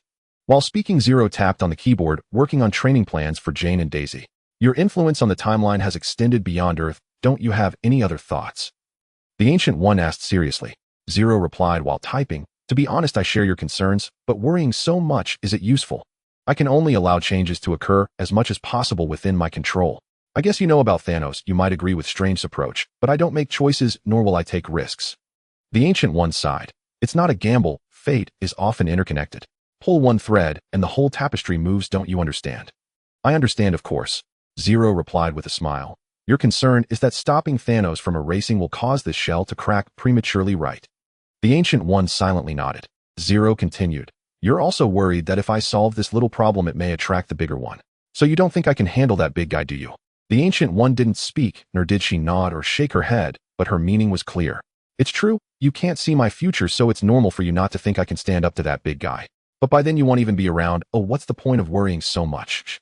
Looking at Zero's calm demeanor, the Ancient One frowned and asked, do you know how powerful they are? Zero paused for a moment before slowly saying, I haven't seen them, but I know a bit. As he spoke, Zero slowly raised his hand, intertwining blue energy and bright yellow energy resembling two playful little snakes. Seeing this, the Ancient One's pupils constricted. A month, and you've already reached this level of mastery over the energies of the two stones. To the Ancient One's astonishment, Zero showed no hint of pride or satisfaction, but rather expressed some dissatisfaction, saying, not enough, far from enough. The Ancient One re-evaluated this man before her. She realized she had underestimated him. In the early morning, Zero slowly awakened from his bed. The craziness of the previous night did not leave him with much fatigue. Instead, the lovely girl with crimson hair in his arms could only gently nuzzle her head, feeling completely limp. Now I know why Susan and the others love you and hate you at the same time. Wanda murmured in Zero's embrace, feeling sore all over, especially a burning pain in her lower body. Listening to Wanda's complaints, Zerua smiled as he gently stroked her smooth, delicate back, threads of energy merging into her body, washing away her fatigue and pain. Before long, Wanda fell into a deep sleep. Seeing this, Zerua carefully released her and slipped out of bed. Of course, Zerua was not going to meet his other women. He headed to the research department. During this time, the people in the research department had been working overtime, and as the big boss of X Technology Group, it would be unreasonable for him not to pay any attention. He spent the entire morning in the research department until a phone call came forcing him to leave the department. Inside Xavier Institute, Professor X, sitting in a wheelchair, looked at Zerua as he stepped out of the portal. "Thank you for coming, Mr. Zerua." Looking at Charles in the wheelchair, Zerua frowned slightly and slowly said, "Professor, I believe you can completely abandon this wheelchair. The drugs and medical treatments from X Technology Group are indeed miraculous, but I don't need to spend that extra money on these old bones of mine. That money is better spent on the children here." A gentle smile appeared on Charles' face. Zerua understood Charles' thoughts to some extent. This old man who had been in a wheelchair for years had made the Institute his everything. His lifelong wish was for mutants to be integrated into society. "If you agree to incorporate Xavier Institute into X Technology Group and make it X Academy, I can let you stand up for free and the children here can receive better education, can't they, eh?" Zerua looked at Charles with a smile. However, Charles remained silent for a long time before finally speaking. "You know my thoughts. I just hope they can have their own lives and not become vassals of some force." Vassals of some force? Zerua was taken aback, looking at Charles with some confusion.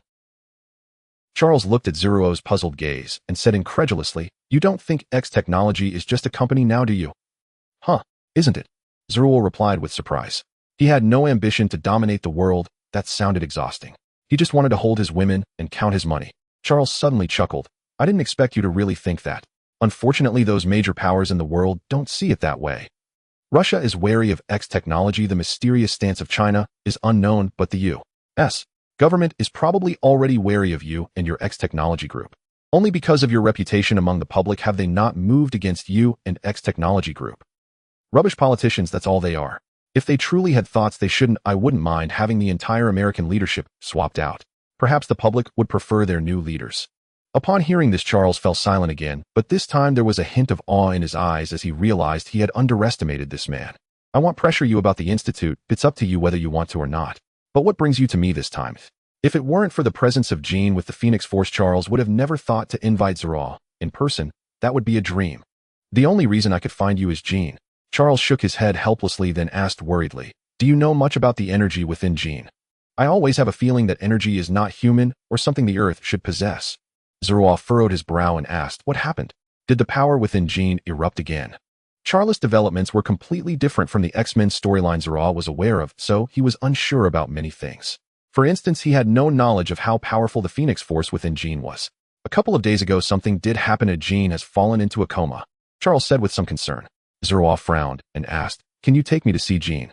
Without seeing her with my own eyes, I can't make a good judgment." "Sure." Charles nodded and led Zerua out of the office.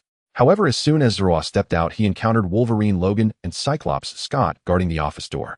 Seeing Logan with a cigar, Zerua couldn't help but scrutinize him, the adamantium covering his body. Zerua couldn't help but smile, a smile that carried an air of danger. Then he glanced at Scott and thought to himself, it seems this guy's optic blast is not like Superman's heat vision, but rather that his eyes are connected to some dimensional universe, allowing him to unleash energy from that dimension. Seeing Zerua scrutinizing Logan and Scott, Charles explained, "They're just worried about my safety and mean no harm to you." Zerua chuckled, "Don't be nervous. Since I appeared here, everyone in the academy has been under my awareness coverage. Do you think I wouldn't notice them?" Upon hearing this, Charles' pupils involuntarily shrank. Noticing Charles' reaction, Zerua laughed and said, "If I wanted, I could cover the entire Earth with my consciousness without any issue." Indeed, after absorbing the energy of the Mind Stone, Zero's consciousness could easily cover the globe, even entering anyone's consciousness like Charles, and he didn't need any instruments. His coverage was global. "So even without me guiding you, you know where Jean is, eh?" Charles looked at Zerua skeptically. Zerua smiled slightly, pointing to the ground beneath him, causing Charles, Logan, and Scott to freeze. "Storm is currently guarding Jean, right?" Zerua said calmly. "Let's head down." Charles chuckled awkwardly. Charles drove the wheelchair ahead with Logan and Scott following behind. Anyone who didn't know would think these three were protecting Zerua. Zerua couldn't help but laugh at their stance, but he knew they were guarding against any excessive actions from him. Although Zeruo's guess was not wrong, the truth was that whether it was Charles, Logan, or Scott, their current mindset was that regardless of what happened later, if Zerua dared to harm Jean, they would protect her at all costs. Unfortunately, they overestimated themselves and underestimated Zerua. If Zero truly wanted to do something to Jean, they wouldn't even have the chance to act.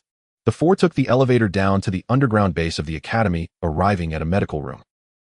Zero had previously glanced at Storm, who was nearby, white hair and dark skin, not his type. He ignored her, and then looked at Jean lying on the simple operating table. With her fiery red hair and exceptionally tall figure, it must be said that Jean Grey was quite attractive in both looks and build, but she was already taken. Zero merely cast a glance at Jean's figure before approaching her side. This action startled Charles and the others, but upon seeing Zero close his eyes and place his hand on Jean's forehead, without further movement, they couldn't help but breathe a sigh of relief. In an instant, Zero entered Jean's spiritual world, a realm filled with lava. Yet in this hellish world, there was a lush green area. In the green area stood a delicate wooden house, and inside little Jean Grey was sound asleep. Seeing such a spiritual world, Zero couldn't help but shake his head and sigh. No wonder Charles wanted to establish a mental barrier for her. The Phoenix Force had ravaged Jean's spiritual world, but she was oblivious to this, believing that Charles was imprisoning her mind and desperately wanting to break free from this barrier, only to provoke the Phoenix Force into violent outbursts time and again. Little did she know that without Charles, the Phoenix Force would have long since destroyed her spiritual world. This old man is quite bold, using Jean's own mental power to construct the mental barrier. However, it's a good idea to use the power of the Phoenix Force to reinforce the mental barrier. But this is ultimately not a long-term solution. Zero's spiritual power slowly condensed into a tangible form and entered the mental barrier. Feeling the real sensation of stepping on the green land, Zero couldn't help but marvel. Jean's mental power is too strong. At present, she is undoubtedly one of the most powerful individuals in terms of mental strength on Earth. Zero gently pushed open the door of the wooden house, which was simply decorated. Little Jean was still sleeping on a small bed. He stepped forward and gently nudged the small Jean. "Jean, it's time to wake up. The sun is shining on your bottom," Zero mischievously shouted. Little Jean rubbed her eyes awake and sleepily murmured, "Who is it? So noisy." When little Jean saw the unfamiliar man before her, she asked with confusion, "Big brother, who are you?" "Me. I'm here to save you." A hint of mischief flashed in Zero's eyes. Little Jean tilted her head, looking at Zero with suspicion, resembling a scene of a little girl eyeing a strange uncle. Seeing that little Jean did not believe him, Zero intended to continue the charade, but she suddenly straightened her head and exclaimed, It's you. You are the hero, brother, who saves the earth." Zero raised an eyebrow, secretly thinking, my identity as a savior is indeed quite effective. To be honest, Zero truly did not expect that Jean at the depths of her consciousness would know him. This made things much easier. "That's right, it's me." Zero slowly stood up. "All right, get up, let's go outside for a walk." He reached out and picked up little Jean from the bed, holding her hand as they walked outside. Once outside, little Jean immediately broke free from Zero's hand and ran off joyfully. Zero did not stop her, allowing her to run until she could no longer run, and only then did he approach her. "Jean, do you think this place is beautiful?" "Beautiful? Then have you ever thought about what the outside world is like?" "The outside world?" Little Jean froze, her big eyes filled with confusion. Zero waved a hand, and the originally blue sky and white clouds that adorned the barrier instantly disappeared, replaced by a hellish landscape filled with lava. Little Jean was startled by the sudden change in scenery, while the Jean lying on the medical bed in reality trembled violently. Everything in the medical room shook as if experiencing an earthquake. Logan and Scott, already on edge, instinctively moved towards Zero at the sudden change. "Stop!" Although Charles quickly tried to intervene, he still couldn't stop Logan. Logan's adamantium claws struck Zero's head with a clang. In an instant, Logan, Charles, Scott, and Storm all froze, looking at Zero's head in disbelief. This head was even harder than adamantium claws. Everyone present was stunned. Zero slowly opened his eyes, casting a speechless glance at the crowd before waving his hand, binding the four with magical restraints. Ugh! Logan's neck muscles bulged as he tried to break free from the bindings. Scott was also attempting to escape, but given that Logan, who was far stronger than him, couldn't succeed, what hope did he have? "Bastard, let me go!"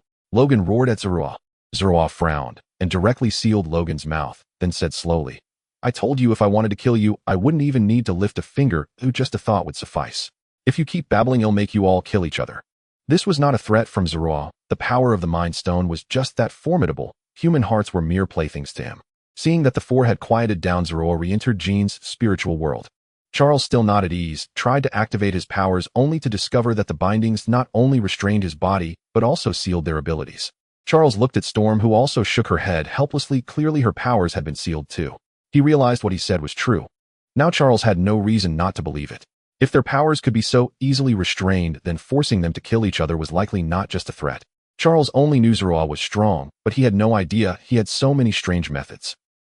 To take Jean's Phoenix Force, it must be willingly offered from her heart. If taken forcefully, not only would he fail, but he might even face backlash. Even if Zerua killed Jean, he might not get the Phoenix Force. Instead, it would likely escape. Seeing little Jean curled up on the ground, crying, Zerua reappeared beside her, softly comforting. Jean, do you want to make the outside world like this? Yes. Little Jean choked out, the outside world is so scary, but please make it like this too. Zerua shook his head, saying, this is your spiritual world. Only you can change it. Then how should I do it? Little Jean looked at her hands with doubt in her big eyes. At this moment, Zerua resembled a strange uncle coaxing a little girl, smiling as he said, the outside world has been invaded by some power that doesn't belong to you, which is why it became like this. What you need to do is cooperate with your brother to drive this power out as much as possible, and I will absorb all the destructive power from the outside world. Can I do it? Little Jean looked at her hands, her confidence wavering. Zerua ruffled her hair and smiled. Of course you can. Jean is so powerful, how could you not succeed? Look, the outside is so terrifying, but it's beautiful here because of you. Really? Little Jean's eyes lit up with excitement. Of course it's true. Come on, brother will accompany you, let's drive that power out together. Zerua took Little Jean's hand, and the two walked towards the edge of the mental barrier. In reality, Zerua had originally been pointing to Jean's forehead, but now his hand covered her head instead. Soon a terrifying wave spread from Zeruo's hand into his body. Zeruo's once normal hands suddenly appeared with faint cracks beneath, which was not flesh and blood, but energy resembling lava. These cracks extended from Zeruo's hands up to his arms, as if they might burst from the power of the Phoenix Force at any moment. The four people couldn't help but widen their eyes as they watched the cracks spreading from Zeruo's hands to his arms. Scott asked in astonishment, what is going on? All four were bewildered. Why would such a powerful Zerua exhibit cracks, as if he were a fragile porcelain vase about to shatter? Charles' heart sank as he gradually realized that this was an extraction of the power that did not belong to Jean from within her body. But what kind of power could be so formidable? Charles felt increasingly shaken. Having only glimpsed the tip of the iceberg of the Phoenix power before, after witnessing Jean's ravaged mental world, Charles could only helplessly guide the young Jean to establish a mental barrier using his own abilities. Now the energy fluctuations emanating from the cracks in Zeruo's body had already astounded Charles. What kind of power is this? It's terrifying. Charles' face betrayed his shock. The storm goddess, who had remained silent, asked coldly, Professor, what if? I mean, if this savior were to be overwhelmed by Jean's power? The four exchanged worried glances, clearly anxious. As they watched the cracks gradually spread across Zeruo's entire body, their apprehension intensified. It wasn't that they doubted Zeruo's abilities, but the scene before them was undeniably alarming and even frightening. At that moment, Zerua was filled with helplessness. He had initially thought that the totem could consume the Phoenix power. Even if not, it could at least suppress it, but he had underestimated the ferocity of the Phoenix power. The energy intensity of the Phoenix power far exceeded the maximum energy absorption limit of the totem. Simply put, the dragon totem could not digest the Phoenix power. Zerua had thought that since it was not the complete Phoenix power, he might have a chance to consume it. Unfortunately, he overlooked the strength of the Phoenix power, resulting in the current predicament. Damn it, I've already consumed so much, you can't expect me to spit it back out. Given Jean's current condition, trying to return this Phoenix power might truly cause it to go berserk. Zerua said this, but deep down he was reluctant to give up what was already within his grasp. At that moment, sweat poured down his forehead, but before it could roll off, it evaporated due to the energy spilling forth from the cracks in his body. Feeling the Phoenix power rampaging within him, Zeruo's face contorted in pain. The powerful energy was already making him uncomfortable, and this energy was anything but docile. After nearly 3 hours, Zerua slowly moved his hands away from Jean's head, straining to release the restraints on the four. Logan, who had been holding back for a long time, wanted to say something profound, but seeing Zeruo's condition, he thought better of it. Zerua, suppressing the raging Phoenix power within, managed to speak with great difficulty. You all take her and leave this place, quickly evacuate everyone. After uttering the last words, Zerua could no longer hold on and hurriedly sat cross-legged, the Phoenix power within him growing increasingly violent. Charles' expression changed slightly. He could see that Zerua was like a ticking time bomb ready to explode at any moment. Scott, Logan, you two take Jean, Aurora, Storm Goddess. You immediately go organize the students and teachers for evacuation. Charles commanded swiftly. Of course, he wasn't just giving orders. He was also using his mental sense to notify everyone to evacuate quickly. Soon the entire Xavier Academy was deserted, leaving only Zerua sitting cross-legged in the underground base. Zeruo's face showed signs of pain as he seethed with rage. Damn it, the power of 2 gems can't even suppress this Phoenix power. Perhaps it was Zeruo's anger that stirred the dragon totem, suddenly unleashing a resounding dragon roar that echoed throughout the underground base. Help me suppress it. Zerua seemed to be negotiating with the dragon totem. Strangely, he let out a sound reminiscent of a dragon's roar, as if he was conversing with himself. A black gold dragon shadow flew out from within Zra, the massive dragon silhouette coiling around him as the overflowing phoenix power was devoured one by the dragon shadow. Zra used himself as a funnel to gradually pour the phoenix power into the dragon totem, temporarily sealing the phoenix power with the totem strength. At present, the dragon totem was not strong enough to directly consume the phoenix power, so using the dragon totem to suppress the phoenix power meant that in the days to come, he would be unable to utilize the totem strength. However, Zra had no choice. If he didn't do this, he wouldn't have any future days left. The phoenix power was no longer a question of whether Zra wanted it, but rather whether he would take it or be overwhelmed by it.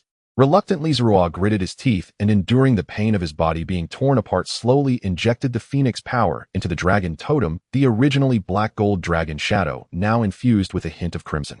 The entire process lasted a full day and night. It wasn't until the next afternoon that Zra finally collapsed, while the black gold dragon shadow that had been coiling around him was now a fusion of black and crimson, and the dragon shadow had become incredibly solid. A loud dragon roar echoed, seemingly filled with dissatisfaction, soaring into the sky before turning back and diving into Zera's body. Charles, who had been cautiously observing Xavier Academy from afar, seemed to guess that Zra had made it through the ordeal upon seeing the dragon shadow ascend from the academy. He seems to have succeeded. No, I need to go take a look, Charles exclaimed excitedly as he maneuvered his wheelchair, preparing to board the aircraft to return to Xavier Academy. However, Logan would never allow him to go. No, Charles. It's too dangerous for you to go. Let me go instead. My self-healing ability means I might not be harmed even if anything goes wrong. Logan firmly placed a hand on Charles' shoulder. Charles hesitated for a moment, but recalled Logan's terrifying self-healing ability and his body made of adamantium, finally nodding and saying, "All right then." But Logan, don't get into a conflict with him, after all. He saved Chin. Logan nodded, removing the cigar he had been holding in his mouth, and replied nonchalantly, "I know, I just can't stand his high and mighty attitude.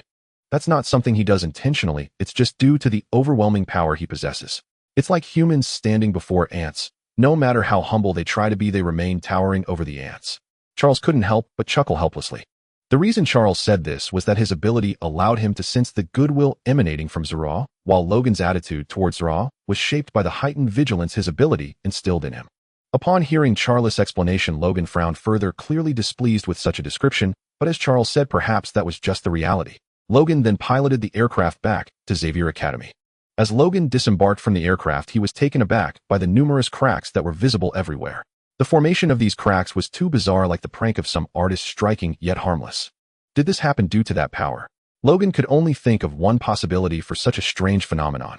Logan walked towards the underground base, surrounded by cracks that reminded him of the similar fissures on Zero's body. Upon returning to the medical room and seeing Zero collapsed on the ground, seemingly lifeless, Logan rushed forward to assist him. At that moment, Zero felt as limp as a boiled noodle, and if he hadn't still been breathing, Logan might have suspected he was already dead. Once assured there was no danger, Logan immediately notified Charles.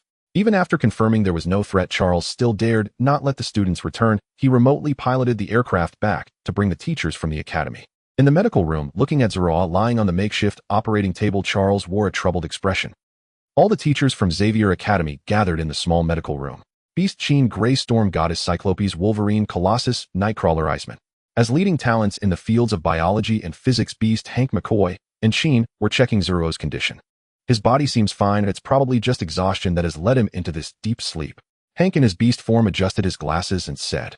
Charles hesitated for a moment before asking what about the energy he absorbed from Chin. Chin took over the question, saying that energy is currently very stable. I don't know what method he used, but he condensed that energy into a core at his chest, a very hard core that is difficult to break open. Everyone looked at Zra with admiration in their eyes. They had witnessed Chin's rampage before, and once that energy went berserk. Apart from Logan, who had powerful self-healing abilities and was entirely made of adamantium, no one could approach her. Now that terrifying energy was actually being dutifully confined within this man. Chin gazed at this man, her eyes shimmering with a different light. What should we do now? Charles looked at Hank. Hank paused for a moment and replied, perhaps we just need to let him sleep quietly here. How long he will sleep, I cannot say. Sleeping. Everyone exchanged glances, surprised that this method could really work. Scott couldn't help but ask, are we just leaving him to sleep here? Isn't that a bit inappropriate? Is there any way, like injecting something to help him recover quickly? Hank shook his head. No, his body is too resilient. The needle won't even penetrate. At this moment, Scott and Logan recalled a previous incident where even Logan's adamantium claws couldn't pierce through Zero's body. Ultimately, everyone had no choice but to leave Zerua in the medical room. The reason it was a medical room rather than a regular room was that they needed to monitor Zeruo's vital signs in real time. Zeruo remained in slumber for 3 days, and during these 3 days Qin visited him more frequently than anyone else. The reason was simple: he was her savior. On the 4th morning, Zeruo groggily woke up, but after waking his expression suddenly changed. Damn! Zeruo exploded in fury. Not for any other reason, but because the energy within him had been completely confined. Zeruo had initially thought that he could no longer use the power of the totem, but he believed that the power he cultivated should still be usable. However, it turned out that the energy within him was like frozen crystal, completely unusable. This meant that Zeruo would be unable to use magic, nor could he open portals, not even with the suspension ring. Previously, the energy within Zeruo flowed like water, easily manipulated and released, but now it was as if the energy was frozen and he could not budge it even a little. Bang! Bang! Zeruo slammed his fist down on the makeshift operating table beneath him, collapsing it, and subsequently fell to the ground. Looking at the ruined operating table under him and the cracked and pitted floor, Zeruo felt a slight sense of relief. At least he still had a body strong enough. It seems I'll have to learn to charge in like Hulk from now on. Zeruo helplessly covered his face. Hulk angrily exclaimed, "What do you mean by that? What do you mean?" Suddenly he sat up straight, clenched his right fist, and struck his left palm excitedly, stating, "No, I can create a reactor, connect it to my battle suit. Although it's not as flexible as magic, at least it's more elegant." Zeruo attempted to summon his battle suit. The so-called battle suit was simply him merging various powerful metals which he could manipulate into different forms. As Zeruo's thoughts shifted, a stream of metallic liquid surged from his body and rapidly covered him. Looking at the metallic battle suit on him, Zeruo let out a sigh of relief. He didn't want to end up like Hulk after a battle with enemies stripped down to nothing. When confirming that he could still summon the metallic battle suit, Zeruo breathed a sigh of relief. This was his bottom line. After getting up, Zeruo looked at the mess he had made in the medical room and felt a bit embarrassed, but quickly reassured himself that after all, he had helped Charles deal with such a huge problem, and if he didn't integrate Xavier Academy into the X-Tech group, it would be unreasonable. Ding! Creak! The sound of the metallic door sliding open echoed, and Zeruo turned to see Qin. "You're awake." Seeing Zeruo standing up, Qin excitedly rushed forward to hug him. A dazed Zeruo raised his hands, feeling a bit flustered, and said amiss, "Qin, there's no need to be so excited." "Oh, sorry." Qin quickly released Zeruo a hint of shyness in her voice and said, "You solved a problem that has troubled me for a long time. I was just too excited to see you awake." Zeruo awkwardly smiled, then asked, "How long have I been asleep?" "You've been asleep for 3 days. Today is the 4th day. Are you hungry? Should I go get you something to eat?" Qin asked eagerly. Faced with Qin's enthusiasm, Zeruo felt a bit embarrassed to refuse and directly asked, "Is Charles here? I need to see him." "Oh, the professor is here. He's in the office," Qin replied. In the office, Charles wore a strange expression. His mental sense covered the entire school, and naturally, he sensed Zeruo's awakening and the conversation between him and Qin. Charles was curious as to why Zeruo would ask if Qin was present and why he didn't just teleport over. Could it be? Charles' expression changed slightly. He guessed that Zeruo had lost his abilities due to absorbing the energy from within Qin, at least temporarily. Not long after Zeruo arrived. Seeing Zeruo enter, Charles expressed his apologies, saying, "I'm sorry, Mr. Zeruo, because of us your abilities have been lost." Zeruo was momentarily taken aback, but quickly understood the reason, thinking to himself, "Well, isn't this just handing me an assist?" Zeruo sighed deeply. "While my abilities aren't completely gone, it will be quite a while before I can use them again." "It's not that your abilities are gone. That's a relief." Charles breathed a sigh of relief, but he quickly realized that his words were somewhat inappropriate. Seeing this, Zeruo hurriedly asked, "I wonder what Professor Charles has considered regarding my suggestion during the days I was unconscious." Charles paused, somewhat helplessly sighed, and then said with some relief, "I can't possibly stay at this academy forever." For several days they had not seen Zeluo, and at first Susan and the others did not think much of it. After all, Zeluo was far too powerful, and they simply could not conceive of anyone who could pose a threat to him. However, the lack of any news about Zeluo after so many days made his close companions anxious. "Susan, is there still no news from Lin Lin?" Wanda asked with a worried expression.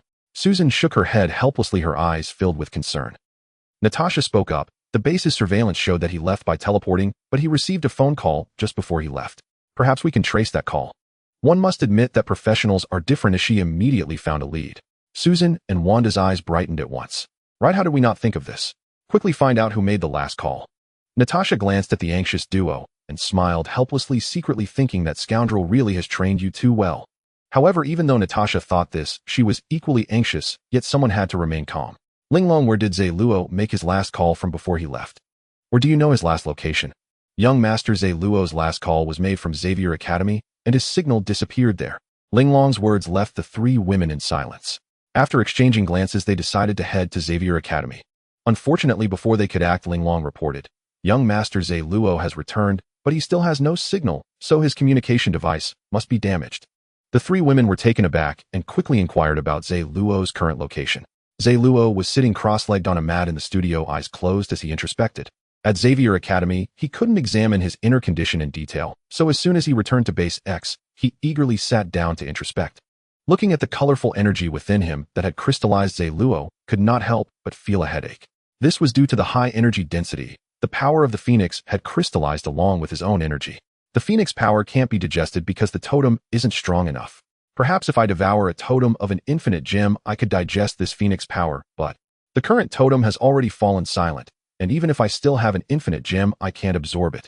It's akin to a person whose stomach is already full. Even producing digestive juices becomes difficult. Thus, taking a digestive aid would be of no use. Suddenly, a commotion reached his ears. Zhe Luo opened his eyes and immediately saw Susan, Wanda, and Natasha. "Why are you all here?" Zhe Luo asked in confusion. Susan frowned and complained. "You say that yet for days we couldn't catch a glimpse of you, and no one knew where you went nor could we reach you. In the future, can you at least let us know where you're going? Do you have any idea how worried we were about you?" Wanda's eyes were brimming with tears as she repeatedly patted Zhe Luo.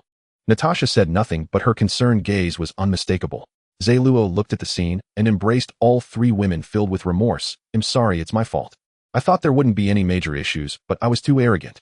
As he spoke, Zhe Luo shook his head regretfully, and as a result, I went missing for several days. Hearing Zhe Luo say this, the three women looked at him in surprise. "What exactly happened?" Susan asked with concern. Zhe Luo recounted his experiences at Xavier Academy, and the three women displayed incredulous expressions. "How is that possible? That Phoenix power is so powerful, and you couldn't control it." Natasha looked at Zhe Luo skeptically. Susan and Wanda were also half convinced. Zhe Luo forced a smile and extended his hand. "If you don't believe me, feel for yourselves. The energy within me has completely crystallized." The three women, still skeptical, grabbed Zhe Luo's hand. They were no ordinary people and could naturally sense the presence of energy. When they touched Zhe Luo's hand, the energy that had once surged like a turbulent sea within him was now eerily still resembling the frozen Arctic Ocean.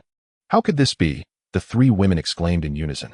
"Alas," Zhe Luo sighed, "this is only a fraction of the Phoenix power, and it's precisely this reason that led me to underestimate it. As one of the oldest powers in the primordial universe, even this portion of Phoenix power does not imply low energy intensity. Unfortunately, I was too self-assured, thinking that as long as it wasn't the complete Phoenix power, I could tame it. That's not important, at least you're back safely," Wanda said somewhat tearfully as she hugged Zhe Luo's neck. "Yes, at least I returned safely." Zhe Luo smiled and gently patted Wanda's back to comfort her. However, Natasha's expression soured slightly. "It's best that others don't find out about this. Your reputation is too high now. Oh, too many people want to pull you down from the divine seat." Upon hearing Natasha's words, Susan's expression suddenly changed. She knew Natasha was not just trying to sound alarmist, and reality was indeed so cruel. The public idolizes gods while some are eager to destroy them. Moreover, the U.S. government has been eyeing Zhe Luo covetously, waiting for the day this god falls from grace so they can swoop in and devour the spoils. However, Zhe Luo laughed and said, "Have you misunderstood something? I'm just energy constrained, not incapacitated." As he spoke, Zhe Luo poked a finger into the ground, and it penetrated effortlessly as if it had plunged into tofu. "With just my body, even a nuclear bomb might not harm me." Zhe Luo chuckled softly. Seeing this, the tension in Susan and the others began to ease slightly. "That's good, at least your body is fine." Wanda couldn't help but exclaim, but soon realized her words carried some ambiguity, causing her to cover her mouth and blush slightly. Susan and Natasha also exchanged amused glances at Wanda. The four of them snuggled together, chatting for quite a while before parting ways. However, Zhe Luo furrowed his brows. What about Jian and Daisy? While he was very happy with Susan and the others' concern, not seeing Jian and Daisy made him feel a bit jealous. "Ling Long, where are Jian and Daisy?" "Young Master, Miss Jian and Miss Daisy are not in the base.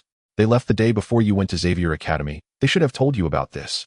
Zhe Luo smacked his forehead in realization and said, "Ah, that's right. I actually forgot.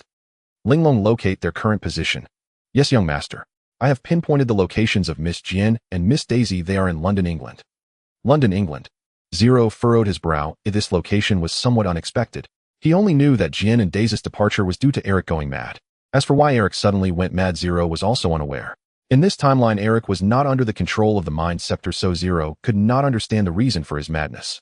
However, the current locations of Jian and Daisy indicated one thing: Eric's madness was not a coincidence, but rather he had truly discovered something. This Eric is impressive. He actually calculated the time and location of the celestial convergence himself. It seems he must be working his brain to the limit, causing him to act irrationally. Zero glanced at the time. It was not far from 2013. However, there was still some time before the celestial convergence, so he wasn't in a hurry to find Jian and Daisy. He needed to create a reactor first. Not being able to teleport and not being able to fly was quite troublesome. Secondly, Zero needed to find a way to alleviate the situation inside his body. Otherwise, even if he obtained the reality stone, it would probably not change his current state.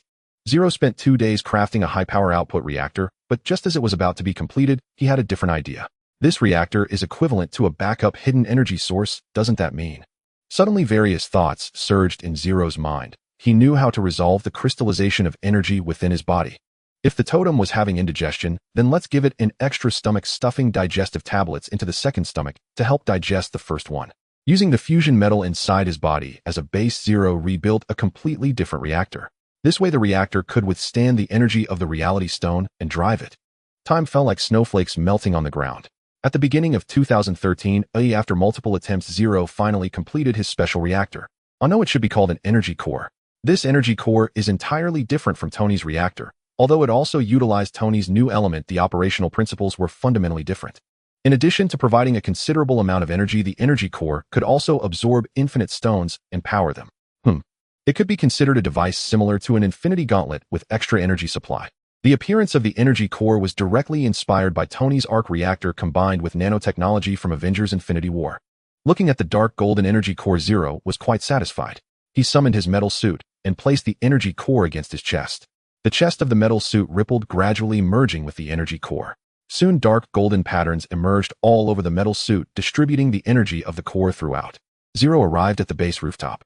His cape appeared behind him, fluttering in the cold wind, yet it remained perfectly still. As Zero spread his arms, the cape unfurled and thruster nozzles slowly emerged on the back of the suit. The dark golden glow of the energy core grew brighter, and the thruster nozzles on the suit emitted a powerful thrust. Whoosh! Zero's figure suddenly transformed into a black line shooting skyward. Wow! The exhilarating rush made Zero, who hadn't flown in a long time, feel quite excited. In the bleak winter sky, a black line could be seen drawing intricate patterns at high speed before vanishing into the horizon. London, England. Eric, where have you run off to this time to go mad? Daisy looked exasperated as she stared at the repeatedly unreachable phone.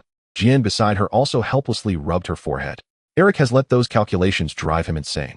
We need to bring him back to base X quickly, perhaps only there can he return to normal.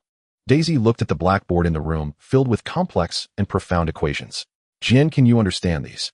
Formulas. Daisy pointed at the densely written formulas on the blackboard. Jian looked at the content, gradually frowning. Eric's research is a bit too deep. He's almost lost himself. As fellow PhD holders in astrophysics, Jian found herself unable to comprehend what Eric was calculating. Suddenly, a magnetic voice rang out. This is not losing oneself, it's the impact of an overloaded brain. Jian and Daisy quickly turned around at the familiar voice, and they saw a tall figure on the balcony that had appeared without them noticing.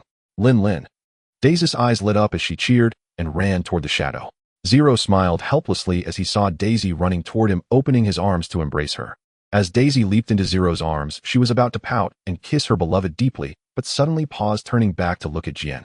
Daisy's series of actions surprised Zero, and soon he saw Jian walking toward him with a smile, and Daisy released her hold. Somewhat helpless, Daisy shrugged beside them, watching Zero embrace Jian while they gently kissed. After Zero let go of Jian, Daisy eagerly pounced again, her lips directly covering Zero's. Zero's eyes widened slightly as a soft sensation, like a little snake, slithered into his mouth, recklessly searching. Daisy finally released Zero, looking satisfied. Zero looked at Daisy helplessly, saying, "You little girl are just a reincarnated pervert."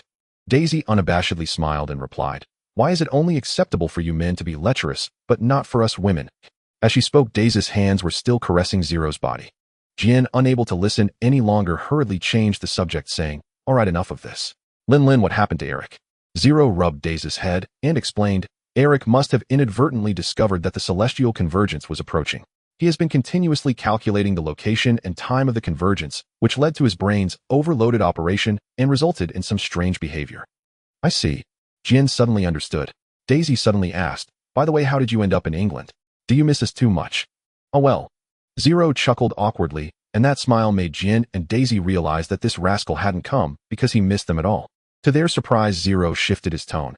I came to settle accounts with you. How come you haven't thought of me at all these past days? You didn't even try to contact me, and when you couldn't reach me, you weren't worried at all. The two women were taken aback by Zero's sudden reversal of roles, and they hurriedly began to explain. But before they could finish, Zero started laughing. You two little fools, how could I blame you? I came here not just to see you, but also for another purpose. It's the celestial convergence you mentioned, right? Jin immediately guessed. Zero said solemnly, the celestial convergence will connect the 9 realms. At that time, those restless aliens will take the opportunity to invade, and the celestial convergence will expose an infinity stone that has been hidden. Then it will lead to a massacre. Jin and Daisy's expressions changed drastically. They never expected that so much would be involved behind Eric's madness. What should we do now? Jin asked worriedly. The most straightforward way is to find Eric. He has completed a significant amount of preliminary calculations and investigations. I will assist him in determining the positioning and accurate timing for the upcoming celestial convergence. Zello scanned the room and found the equipment inside the house to be extremely rudimentary. Snap! Zello snapped his fingers, and the terminal he carried emitted a delicate sound.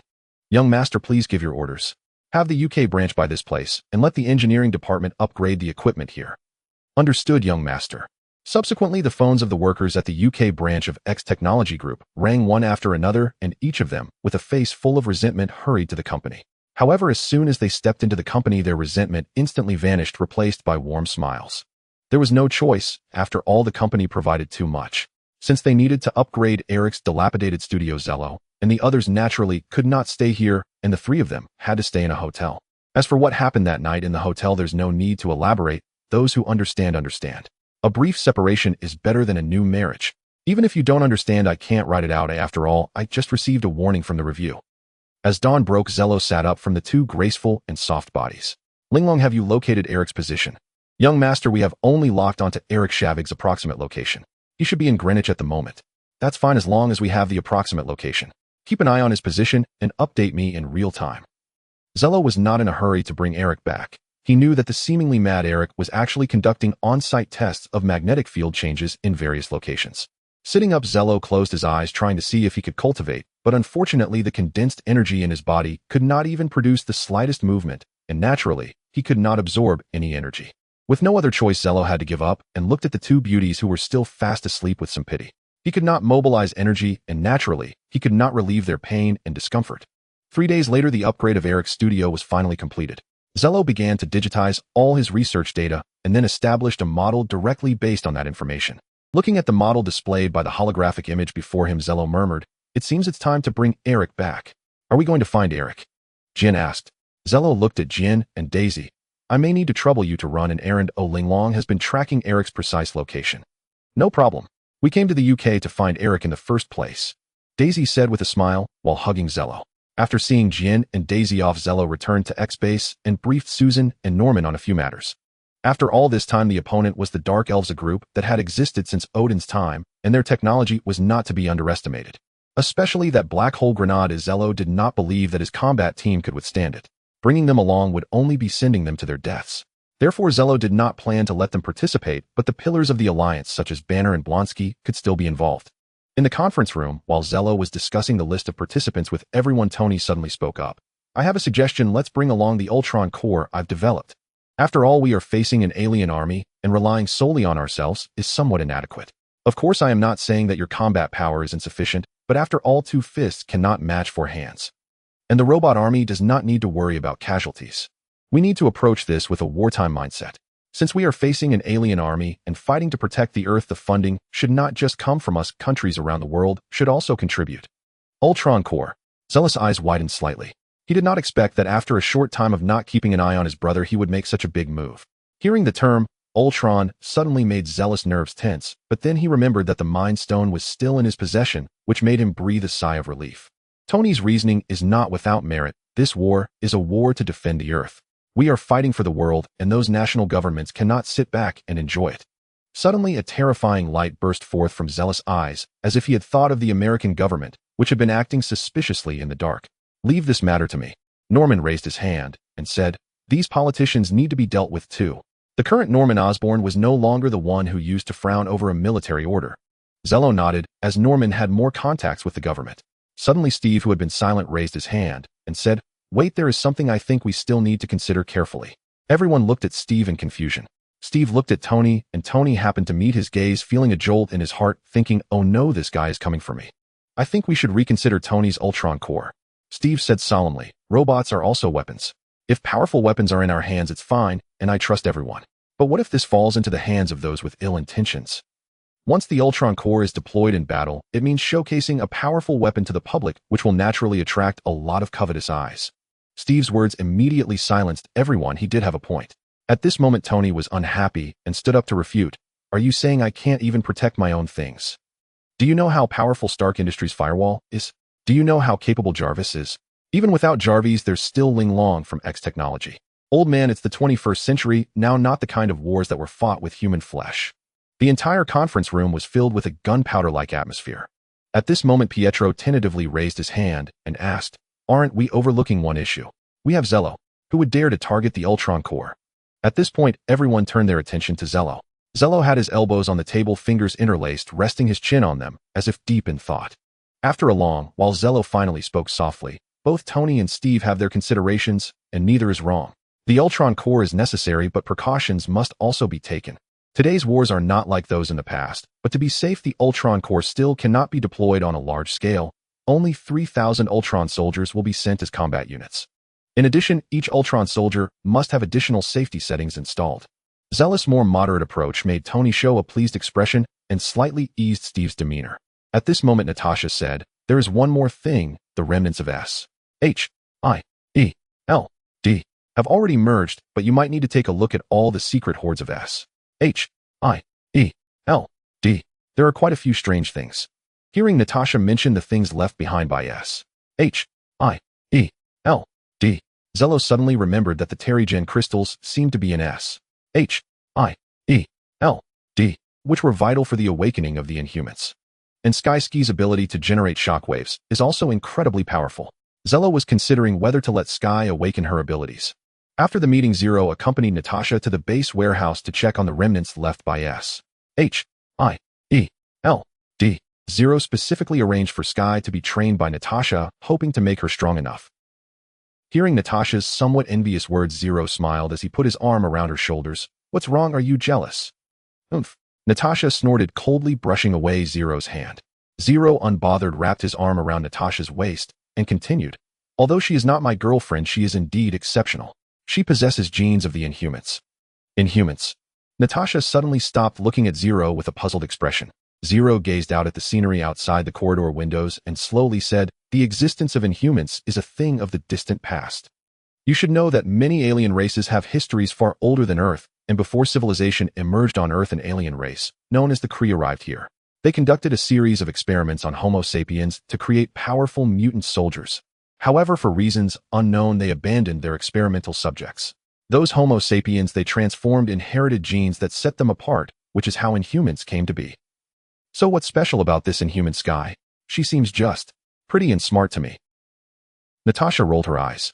Looking at the still jealous Natasha, Zero smiled and kissed her cheek, saying, "S.H.I.E.L.D. is hiding something that can awaken the abilities of those who harbor Inhuman genes. So you plan to find that thing to awaken Sky?" Natasha looked at Zero. Zero pressed his lips together. "I want to first confirm if that thing exists. As for whether or not to awaken Sky, that is still up for debate. Her abilities are extremely powerful, and once awakened, she might not be able to immediately control them. If it is as powerful as you say, it must be quite extraordinary." Natasha couldn't help but become interested in Sky.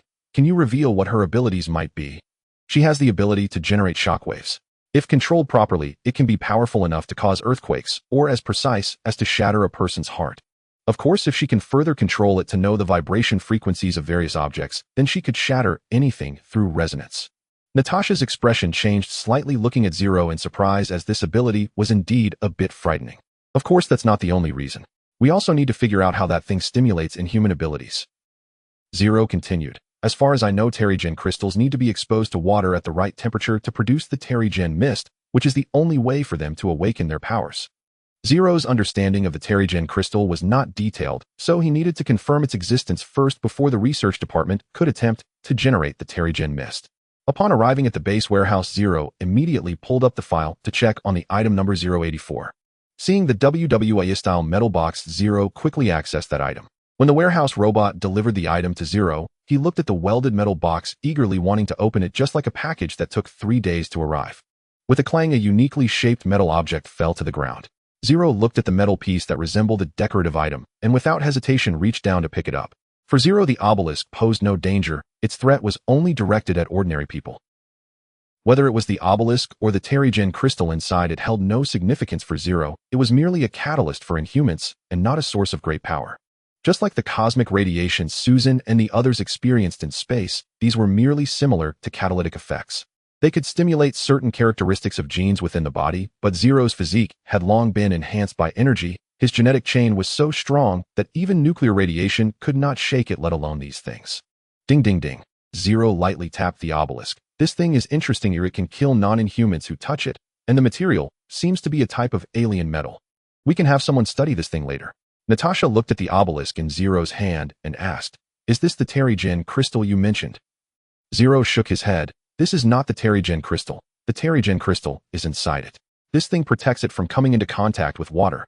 At the same time, it will petrify and kill non-Inhumans who touch it. Ling Lin, send over a sealed box." "All right, master." Before long, a robot brought over a sealed box.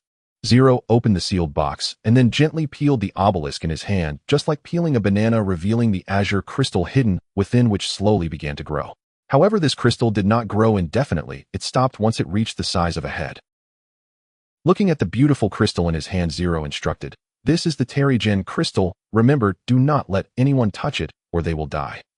Carefully placing the crystal into the sealed box, the obelisk without the crystal became quite ordinary.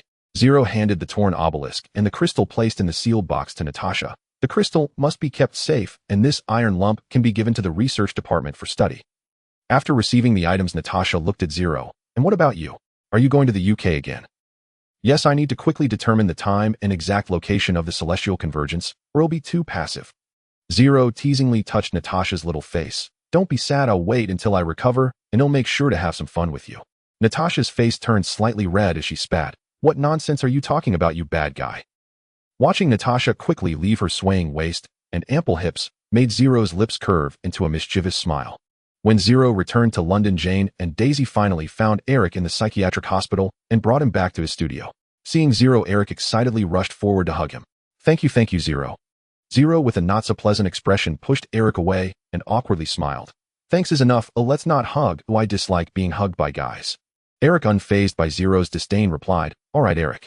I have upgraded your studio, so as a return I need you to quickly calculate the location and time of the celestial convergence. I think you should have no problem with that." Zero patted Eric's shoulder and asked. Eric looked at his laboratory with a goofy smile and replied, "No problem, no problem." After a week, Eric and Zero finally calculated the exact time and location for the celestial convergence. During this week, the two were also extremely occupied. One of them was Norman Osborn, who traversed between countries directly stating the severity of the event, while also raising significant funds for the battle, with the UK contributing the most. After all, Zero was currently in the UK, so how could the British government possibly be unaware of it? The same goes for the American government. Perhaps the folks in the American government received some intelligence, realizing their little maneuvers had been discovered, which is why they were willing to spend money. The other was Tony. To ensure the Ultron Legion had no worries, Tony upgraded the Ultron soldiers, and as per Zero's suggestion, added an insurance mechanism. London, England. Beep, beep, beep. A series of urgent beeping sounds rang through Eric's studio, like an alarm, startling him awake from his curled position under the desk. Ma. Just as Eric was coming to, he bumped his head against the desk, and the pain jolted him fully awake as he hurriedly crawled out from under the desk. Flustered, Eric leaned over the desk, staring at the numbers flashing on the computer, and his eyes widened in shock. This is an anomalous spatial magnetic field. This data fluctuation. My God, what is this? Could this be what Zero is looking for? Immediately, Eric jumped up and dialed the phone. Zero, hurry, the thing you're looking for has appeared. Cough, cough, Eric. I'm right here, Zero said, looking at him with some exasperation. Eric paused, glancing out the window, realizing it was already morning. Oh, I overslept. I thought it was still night. A week of intense work has thrown my day and night off. I don't have a body like Zero's. All right, Eric, you've done enough. Let me handle the rest. You should rest well. In a couple of days, let's have some fun in Hawaii. I'll cover all the expenses. Saying this, Zero walked towards the balcony, and his metallic battle suit instantly enveloped him, transforming into a shadow that shot straight into the sky towards the source of the anomalous magnetic field. In the high sky, Zero looked down at the target area It's actually an abandoned factory. He slowly descended, observing the haphazardly scattered containers around him reminiscent of carelessly placed and discarded building blocks. Ling Long by this factory and prohibit anyone from entering. Yes, young master.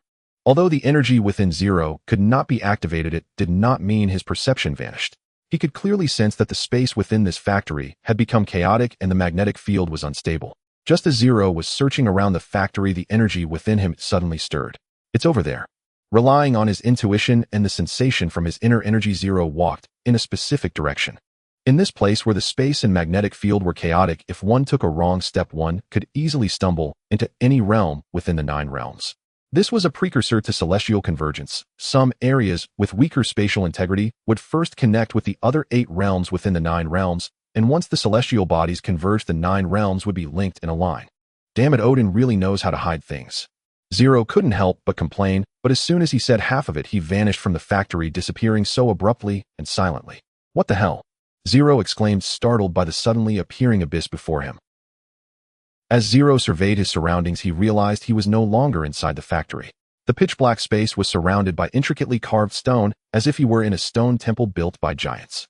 In a daze, Zero seemed to hear something. A voice calling, yet it felt like an auditory hallucination.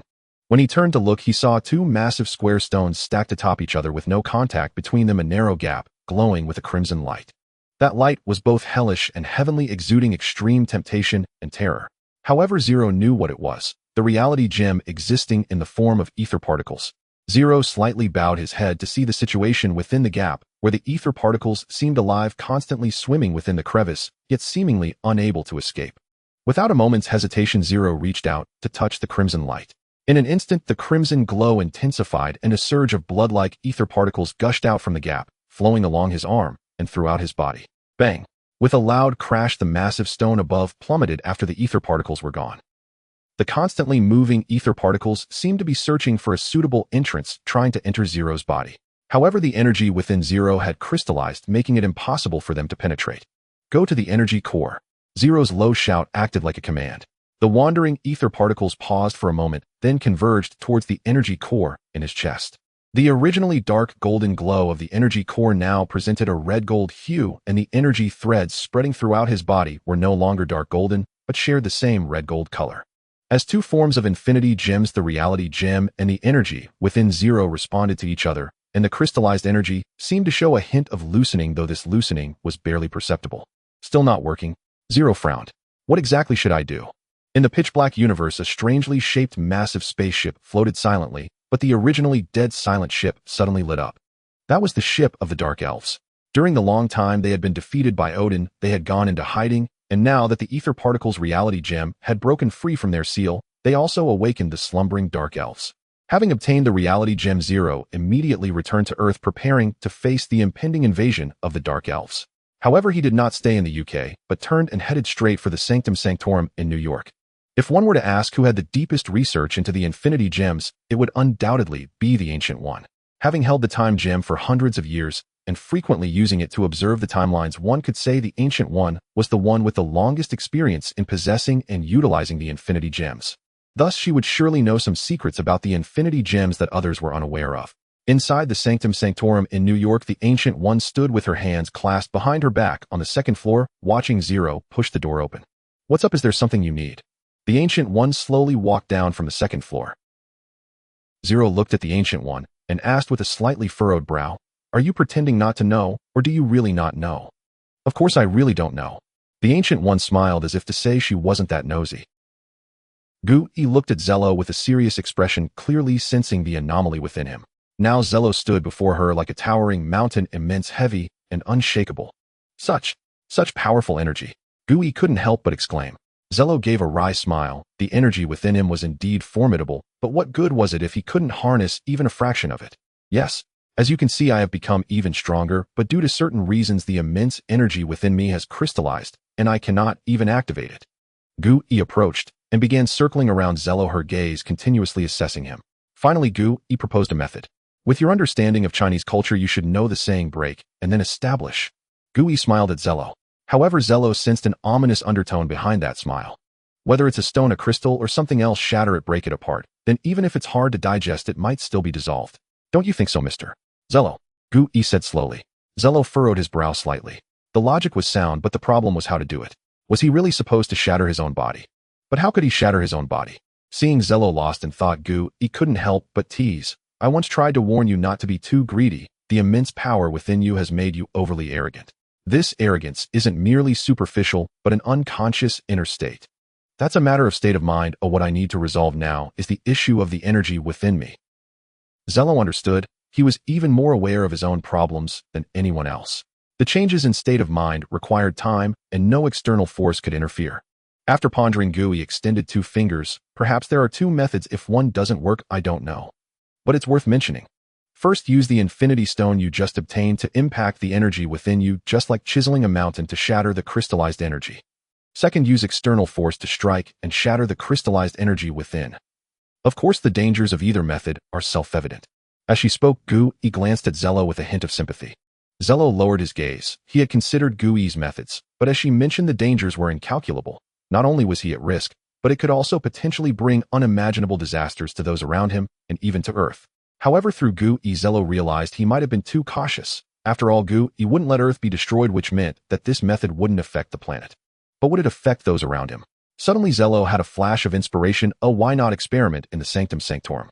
If something happened, he could let use the Time Stone to restore things. What?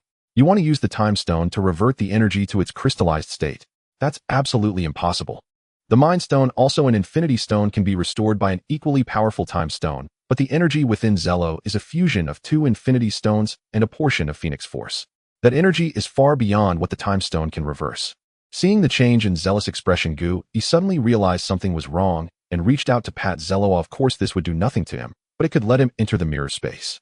In the mirror space, the Sanctum Sanctorum of New York, Zello's consciousness connected to the Reality Stone within the power core, and the ethereal particle state of the Reality Stone forcefully entered his body under his control. However, Zello, connected to the Reality Stone, sensed an unusual emotional fluctuation within it. Yes, Zello could clearly feel the emotional waves. This made Zello doubt whether all these Infinity Stones truly had their own consciousness. If he were to gather all the Infinity Stones, would he still be himself? No, Zello had no such concerns. He simply needed to unleash the Dragon Totem, and regardless of whether the Infinity Stones had their own consciousness, they would all be consumed by him. Zello clenched his teeth, controlling the Reality Stone to impact the energy crystallization within him. A dull thud echoed from within Zello, and at that moment blood trickled from the corner of his mouth, despite his normally robust body. But this did not deter him from his determination to continue shattering the energy crystallization within. Thud. Another sound echoed, this time longer and more terrifying, as the energy backlash generated from Zealous' body rapidly spread outward. In the mirror space, a nearly transparent energy wave expanded in a spherical shape, the first to be affected being the Sanctum Sanctorum, which turned to ruins in an instant. The powerful energy waves spread at an extremely terrifying speed, shattering all structures in their path. In an instant, vast New York was reduced to a mere field of debris. Who followed closely behind, was momentarily stunned by the scene before her simultaneously relieved that her actions had been timely. Unfortunately, before she could catch her breath, Zello once again controlled the Reality Stone to strike the energy crystallization within. Before could say anything, she hastily exited the mirror space, while the terrifying energy backlash within the mirror space turned a significant portion of America into ruins. Puff! Zello spat out blood, yet there was no sign of pain on his face. Instead, he revealed a delighted smile. It worked. Yes, it had indeed worked. A tiny fragment of the energy crystallization within Zello had shattered, and even that small piece brought him overwhelming joy. Suddenly, Gui's voice echoed from behind Zello. I remember that the Zello I know is not a reckless man. Gui said with an unhappy expression. Zello chuckled. The Time Stone is in your hands. What are you afraid of? Gui, looking speechless, replied. I don't like to create unnecessary trouble for myself. Also, your little girlfriend possesses extraordinary chaos magic. You could easily have her gradually wear down the energy within you. Why go to such lengths? Looking at the blood at the corner of Zealous' mouth, Gui found herself at a loss for words. Even I can only glimpse a little of the power of chaos magic. I believe you can't possibly be unaware. As she spoke, Gui teleported Zello back to the real world. Zello shook his head. I can't let Wanda take such a dangerous task. If the energy fluctuations spread, she might not even have time to defend. As a fellow mage, I think you should understand how fragile your bodies are. Gui shook his head. You're mistaken on 2 points. First, the lady named Wanda practices chaos magic. Her body is not like mine, and besides, the abilities you've granted her have greatly enhanced her physique. Second, the energy backlash was caused by your impatience. Chaos magic will slowly dissolve the energy crystallization within you without causing any energy backlash. Realization dawned on Zello. Seeing him understand, Gui smiled. You're worrying too much. All right, you should return. Birth still needs your protection. He'll just sip tea and wait for my successor to arrive. And you say you know nothing. Zello frowned at Gui.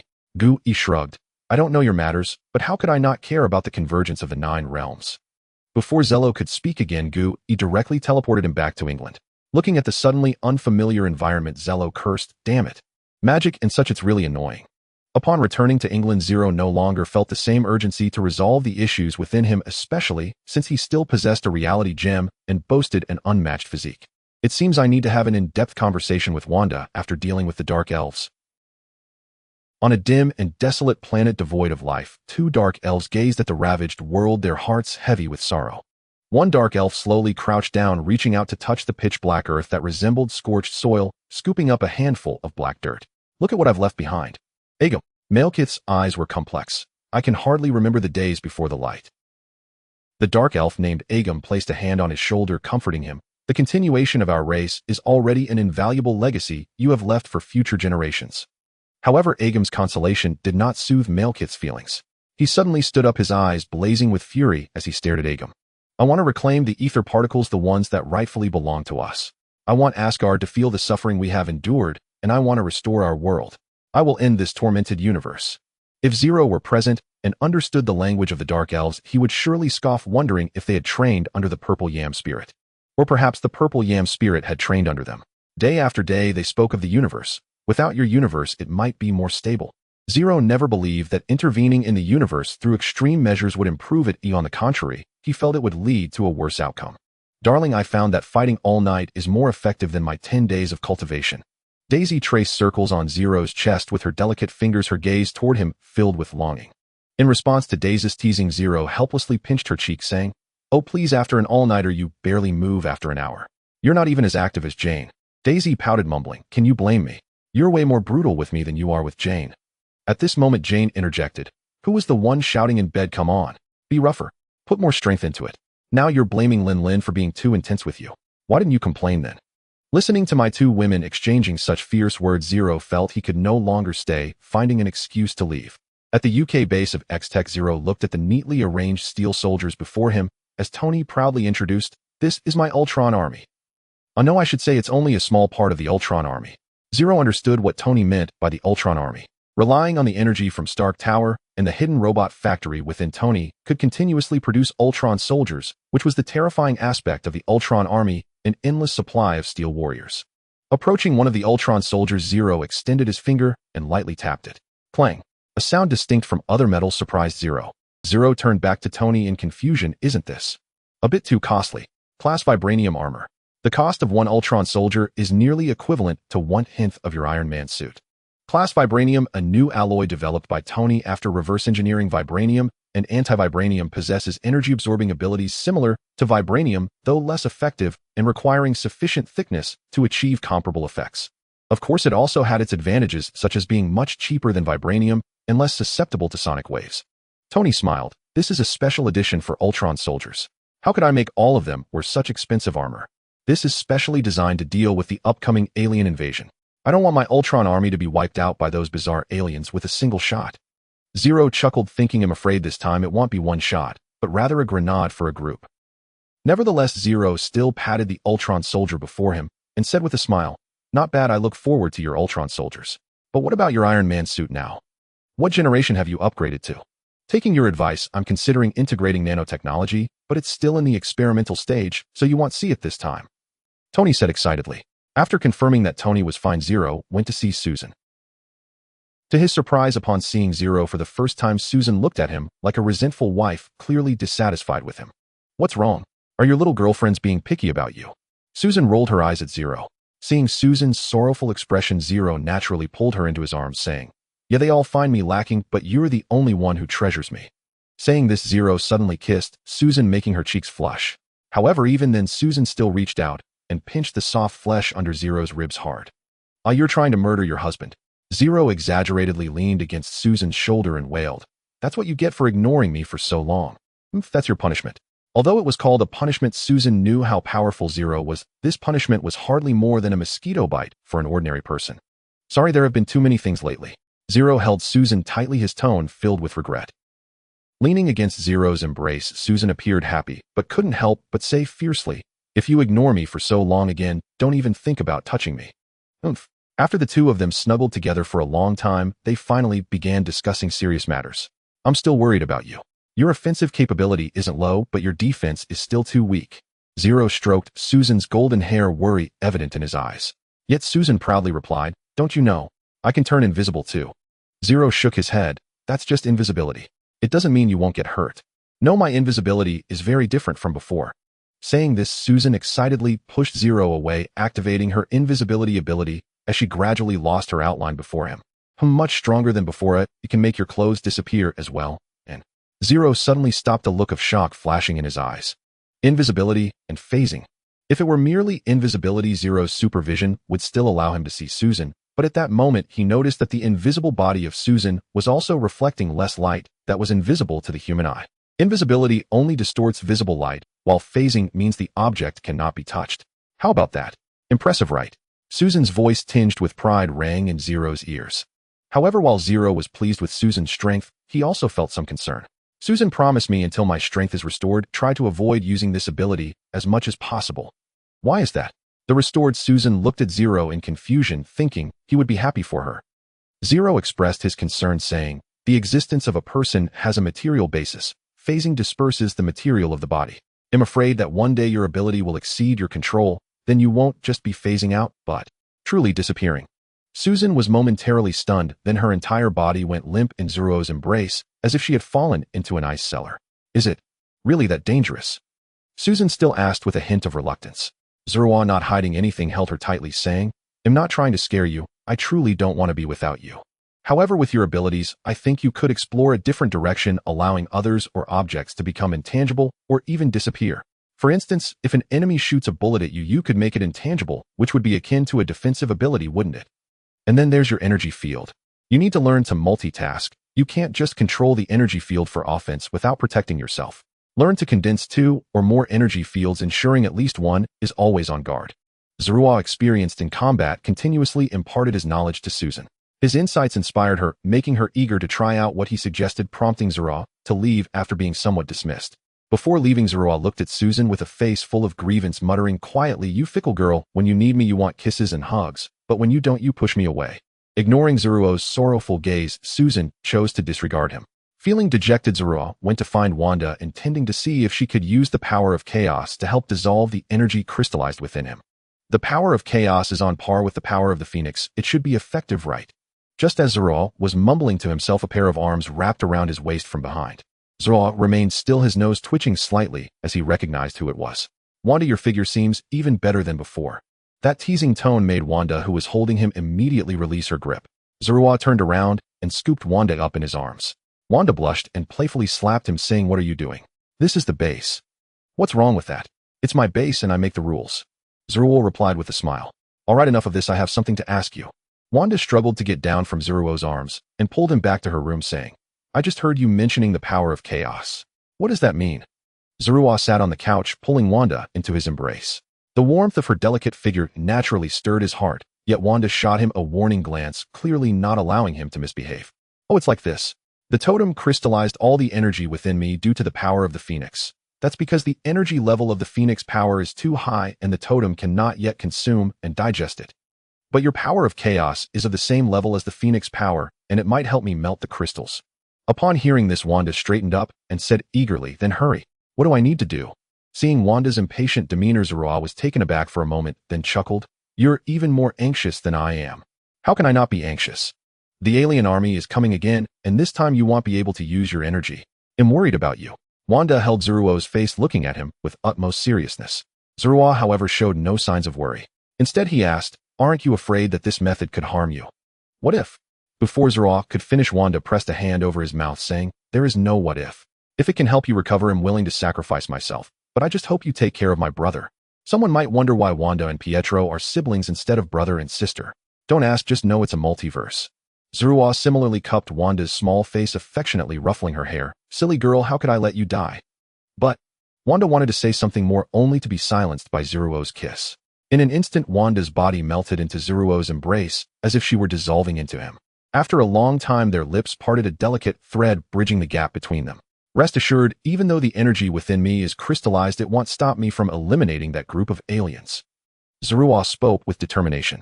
But Wanda countered, "No, before when you led us against the Chitauri you seemed relaxed, but this time is completely different." Zeruo was somewhat surprised by Wanda's sensitivity. Seeing her gaze so resolute, he decided to stop hiding the truth. Actually, both times could be considered military training, but this time the opponent will be more challenging than the Chitauri. The Chitauri soldiers had many weapons, but were not all elite. They were more like machines controlled by a central thought. But the Dark Elves are different. They lack a unified central thought controlling them. They excel in strategy rather than being a bunch of thoughtless machines. Wanda lowered her head deep in thought. She felt that Zeruo was still hiding something from her. "No, you are hiding something from me. You said your military training was for what purpose? You can't possibly be doing this for no reason." Wanda immediately grasped the crux of the issue. Faced with Wanda's probing, Zeruo hesitated for a moment before finally revealing the truth. "All right, I admit it. The purpose of the military training is that I might temporarily leave Earth in the future.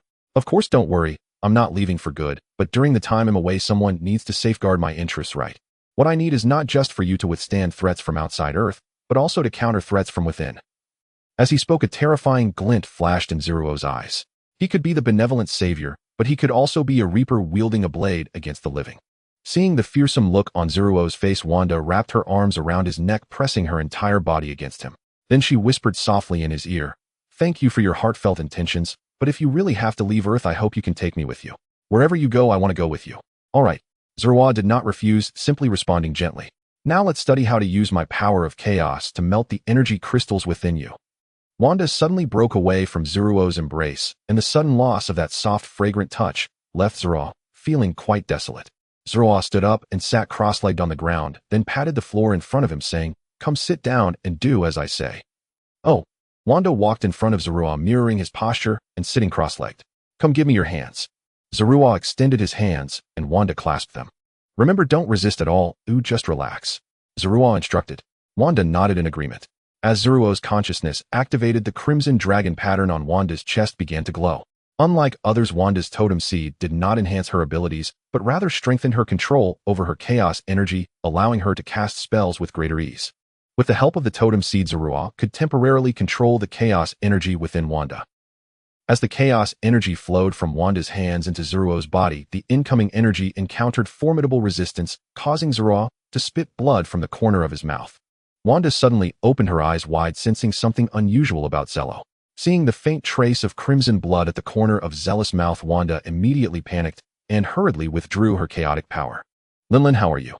Wanda cried out, holding Zelo in her arms, her voice tinged with a sob.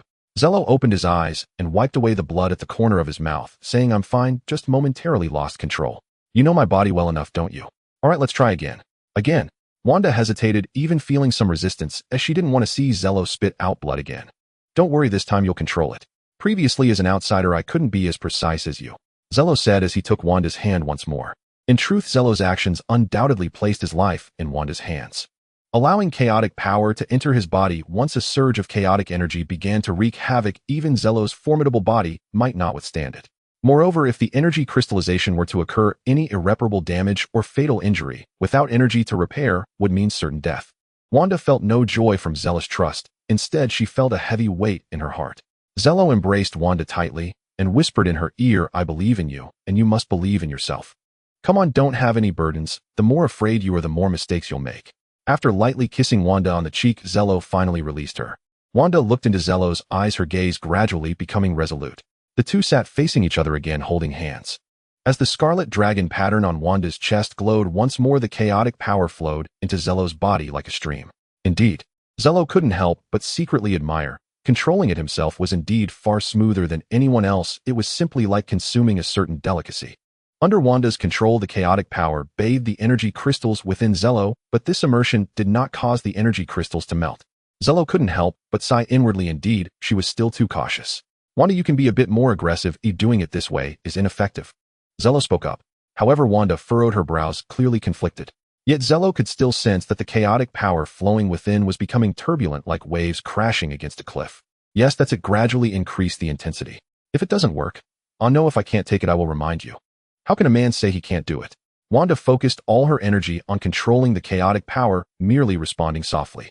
As the chaotic power surged, the extraordinarily solid energy crystals finally began to show some movement, and even one piece began to melt slightly. Just as Zello felt excited, the originally surging chaotic power suddenly receded like a tide. Zello opened his eyes in confusion, discovering that Wanda's complexion had turned pale, her body drenched in sweat, as if she had just emerged from the water. Wanda collapsed weakly, and seeing this, Zello pulled her into his embrace, saying, "You silly girl, how could you not know to stop when you're exhausted? I'd rather spend more time than see you like this, do you understand?" Wanda said nothing, only smiled faintly, eventually falling into a deep sleep in Zello's arms. Zello did not leave, carrying Wanda to bed and tucking her, and then began his cultivation while holding her. Although the energy crystals within had only melted a tiny bit, as long as there was even a little energy capable of circulating, Zello could cultivate. Just as Zello was about to begin his cultivation, a phantom floated out from Wanda's body. "Damn human, are you the one obstructing my vessel? Are you coveting my power? Filthy, foolish thing, prepare to face the wrath of the god of the underworld." Zello looked at the enormous phantom before him, frowning in irritation as he raised his hand, a massive hand of energy, directly grasping the phantom. With a pop, the seemingly fierce phantom was instantly crushed. "How annoying, can't you see Wanda is sleeping?" Zello grumbled with a frown, "and the god of the underworld. Nonsense. The name Zijuan is also translated as Shiso, but it's the same, just so you know." Although Zello thought this way, his inner alarm bells were ringing.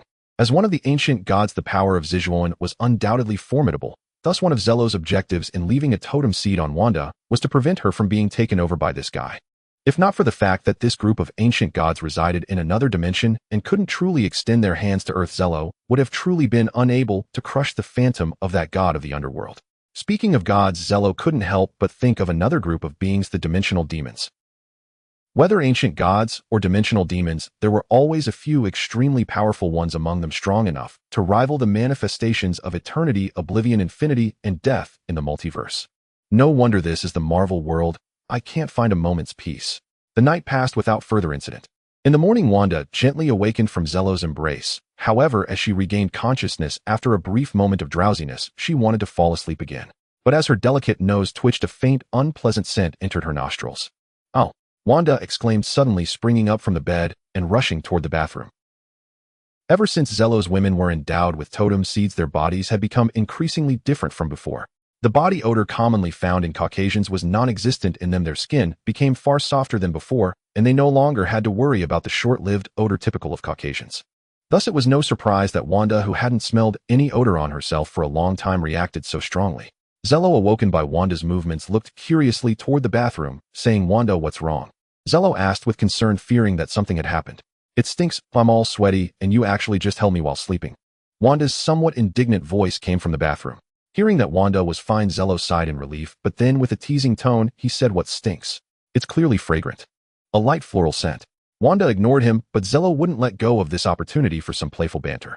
With a startled cry from Wanda, the two began to playfully tussle in the bathroom. 2 hours later, with the sun high in the sky, Zello and Wanda reluctantly emerged from the bathroom, but by then Wanda walked a bit awkwardly. "Are you okay?" Zello chuckled awkwardly. Wanda shot him a glare, saying, "You get away from me," and pushed Zello away shyly. After kissing Wanda on the forehead, Zello said, "You should rest well today, though I'll be leaving now." Wanda replied, her face flushed. Not long after leaving Wanda's room, a delicate voice suddenly rang out. "Young master, someone from Xavier Academy has come. Miss Natasha is receiving them. You might need to head over." Zello was somewhat surprised. He didn't remember having called anyone from Xavier Academy, but free labor should never be turned away. With the participation of mutants, perhaps the battle would be easier. X Technology's UK base in the reception room. Charles brought all the combatants from Xavier Academy on this trip, including himself, Cyclopes, Jean Grey, Wolverine, Beast, Nightcrawler, Storm, Iceman, Shadowcat, and Colossus. Zello arrived at the reception room, surprised to see so many mutants inside. Charles really brought his entire family. "Welcome, Professor Charles." Zello stepped forward and extended his hand. The two shook hands briefly, and although it seemed like a simple gesture, it set the tone for the discussions to follow. Without a doubt, Charles was here this time for what Zello had mentioned before, to join the family of X Technology. Yes, to join X Technology, and not just the X Super League. The teachers from Xavier Academy are not just simple brutes. Many of them are highly educated talents, and it would be a waste to let them only shout and fight in the league. As a qualified capitalist, Zello does not allow such things to happen. The entire morning was spent negotiating the merger with Natasha, and in the end they finalized the merger details. Xavier Academy will be renamed X Academy, serving as a training base for individuals with special abilities, while the X-Men will also be incorporated into the league. Meanwhile, everyone in the league will also have certain teaching obligations, but the original X-Men members will take precedence over league members in teaching roles. As for the students graduating from X Academy X Technology, and the league will plan a path for them. The discussions throughout the morning left both parties quite satisfied, and naturally the people Charles brought also stayed behind to prepare for the upcoming battles. Afterwards, Zello took Charles and the others on a tour of X Technology's base in the UK. Of course, while it was called a tour, it was really just an opportunity to see the capabilities of other members in the league. Even though Zello had posted videos of battles against the Chitauri army online that was still just video, these individuals trusted the experience of real combat much more. In the underground training facility, Charles and the others watched in astonishment as two massive creatures, one gray and one green, grappled with each other. These two are of course Banner and Blonsky, or rather Hulk and Abomination. Although Zealous intervention had dispersed the side effects of Blonsky's potion, his competitive spirit had not diminished. After receiving the training methods provided by Zello, Blonsky had been practicing day and night. Seeing Abomination now able to hold his own against Hulk, Zello felt a sense of satisfaction, as among those who received his training methods, only Blonsky was genuinely committed to practicing. Individuals like Tony, Banner, Ben, and Johnny were mostly inconsistent in their training, with Blonsky and Zello being kindred spirits in their pursuit of power, which was one reason Zello had initially decided to take him in. "How is it, Professor?" Zello asked with a smile. Though separated by glass and looking down from above, Charles felt an extremely terrifying presence from these two monstrous beings through his telepathy. Very strong, especially that green monster. Person, he gives me a sense of having unlimited potential.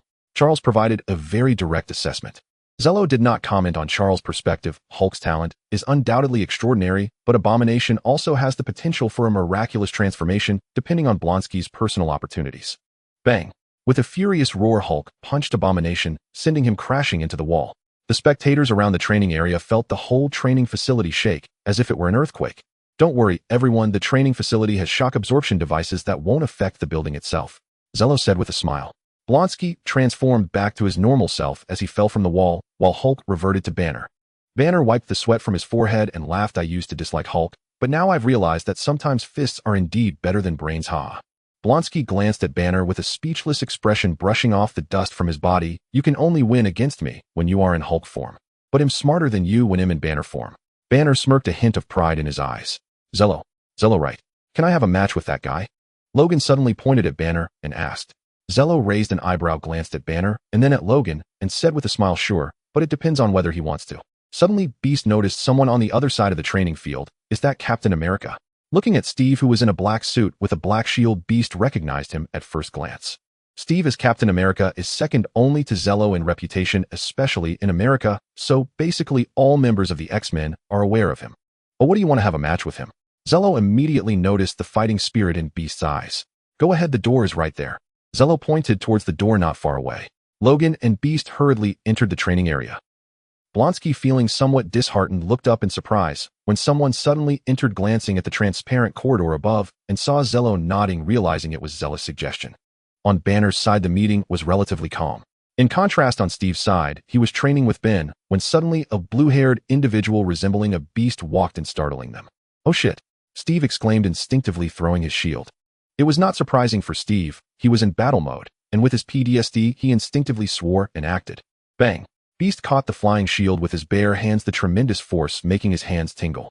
Although Beast did not take further action, Steve remained vigilant. "Who are you? How did you get here?" In response to Steve's wariness, Beast adjusted his glasses, stepped forward, and returned the shield to Steve. "Hello, I'm Henry Philip McCoy, a new addition. You can call me Hank." "Steve Rogers, just call me Steve." Seeing no malice from the other, Steve politely extended his hand for a shake. After returning to normal, Ben also wanted to step forward for an introduction, but Beast spoke up. "Captain America, that's a name that resonates. I wonder if I can have a spar with you." Ben had just wanted to speak, but ultimately had to back off awkwardly. He was here for Steve after all, so he decided to refrain. Seeing Ben's somewhat embarrassed smile as he retreated, Zello couldn't help but chuckle. Seeing the fighting spirit in the other's eyes, Steve's combat instincts seemed to be aroused. Clearly a fierce battle was inevitable. In the training ground, Ben felt compelled to step back and approach Zeruo's side. "Ben, come, let me introduce you to Professor Charles, who leads a team of mutants joining us. From now on, you'll be comrades." Zeruo took the lead in introducing Ben to Professor Charles and them. Afterward, both sides introduced themselves briefly, and then turned their gazes toward the training ground on either side. Regarding the battle between Hulk and Wolverine, Zero believed there was no suspense as long as Logan didn't use his claws on Hulk. Hulk was unlikely to lose. Of course, if he did use his claws, then the enraged Hulk would certainly not lose. However, the two could only compete for victory. They were practically indestructible, so it was more interesting to watch the battle between Steve and Beast. Watching the black and blue figures entangled in a fierce struggle on the training field, Beast's combat style truly lived up to his name, moving on all fours, a manner of mobility entirely akin to that of a beast. Moreover, Beast's speed was a great source of trouble for Steve as the blue figure darted around, quickly forcing Steve to barely dodge and block. Beast was not without his struggles either, as Steve's shield skills were truly honed to perfection, as several of Beast's nearly successful attacks were blocked by Steve's shield. A hint of anger emerged on Beast's face, covered in blue fur, as he bared his teeth and fixed his gaze on Steve, emitting a series of low growls. Steve stood in a bow stance, his shield raised against Beast, constantly defending. Zero couldn't help but exclaim, "What a perfect display of skill." In terms of speed and strength, Beast had surpassed human limits while Steve had merely reached the pinnacle of human capability. Roar! Beast suddenly let out a roar, his form transforming into a blue blur, instantly appearing behind Steve. As a veteran of war, Steve's reflexes were lightning fast, and with a swift turn he positioned his shield in front of him. Bang! Beast's strike forced Steve to retreat quickly. However, what surprised Beast was that as Steve retreated using the momentum, he hurled his shield. Faced with the suddenly incoming shield, Beast reacted with lightning speed, swatting it away and charging at Steve. Little did he expect the shield, having flown away, spun in midair and headed straight for the back of Beast's neck. If he hadn't dodged, Steve's shield could have easily decapitated Beast. What is happening? Captain America has telekinetic powers? Jean asked in astonishment. The other original X-Men members looked equally puzzled. Zero chuckled. It's not telekinesis, it's a technological device. Steve's wrist is equipped with a mechanism that allows him to quickly retract his shield, originally designed for him to swiftly recover it after throwing it in open spaces. Why open spaces? Because Captain America's shield technique is so incredible that it can rebound off obstacles, ultimately returning to his hand. Back to Beast, faced with Steve's suddenly displayed strange pose and the sound of rushing wind behind him, Beast's instincts made him abandon the attack and roll away. This roll brought him past the shield. Retrieving his shield, Steve looked at the narrowly escaped Beast and smiled. Hank, right? I think we should call it a day. Our continuing won't yield any results. Hank stood up, dusting himself off. Though somewhat reluctant, he also acknowledged Steve's words. Every time I fight you, I feel like I'm about to win, yet it always ends up. Son. Steve placed his shield behind him and remarked with a smile, "You're not the only one who feels that way. Others feel the same." Watching Steve shake hands with Beast, Zero turned his gaze back to the battle between Hulk and Logan. Unsurprisingly, Hulk was slamming Logan into the ground repeatedly, just like he did to Loki. "Hulk, that's enough."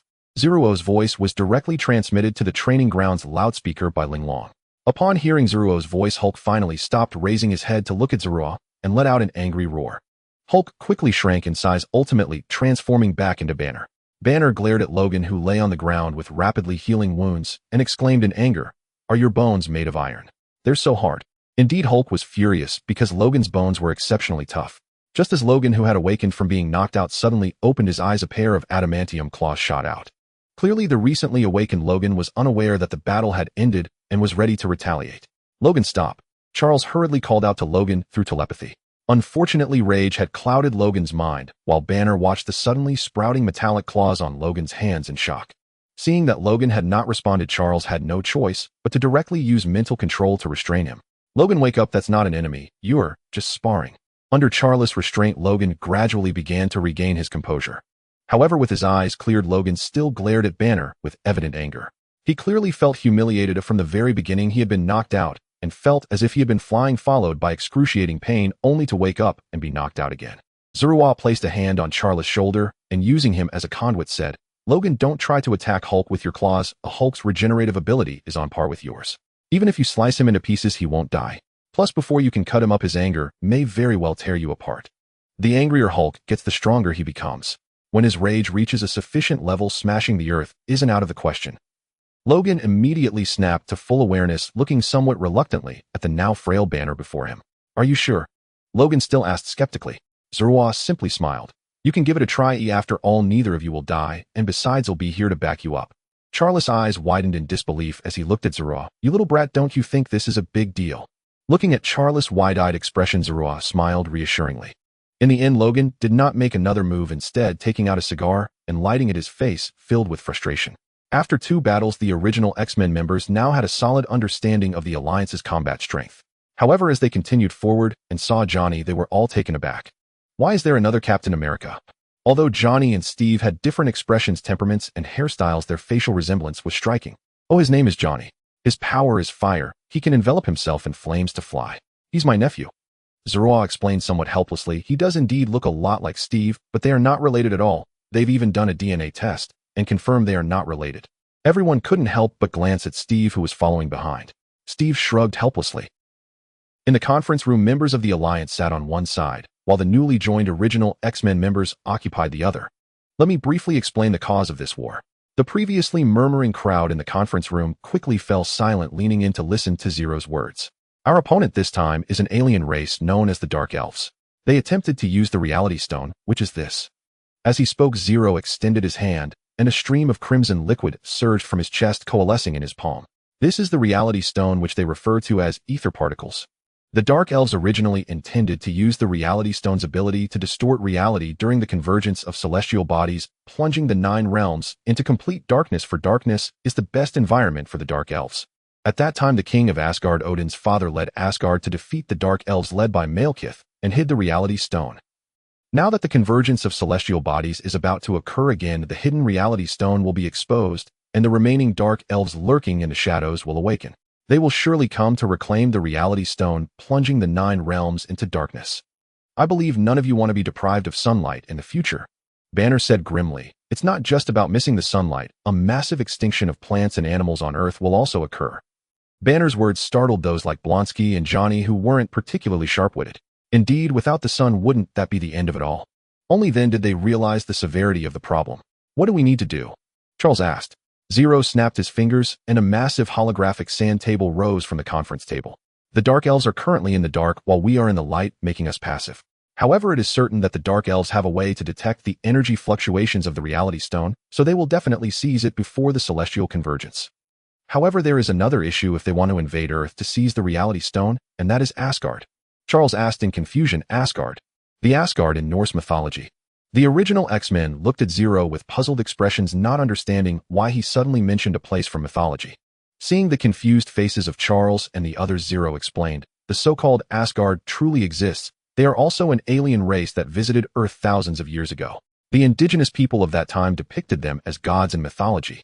Asgard nominally guards the 9 realms, so if the Dark Elves want to cause trouble on Earth, they must ensure that Asgard is preoccupied. Otherwise, once they invade Earth, they will find themselves besieged. But the Dark Elves are unaware that we have a connection with Asgard. If Asgard encounters trouble, we will also receive the news. Upon hearing that Zero had a connection with Asgard, Charles and the others widened their eyes in amazement, exclaiming, as expected of the Savior, this connection is truly extensive. Zero continued. Although the Dark Elves are in the dark while we are in the light, the information gap allows us to turn passivity into initiative. The Dark Elves do not know that we are already aware of everything, so we have sufficient time to prepare in advance. After Zero's analysis, the previously worried expressions of Charles and the others relaxed. Next, I will make arrangements which are crucial, so remember them.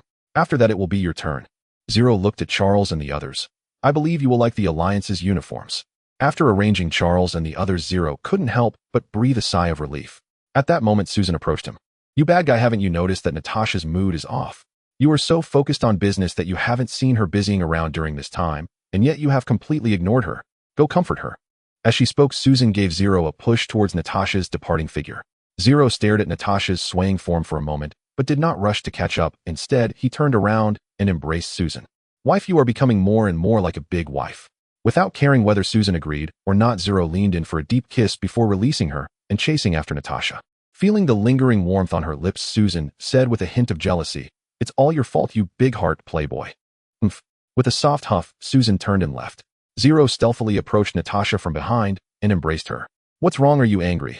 Zero's face brushed against Natasha's ear as he quietly asked. You've worked hard during this time, but with the impending war, it can't be helped. After the battle is over, I'll make it up to you, okay? Zero buried his face in Natasha's neck, gently inhaling her faint fragrance. Feeling the warm breath on her neck, Natasha's cheeks flushed slightly, her heart fluttering. Originally resolved to ignore this scoundrel, all her thoughts vanished in an instant. Well, fine. But after the war, you have to listen to me and do as I say. Natasha's lips curled into a beautiful arc. Hearing this, Zero was taken aback and asked with confusion in her ear, "Do as you say. That doesn't sound quite right to me. You didn't learn anything from that girl Daisy, did you? I warn you."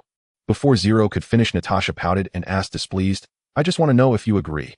Seeing this, Zero helplessly raised his hands in surrender.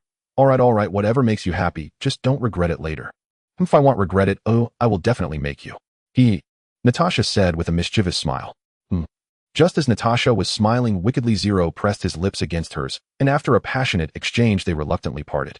What Zero hadn't anticipated was that the Dark Elves acted much faster than he had imagined. The next day, a beam of rainbow light fell straight onto the square of the X-Tech Group's UK headquarters. "Young Master Thor from Asgard has appeared." Ling Long's words quickly pulled Zero out of his meditation. Thor's arrival means the Dark Elves have already made their move. Having to use minimal energy, Zero directly transported Thor over. The sudden change in scenery made Thor extremely anxious. Upon seeing a figure, he threw his hammer. Clang! Zero reached out and caught the flying hammer.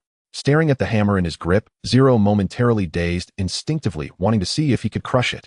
However, recalling the upcoming battle, he abandoned that thought. "The God of Thunder's hammer. Scoundrel, you were thinking of lifting me before, and now you want to crush me." After returning the hammer to Thor, Zero pretended to know nothing and asked, "Thor, what brings you to Earth?" "Zero, something has happened." "No, you can't possibly not know. Heimdall said you have been preparing for battle all this time. You can't possibly not know." Thor's expression was cold with a hint of murderous intent in his eyes, clearly having just come from a battle. "Tell me, what is the current situation in Asgard?" Zello asked in a deep voice. Facing zealous inquiry, Thor's hand suddenly clenched, making a series of cracking sounds with his large fist. "It's the Dark Elves. They infiltrated Asgard and opened the prison, releasing all the prisoners inside, causing chaos in Asgard." "Then why did you come to Earth?" Zello asked. "It was my father." The sudden appearance of the Dark Elves surprised him. He had thought they were extinct, yet they had re-emerged, and their timing was very concerning. "You must understand the convergence of celestial bodies is approaching. Their appearance reminded my father of the time thousands of years ago when my grandfather exterminated them, and as the Midgard of the Nine Realms, Earth is definitely a place they will come." Indeed, as Thor said, regardless of where the Reality Stone is, if the Dark Elves obtain it, they will surely come to Earth to plunge the Nine Realms into darkness. Among the Nine Realms, Earth is also known as Midgard, as it connects the other 8 realms. In the Marvel Universe, Earth is considered the most unique planet. "Tell me, what plans does Asgard have?" Zello asked. Thor knew Zealous' bottom line and dared not touch upon it lightly. "This time my father only sent me, but as long as you speak, Asgard is willing to send troops to assist." Thor was no longer as carefree in front of Zello as he used to be. "Assist, eh?" Zello chuckled lightly, thinking it's easy to invite a god, but hard to send one away. "No need to send troops. The fact that Asgard sent you a prince is enough to prove that you stand on the same side as Earth." Zello nodded with a smile, taking on the demeanor of a leader of Earth. Just as Thor was about to say something further, the alarm in the base suddenly rang, and Thor, who had been in a tense state, stood up abruptly. "What's happening?" Thor looked at Zello in confusion. Zello waved his hand to summon a holographic projection, which showed Earth, and outside Earth a strange spaceship was slowly approaching. "They're here." Zello slowly stood up, watching the spaceship in the projection, his fighting spirit surging. Thor looked at the holographic projection in front of Zello with a serious expression and asked coldly, "Is it the Dark Elves?" "I guess it's a reconnaissance team trying to infiltrate." Seeing the numerous small flying devices separating from the strange spaceship, Zello could basically conclude. Zello looked at Thor. "Shall we go meet them together?" "Okay." Thor's eyes sparkled with lightning, clearly eager. Seeing this, Zello revealed a cruel smile. Ling Long informed the Alliance not to take action. It's just a reconnaissance team. Then Zello teleported himself and Thor to the outer atmosphere.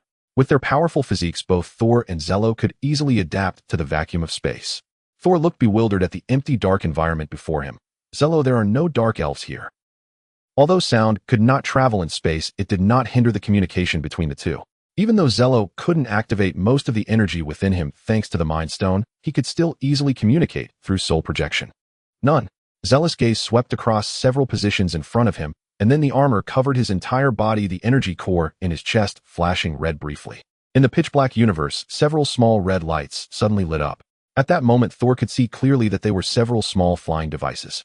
Previously, they had been invisible, but now the Reality Stone had directly destroyed their cloaking devices, exposing them. Even though these flying devices were black, it did not prevent Thor from seeing them clearly. "These little pests are yours to deal with." Saying this, Zello teleported away. Watching Zello vanish, Thor swung his hammer, looking at the approaching dozen small flying devices, lightning bursting in his eyes. "You scoundrels, die." As Thor hurled his hammer, he charged toward those small flying devices, and suddenly bright fireballs erupted in the dark universe. I'm done. Let's go. Seeing Zello flying towards him with one hand raised, Thor looked at his raised hand in confusion, seemingly empty. What are you holding up there? Thor asked. Zello glanced at his raised right hand and smiled. Nothing much, just a highly advanced cloaked spaceship. A spaceship? Thor stared blankly at the hand holding it. The Dark Elves' cloaking technology is indeed powerful. They nearly fooled Heimdall's eyes when they attacked Asgard. Back on the ground, Zello returned to the X-base in New York. Lin Lin, have Norman bring the research and engineering teams out. I'm here with a big gift. Before long, Norman emerged from the base accompanied by a large group of people at Lin Lin's notice. When Norman saw Zello holding up something, he looked at him strangely. Zello, what is this? Performance art. Everyone behind Norman couldn't help but laugh. Looking at the smiling crowd, Zello simply pointed his raised hand toward the huge open space beside the base. As his arm became parallel to the ground, several large trees in the open space suddenly snapped and fell, creating a strange scene. The group of geniuses who followed Norman were dumbfounded, thinking the big boss called us out just to see him chop down trees from a distance. However, it wasn't just trees that broke. The ground seemed to be squeezed out, creating a huge pit, and only then did everyone realize something was wrong. A spaceship with powerful optical cloaking technology. You can have it. Zello snapped his fingers, disabling the spaceship's cloaking. He then soared into the sky, leaving Norman and the geniuses staring at the massive black spaceship before them. At that moment, the group of scientists and engineers behind Norman felt both excited and pained. They hadn't fully analyzed the Chitauri technology, and now another alien spaceship was presented to them. As scientists, they were excited, but the thought of working day and night again made them feel miserable. However, Zello couldn't care less whether they were happy or sad and headed straight for London, England. With the reconnaissance team losing contact, Zello was uncertain about what Malekith would do next, but it was necessary to be prepared. However, just as Zello returned to England, Lin Lin's voice rang in his ears. Young Master, multiple unidentified flying objects have been detected invading Earth. Multiple? How many? A total of 173. After a brief silence, Lin Lin reported the detected data. 173. Zello raised an eyebrow, worried that his concerns had come to pass. Compared to the Chitauri, the Dark Elves were much more cunning. Unlike in the movies, Malekith acted very cautiously. Without the Reality Stone, the reconnaissance team was merely used to test the waters and divert attention, while the real backup consisted of these fragmented units. However, Zello was not to be trifled with. He clearly understood what Malekith wanted and knew that dealing with the Dark Elves was not difficult. Although it deviated a bit from what I expected, it's not a big problem. If you want to play tricks, then I will invite you into the trap and catch you in it. Zealous lips curled up, his expression transforming into that of a cunning dragon king. Lin Lin, how is the venue preparation? It's all set. Then the show is about to begin. On an uninhabited island in the Pacific, a massive metal castle had been built at some unknown time. Inside the castle, there was no one, only Ultron soldiers and various land defense weapons. In the center of the castle, Zello stepped out from a portal, and then with a flash of red light, his figure vanished, leaving only a crimson gem behind. On Pluto, a giant spaceship resembling a nail was stuck in the ground. Inside the spaceship, Ogum reported to Malekith, continuing to detect energy signals of the ether particles. It seems the people of Midgard are unaware of the attributes of the ether particles. A bunch of uncivilized savages. As long as we keep the people of Asgard too occupied to intervene, we will have the opportunity to acquire the ether particles. Malekith said with a cold smile. Ogum asked in confusion. If that's the case, why don't we just enter Midgard directly? Malekith stood up and looked through the spaceship's large window toward Earth. Because I sense a dangerous aura from Midgard. However, since only the reconnaissance team was eliminated, it indicates that the force guarding Midgard is not all-encompassing. What should we do next, my king? Ogum knelt on one knee before Malekith. Malekith waved his hand.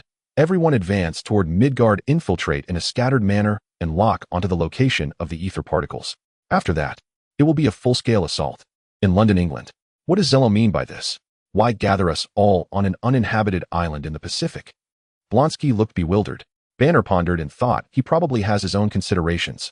You guys have so many opinions, we just listen to what my brother-in-law says. Johnny said with displeasure. Steve looked at the guy who resembled him and felt an indescribable awkwardness, but still spoke up. Since Zello said so, he must have his intentions. Let's set off. Zello was not present, but everyone had great faith in Steve. After all, Captain America had had an influential reputation for decades. Two supersonic jets produced by X-Tech slowly ascended and flew rapidly toward the Pacific. When everyone got off the jets and saw the enormous defense structure before them, they were all shocked. This. Even Tony, who was used to seeing grand scenes, was speechless in shock at this moment. What do you think? Not bad, right? Zello had appeared from behind the group, looking proudly at the enormous castle. However, Tony stepped forward. Bro, are you crazy? What do you want with this castle? To destroy Earth. Otherwise, why would I say Tony is a genius? He immediately saw through the intention behind it. Zello chuckled. From now on, this will be the X headquarters. Moreover, even if Earth is destroyed, it will be fine. No, wait. You brought us here just to show us this new headquarters? Steve asked. Facing the questioning gazes of everyone, Zello directly said, this will be the main battlefield moving forward. I want to extract all the value from the Dark Elves. Don't they want the Reality Stone?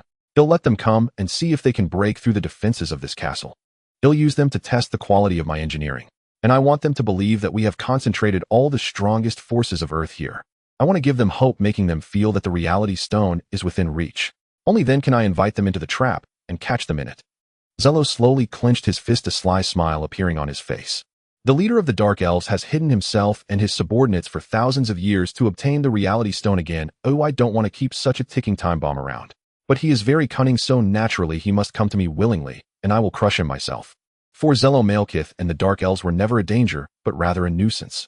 Upon hearing Zello's complete plan, everyone couldn't help but gasp, realizing that they themselves had been played. Can you guarantee he will come? Steve still asked uneasily. You can rest assured. For someone like Malekith, the Reality Stone is an absolute temptation. As long as there is a chance of victory, he will never give up. Zello's lips curled up in a sneer. The 172 reconnaissance flying devices that infiltrated Earth quickly received Malekith's orders to search for the location of the Reality Stone, and soon they discovered the uninhabited island in the Pacific. Before long, Malekith received news from Earth. Excited, he immediately ordered the fleet to advance at full speed. Then Malekith looked at Ogham. Before Malekith could speak, Ogham declared, I am willing to sacrifice myself, just like our people, just like you. Looking at Ogham, who was kneeling on one knee, Malekith patted his shoulder and handed him a black stone with crimson patterns. That was the cursed stone created thousands of years ago by the Dark Elves after obtaining the ether particles made from ether shards. When a warrior who has been baptized by dark power crushes it, the power it contains will merge with them, becoming an incredibly powerful cursed warrior. Ogham was the last person who could become a cursed warrior. Malekith took a reconnaissance flying device alone, while the main force of the Dark Elves continued to advance toward Earth. On the eve of the celestial convergence, alarms suddenly rang within the X headquarters, and 3,000 Ultron soldiers flew out from the metal castle, taking up defensive positions. In the central hall, Zello smiled as he looked at the eager crowd. All right, don't rush, I'll let them attack first. After they take out their heavy weapons, it will be your turn to act. Remember, be cautious of their individual weapons, especially their grenades. Those grenades can turn into small black holes, absorbing everything within a certain range. I believe Thor should have experienced the power of those things. Everyone looked at Thor, and he too, with lingering fear, said, indeed, as Zello said, their black hole grenades are extraordinarily powerful. Even with Thor's fear of the grenades, everyone couldn't help but feel curious. Boom, boom, boom. A sudden series of explosions quickly engulfed the entire castle. Zello waved his hand, and the scene outside the castle was immediately projected. The massive black battleship of the Dark Elves had already docked at the edge of the island with thick beams of black energy shooting towards the castle. Yet the spherical energy shield of the castle blocked the bombardment time and time again. Such a dense bombardment would have turned ordinary defensive structures into ruins in an instant. At this moment, everyone no longer thought that zealous construction of such a castle was unnecessary. Lin Lin destroyed their battleship's weapons. With zealous command, the Ultron soldiers swiftly flew towards the black battleship. Completely controlled by AI, the Ultron soldiers flew like ghosts in the air, evading the energy beams fired from the massive battleship. Seeing this, Ogham inside the battleship ordered battle teams deploy. One after another, scythe-shaped flying devices separated from the battleship, along with the 172 submerged flying devices surfacing. In an instant, countless black and white beams of light crisscrossed the sky, with scythe-shaped flying devices crashing down and Ultron soldiers being incapacitated. At this moment, a strange smile appeared on Zealous' previously calm face as he muttered in a voice only he could hear, "The turtle has arrived. All right, the Ultron soldiers have taken out those heavy weapons. It's your turn to go on stage." The eager crowd rushed toward the castle, leaving Zello alone inside. Zealous' perception covered the entire island, and at this moment a dark elf was sneakily trying to infiltrate from the rear of the castle. I wonder if this turtle is the main one. But it doesn't matter. After he gets the thing, he will know. Saying this, Zealous' lips curled up. A red light slowly spread from his feet, and then he disappeared into thin air. Lin Lin, create a little trouble for that turtle, but don't kill it. Wait, don't move.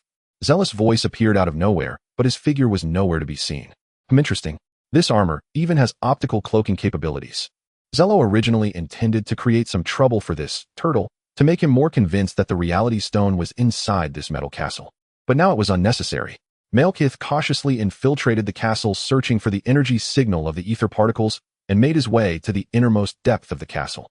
After continuously disabling protective doors, when Malekith saw the ether particles within reach, he pounced on it like a madman. Found it. I finally found the ether particles. At the moment he obtained the ether particles, Malekith eagerly merged them into his own body. Clap, clap, clap. The sound of applause echoed abruptly. TSK, TSK, Tisk, the leader of the Dark Elves. Malekith, I still overestimated your intelligence. I thought you'd send someone to steal it, but unexpectedly you came yourself. As Zealous voice fell, a red light appeared, and Zealous figure also emerged. You? Zello did not give him any chance to speak. With a sudden clench of his right fist, countless crimson crystal spikes pierced through Malekith's body, who was still in confusion. Bang! A dark elf leader who attempted to consume the light of the universe fell silently to the ground. Looking at the corpse on the ground, Zealous' face showed not a single expression apart from a trace of disdain. It's time for this farce to come to an end. The red glow of the reality stone in Zealous' chest suddenly surged. In the Pacific Ocean above the headquarters of X, a red light flashed, and the figure of Zero slowly appeared. Overlooking the battlefield below, he had already covered each member of the Alliance with the energy of the reality stone, so Zero was not concerned about their deaths, nor was he worried that the black hole grenades would actually kill them. Tisk, it seems intimidation really works. None of them dare to act recklessly. Zero nodded with satisfaction. Suddenly, he noticed something unusual. It seemed something was approaching from beneath the water. Fortunately, I can still use my energy a bit, otherwise it would be hard to discover these infiltrating bugs. Zero smirked coldly and snapped his fingers. With a crisp sound, 3 small submarines were bound by a wave of red energy, unable to move. The 10 Rings Gang. The emblem of 10 interlocking circles on the submarines made Zero instantly guess who the newcomers were. Do I have any ties with the 10 Rings Gang? Could it be that the 10 Rings Gang in the Middle East is really connected to this one? Zero frowned, deciding that his next step would be to visit China and see what the homeland depicted in Marvel was like. Thinking of this, Zero couldn't help but lament that the American government's information blockade on this ancient country was indeed severe. Even superheroes seldom knew much about China. Of course, this did not include Zero and Tony, as they could still catch glimpses of different information through media. For instance, the 10 Rings Gang. The 10 Rings Gang in this world was quite honest in China. In Zero's view, and Wu was very clever, causing trouble only outside of China, while trying to remain inconspicuous within China, leveraging China's power to protect itself, and the 10 Rings Gang leaving a way out for itself. Regarding such clever individuals, Zero found it hard to understand what was he trying to achieve with this approach. Snap! With a snap of his fingers, crimson light instantly enveloped the entire island. Those about to be devoured by the black hole grenades were spared by the light, while the weapons in the hands of the dark elves transformed into ribbons. Seeing this scene, Argm suddenly felt his pupils tremble. He knew Malekith had failed. Argm took out the cursed stone, preparing to crush it with the resolve to face death. A series of painful low growls escaped from Argm's mouth, and as the crimson energy spread within him, a terrifying aura quickly began to expand. The crowd, who had originally breathed a sigh of relief, suddenly changed their expressions. Boom. Suddenly, a black mist mixed with crimson light erupted from Argm's body. He seemed to have lava injected into him, with cracks resembling lava appearing all over his body.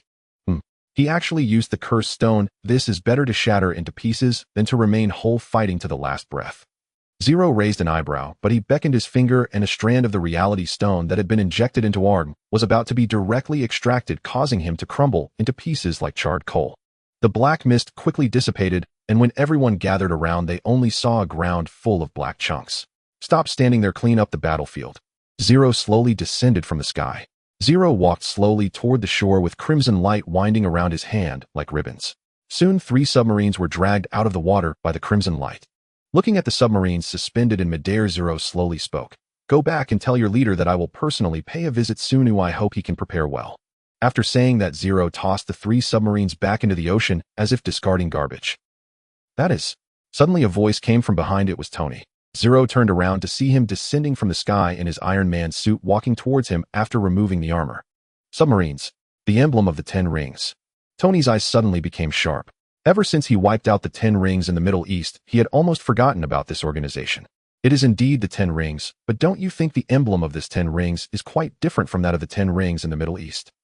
Zero looked at Tony, seemingly wanting to see anger or other emotions in his eyes. However, there was no anger in Tony's eyes. Rather, there was more curiosity, or perhaps confusion. Zero thought to himself, this guy has finally matured. Although the 2 emblems are somewhat different, we cannot conclude that they are not the same organization. So I plan to visit China in a while. Do you want to join me? Zero asked. Tony's eyes widened slightly. Going to China? You mean could you be a Chinese person? Tony said jokingly. Zero softly agreed, and then slowly said, China is an ancient country, I should go see it. This chapter is the final chapter. Marvel the Holy Dragon Totem received a poor response. I reflected on it and my plot ideas had some issues making many readers feel unsatisfied. I apologize to the reader friends who supported me for my inadequate writing skills. Therefore, I plan to reopen a Marvel fanfic, which will be uploaded in a few days. If there are any readers who are interested, please be patient and wait a few days. The protagonist of the new book is a soul that transmigrates into the Marvel world, becoming the son of Wenwu. There will be a symbiote, and the setting regarding the 10 rings will reference the 10 commandments. The early plot will be about the X-Men, then gradually transition into the Marvel movie plot. As for whether it will be a single female lead or multiple female leads, it depends on the reader's thoughts. In the new book, I will try my best to avoid the issues that arose in this book. Additionally, there is also a Harry Potter fanfic titled Harry Potter Starting with Petting Nagini that is being updated, which interested readers can check out.